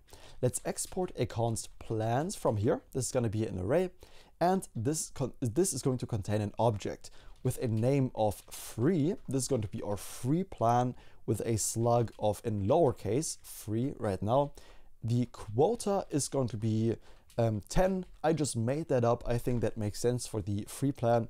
And then the pages per PDF on the free plan can, for example, be 5. That's what I came up with. Okay, then let's create an object in here. And this object is going to be the pricing, or let's just call it price and not pricing.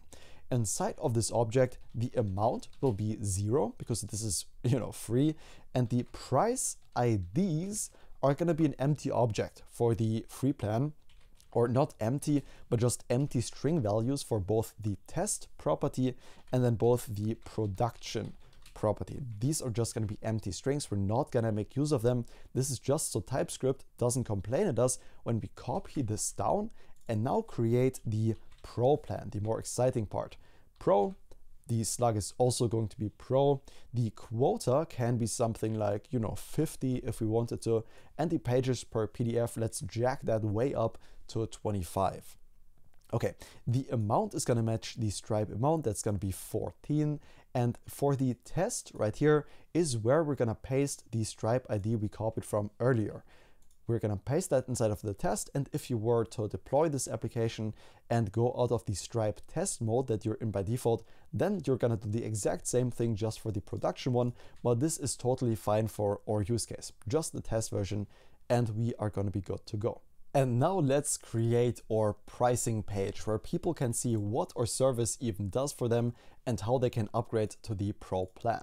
To create the pricing page, let's go under Source, and then let's create a new folder called Pricing. In here goes, of course, once again, the page.tsx, where we create a const pricing, or let's call it just const page. I think that's easier, as an arrow function, and export that page as the default at the bottom.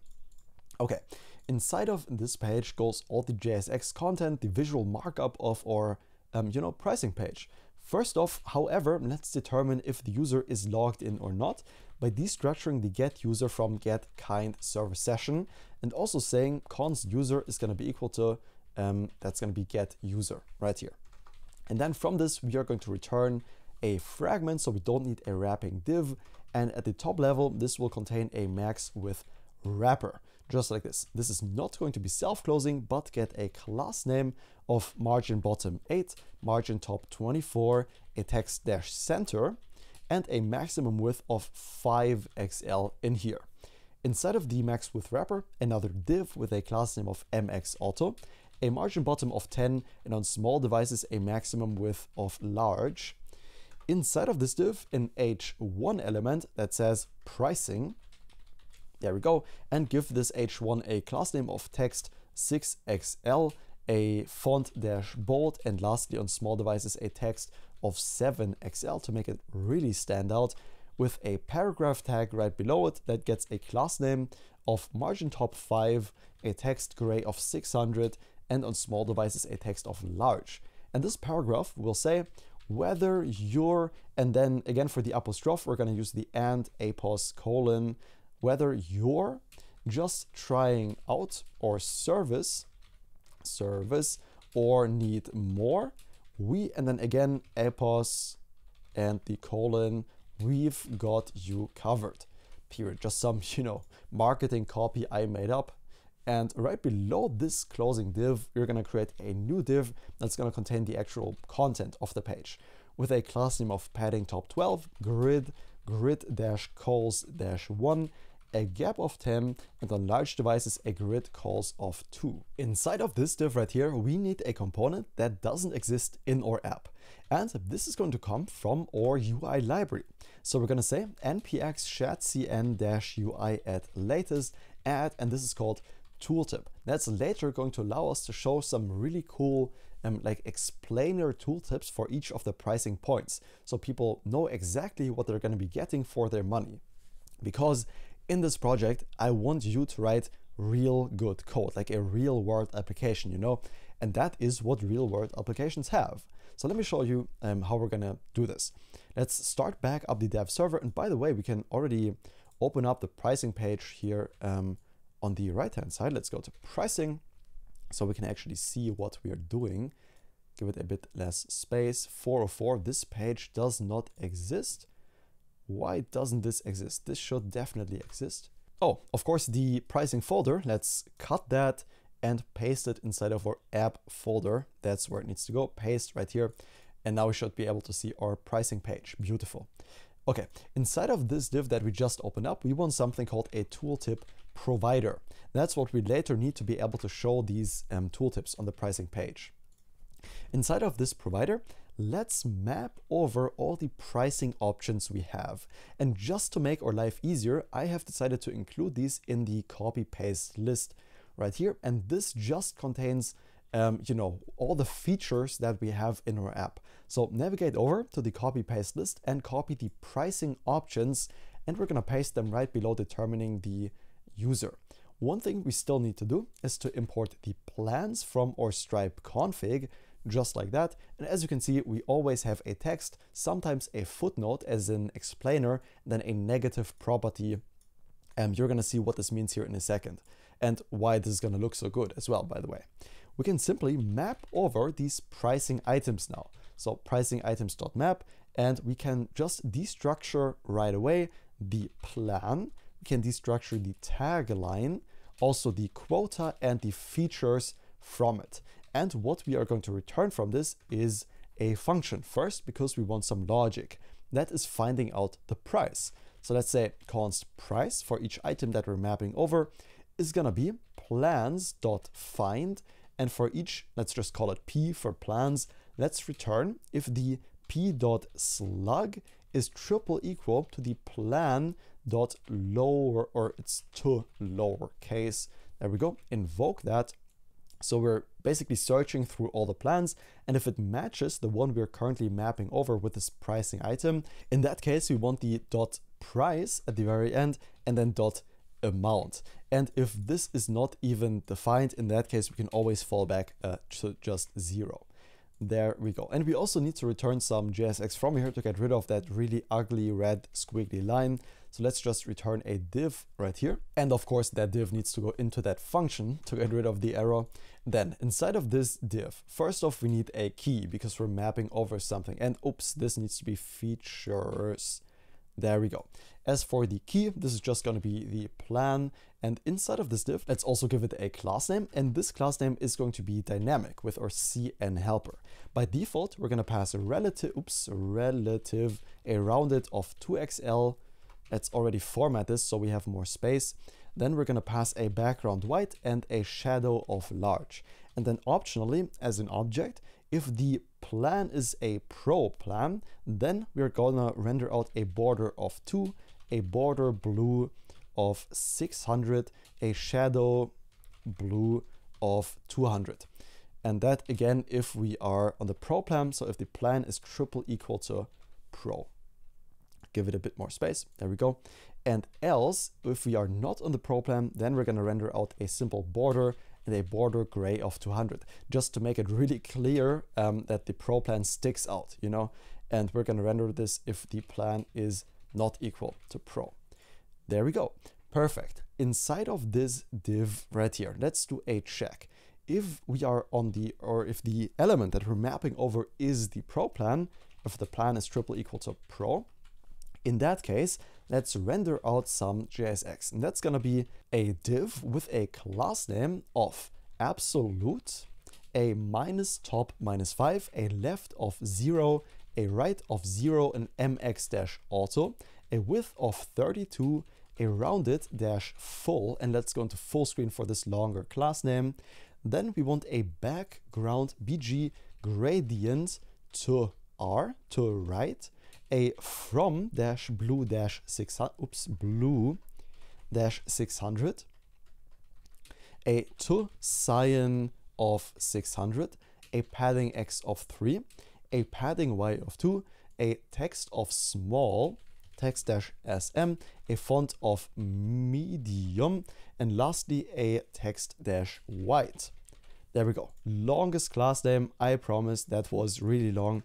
And inside of this div, we're just gonna say upgrade now. You're gonna see this will look really good. Let's see how that looks like. And you can see for each plan that we're mapping over, the free and the pro, we can see it looks really, really nice, but we only see that little thing up until now and not the actual features. Now to render those out and make it look good, let's create a div right under here with a class name of padding 5.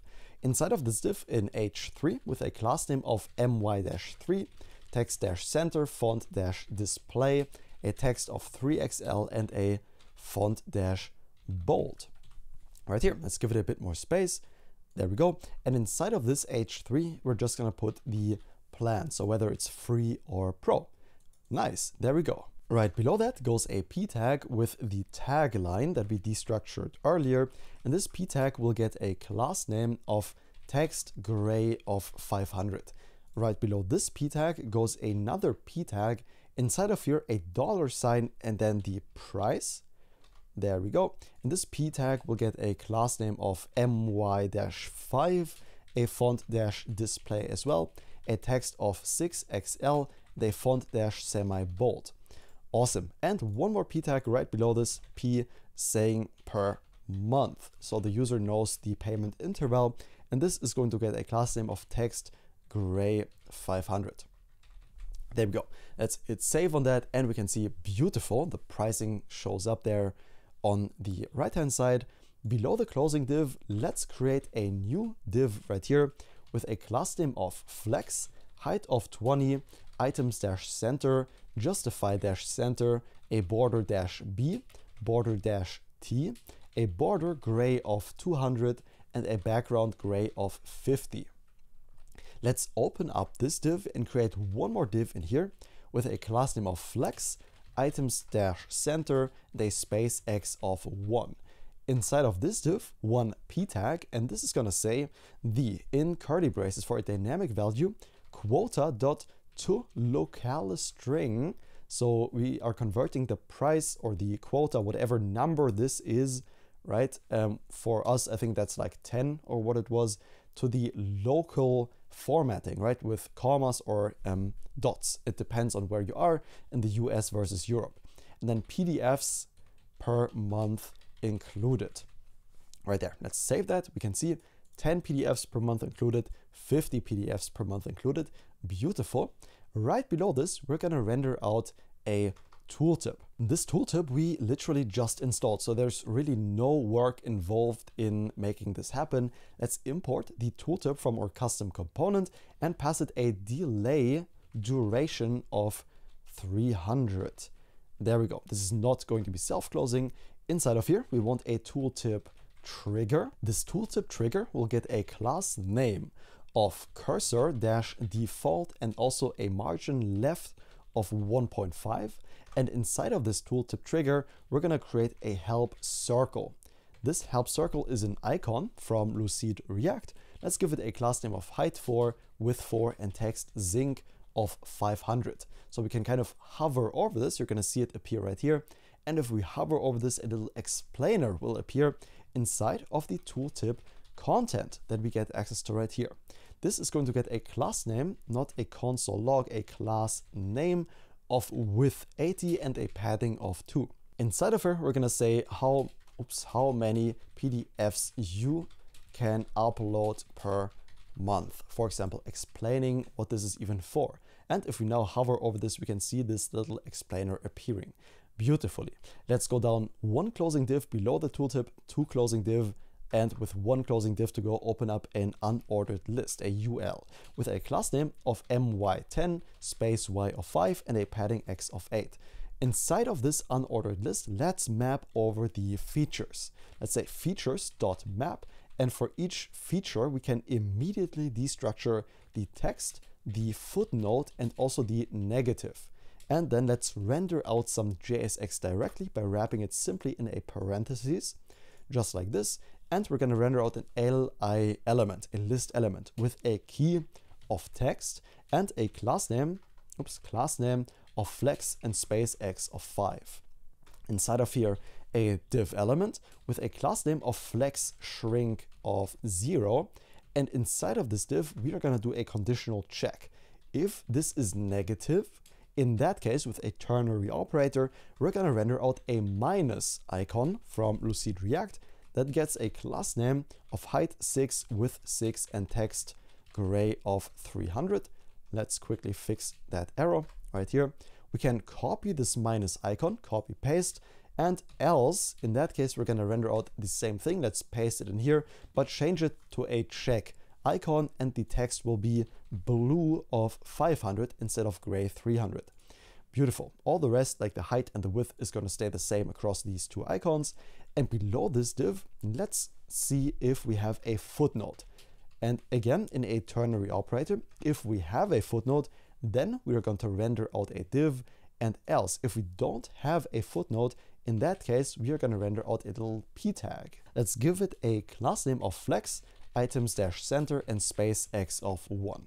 Inside of here, create a p tag. Let's give this a dynamic class name using our cn helper function. And we want to always apply a text-gray-400. But however, let's pass an object as the conditional style if this is a negative point that we don't support in this plan, as you're going to see in a second. In that case, we're going to overwrite this, and the order needs to be the other way around actually. Class name first, then the condition is going to be a text gray of 600 if this is negative, that way around. There we go. Okay, and inside of this p tag, we are simply going to render out the text along with a tooltip to explain this, right? So right below this p tag, let's open up a tooltip just like this, tooltip. And this tooltip will get a delay duration of also 300. There we go. Inside of this tooltip, let's create a tooltip trigger, just like that, that gets a class name. And that's going to be, actually, we can just copy it from above. Let's save ourselves the hassle, copy this tooltip from up here with how many PDFs you can upload per month. And let's just paste it in here, save some time. There we go. But instead of the hard-coded tooltip content, we can simply insert the footnote, the little annotation, the explainer that we want to provide for this point in the pricing. Perfect. And then inside of this p tag right here, if we don't have a footnote, in that case, we simply are going to render out this p tag from above. We can copy and paste just the p tag from up here and paste it right down here. And so the styling is going to be exactly the same. Perfect. Let's already save this and see what this looks like. Let's give it a bit more space. Nice. There are our features. You love to see that. Then under this UL element right here, let's create a self-closing div actually just as a visual separator with a class name of border-t and also a border-gray-200. Right below the separator, let's open up a new div. This is going to get a class name of padding5. Inside of here, let's do a conditional check. If the plan is the free plan, a triple equal to free, in that case, we are going to render out some JSX, and else we're going to do another check. Else, if there is a user that we checked at the very top of the file, then in that case, we're going to render out some different JSX, and else, again, we are going to render out a link tag we get from Next.js that we just need to import in here. And this link tag, we can already do this, is going to get an href of /sign-in. It's going to get a class name of a dynamic value in curly braces or button variants right here, invoke that and pass it a configuration as a class name. We're going to pass a string of width full, just like this. By the way, let's finish up the JSX right here so we can already format this. The user, if there is a user, is going to get a button that allows them to upgrade. Let's call this upgrade button, just like this. This is a custom component that doesn't exist yet. We're going to create it in a second, and we're going to create another link component if there is a free plan right here. Perfect. That means we can already format this file because these syntax errors are gone. Inside of the link on the very bottom, let's finish that up first. If we have a user, in that case, let's say upgrade now inside of the button. And else, if there's no user, let's say sign up. Awesome. And below this, let's include a little icon, the arrow right icon we get from Lucid React. And let's give it a class name of height 5, width 5, and a margin left of 1.5. Perfect. Okay, by the way, let's just copy this link and replace the one on top because this is going to be very, very similar. The only difference is going to be the href and the class name. So for the href right here, let's redo that. This is going to be conditional. If we have a user, this is going to redirect to the /dashboard. And if we don't have a user, this is going to redirect to sign in. So they can sign in before they upgrade their account. Perfect. And as the variant for this link, we are going to pass in secondary, just so it doesn't pop as much. And now the last thing that's left to do is creating the upgrade button. Let's create that in our components, call it upgrade button.tsx, and this is going to be a very straightforward component.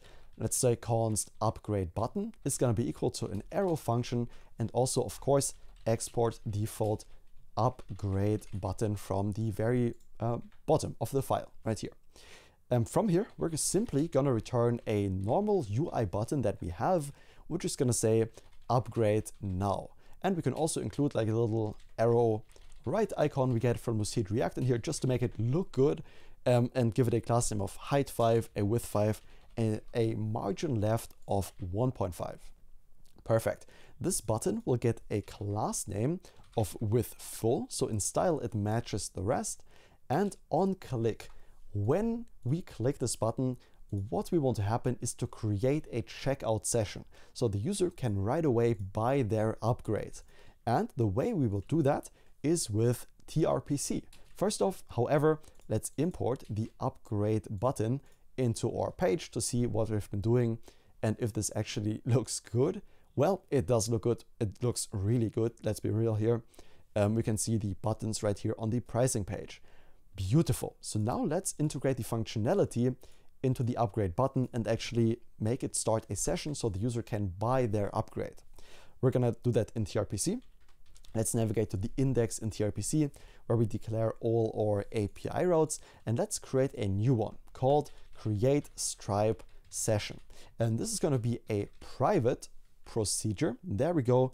And we don't need any input. We can straight away call the mutation right here, which is nothing else than a callback function. We need to comma separate from the rest of the API. Now in here, the logic is going to be pretty straightforward. First off, let's destructure the context because we're going to need it in this API route. And then we can destructure the user ID from that context right away. Then, secondly, we need an absolute URL. Because we're on the server side, unfortunately, we are not able to use relative URLs. And that is why we need to declare a little helper function that helps us do that. Let's navigate into a utils file under the lib folder and create a new export function. And let's call it absolute URL that we can even call on the server side. That's just going to make things work. In here, we're going to receive a path as a string, like a relative / dashboard path, for example. And inside of this function, we want to do a conditional check. First off, if the type of window is not equal to undefined, that means we are on the client side. And in that case, we can actually return the relative path because the client is totally fine with relative paths. Else, if we have a process.env.vercel_URL, it means two things. We're on the server and we have deployed on Vercel. In that case, we're going to return a template string of HTTPS, then a : / and then the process.env.vercel_URL, and then also interpolate or path into here. So this is going to be the URL, the root URL where we deploy to, like https yourwebsite.com and then /dashboard as the path. Lastly, in all other cases, we're going to return a template string of HTTP and then / like a : / localhost of, either the process.env.port or 3000, which is basically the, what you always host your app under, and then also add the path to that. And just like that, we can save this utils file and always have an absolute URL and make it just work no matter where we currently are. And we can make use of that right here in our API route. So let's say const billing URL is going to be equal to the absolute URL we have just created. And in here, we want the /dashboard/billing page. And because we're on the server and maybe we're deployed on Vercel, maybe we're in development, this is always going to return the correct URL. Okay, first off, if we do not have a user ID, in that case, we are going to throw a new tRPC error just like this, and the code is going to be unauthorized. So we can make sure we have that. Afterwards, let's see what the database entries for this user look like. So we need to fetch the user, the const db_user from our database. And we can do that by saying await db.user.find first. And we want to find the first user where the ID matches the user ID. And of course, in order to be able to use the await, we have to turn this into an asynchronous callback function. Perfect. If we have no database user, we can basically copy and paste the error from above and just change it to db user, just like that. The user shouldn't be able to proceed. Okay, and next up, we want to determine if the user is already subscribed or not. Because if they are and they click the button, then we want to take them to a page where they can cancel their subscription and manage their subscription. And if they are not subscribed yet, in that case, we want to send them to a page where they can subscribe, where they can directly pay. And to make this happen, I've provided another utility to you in the copy paste list, because usually I just copy paste this as well. We could type this out. I don't think it makes too much sense. So let's head over to the copy paste list and just paste these few lines of code right here, the get user subscription plan and whatnot. That is under the Stripe retrieve current subscription plan. I don't think typing that out makes too much sense for us at this point. So where do we need this get user subscription plan? Let's create it in our lib folder right here and create a new file called stripe.ts. There we go. Inside of this stripe.ts file, let's copy the code right here. The imports might differ for you if you haven't been following exactly one-to-one with the video. Even for me, that's throwing an error, that's fine. But essentially the gist is we are getting the current user. So whoever is logged in, if they're not logged in, we're returning null for all values or false to indicate that this user is not subscribed. Afterwards, we are going to our database to see if we have entries for this user. For example, to see if they are subscribed. If we can't find a user, again, that means they aren't subscribed and we return false. And if they are subscribed, well, it's determined by these two statements, or these three rather, right here, converted to a Boolean. That way we can see if they are on the pro plan or if they're not. And that's going to be the most important thing in here by far. We can get their plan, we can get if they have canceled their plan or not, and just return that information from this function. That's why I didn't want to type this out with you. It's pretty lengthy, the logic is very straightforward, and we can just save ourselves a bit of time by taking it from the copy-paste list. Beautiful. The one thing we still need to install is Stripe right here as a package. That makes it super easy to work with our payment gateway, that is Stripe. So let's install that dependency, let that load, and then start back up our development server once that's done. npm dev, beautiful. I'm on version 13.7.0. Yours might differ depending on when you watch this video, but Stripe is so popular and so big, it should always be backwards compatible. Perfect. Let's save this Stripe file right here. And in our API route, we can now see if the user is already subscribed or not and send them to a certain page based on it. So to retrieve the current subscription status, let's say const subscription plan is going to be equal to await get user subscription plan that we've just created. And let's do a conditional check. If the subscription plan dot is subscribed, what I just mentioned is the most important thing about it. Are they on the pro plan or not? That's what it's about. And we have the db_user.stripe customer ID, and that needs to be the db user, of course. There we go. In that case, we want to send the user to a management page where they can cancel or manage their subscription because, of course, they are already a customer of ours. Let's create that session. Const stripe session is going to be equal to await stripe. We can simply import that from lib stripe dot billing portal. There we go. Dot sessions dot create. And inside of here, we can pass a configuration object with the customer. That's going to be our db user dot stripe customer ID. And then as the return URL, we're going to pass the billing URL. Perfect. Right under here, under creating the Stripe session, let's return an object that has a URL property that we can send back to the front end to redirect the user to. And this is going to be the Stripe session.url, like a hosted page that Stripe provides to us under this URL right here. Perfect. And if this if statement fails, that means the user is not subscribed and they now want to buy our product. So let's let them do that. Let's allow them to do that. The const stripe session we're going to create in this case is going to be, again, await stripe dot checkout dot sessions dot create. And in here goes another configuration object where the success URL is going to be the billing URL.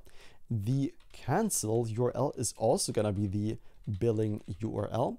The billing URL. The payment method types you can define for yourself. What do you want users allowed to pay with? I'm going to choose card, and I'm also going to choose pay, not pay now, but PayPal. There we go. As the mode, we are going to choose subscription because we're building a subscription-based SaaS. As the billing address collection, we're just going to say auto. There we go. And as for the line items, what the user is about to pay for, this takes an array. Inside of this array, let's create an object where the price, the price that Stripe expects is going to be the plans that we get from our Stripe config dot find. And for each plan that we want to determine if it's the right one or not, we're going to determine that by saying plan dot name is triple equal to pro, with the P being uppercase. There we go. And if that exists, optionally, then the price dot price IDs dot test, because currently we're in test.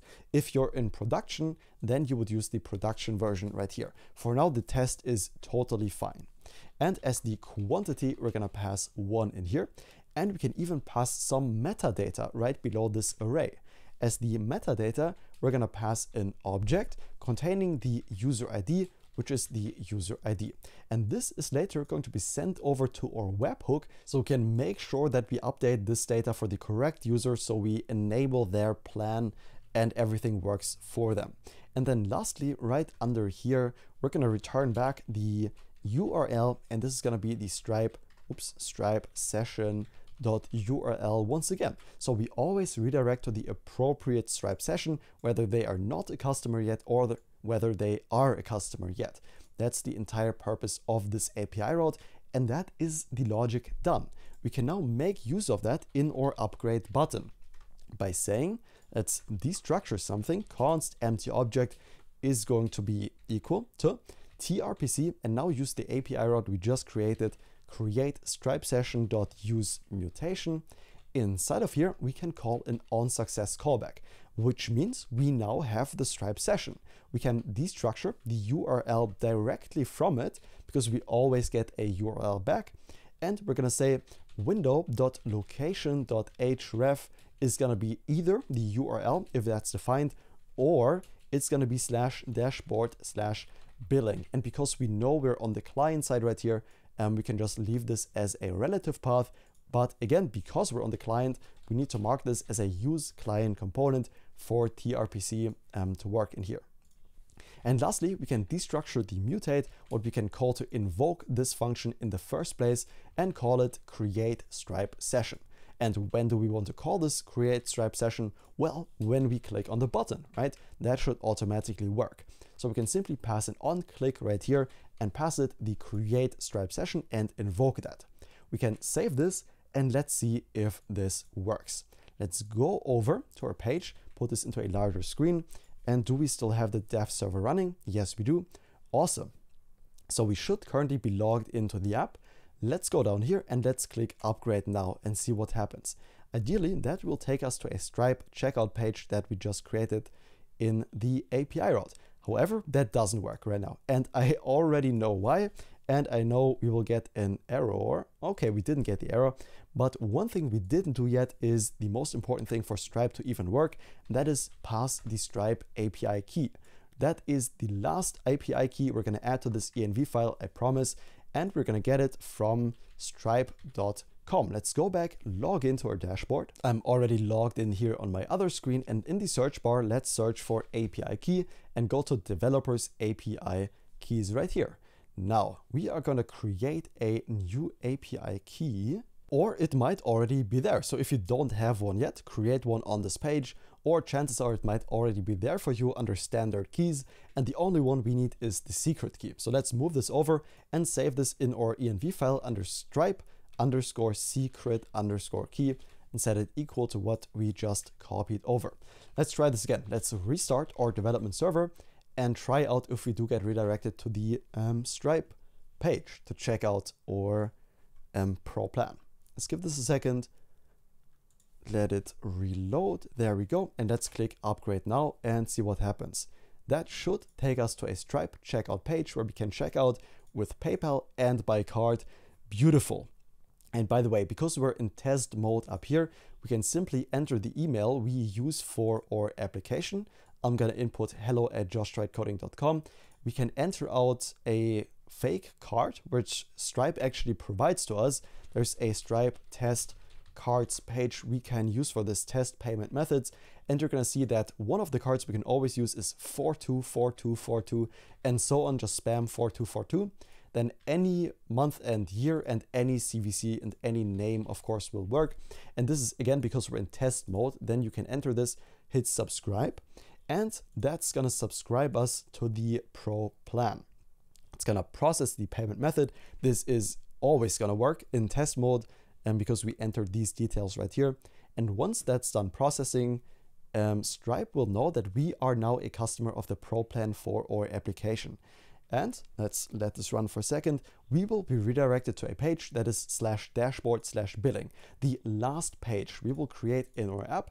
That's gonna be a really simple, really easy page to let users manage their subscription to our application. Let's go ahead and create that. And this goes under our source folder and then app and dashboard. Let's create a new folder in here called billing. And inside of this billing page.tsx that we're gonna create right here inside of this folder. Now inside of this page, first it's gonna complain that this is not a React component because we haven't created the page yet. Let's do that. The const uppercase page or a capitalized page is going to be an asynchronous, this time arrow function that we are going to display, export as the default at the bottom of the file. Inside of this page, we are going to determine the subscription plan the user is on. The const subscription plan is going to be equal to await get user subscription plan, or very handy helper, and we're simply going to return a client component from here in which we can pass in this server-side determined plan as a prop. So this is going to be called the billing form, very simple component we can use to let users manage and purchase a plan. And as the prop, we can already pass it in, even the component doesn't exist yet. Let's pass in the subscription plan right here. We can close out of some files, by the way, there we go. And let's create that billing form, one of the last components of our entire application. Let's create a new file called billingform.tsx. And inside of this billing form, first, let's create it as a regular component. Const billing form is going to be an arrow function that we are going to return or export rather as the default at the bottom of the page, billing form. There we go. This needs to be a client component. So let's declare that at the very top of the file right here. And also we want to accept the subscription plan as a property in this component. And this is going to be of type billing form props that we need to declare right above this component. The interface billing form props, billing form props, there we go. Of course, takes the subscription plan that we need to determine. And let me show you a really cool TypeScript trick of what this type will be. It's gonna be the awaited utility type that takes a generic of return type that again takes a generic as the type of get user subscription plan. And that's it. What this means, even though it might look a bit cryptic if you're not familiar with TypeScript, essentially it goes ahead and sees what does this get user subscription plan output? What is the return? That's what this type is.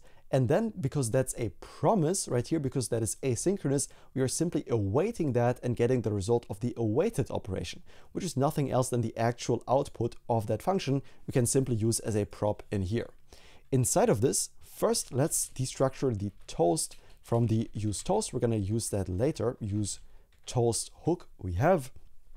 And secondly, let's create a Stripe session in here. This page is like the alternative page to the pricing page that's going to allow us to do pretty much the same thing. So this is also going to come from tRPC.create Stripe session, the same functionality, .use mutation. Again, taking an onSuccess callback. Inside of here, we can destructure the URL once again right away. And as for the logic in here, if we have a URL, if URL, in that case, we can set the window.location.href to that URL. And if we don't have a URL for some reason, we can simply return a toast notification in here to let the user know, something went wrong after clicking that button. With a title of there was a problem, ... Let's pass a description, and this is going to be please try again in a moment. Let's format this. And lastly, as the variant, because this is something bad that happened, let's pass the destructive variant. Okay, let's already destructure the mutation we can call to invoke this, the mutate from tRPC. And let's call this the create Stripe session once again. And also let's get the is loading state for later because we're gonna need it in the JSX. Speaking of JSX, let's do that. Let's return something from here. And at the very top, that is gonna be our trusted max width wrapper we can use to make the width on all pages the same. And let's give it a class name because we want this page specifically to be a bit less wide than the rest. You're gonna see why in a bit. Let's give it a maximum width of 5XL in here. Let's create a form element inside of here. It's gonna get no action, but instead a class name of margin top 12 and also an onSubmit. This onSubmit always receives an event, and we can use this event that is passed to the form to say e.preventDefault to prevent the default submission of the form, and instead call or create Stripe session function in here. Perfect. Inside of this form, we could write out the entire JSX for a beautiful looking component right now. Or we could just install a really nice looking, what is this? Okay, this is the error from before, we fixed that. Or we could just install one last UI library component, and that is npx shadcn-ui at latest add card, C-A-R-D, card, and that just looks really good by default. That's what we're gonna use to create this billing form. You're gonna see why we're using this. It just looks really good in almost no lines of code. Awesome. After we install that, I think it's the last dependency of the app. I'm not 100% sure, but we are definitely coming closer to the end. And we're gonna make use of this card right now. Inside of the form, let's use that card. As the card, inside of here goes the card header. And inside of the card header goes the card title. Awesome. Inside of here, we're gonna say subscription plan. There we go. And as the card description, right below this card description, we're gonna say you are currently on the, and then inside of a strong tag, strong HTML tag, let's give this a bit more space, and we can simply get the subscription plan from the props, the subscription plan dot, name right here in a dynamic value, so we can interpolate it, put it inside of this strong tag, and then say plan, period. Let's save that. Let's also import the billing form into our billing page.tsx, and let's see what that looks like in the browser. If we reload the page, we should be able to see our new page right here with the billing form, and this is why we're using the card. It looks really, really good out of the box. However, one thing that's missing is it's literally saying nothing. Subscription plan.name evaluates to you are currently on the plan. That's fine for now because we haven't implemented the Stripe webhooks yet. So Stripe knows that we already paid for this. However, our app doesn't because the webhook we haven't done it. We're gonna get to that in a second here. So let's leave it at this for now. Let's get out of the card header and right below it, create the card footer in here. Okay, now let's open up the card footer in here. Let's create a button element that comes from UI button, and this is going to get a dynamic value. However, before, let's give this card footer a little class name to make it look a bit better for our use case. And this is going to be flex-call. Let's give this more space to work with. An items-start, a space y of 2. On medium, a flex-row. On medium, a justify-between. And on medium, a space x of 0. Okay. Inside of this button, that is gonna be of type submit. By the way, we can pass that in as a prop. We want to do a conditional. If we are loading, if is loading, in that case, we are gonna render out a loader2 we get from Lucid React. There we go. That's gonna get a class name of margin right 4, a height of 4, a width of 4, and then animate-spin. And else, if we are not loading, we're gonna render out null. Okay, below this, one more conditional, and that is if the subscription plan.is subscribed. If we are subscribed, this button is gonna say manage subscription. And if we are not subscribed, it should allow us to buy the plan, and this should not be a comma, this should be a colon. It should allow us to buy the plan. So let's say upgrade to Pro. There we go. Beautiful. Let's save that. it's gonna say upgrade to Pro again because we haven't done the webhook yet. Our app doesn't know that we already paid in Stripe, but this is gonna work in a second when we deploy this application, and we're literally gonna do that in a bunch of minutes.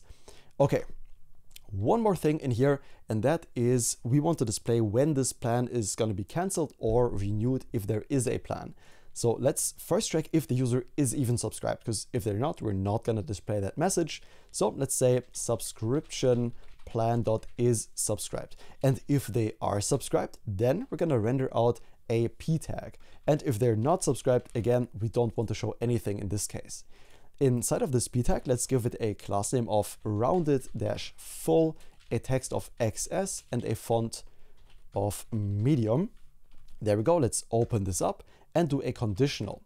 If the subscription plan dot is canceled, in that case, we're gonna say your plan will be canceled on, and then a spacebar, or else we're gonna say your plan renews on, because we know that the user is currently subscribed and has an active plan.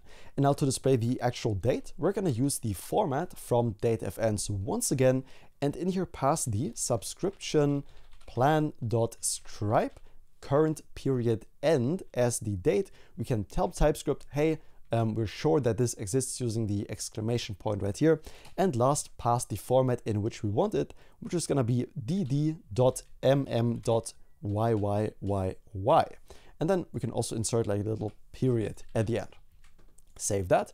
And it's not gonna show anything because we're not on the Pro plan, but that is our billing form. We can now actually buy the Pro plan.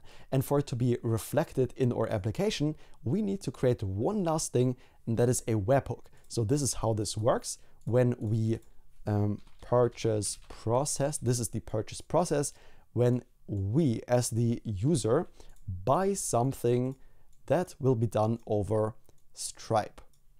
Let's copy this over. It's gonna be Stripe. And of course, our app will sit in between because that is what generates the link to Stripe. That's what we just did in the API route. So our app, for example. And that's then gonna redirect the user to Stripe to complete the checkout process, so we don't have to deal with payments directly. And once that is successful, once Stripe has received the payment, Stripe is gonna tell our app about it using a webhook. And that's nothing more than it will send an API request to a route that we can determine. And we want a route to be called under our API. Let's open up source app API. Let's create a new folder called webhooks. And in here, let's create a new folder called Stripe. And by Next.js enforcement, inside of this needs to go a route.ts file in which we can determine the logic that should happen when someone pays for our subscription. And this is boilerplate. I always just copy and paste this over from old projects, so it doesn't make sense for us to type all of this anyways. We will type the core logic, but we are going to save us all the boilerplate that's just annoying to write. So let's go into the copy paste list and copy all the boilerplate that we don't want to write under the Stripe boilerplate section right here, paste it in, and then only the interesting logic we're gonna write together. But let's quickly go through what's happening.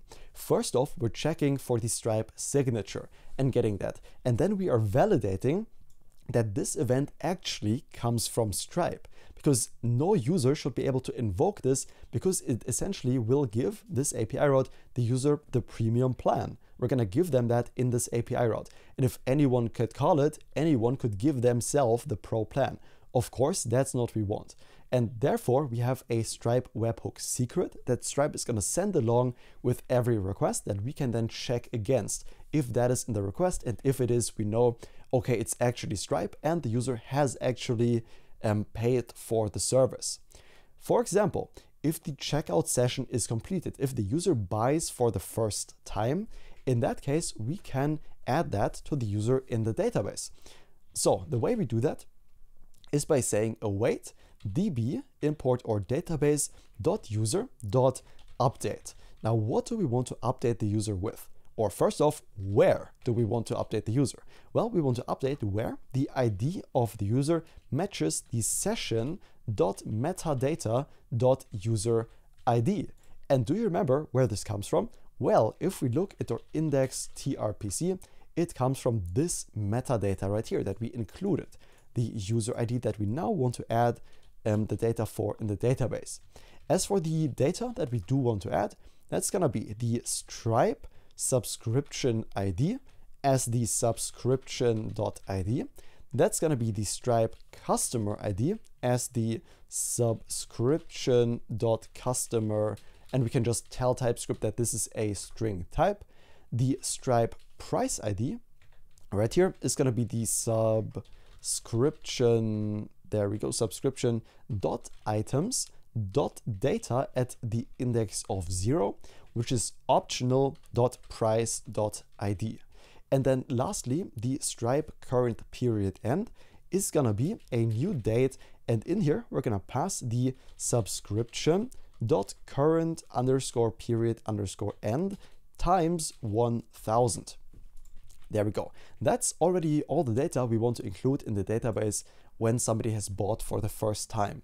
And when their monthly plan renews, then this function is going to be called the invoice.payment succeeded, and a large chunk of the logic is going to be the same. So let's copy this from up here, the database call, paste it right here below the subscription, and the only thing that's different is we now just want to update the user instead of also setting basic things on the first purchase like the subscription ID. We can remove that, also remove the customer ID, and the only thing that's going to stay is the price ID and also the Stripe current period end.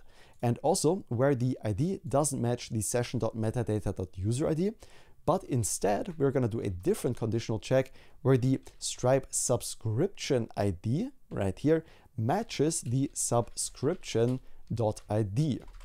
So this object we construct right up here.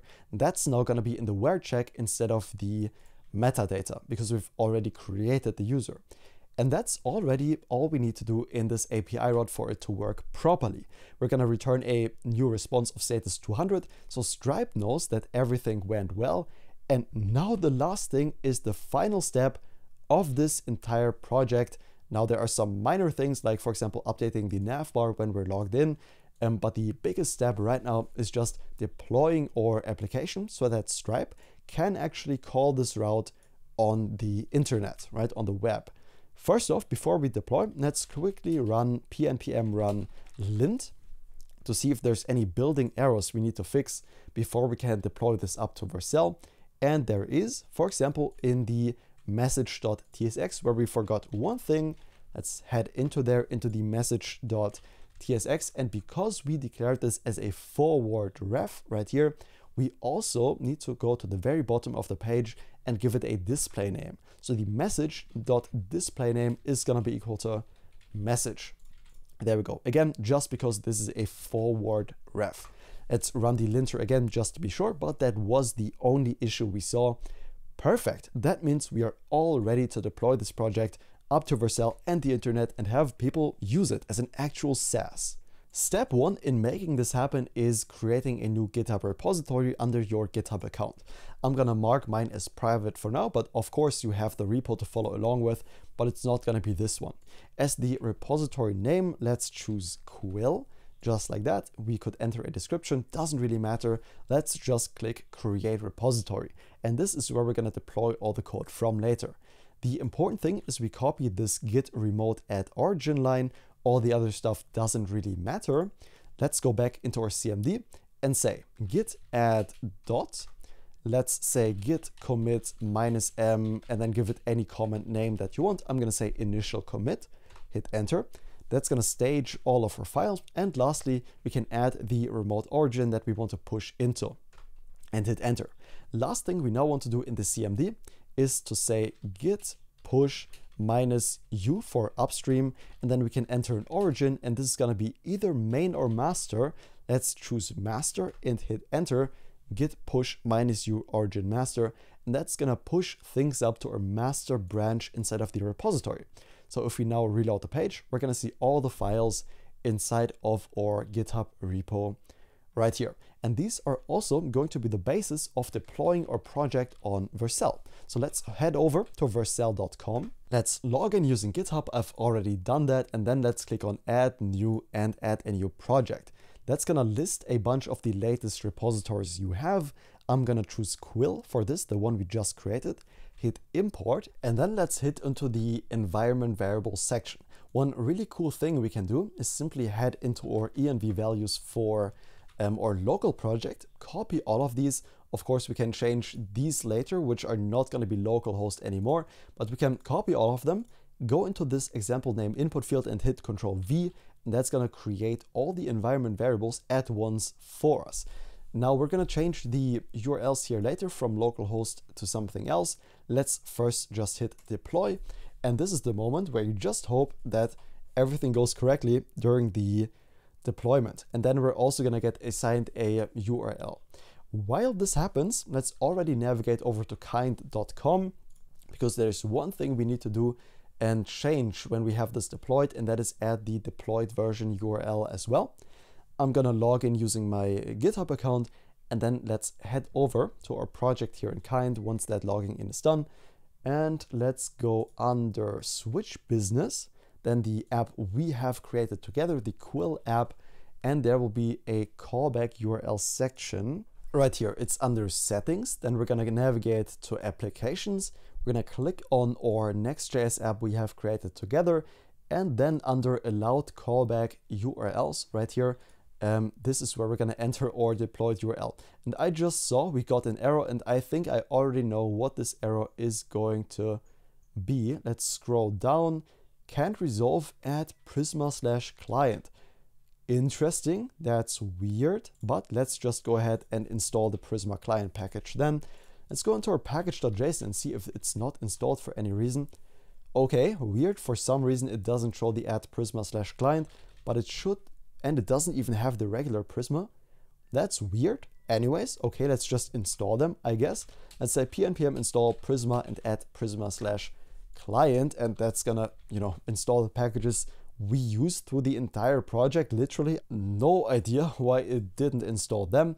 And one thing we want to do is, because we're trying to deploy Prisma on Vercel, one very tiny step we need to add right here in our package.json is going to be a post install step. And in here, we're going to say Prisma generate to make this work with Vercel deployments. Once again, we can add everything. We can commit it. I'm just going to use the same commit message because I'm lazy. And then we're going to push this to the master branch again. That is automatically going to trigger a rebuild on Vercel.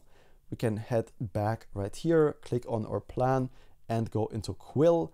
Let's go into deployments, and that will have triggered a redeployment of our app. Let's go into this and hope that this time everything will work correctly, and then it's going to give us an actual domain. So this is the time where we hope that everything just works.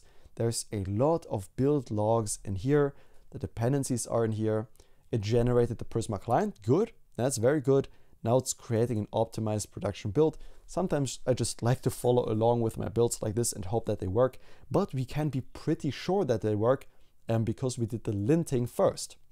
So this linting we did up here, pnpm run lint, this usually catches all the build errors that would happen. And even though there could be some other errors in some edge cases like we just had, for example, in most cases you're going to be fine to build and deploy your app if the linting is successful as well. It's going to collect page data, and I think that's a go from Vercel. I think everything went correctly, and it looks like it did. Deploying outputs, perfect. Okay, so that will give us a designated Vercel domain here in a second that we can simply use to update our kind right here. There it is, quill-jet.vercel.app. Perfect, that's entered right here in the allowed callback URLs, and this needs to be https:// and then quill-jet.vercel.app/API/auth/kind_callback. The rest is going to be the same. And allowed logout redirect URLs is going to be the same thing right here without a trailing slash. Perfect. Now we can also update our environment variables. Let's quickly go to this domain, see if the deployment actually worked. It does. Perfect. Let's copy this URL right here. Head over into our Vercel dashboard for this project. under settings, environment variables, right here, we can update the kind site URL, for example. This was something with localhost. Let's change that in production. Let's hit save. The kind post logout redirect URL. Let's also change that without the trading slash. Hit save on that. Let's update the kind post login redirect URL as well for the /dashboard. For the deployed version, let's hit save on that. And I think we should be good to go. Let's check the rest. Does any of these contain localhost? It doesn't seem like it, only the deployed version. Perfect. Because we changed the environment variables, we need to trigger a redeploy for them to actually show up. However, one thing we are going to do before we do that is a really simple thing, but incredibly important, and that is secure our entire dashboard route so that it cannot be visited by anyone that is not logged in. To do that, we're going to go into our source folder, and in this folder, create a new file called middleware.ts. This middleware, incredibly important, incredibly simple as well. Let's simply export a const config from here. Config, there we go. This is going to be an object with a matcher property. This is enforced by Next.js, by the way. It needs to be named that way. And this will be an array containing strings. And this is going to be /dashboard/ and then :path star. So any path under the dashboard we want to protect, and also the /auth minus callback. There we go. These are the pages we want to protect, so only logged in users can visit those. And from here, we're going to say export default auth middleware that we can simply import from kind at the very top right here. And that's going to do all the heavy lifting for us. How convenient is that? We can simply save this middleware, and every route that goes into this matcher is now secured. So only logged in users can visit it. Perfect. While we're at it, we can already go ahead and start fixing the navbar. I mean, we're almost done with the entire build. We can just do that as well, where there's a different navbar for logged in users that lets you navigate to the dashboard, for example, if you're logged in. So the links we currently have inside of this div right here, that is hidden, item center, space x4, and small flex, we can quickly change these up to render conditionally. And we're going to start at the fragment that we have right here. We're going to render that conditionally. If we have no user, we're going to show what we had previously.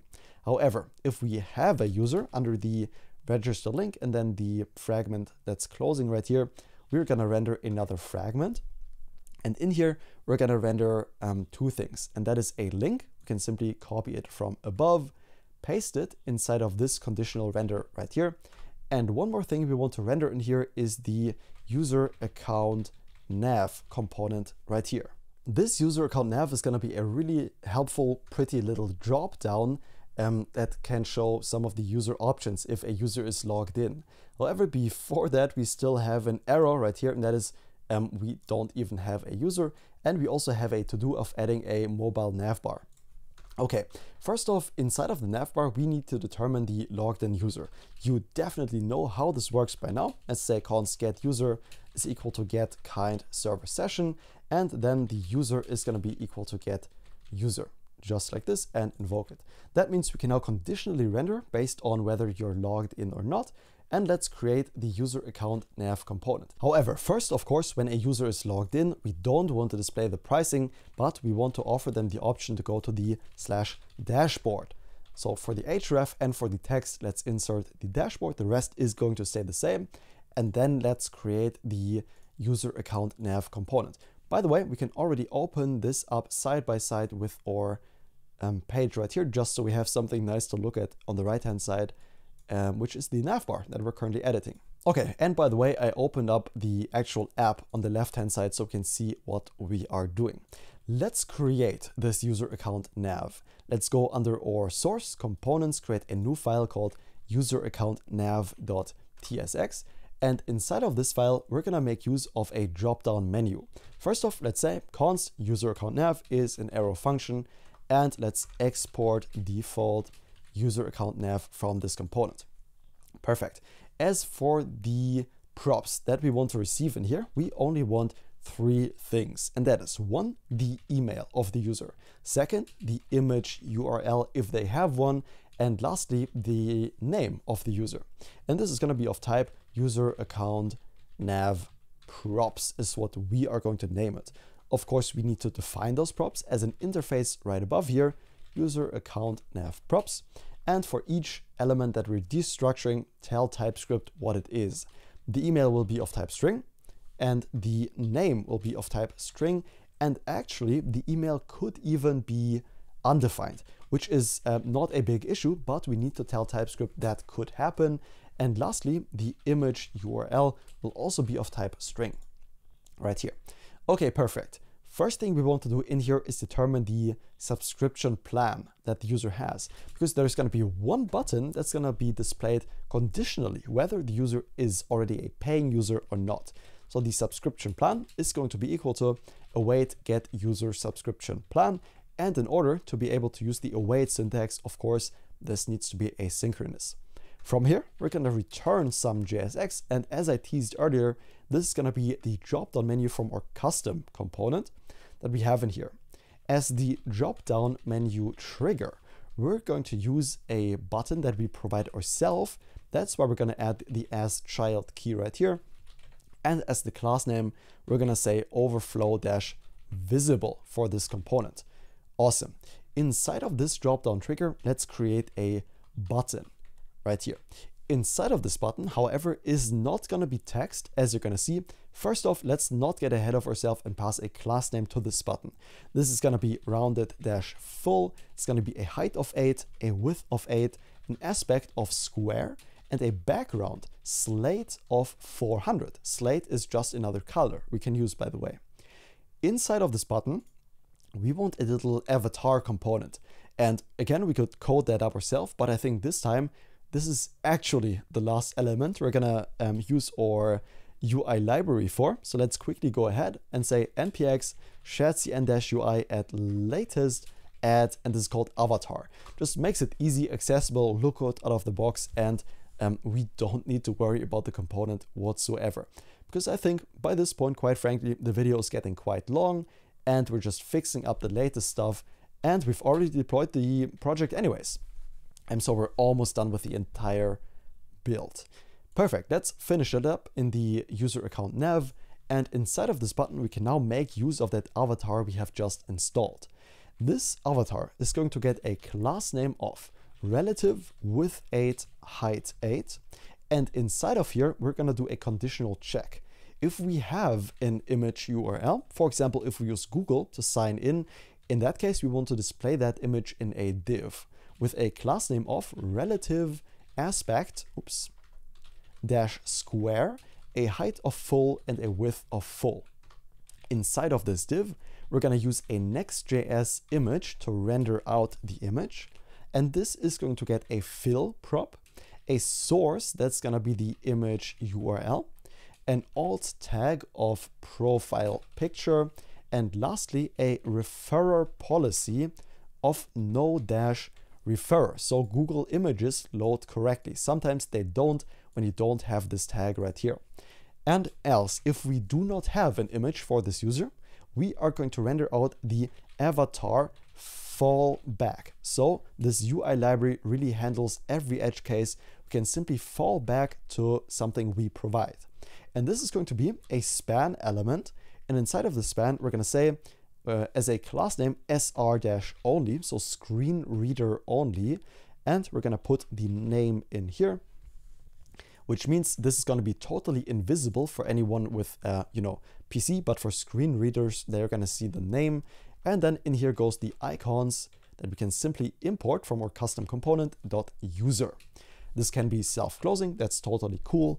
And as the class name, we're going to insert height 4, width 4, and text zinc of 900. Perfect. Let's save this and already import the user account nav in our navbar. Of course, we need to pass it some props that is expecting, for example, the name. Let's start with that. The name in here as the prop is gonna be, well, let's do a conditional check. If we have no user.given name or we have no user.family name. In that case, we're just gonna say your account because we literally have nothing to work with. However, if we have those, then we're gonna say as a template string to mix these values together, first the user.given name, then a spacebar, and then the user.family name to display them in the correct order. Let's format this. That's going to be the name. The email is much easier. This is simply going to be the user, there we go, .email or an empty string if that doesn't exist. And lastly, the image URL is going to be the user.picture or also an empty string if that does not exist. Perfect. Let's save that and already see what it looks like. Let's move this into a side-by-side, get a bit more space, and we can't see it right now because we are probably, okay, no, the dev server is running. Okay, let's refresh this. And because we're logged in, we should be able to see the user account nav right here. Beautiful, as a little icon. When we click it right now, nothing happens, but the avatar is there. So we know the fallback works correctly. Beautiful. We can close out of some files, by the way, we don't need. We've already deployed our app and we know it's working in the browser. So let's go back into the user account nav right here and actually give the user some options to click on when they are logged in, right? So we're gonna do that through a drop-down menu. We've already created that at the very top right here. Now it's time to go below the drop-down menu trigger and create the drop-down menu content. In here, in this drop-down menu content, we're gonna pass a class name prop, and this is simply gonna be bg white, and we're gonna say align as a separate prop is going to be end. Inside of here, let's create a div element with a class name of flex items-center, a justify-start, a gap of 2, and a padding of 2 as well. Inside of here, one more div element with a class name of flex-call, a space y of 0.5, and a leading-none. Inside of this div, if we have a name, we're going to do a conditional check.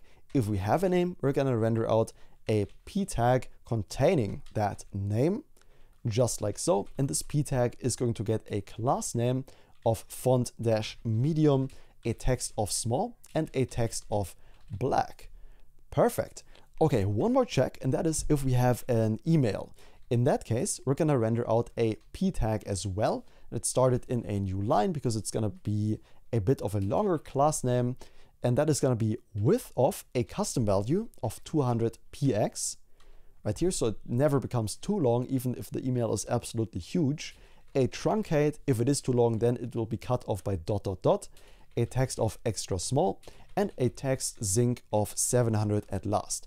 And then here, of course, we still need to render out the actual email, right? Perfect. After that, let's just save it and see what happens.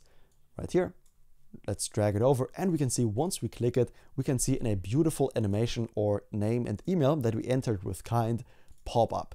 Perfect. Now we just need 2 buttons, and that is one to take the user to the dashboard, and second to let them configure their subscription. Oh, and third, what I forgot is to let the user log out, right? Currently, there is no option for the user to log out, and that's what we're gonna do right now. So after this, again, this UI library really thought of everything. We can use a drop-down menu separator, just like this, as a self-closing tag, and this is automatically going to look good. Inside of here, or rather after the separator, let's insert a drop-down menu item right here and give it a as child property. Inside of here, we're gonna create a link from next/link, and this is gonna href to the dashboard. So /dashboard. There we go. And inside of here, we're gonna say dashboard. Perfect. We can copy this menu item down by pressing Shift, Alt, and arrow down. So we have it again, but this time we want to change it up. As for the content, we're gonna do a conditional check. If the subscription plan is subscribed, right? If we have a pro user, and by the way, this should be optional. In that case, if they are subscribed, then we're gonna render out a certain link component. Let's just copy the one from above. But this time, this is gonna lead to /dashboard/billing or billing page, right? That we created. That's gonna say manage subscription. And else, if the user is not subscribed, if they're on the free plan, then we're going to say in parentheses, again, another link. This is going to go to /pricing this time, however. And in here, we are going to say upgrade. And we can even give it a little icon so it seems even more pretty, a gem icon we get from Lucid React. And this is going to get a class name of text-blue-600, a height of 4, a width of 4, and a margin left of 1.5. Perfect. Let's save that, see what happens. And we got an error. Menu item must be used within menu content. Oh, of course, because we put it outside on the same level as the drop-down menu content, all of these separators and items need to go inside of the content right here.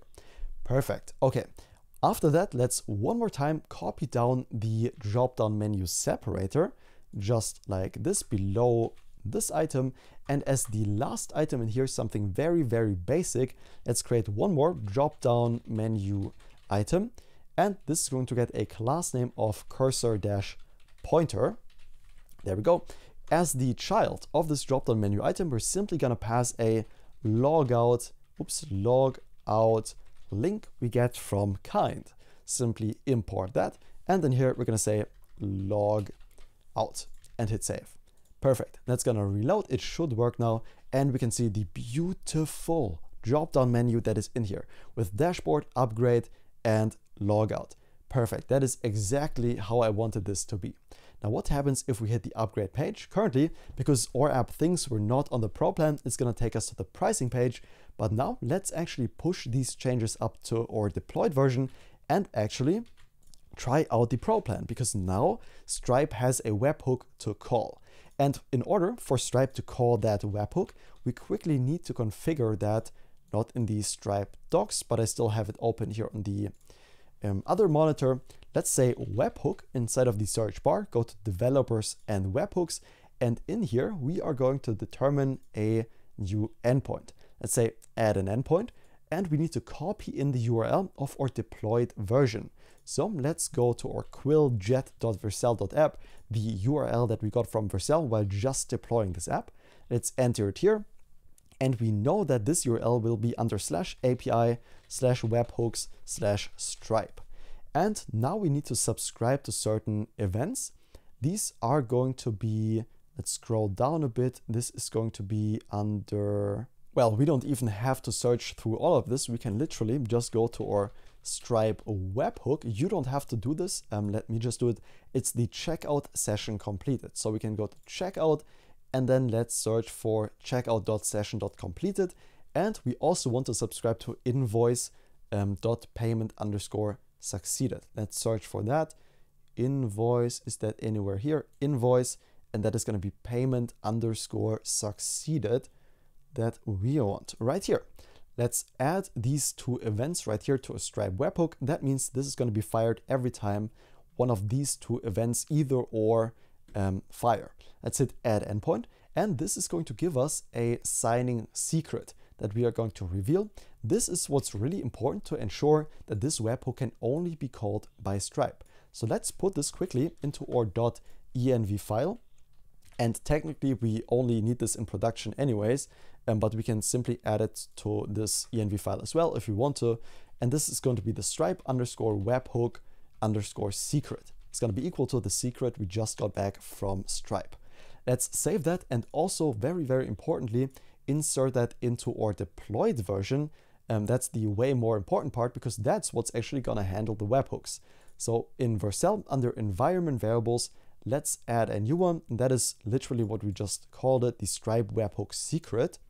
Stripe_webhook_secret. And the value is going to be what we just got from Stripe, and hit save. And we're doing this before deploying our changes, because when we change a environment variable, we have to redeploy anyways. So now is the perfect time to go ahead and say git add git commit -m, and I'm just going to say Stripe stuff because I'm lazy and I don't like writing big commit messages.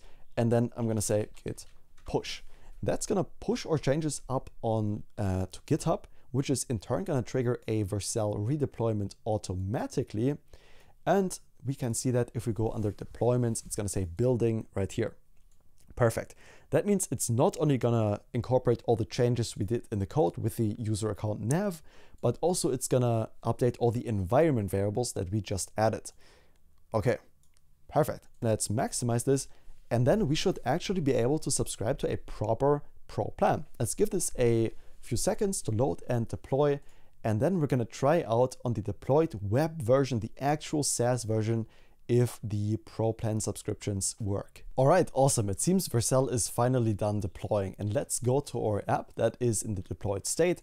Let's go ahead and sign in. Because this is the deployed version, we do need to sign back in. And it seems like the redirection URL with Kinde hasn't worked, maybe because we haven't saved yet. Let's try again. We did enter the deployed version earlier, so let's just try this again. Let's hit sign in, and it says the callback URL provided is invalid. Okay, because we have a double slash right here. That means I messed up somewhere here. Okay, and I think I found the issue. Let's go into our Vercel dashboard, and what I think we did wrong is right here under settings and then environment variables. What I didn't notice, and I just closely rewatched what we just did, is that for the Kinde site URL right here, we have a trading slash. And before that, it wasn't there. So this needs to be without a trading slash. Let's save the environment variables. And what this also means, because we saved an env variable, we also need to redeploy our application. So let's navigate to deployment, click the three little arrows on the right hand side and select redeploy. That's going to completely deploy our application from scratch again, and this time the environment variables that we just changed will also be included in this deployment. And then let's see if it actually works. So let's give it a second and see back when it's done. Okay, the Vercel deployment is done, just making sure we still have these in here. They go unchanged, and let's see if this actually works. Let's hard reload this page, and hopefully if we go to sign in, the Kinde callback will work, and it does. Awesome. And we can now actually log into our app. I'm going to use email. That's going to send the code to my email. Perfect. That worked, and we land on the dashboard. But currently there is an error. It says get HTTP localhost 3000 API tRPC, get user files, connection refused. And the reason is that if we go into our code right here and go ahead to the providers we created at the very early point of this video, we can see that we hard coded the localhost right here. And of course, there is no localhost when we deploy this to production. So a very simple fix. Let's go into our providers, and for the HTTP batch link URL right here, let's enter the absolute URL, and this is going to be /API/tRPC. Perfect. And I say we are almost done with the entire build. That's going to make the dashboard work. And while we're at it, we can fix one of the few things we still have left. For example, that's going to be a mobile nav menu. In order to do this, we already know our app is deployed. That's great. However, let's quickly start up the dev server and get the latest stuff done so we can really know that our app in the web is working as we expected. And also what we haven't done yet is, change the upload limits, whether you're a paying user or not. Right now, literally, there is no point in paying for our application as everything is the same for pro users and normal users. That's one thing we want to adjust as well.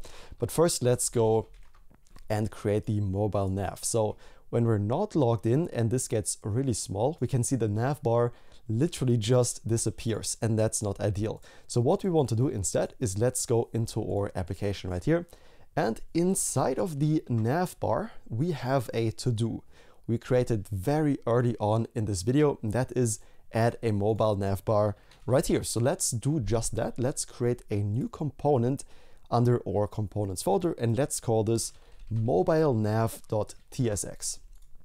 This is again an arrow function. Const mobile nav is an arrow function, and we want to return or export this as default at the very bottom, mobile nav. There we go. Perfect. Which means we can already go ahead and replace the to-do in our Navbar, close out of all of these files, and replace this with the mobile nav component as it is. Perfect. Now inside of the mobile nav, the logic is going to be pretty straightforward. First off, let's return some JSX from here, and we can also open up the application side by side just so we have something nice to look at while we do it. Let's give it a bit less space though, that's a bit too much. There we go. Okay, inside of this mobile menu, let's return a div. And this div has a class name of small hidden. What that means is this mobile menu is only ever going to show up when the screen is very small, and else we don't show it at all. Inside of here goes a menu icon we get from Lucid React. And let's give this a on click. And we're going to define the on click here in a second. But of course, when we click that little hamburger that's going to show up, then we want the menu to open. That's what the on click will be for. And we also want to pass this a class name. This class name is going to be relative, a z index of 50, a height of 5, a width of 5, and a text zinc of 700. Perfect. Let's create the on click now. It currently gives us an error, and that's not what we want. And in order to be able to use the state we're going to use for that, we need to mark this as a use client component at the very top of the mobile menu. Okay, let's have a state in which we keep track of whether this is open or not. Let's call the state is open and also set open. And this is going to be equal to use state we get from React. And by default, of course, we want this to be false.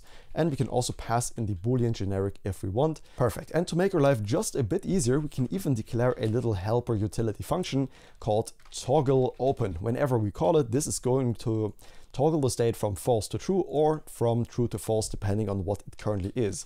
And this is nothing more than an arrow function where we set open to whatever it was previously that we receive as the first argument right here, and return the opposite, so exclamation point previous, just like that. Now this toggle open we can already pass into the hamburger menu and hit save on both the navbar and the mobile nav by pressing Ctrl, Shift and S. That's going to save all of our files.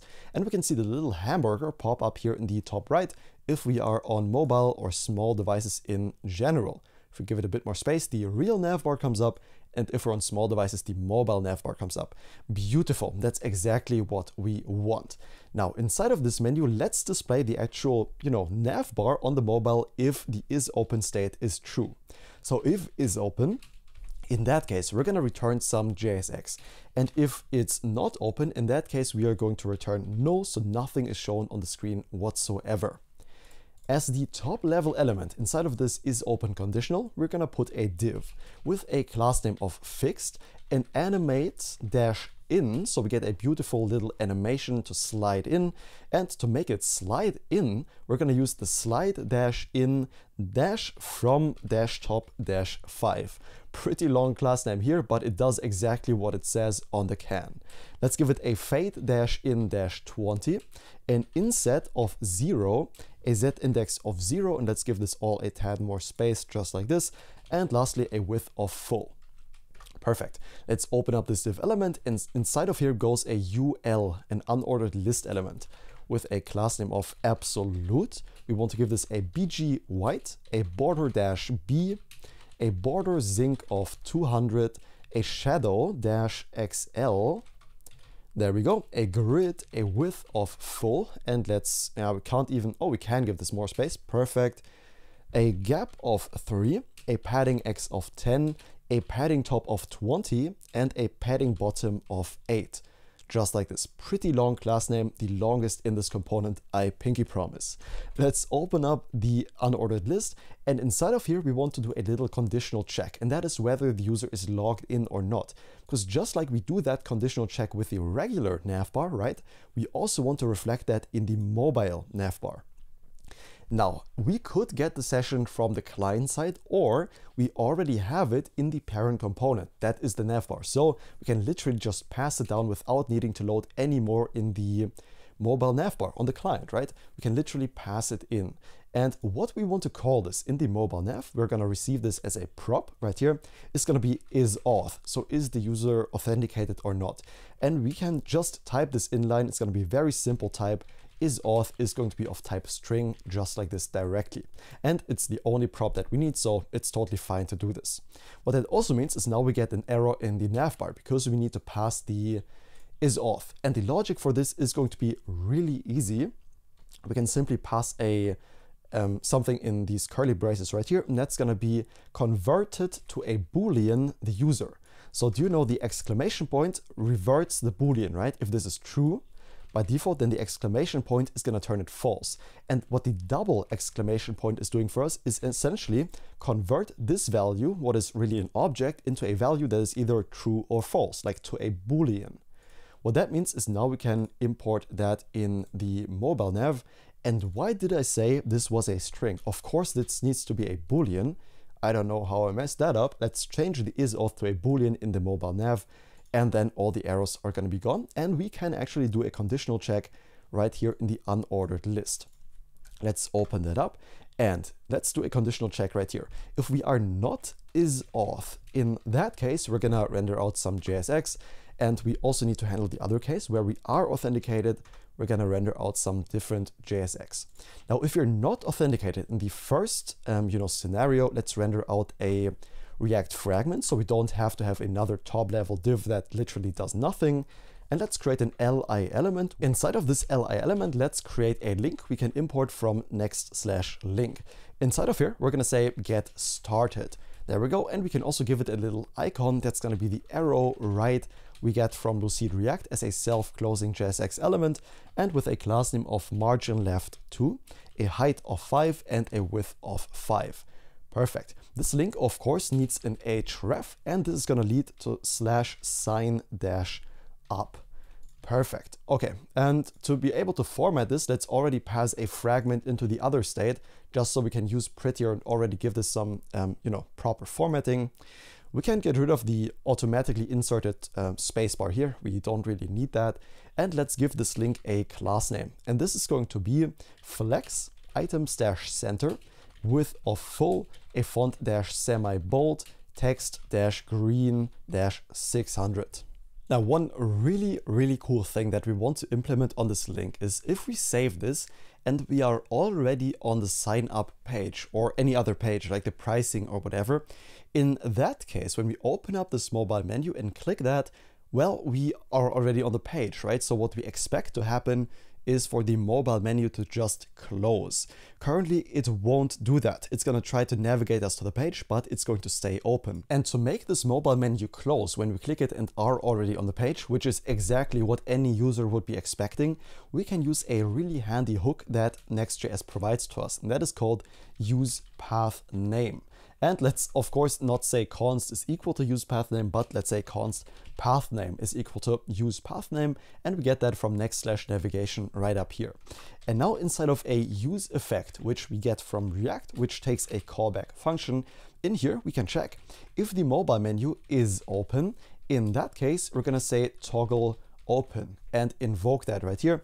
And as for the dependency array, we're going to do that every time the path name changes, or because we're using the is open as an external variable instead of this use effect, this also needs to be included in the dependency array. So when one of these values changes, no matter which one, this is going to be run. And therefore the modal is going to be closed. And what we can also do is define a function const close on current is what we are going to call this.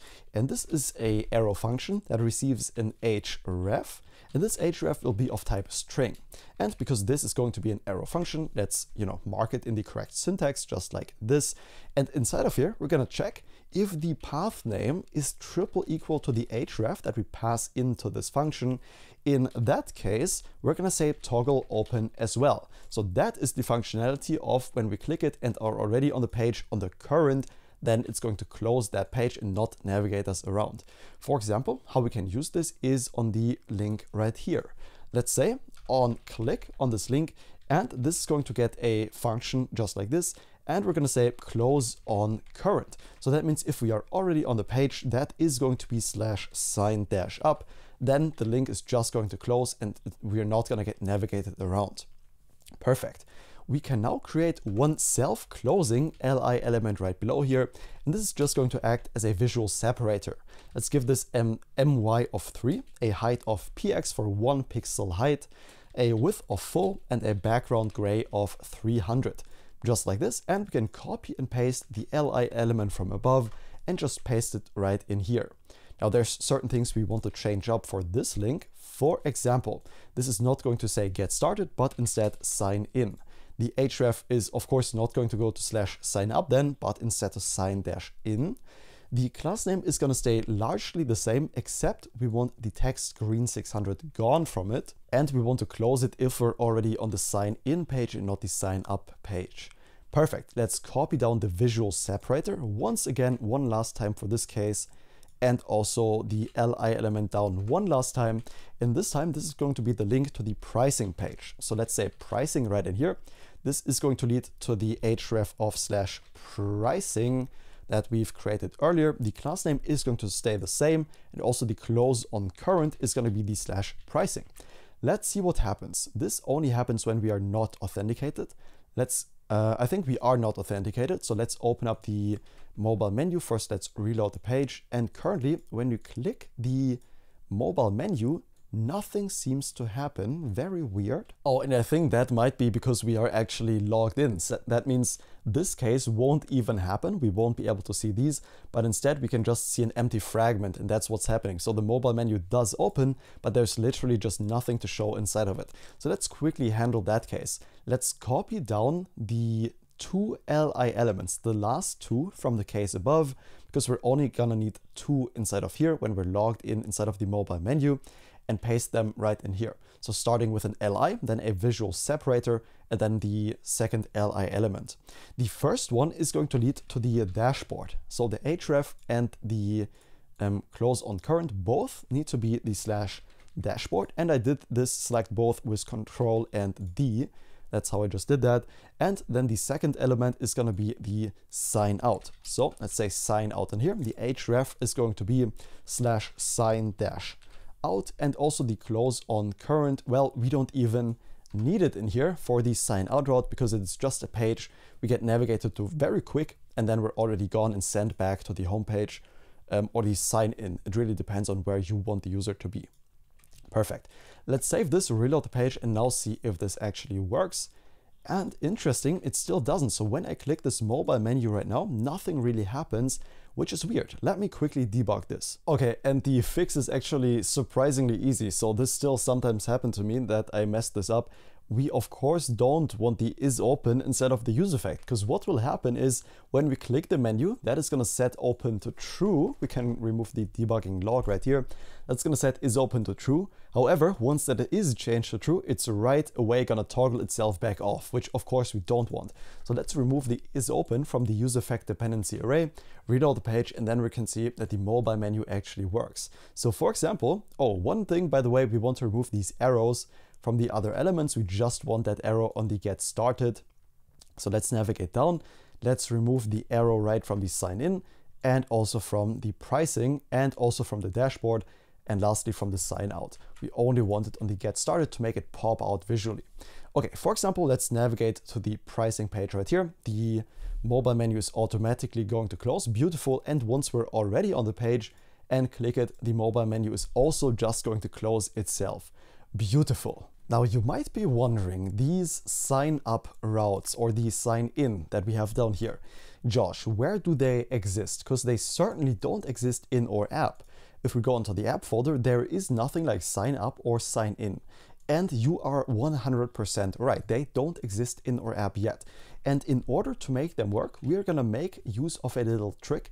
And that's in the next.config.js. Well, it's not really a trick, it's more like a redirect, because currently these sign in and sign up routes do exist, but under app, API, auth, kind auth, that's where they exist. So if we want these to work in a more readable fashion, that the user, when they hover over it, they see they will get redirected to this instead of /API/auth/login, whatever.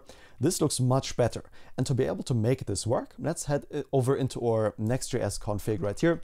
And at the very top, let's define the async redirects, just like this, with a parentheses right here. And then let's open up this function, and we can already comma separate it from the Webpack stuff down here.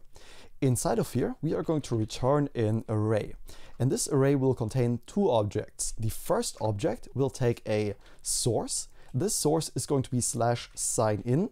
So where we want to redirect, when we type this in our app, the /signin, it will know, okay, this should be redirected to the destination, which is going to be /API/auth/login.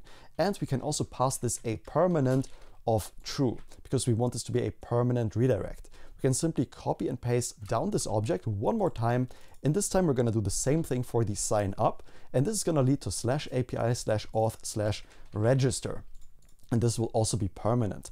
Perfect. So if we now stop our development server, start it back up, because we did a change in the Next.js config, we can simply reload our page, and we will see that the sign up and sign in just works now in the mobile menu because of these redirects right here. So let's head in here, click sign in, and that's going to take us to the sign in route. Perfect. One big detail that we haven't paid attention to yet is at the very top of the website, not on the website, but in the tab that is open. Right now, as the favicon and as the text, it literally just says create next app. And of course, that's not what we want. If we want users to use this app, this should of course be custom with a custom favicon, the little icon in the tab that is called a favicon, and the text and the description. And of course, when we share this link to others, we want there to be a really nice image that shows up. This is something many tutorials just skip. I don't know why. I think it's really, really important that I show you how to properly set this up so it looks amazing to your users.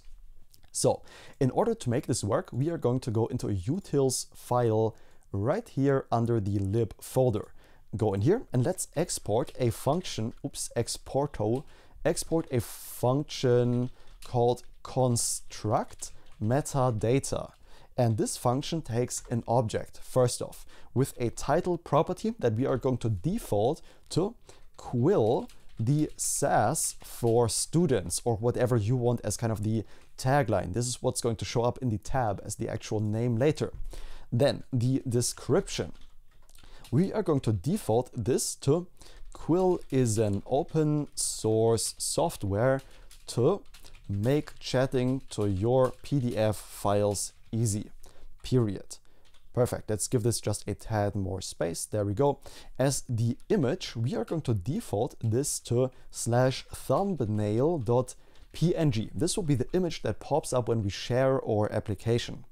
As the icons, we're going to say is equal to, so we're going to default it to /favicon.ico for icon.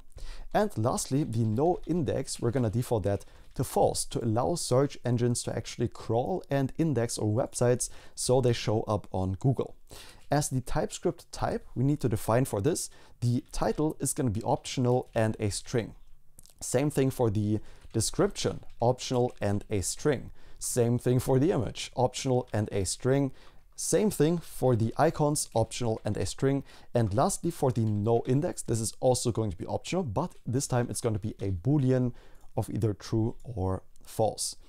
Okay, and let's say this is going to be equal to an empty object for now, and of type metadata that Next.js provides to us. We can just import that TypeScript type.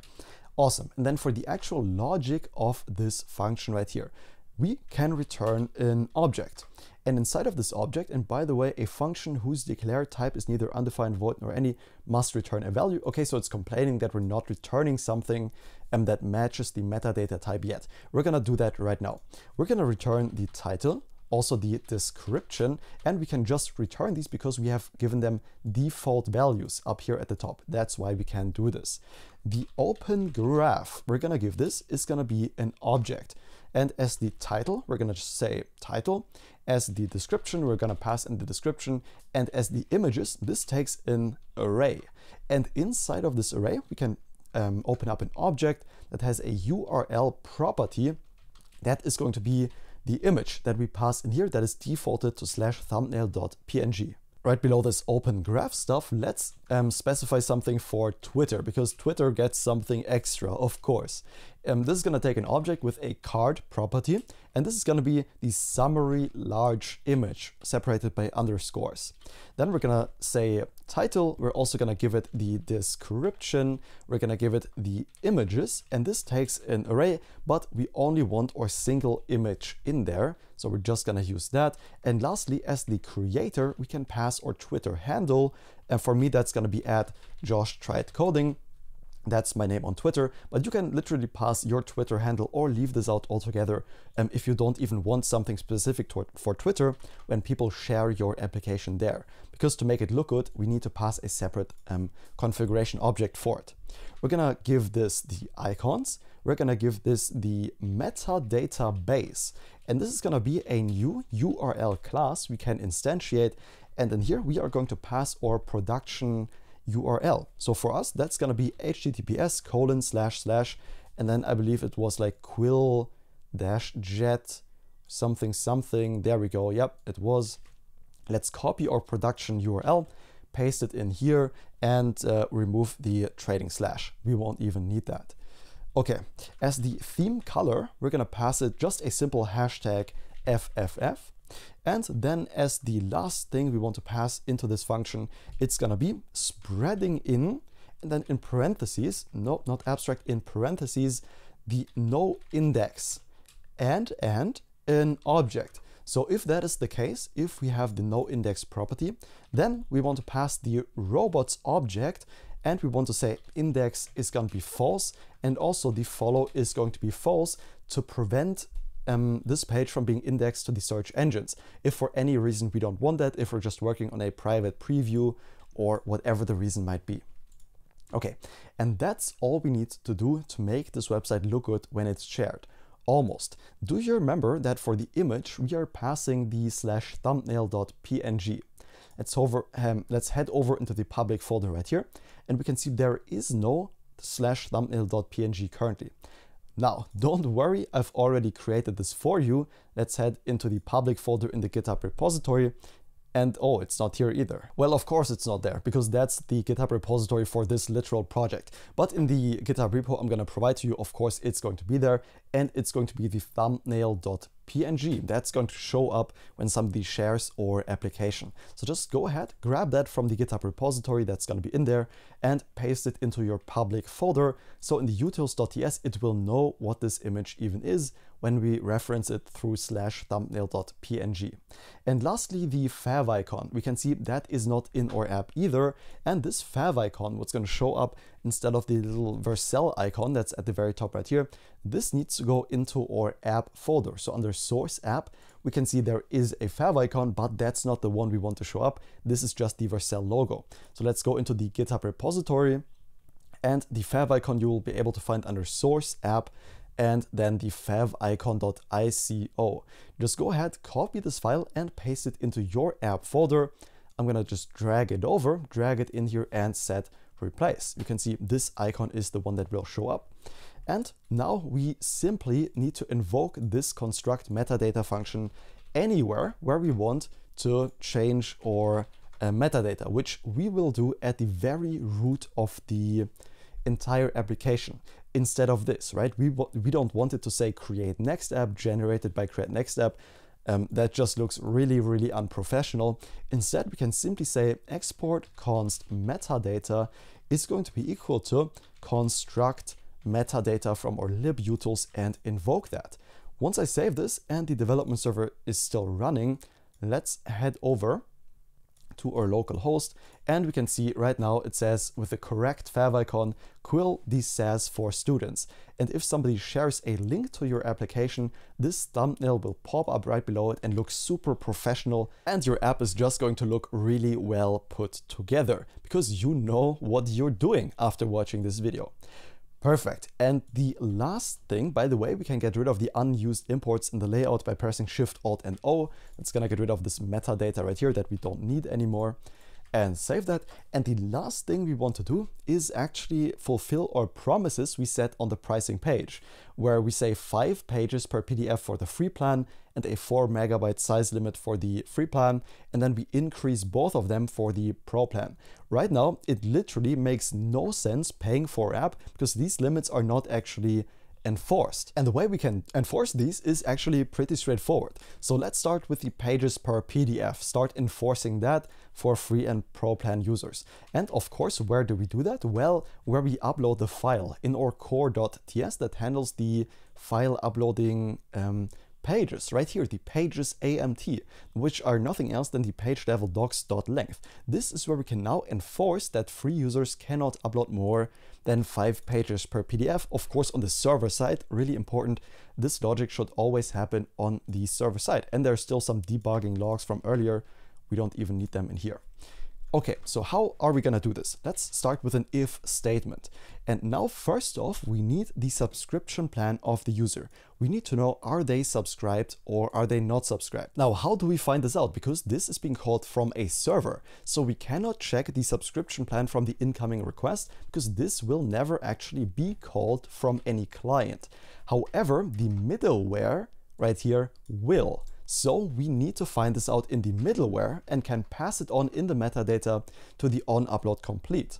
The const subscription plan in the metadata is going to be equal to await get user subscription plan, just like this. And we can simply pass it on subscription plan right here in what we return from the metadata and thereby make it accessible in our onUploadComplete in this metadata object right here, which is awesome. So now we can use that in this if statement to see if the user is paying or not. Now, before we make this if statement, we can make life a bit easier for us and directly destructure the subscription plan from the metadata, and we can also directly destructure the const is subscribed from the subscription plan, just like this. And that's gonna make the if statement a lot shorter. Now let's declare a constant called isPro exceeded to find out if the user is trying to upload more pages than they can for the pro plan. And the way we find this out is, let's do a check. If the pages AMT, the pages amount, is larger than the plans.find, which we need to import from our Stripe config, by the way. And for each plan, we're gonna return is the plan.name triple equal to pro in quotes. And we can tell TypeScript, yes, this definitely exists. We know there is a pro plan and we want the pages per PDF from that. And if this evaluates to true, then the pro limit is exceeded. And the same thing we can copy and paste down. And let's say is free exceeded. And this will be, again, the pages per PDF, but this time not for the pro plan, but instead for the free plan. And that's drastically going to simplify our if statement. The first check we're gonna do if the person is subscribed. So if they are a pro member and they are exceeding the pro limit, so is pro exceeded? Or, and by the way, let's wrap this in parentheses. So we're gonna have two different statements right here. Let's open up the second pair of parentheses. If not is subscribed, there we go. And the free limit is exceeded. So is free exceeded. So are they on the pro plan and exceed the pro limit, or are they on the free plan and exceed the free limit? Well, in this case, we can simply update the file to an error status to let the user know. We can say await db.file.update, and inside of here, we need to pass the data that we want to update with. So as the data, let's pass an object where the upload status will become failed to inform the user that something went wrong. And where do we want to update this file? This also takes an object where the ID matches the created file.id.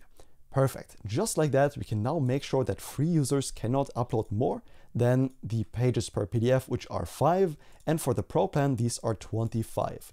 And we can hit save right here. And one other promise we had, if you remember that, let's move this into a side-by-side, was the file size limit upload. 4 megabytes for the free plan, and then also 16 megabytes for the pro plan. How do we enforce that? And that's actually pretty straightforward as well. Let's give this a bit more space. And what we essentially want to do is modify this file size right here. And the easiest way to do this is to actually create two different uploaders. So instead of the PDF uploader, let's, for example, call this the free plan uploader. There we go. And of course, we also need a pro plan uploader. And the easiest way to make this happen is to abstract away the middleware and the onUploadComplete into separate functions, because the logic for each is going to be exactly the same, whether we are in the free plan uploader or the pro plan. The only thing that's gonna differ is the maximum file size. So let's grab all the content of our middleware function right here, cut that out using Control X and create a new constant called middleware right above our file router. This will be an asynchronous arrow function. Let's declare that and simply paste in the logic we had previously. And now as for the middleware, we can simply just paste in the middleware and replace all the other stuff right here. And that's just going to work. Now we're going to do the exact same thing for the onUploadComplete. Let's create a new function called the onUploadComplete right above our file router. And this is also going to be an asynchronous arrow function. Now the types for the onUploadComplete are going to be a tad more involved. Do you remember that we get the metadata and the file in here? Well, we get the same values in this function then, of course, the metadata and also the file. However, we need to declare the types ourselves now because these are not automatically inferred by UploadThing. But that is not rocket science either. For the metadata inside of here, and this will not go in the function body, but of course in the TypeScript declaration body, right after the destructuring right here, the metadata is going to be of type, and we're going to use a TypeScript utility type for this, the awaited, which you've already seen previously. In here, we're going to pass the return type, so whatever the function returns, and the function we want the return value from is going to be the type of middleware. So we can simply get whatever this function right here returns as the type for this metadata. And then as for the file, let's just say this is going to be an object with a key value or a key property of type string, a name property of type string, and lastly a URL property of type string as well, because this is what UploadThing does provide to us, and we could see that right here on this type. Okay, and as for the function body, this is literally going to be the exact same thing from or is upload complete. So let's copy the entire thing from the onUploadComplete, the entire logic, and paste it in here in our custom onUploadComplete function. Go ahead, paste it in here. And now at the very top of the onUploadComplete, there's one very small check we want to do, because during the development of this app, I noticed sometimes this actually gets called twice, resulting in the created file twice. And we can really easily counter that, because first let's check if the file exists, and only if it doesn't exist yet, then we are going to go through with the logic, because obviously we don't want to create a new file, index a new file, and so on if it is literally already in our database. So let's quickly say const is file exist, and this is going to be await db.file.find first, and we want to find the first file where the key of the file matches the file.key that is passed into this function, just like so. And if this file exists, if is file exists, in that case, we are simply going to return. We don't want any of the ensuing logic to run in that case. And that's just a really simple logical check that we can do to completely avoid any bugs in our application later on. Now, as the final step, let's pass in the onUploadComplete. We can even give this a bit more space now and paste it right down here in the onUploadComplete. Replace all that with the onUploadComplete.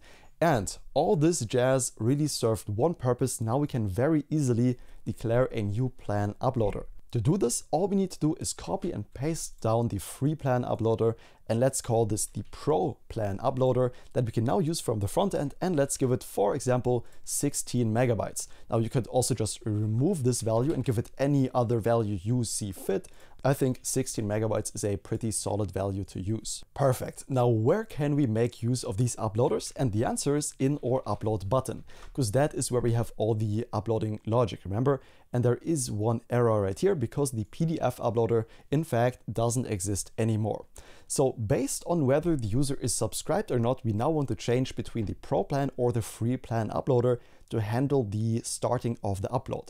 And the way we know in this component whether we are subscribed or not is through a prop. We can simply pass it into the upload drop zone, there we go, as the is subscribed prop as so, and we can simply decline it inline in TypeScript. So the is subscribed is simply going to be a Boolean value, just like so. Perfect. And now we can do a conditional check in the use upload thing.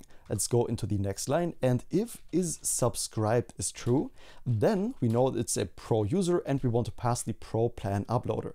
And else we can simply pass the free plan uploader, only allowing up to 16 megabytes. Now, if we scroll all the way down, we can see there is still a small problem in this component, and that is the upload drop zone expects this is subscribed prop, but we don't even get it in the upload button. So let's accept it as a prop here as well, and first pass it already into the upload drop zone as is subscribed, and of course, so is subscribed. There we go. And of course, in order to have this value in the upload button, we need to accept it here as a prop as well. And this is again going to be of type Boolean. Perfect. This is going to give us an error in another component, and that is wherever we render out this upload button, because from there we need to pass it as a property. And we see this is the case in the dashboard. If we click on the error message right here, you can see this upload button expects this is subscribed prop. In this component, we don't have access to this value either, but we will also accept it as a prop here. Now, what we're doing here is called prop drilling, which means we're taking one prop and drilling it down really far into the component tree from the dashboard into the upload button right here, and then into the upload drop zone right here. However, in this case, prop drilling is nothing bad. We could even use context to avoid it altogether and just access the subscription property where we need it. But in this case, prop drilling really simplifies our code, so it's totally fine to use in here. And let's retrieve the subscription plan in the dashboard as well, where we can get the property from. So let's destructure the subscription plan inside of the dashboard, and we can define this type as the page props. We're not going to do it inline this time. Of course, the page props doesn't exist, so let's create an interface page props for it, and inside of here we will receive the subscription plan. And I'm really bad at typing this out, so I'm just going to copy and paste it from down there. And this is once again going to be the awaited, a TypeScript utility type we don't even need to import, the return type, which again takes a generic in these brackets right here, and inside of here the type of get user subscription plan. So we're just inferring the output, the awaited output, so not the promised output, from this operation because it is asynchronous, and simply assign it to the subscription plan. And of course, that's not going to be the interface page. What did I do there? But instead the page props. And now we receive the subscription plan in the dashboard and can pass it right along to the upload button. And of course, this needs to be the subscription plan.isSubscribed to be able to access that property. Beautiful. Now the subscription plan is missing in type whatever in the dashboard. So let's navigate there and simply retrieve the subscription plan in here. Because this is server side without a use client at the top, we are very safe to do so. So the const subscription plan is going to be equal to await get user subscription plan from our Stripe library preparation. And for the dashboard, which now expects the subscription plan prop, we can simply pass in that subscription plan and everything will be fine. Perfect. Now the thing is, when we try uploading a file right now, it's still going to say 4 megabytes, whether we are on the free plan or not. So we just need to change the visual style. The actual functionality does work now because we use different file uploaders, 4 and 16 megabytes respectively, but it's gonna say 4 megabytes anyways. So let's quickly go to the place where we are saying that in this upload button right here and adjust it. So instead of hard coding these 4 megabytes, we're gonna say up to, and then dynamically insert if we are subscribed, if is subscribed, then we're gonna say 16, or else we are gonna say 4, and then after the dynamic value MB. So now it will actually display properly whether we are a paying user or not, and the uploading functionality will also work with the same logic.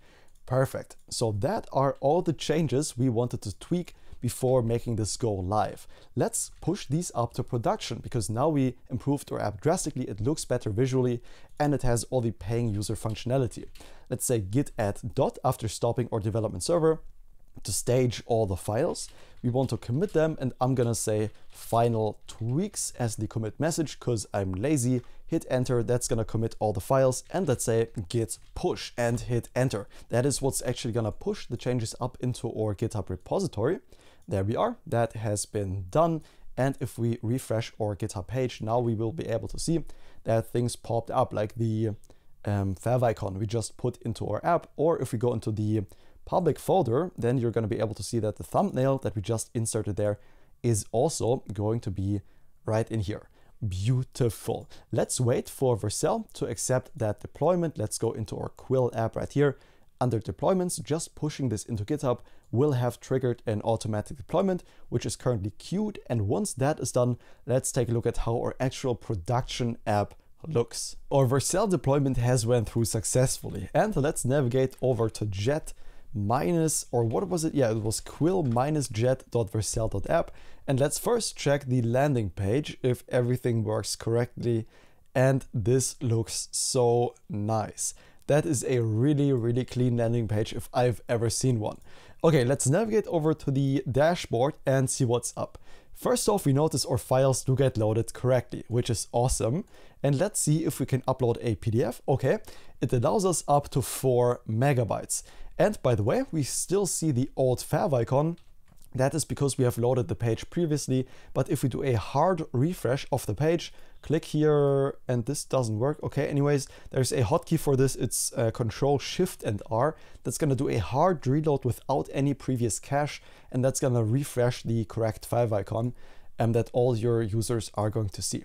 Okay, so by default, we can upload pages up to 4 megabytes and only up to 5 pages. Let's try out if that's actually true. I'm gonna drag in the lecture notes. We're also gonna check if the file upload works correctly, which it definitely should. We can see the progress bar redirecting, and I think this PDF only has like 3 pages, so it should be indexed successfully. And it is. We're all ready to start asking our questions for this PDF file. Beautiful. Let's now try uploading a PDF file that is larger than these 4 megabytes. That's gonna be the marketing lecture. Let's try uploading that, and we should see an arrow on the next page that this PDF file is too large for our plan, and we do. Perfect. This is just as we were expecting. This is like 23 pages of PDF. We can easily navigate to the last page using our super slick input right here. I really love this. And then we can see the too many pages in PDF. Your free plan supports up to 5 pages per PDF. Beautiful. Now let's try if we can actually pay for our app in order to make it work. I chose these 23 because it is under our 25 page limit. So let's try if this works. Let's hit upgrade now. Because we're logged in, that's going to take us to this Stripe page. And if we input our email, and let's pay by card with the test card we've already used to try this out previously, any details in here because this is in test mode. And then let's just enter a random name. Let's hit subscribe, and this time we should actually see that our Pro plan works correctly because we now deployed our application. So let's let it process again because we're in test mode. This payment will always work. And now the only thing you would need to do to actually deploy this is change from test mode to deployed version in Stripe. That's literally all you need to do. Perfect. And we know this works because now instead of upgrade and the little pretty gem that was there, we can now manage our subscription. That takes us to the subscription page, and it says your plan renews on, oh, and we forget a little space bar here, no big deal, on the 26th of October 2023, so in 1 month from now. Amazing. And it says you are currently on the Pro plan. If we hit manage subscription right here, there's a beautiful loading state, and we give users the option to cancel their plan. Of course, really, really important that users are able to do this. We can cancel our plan, and it will even show that we canceled our plan back on our page right here. So if we navigate to the manage subscription, your plan will be canceled on and then in exactly 1 month. And until then, they will of course still be on the Pro plan that they paid for. That means we should now be able to upload files that are larger than 25 or larger than 5 pages. That is the marketing lecture. And right away we can see up to 16 megabytes. So we can now upload larger files because we are now a paying customer. How cool is that? Let's try the marketing lecture again. Let's drag it right in here. And I swear, if this is not the cleanest file upload you've ever seen, I really don't know what is. It's gonna redirect us, and this time, because we're a pro user, it is actually going to process this PDF and index it. And now we're all set to ask some questions about this PDF. Let's ask, for example, what is the objective of this course from the syllabus, and hit enter. Let's ask that. And the loading stage shows right here. We're gonna get our answer back in real time. How cool is that? Because not all PDFs are in this format right here. We can of course rotate it if it's a different format, and if it's too small, we can always go into the full screen view of our PDF. So if we scroll down, all the pages are listed here, one after another. Beautiful. That is really, really cool. We can zoom in, We can zoom out as far as we want and have our little controls up here that we have made a check for, so we can only enter legit numbers in here. Introduction to marketing, interesting structure, and we can ask all the questions we want. Let's try this out. For example, the modern concept of marketing. Summarize the modern concept of marketing here on the left-hand side. Let's try this out. Let's hit enter and we're gonna get our answer in real time. And one thing I also want to show you, let's first check if this answer is actually correct. The modern concept of marketing focuses on identifying and satisfying the needs and wants of consumers. Perfect, so it's summarized exactly what it says here on the left-hand side. It knows precisely what we're talking about and always finds the correct page because we indexed it well. And of course, this AI can answer in beautiful Markdown as well. Do the same summary of the modern concept of marketing in bullet points. And I think I did a little typo there. Beautiful, let's hit enter. The optimistic updates immediately send a message, and if anything goes wrong, we still have a plan for that. Oh, and it seems the bullet points are not working correctly for the Markdown. And the fix for this could not be easier. The only thing we need to do is install a plugin right here that works well with Tailwind. That is require and then add Tailwind CSS/typography. We've already installed it, we just forgot to require it in the plugins. Let's save that, I'm gonna redeploy, and then this is gonna work beautifully. So with that deployment done, as we scroll down, you can see right here, old message, new message with beautiful bullet points, everything working correctly in Markdown. Amazing. All the features are working as expected. We can go back to the dashboard to see all the files we have. Let's delete some of them. And then the last thing we want to check is the manage subscription right here. Does everything work? And I mean, we already did just a second ago. We canceled our plan and that reflects beautifully here. We can still resubscribe by clicking the manage subscription, and then our payment provider will offer us to renew the plan if we wanted to. But of course, we're going to stay on the pro plan as long as, we paid for, right? The landing page looks amazing. The pricing page looks amazing. Let's log out right here. Let's head on over to the pricing page. And if this doesn't look good, I don't know what does. We got the call to action buttons right here. Sign in, sign up. Perfect. Really, really good job. That is our application with a secure authentication, with instant feedback, the best possible user experience. Everything looks really good. And I'm honestly really, really honored that you followed along with this video and literally built an entire SaaS application with me in this video. My goal for this video was to teach you the most modern stuff to build proper production web applications. I hope you agree that I fulfilled my promise I made at the very beginning of the video. Everything is completely for free in this single video. We're gonna go through it step by step from the most simple concepts to the more advanced concepts that you can reuse across all your applications, because they are not related to AI at all. They are transferable knowledge that you can take and use in the future as much as you want. Congratulations on building your entire SaaS app with me together. Message me on Discord if you followed along. I would be more than happy to hear from you, and I wish you all the best for your future projects. That's gonna be it for this video. I'm gonna see you in the next one. Have a good one, and I really hope, again, you enjoyed it. Have a good one, and bye-bye.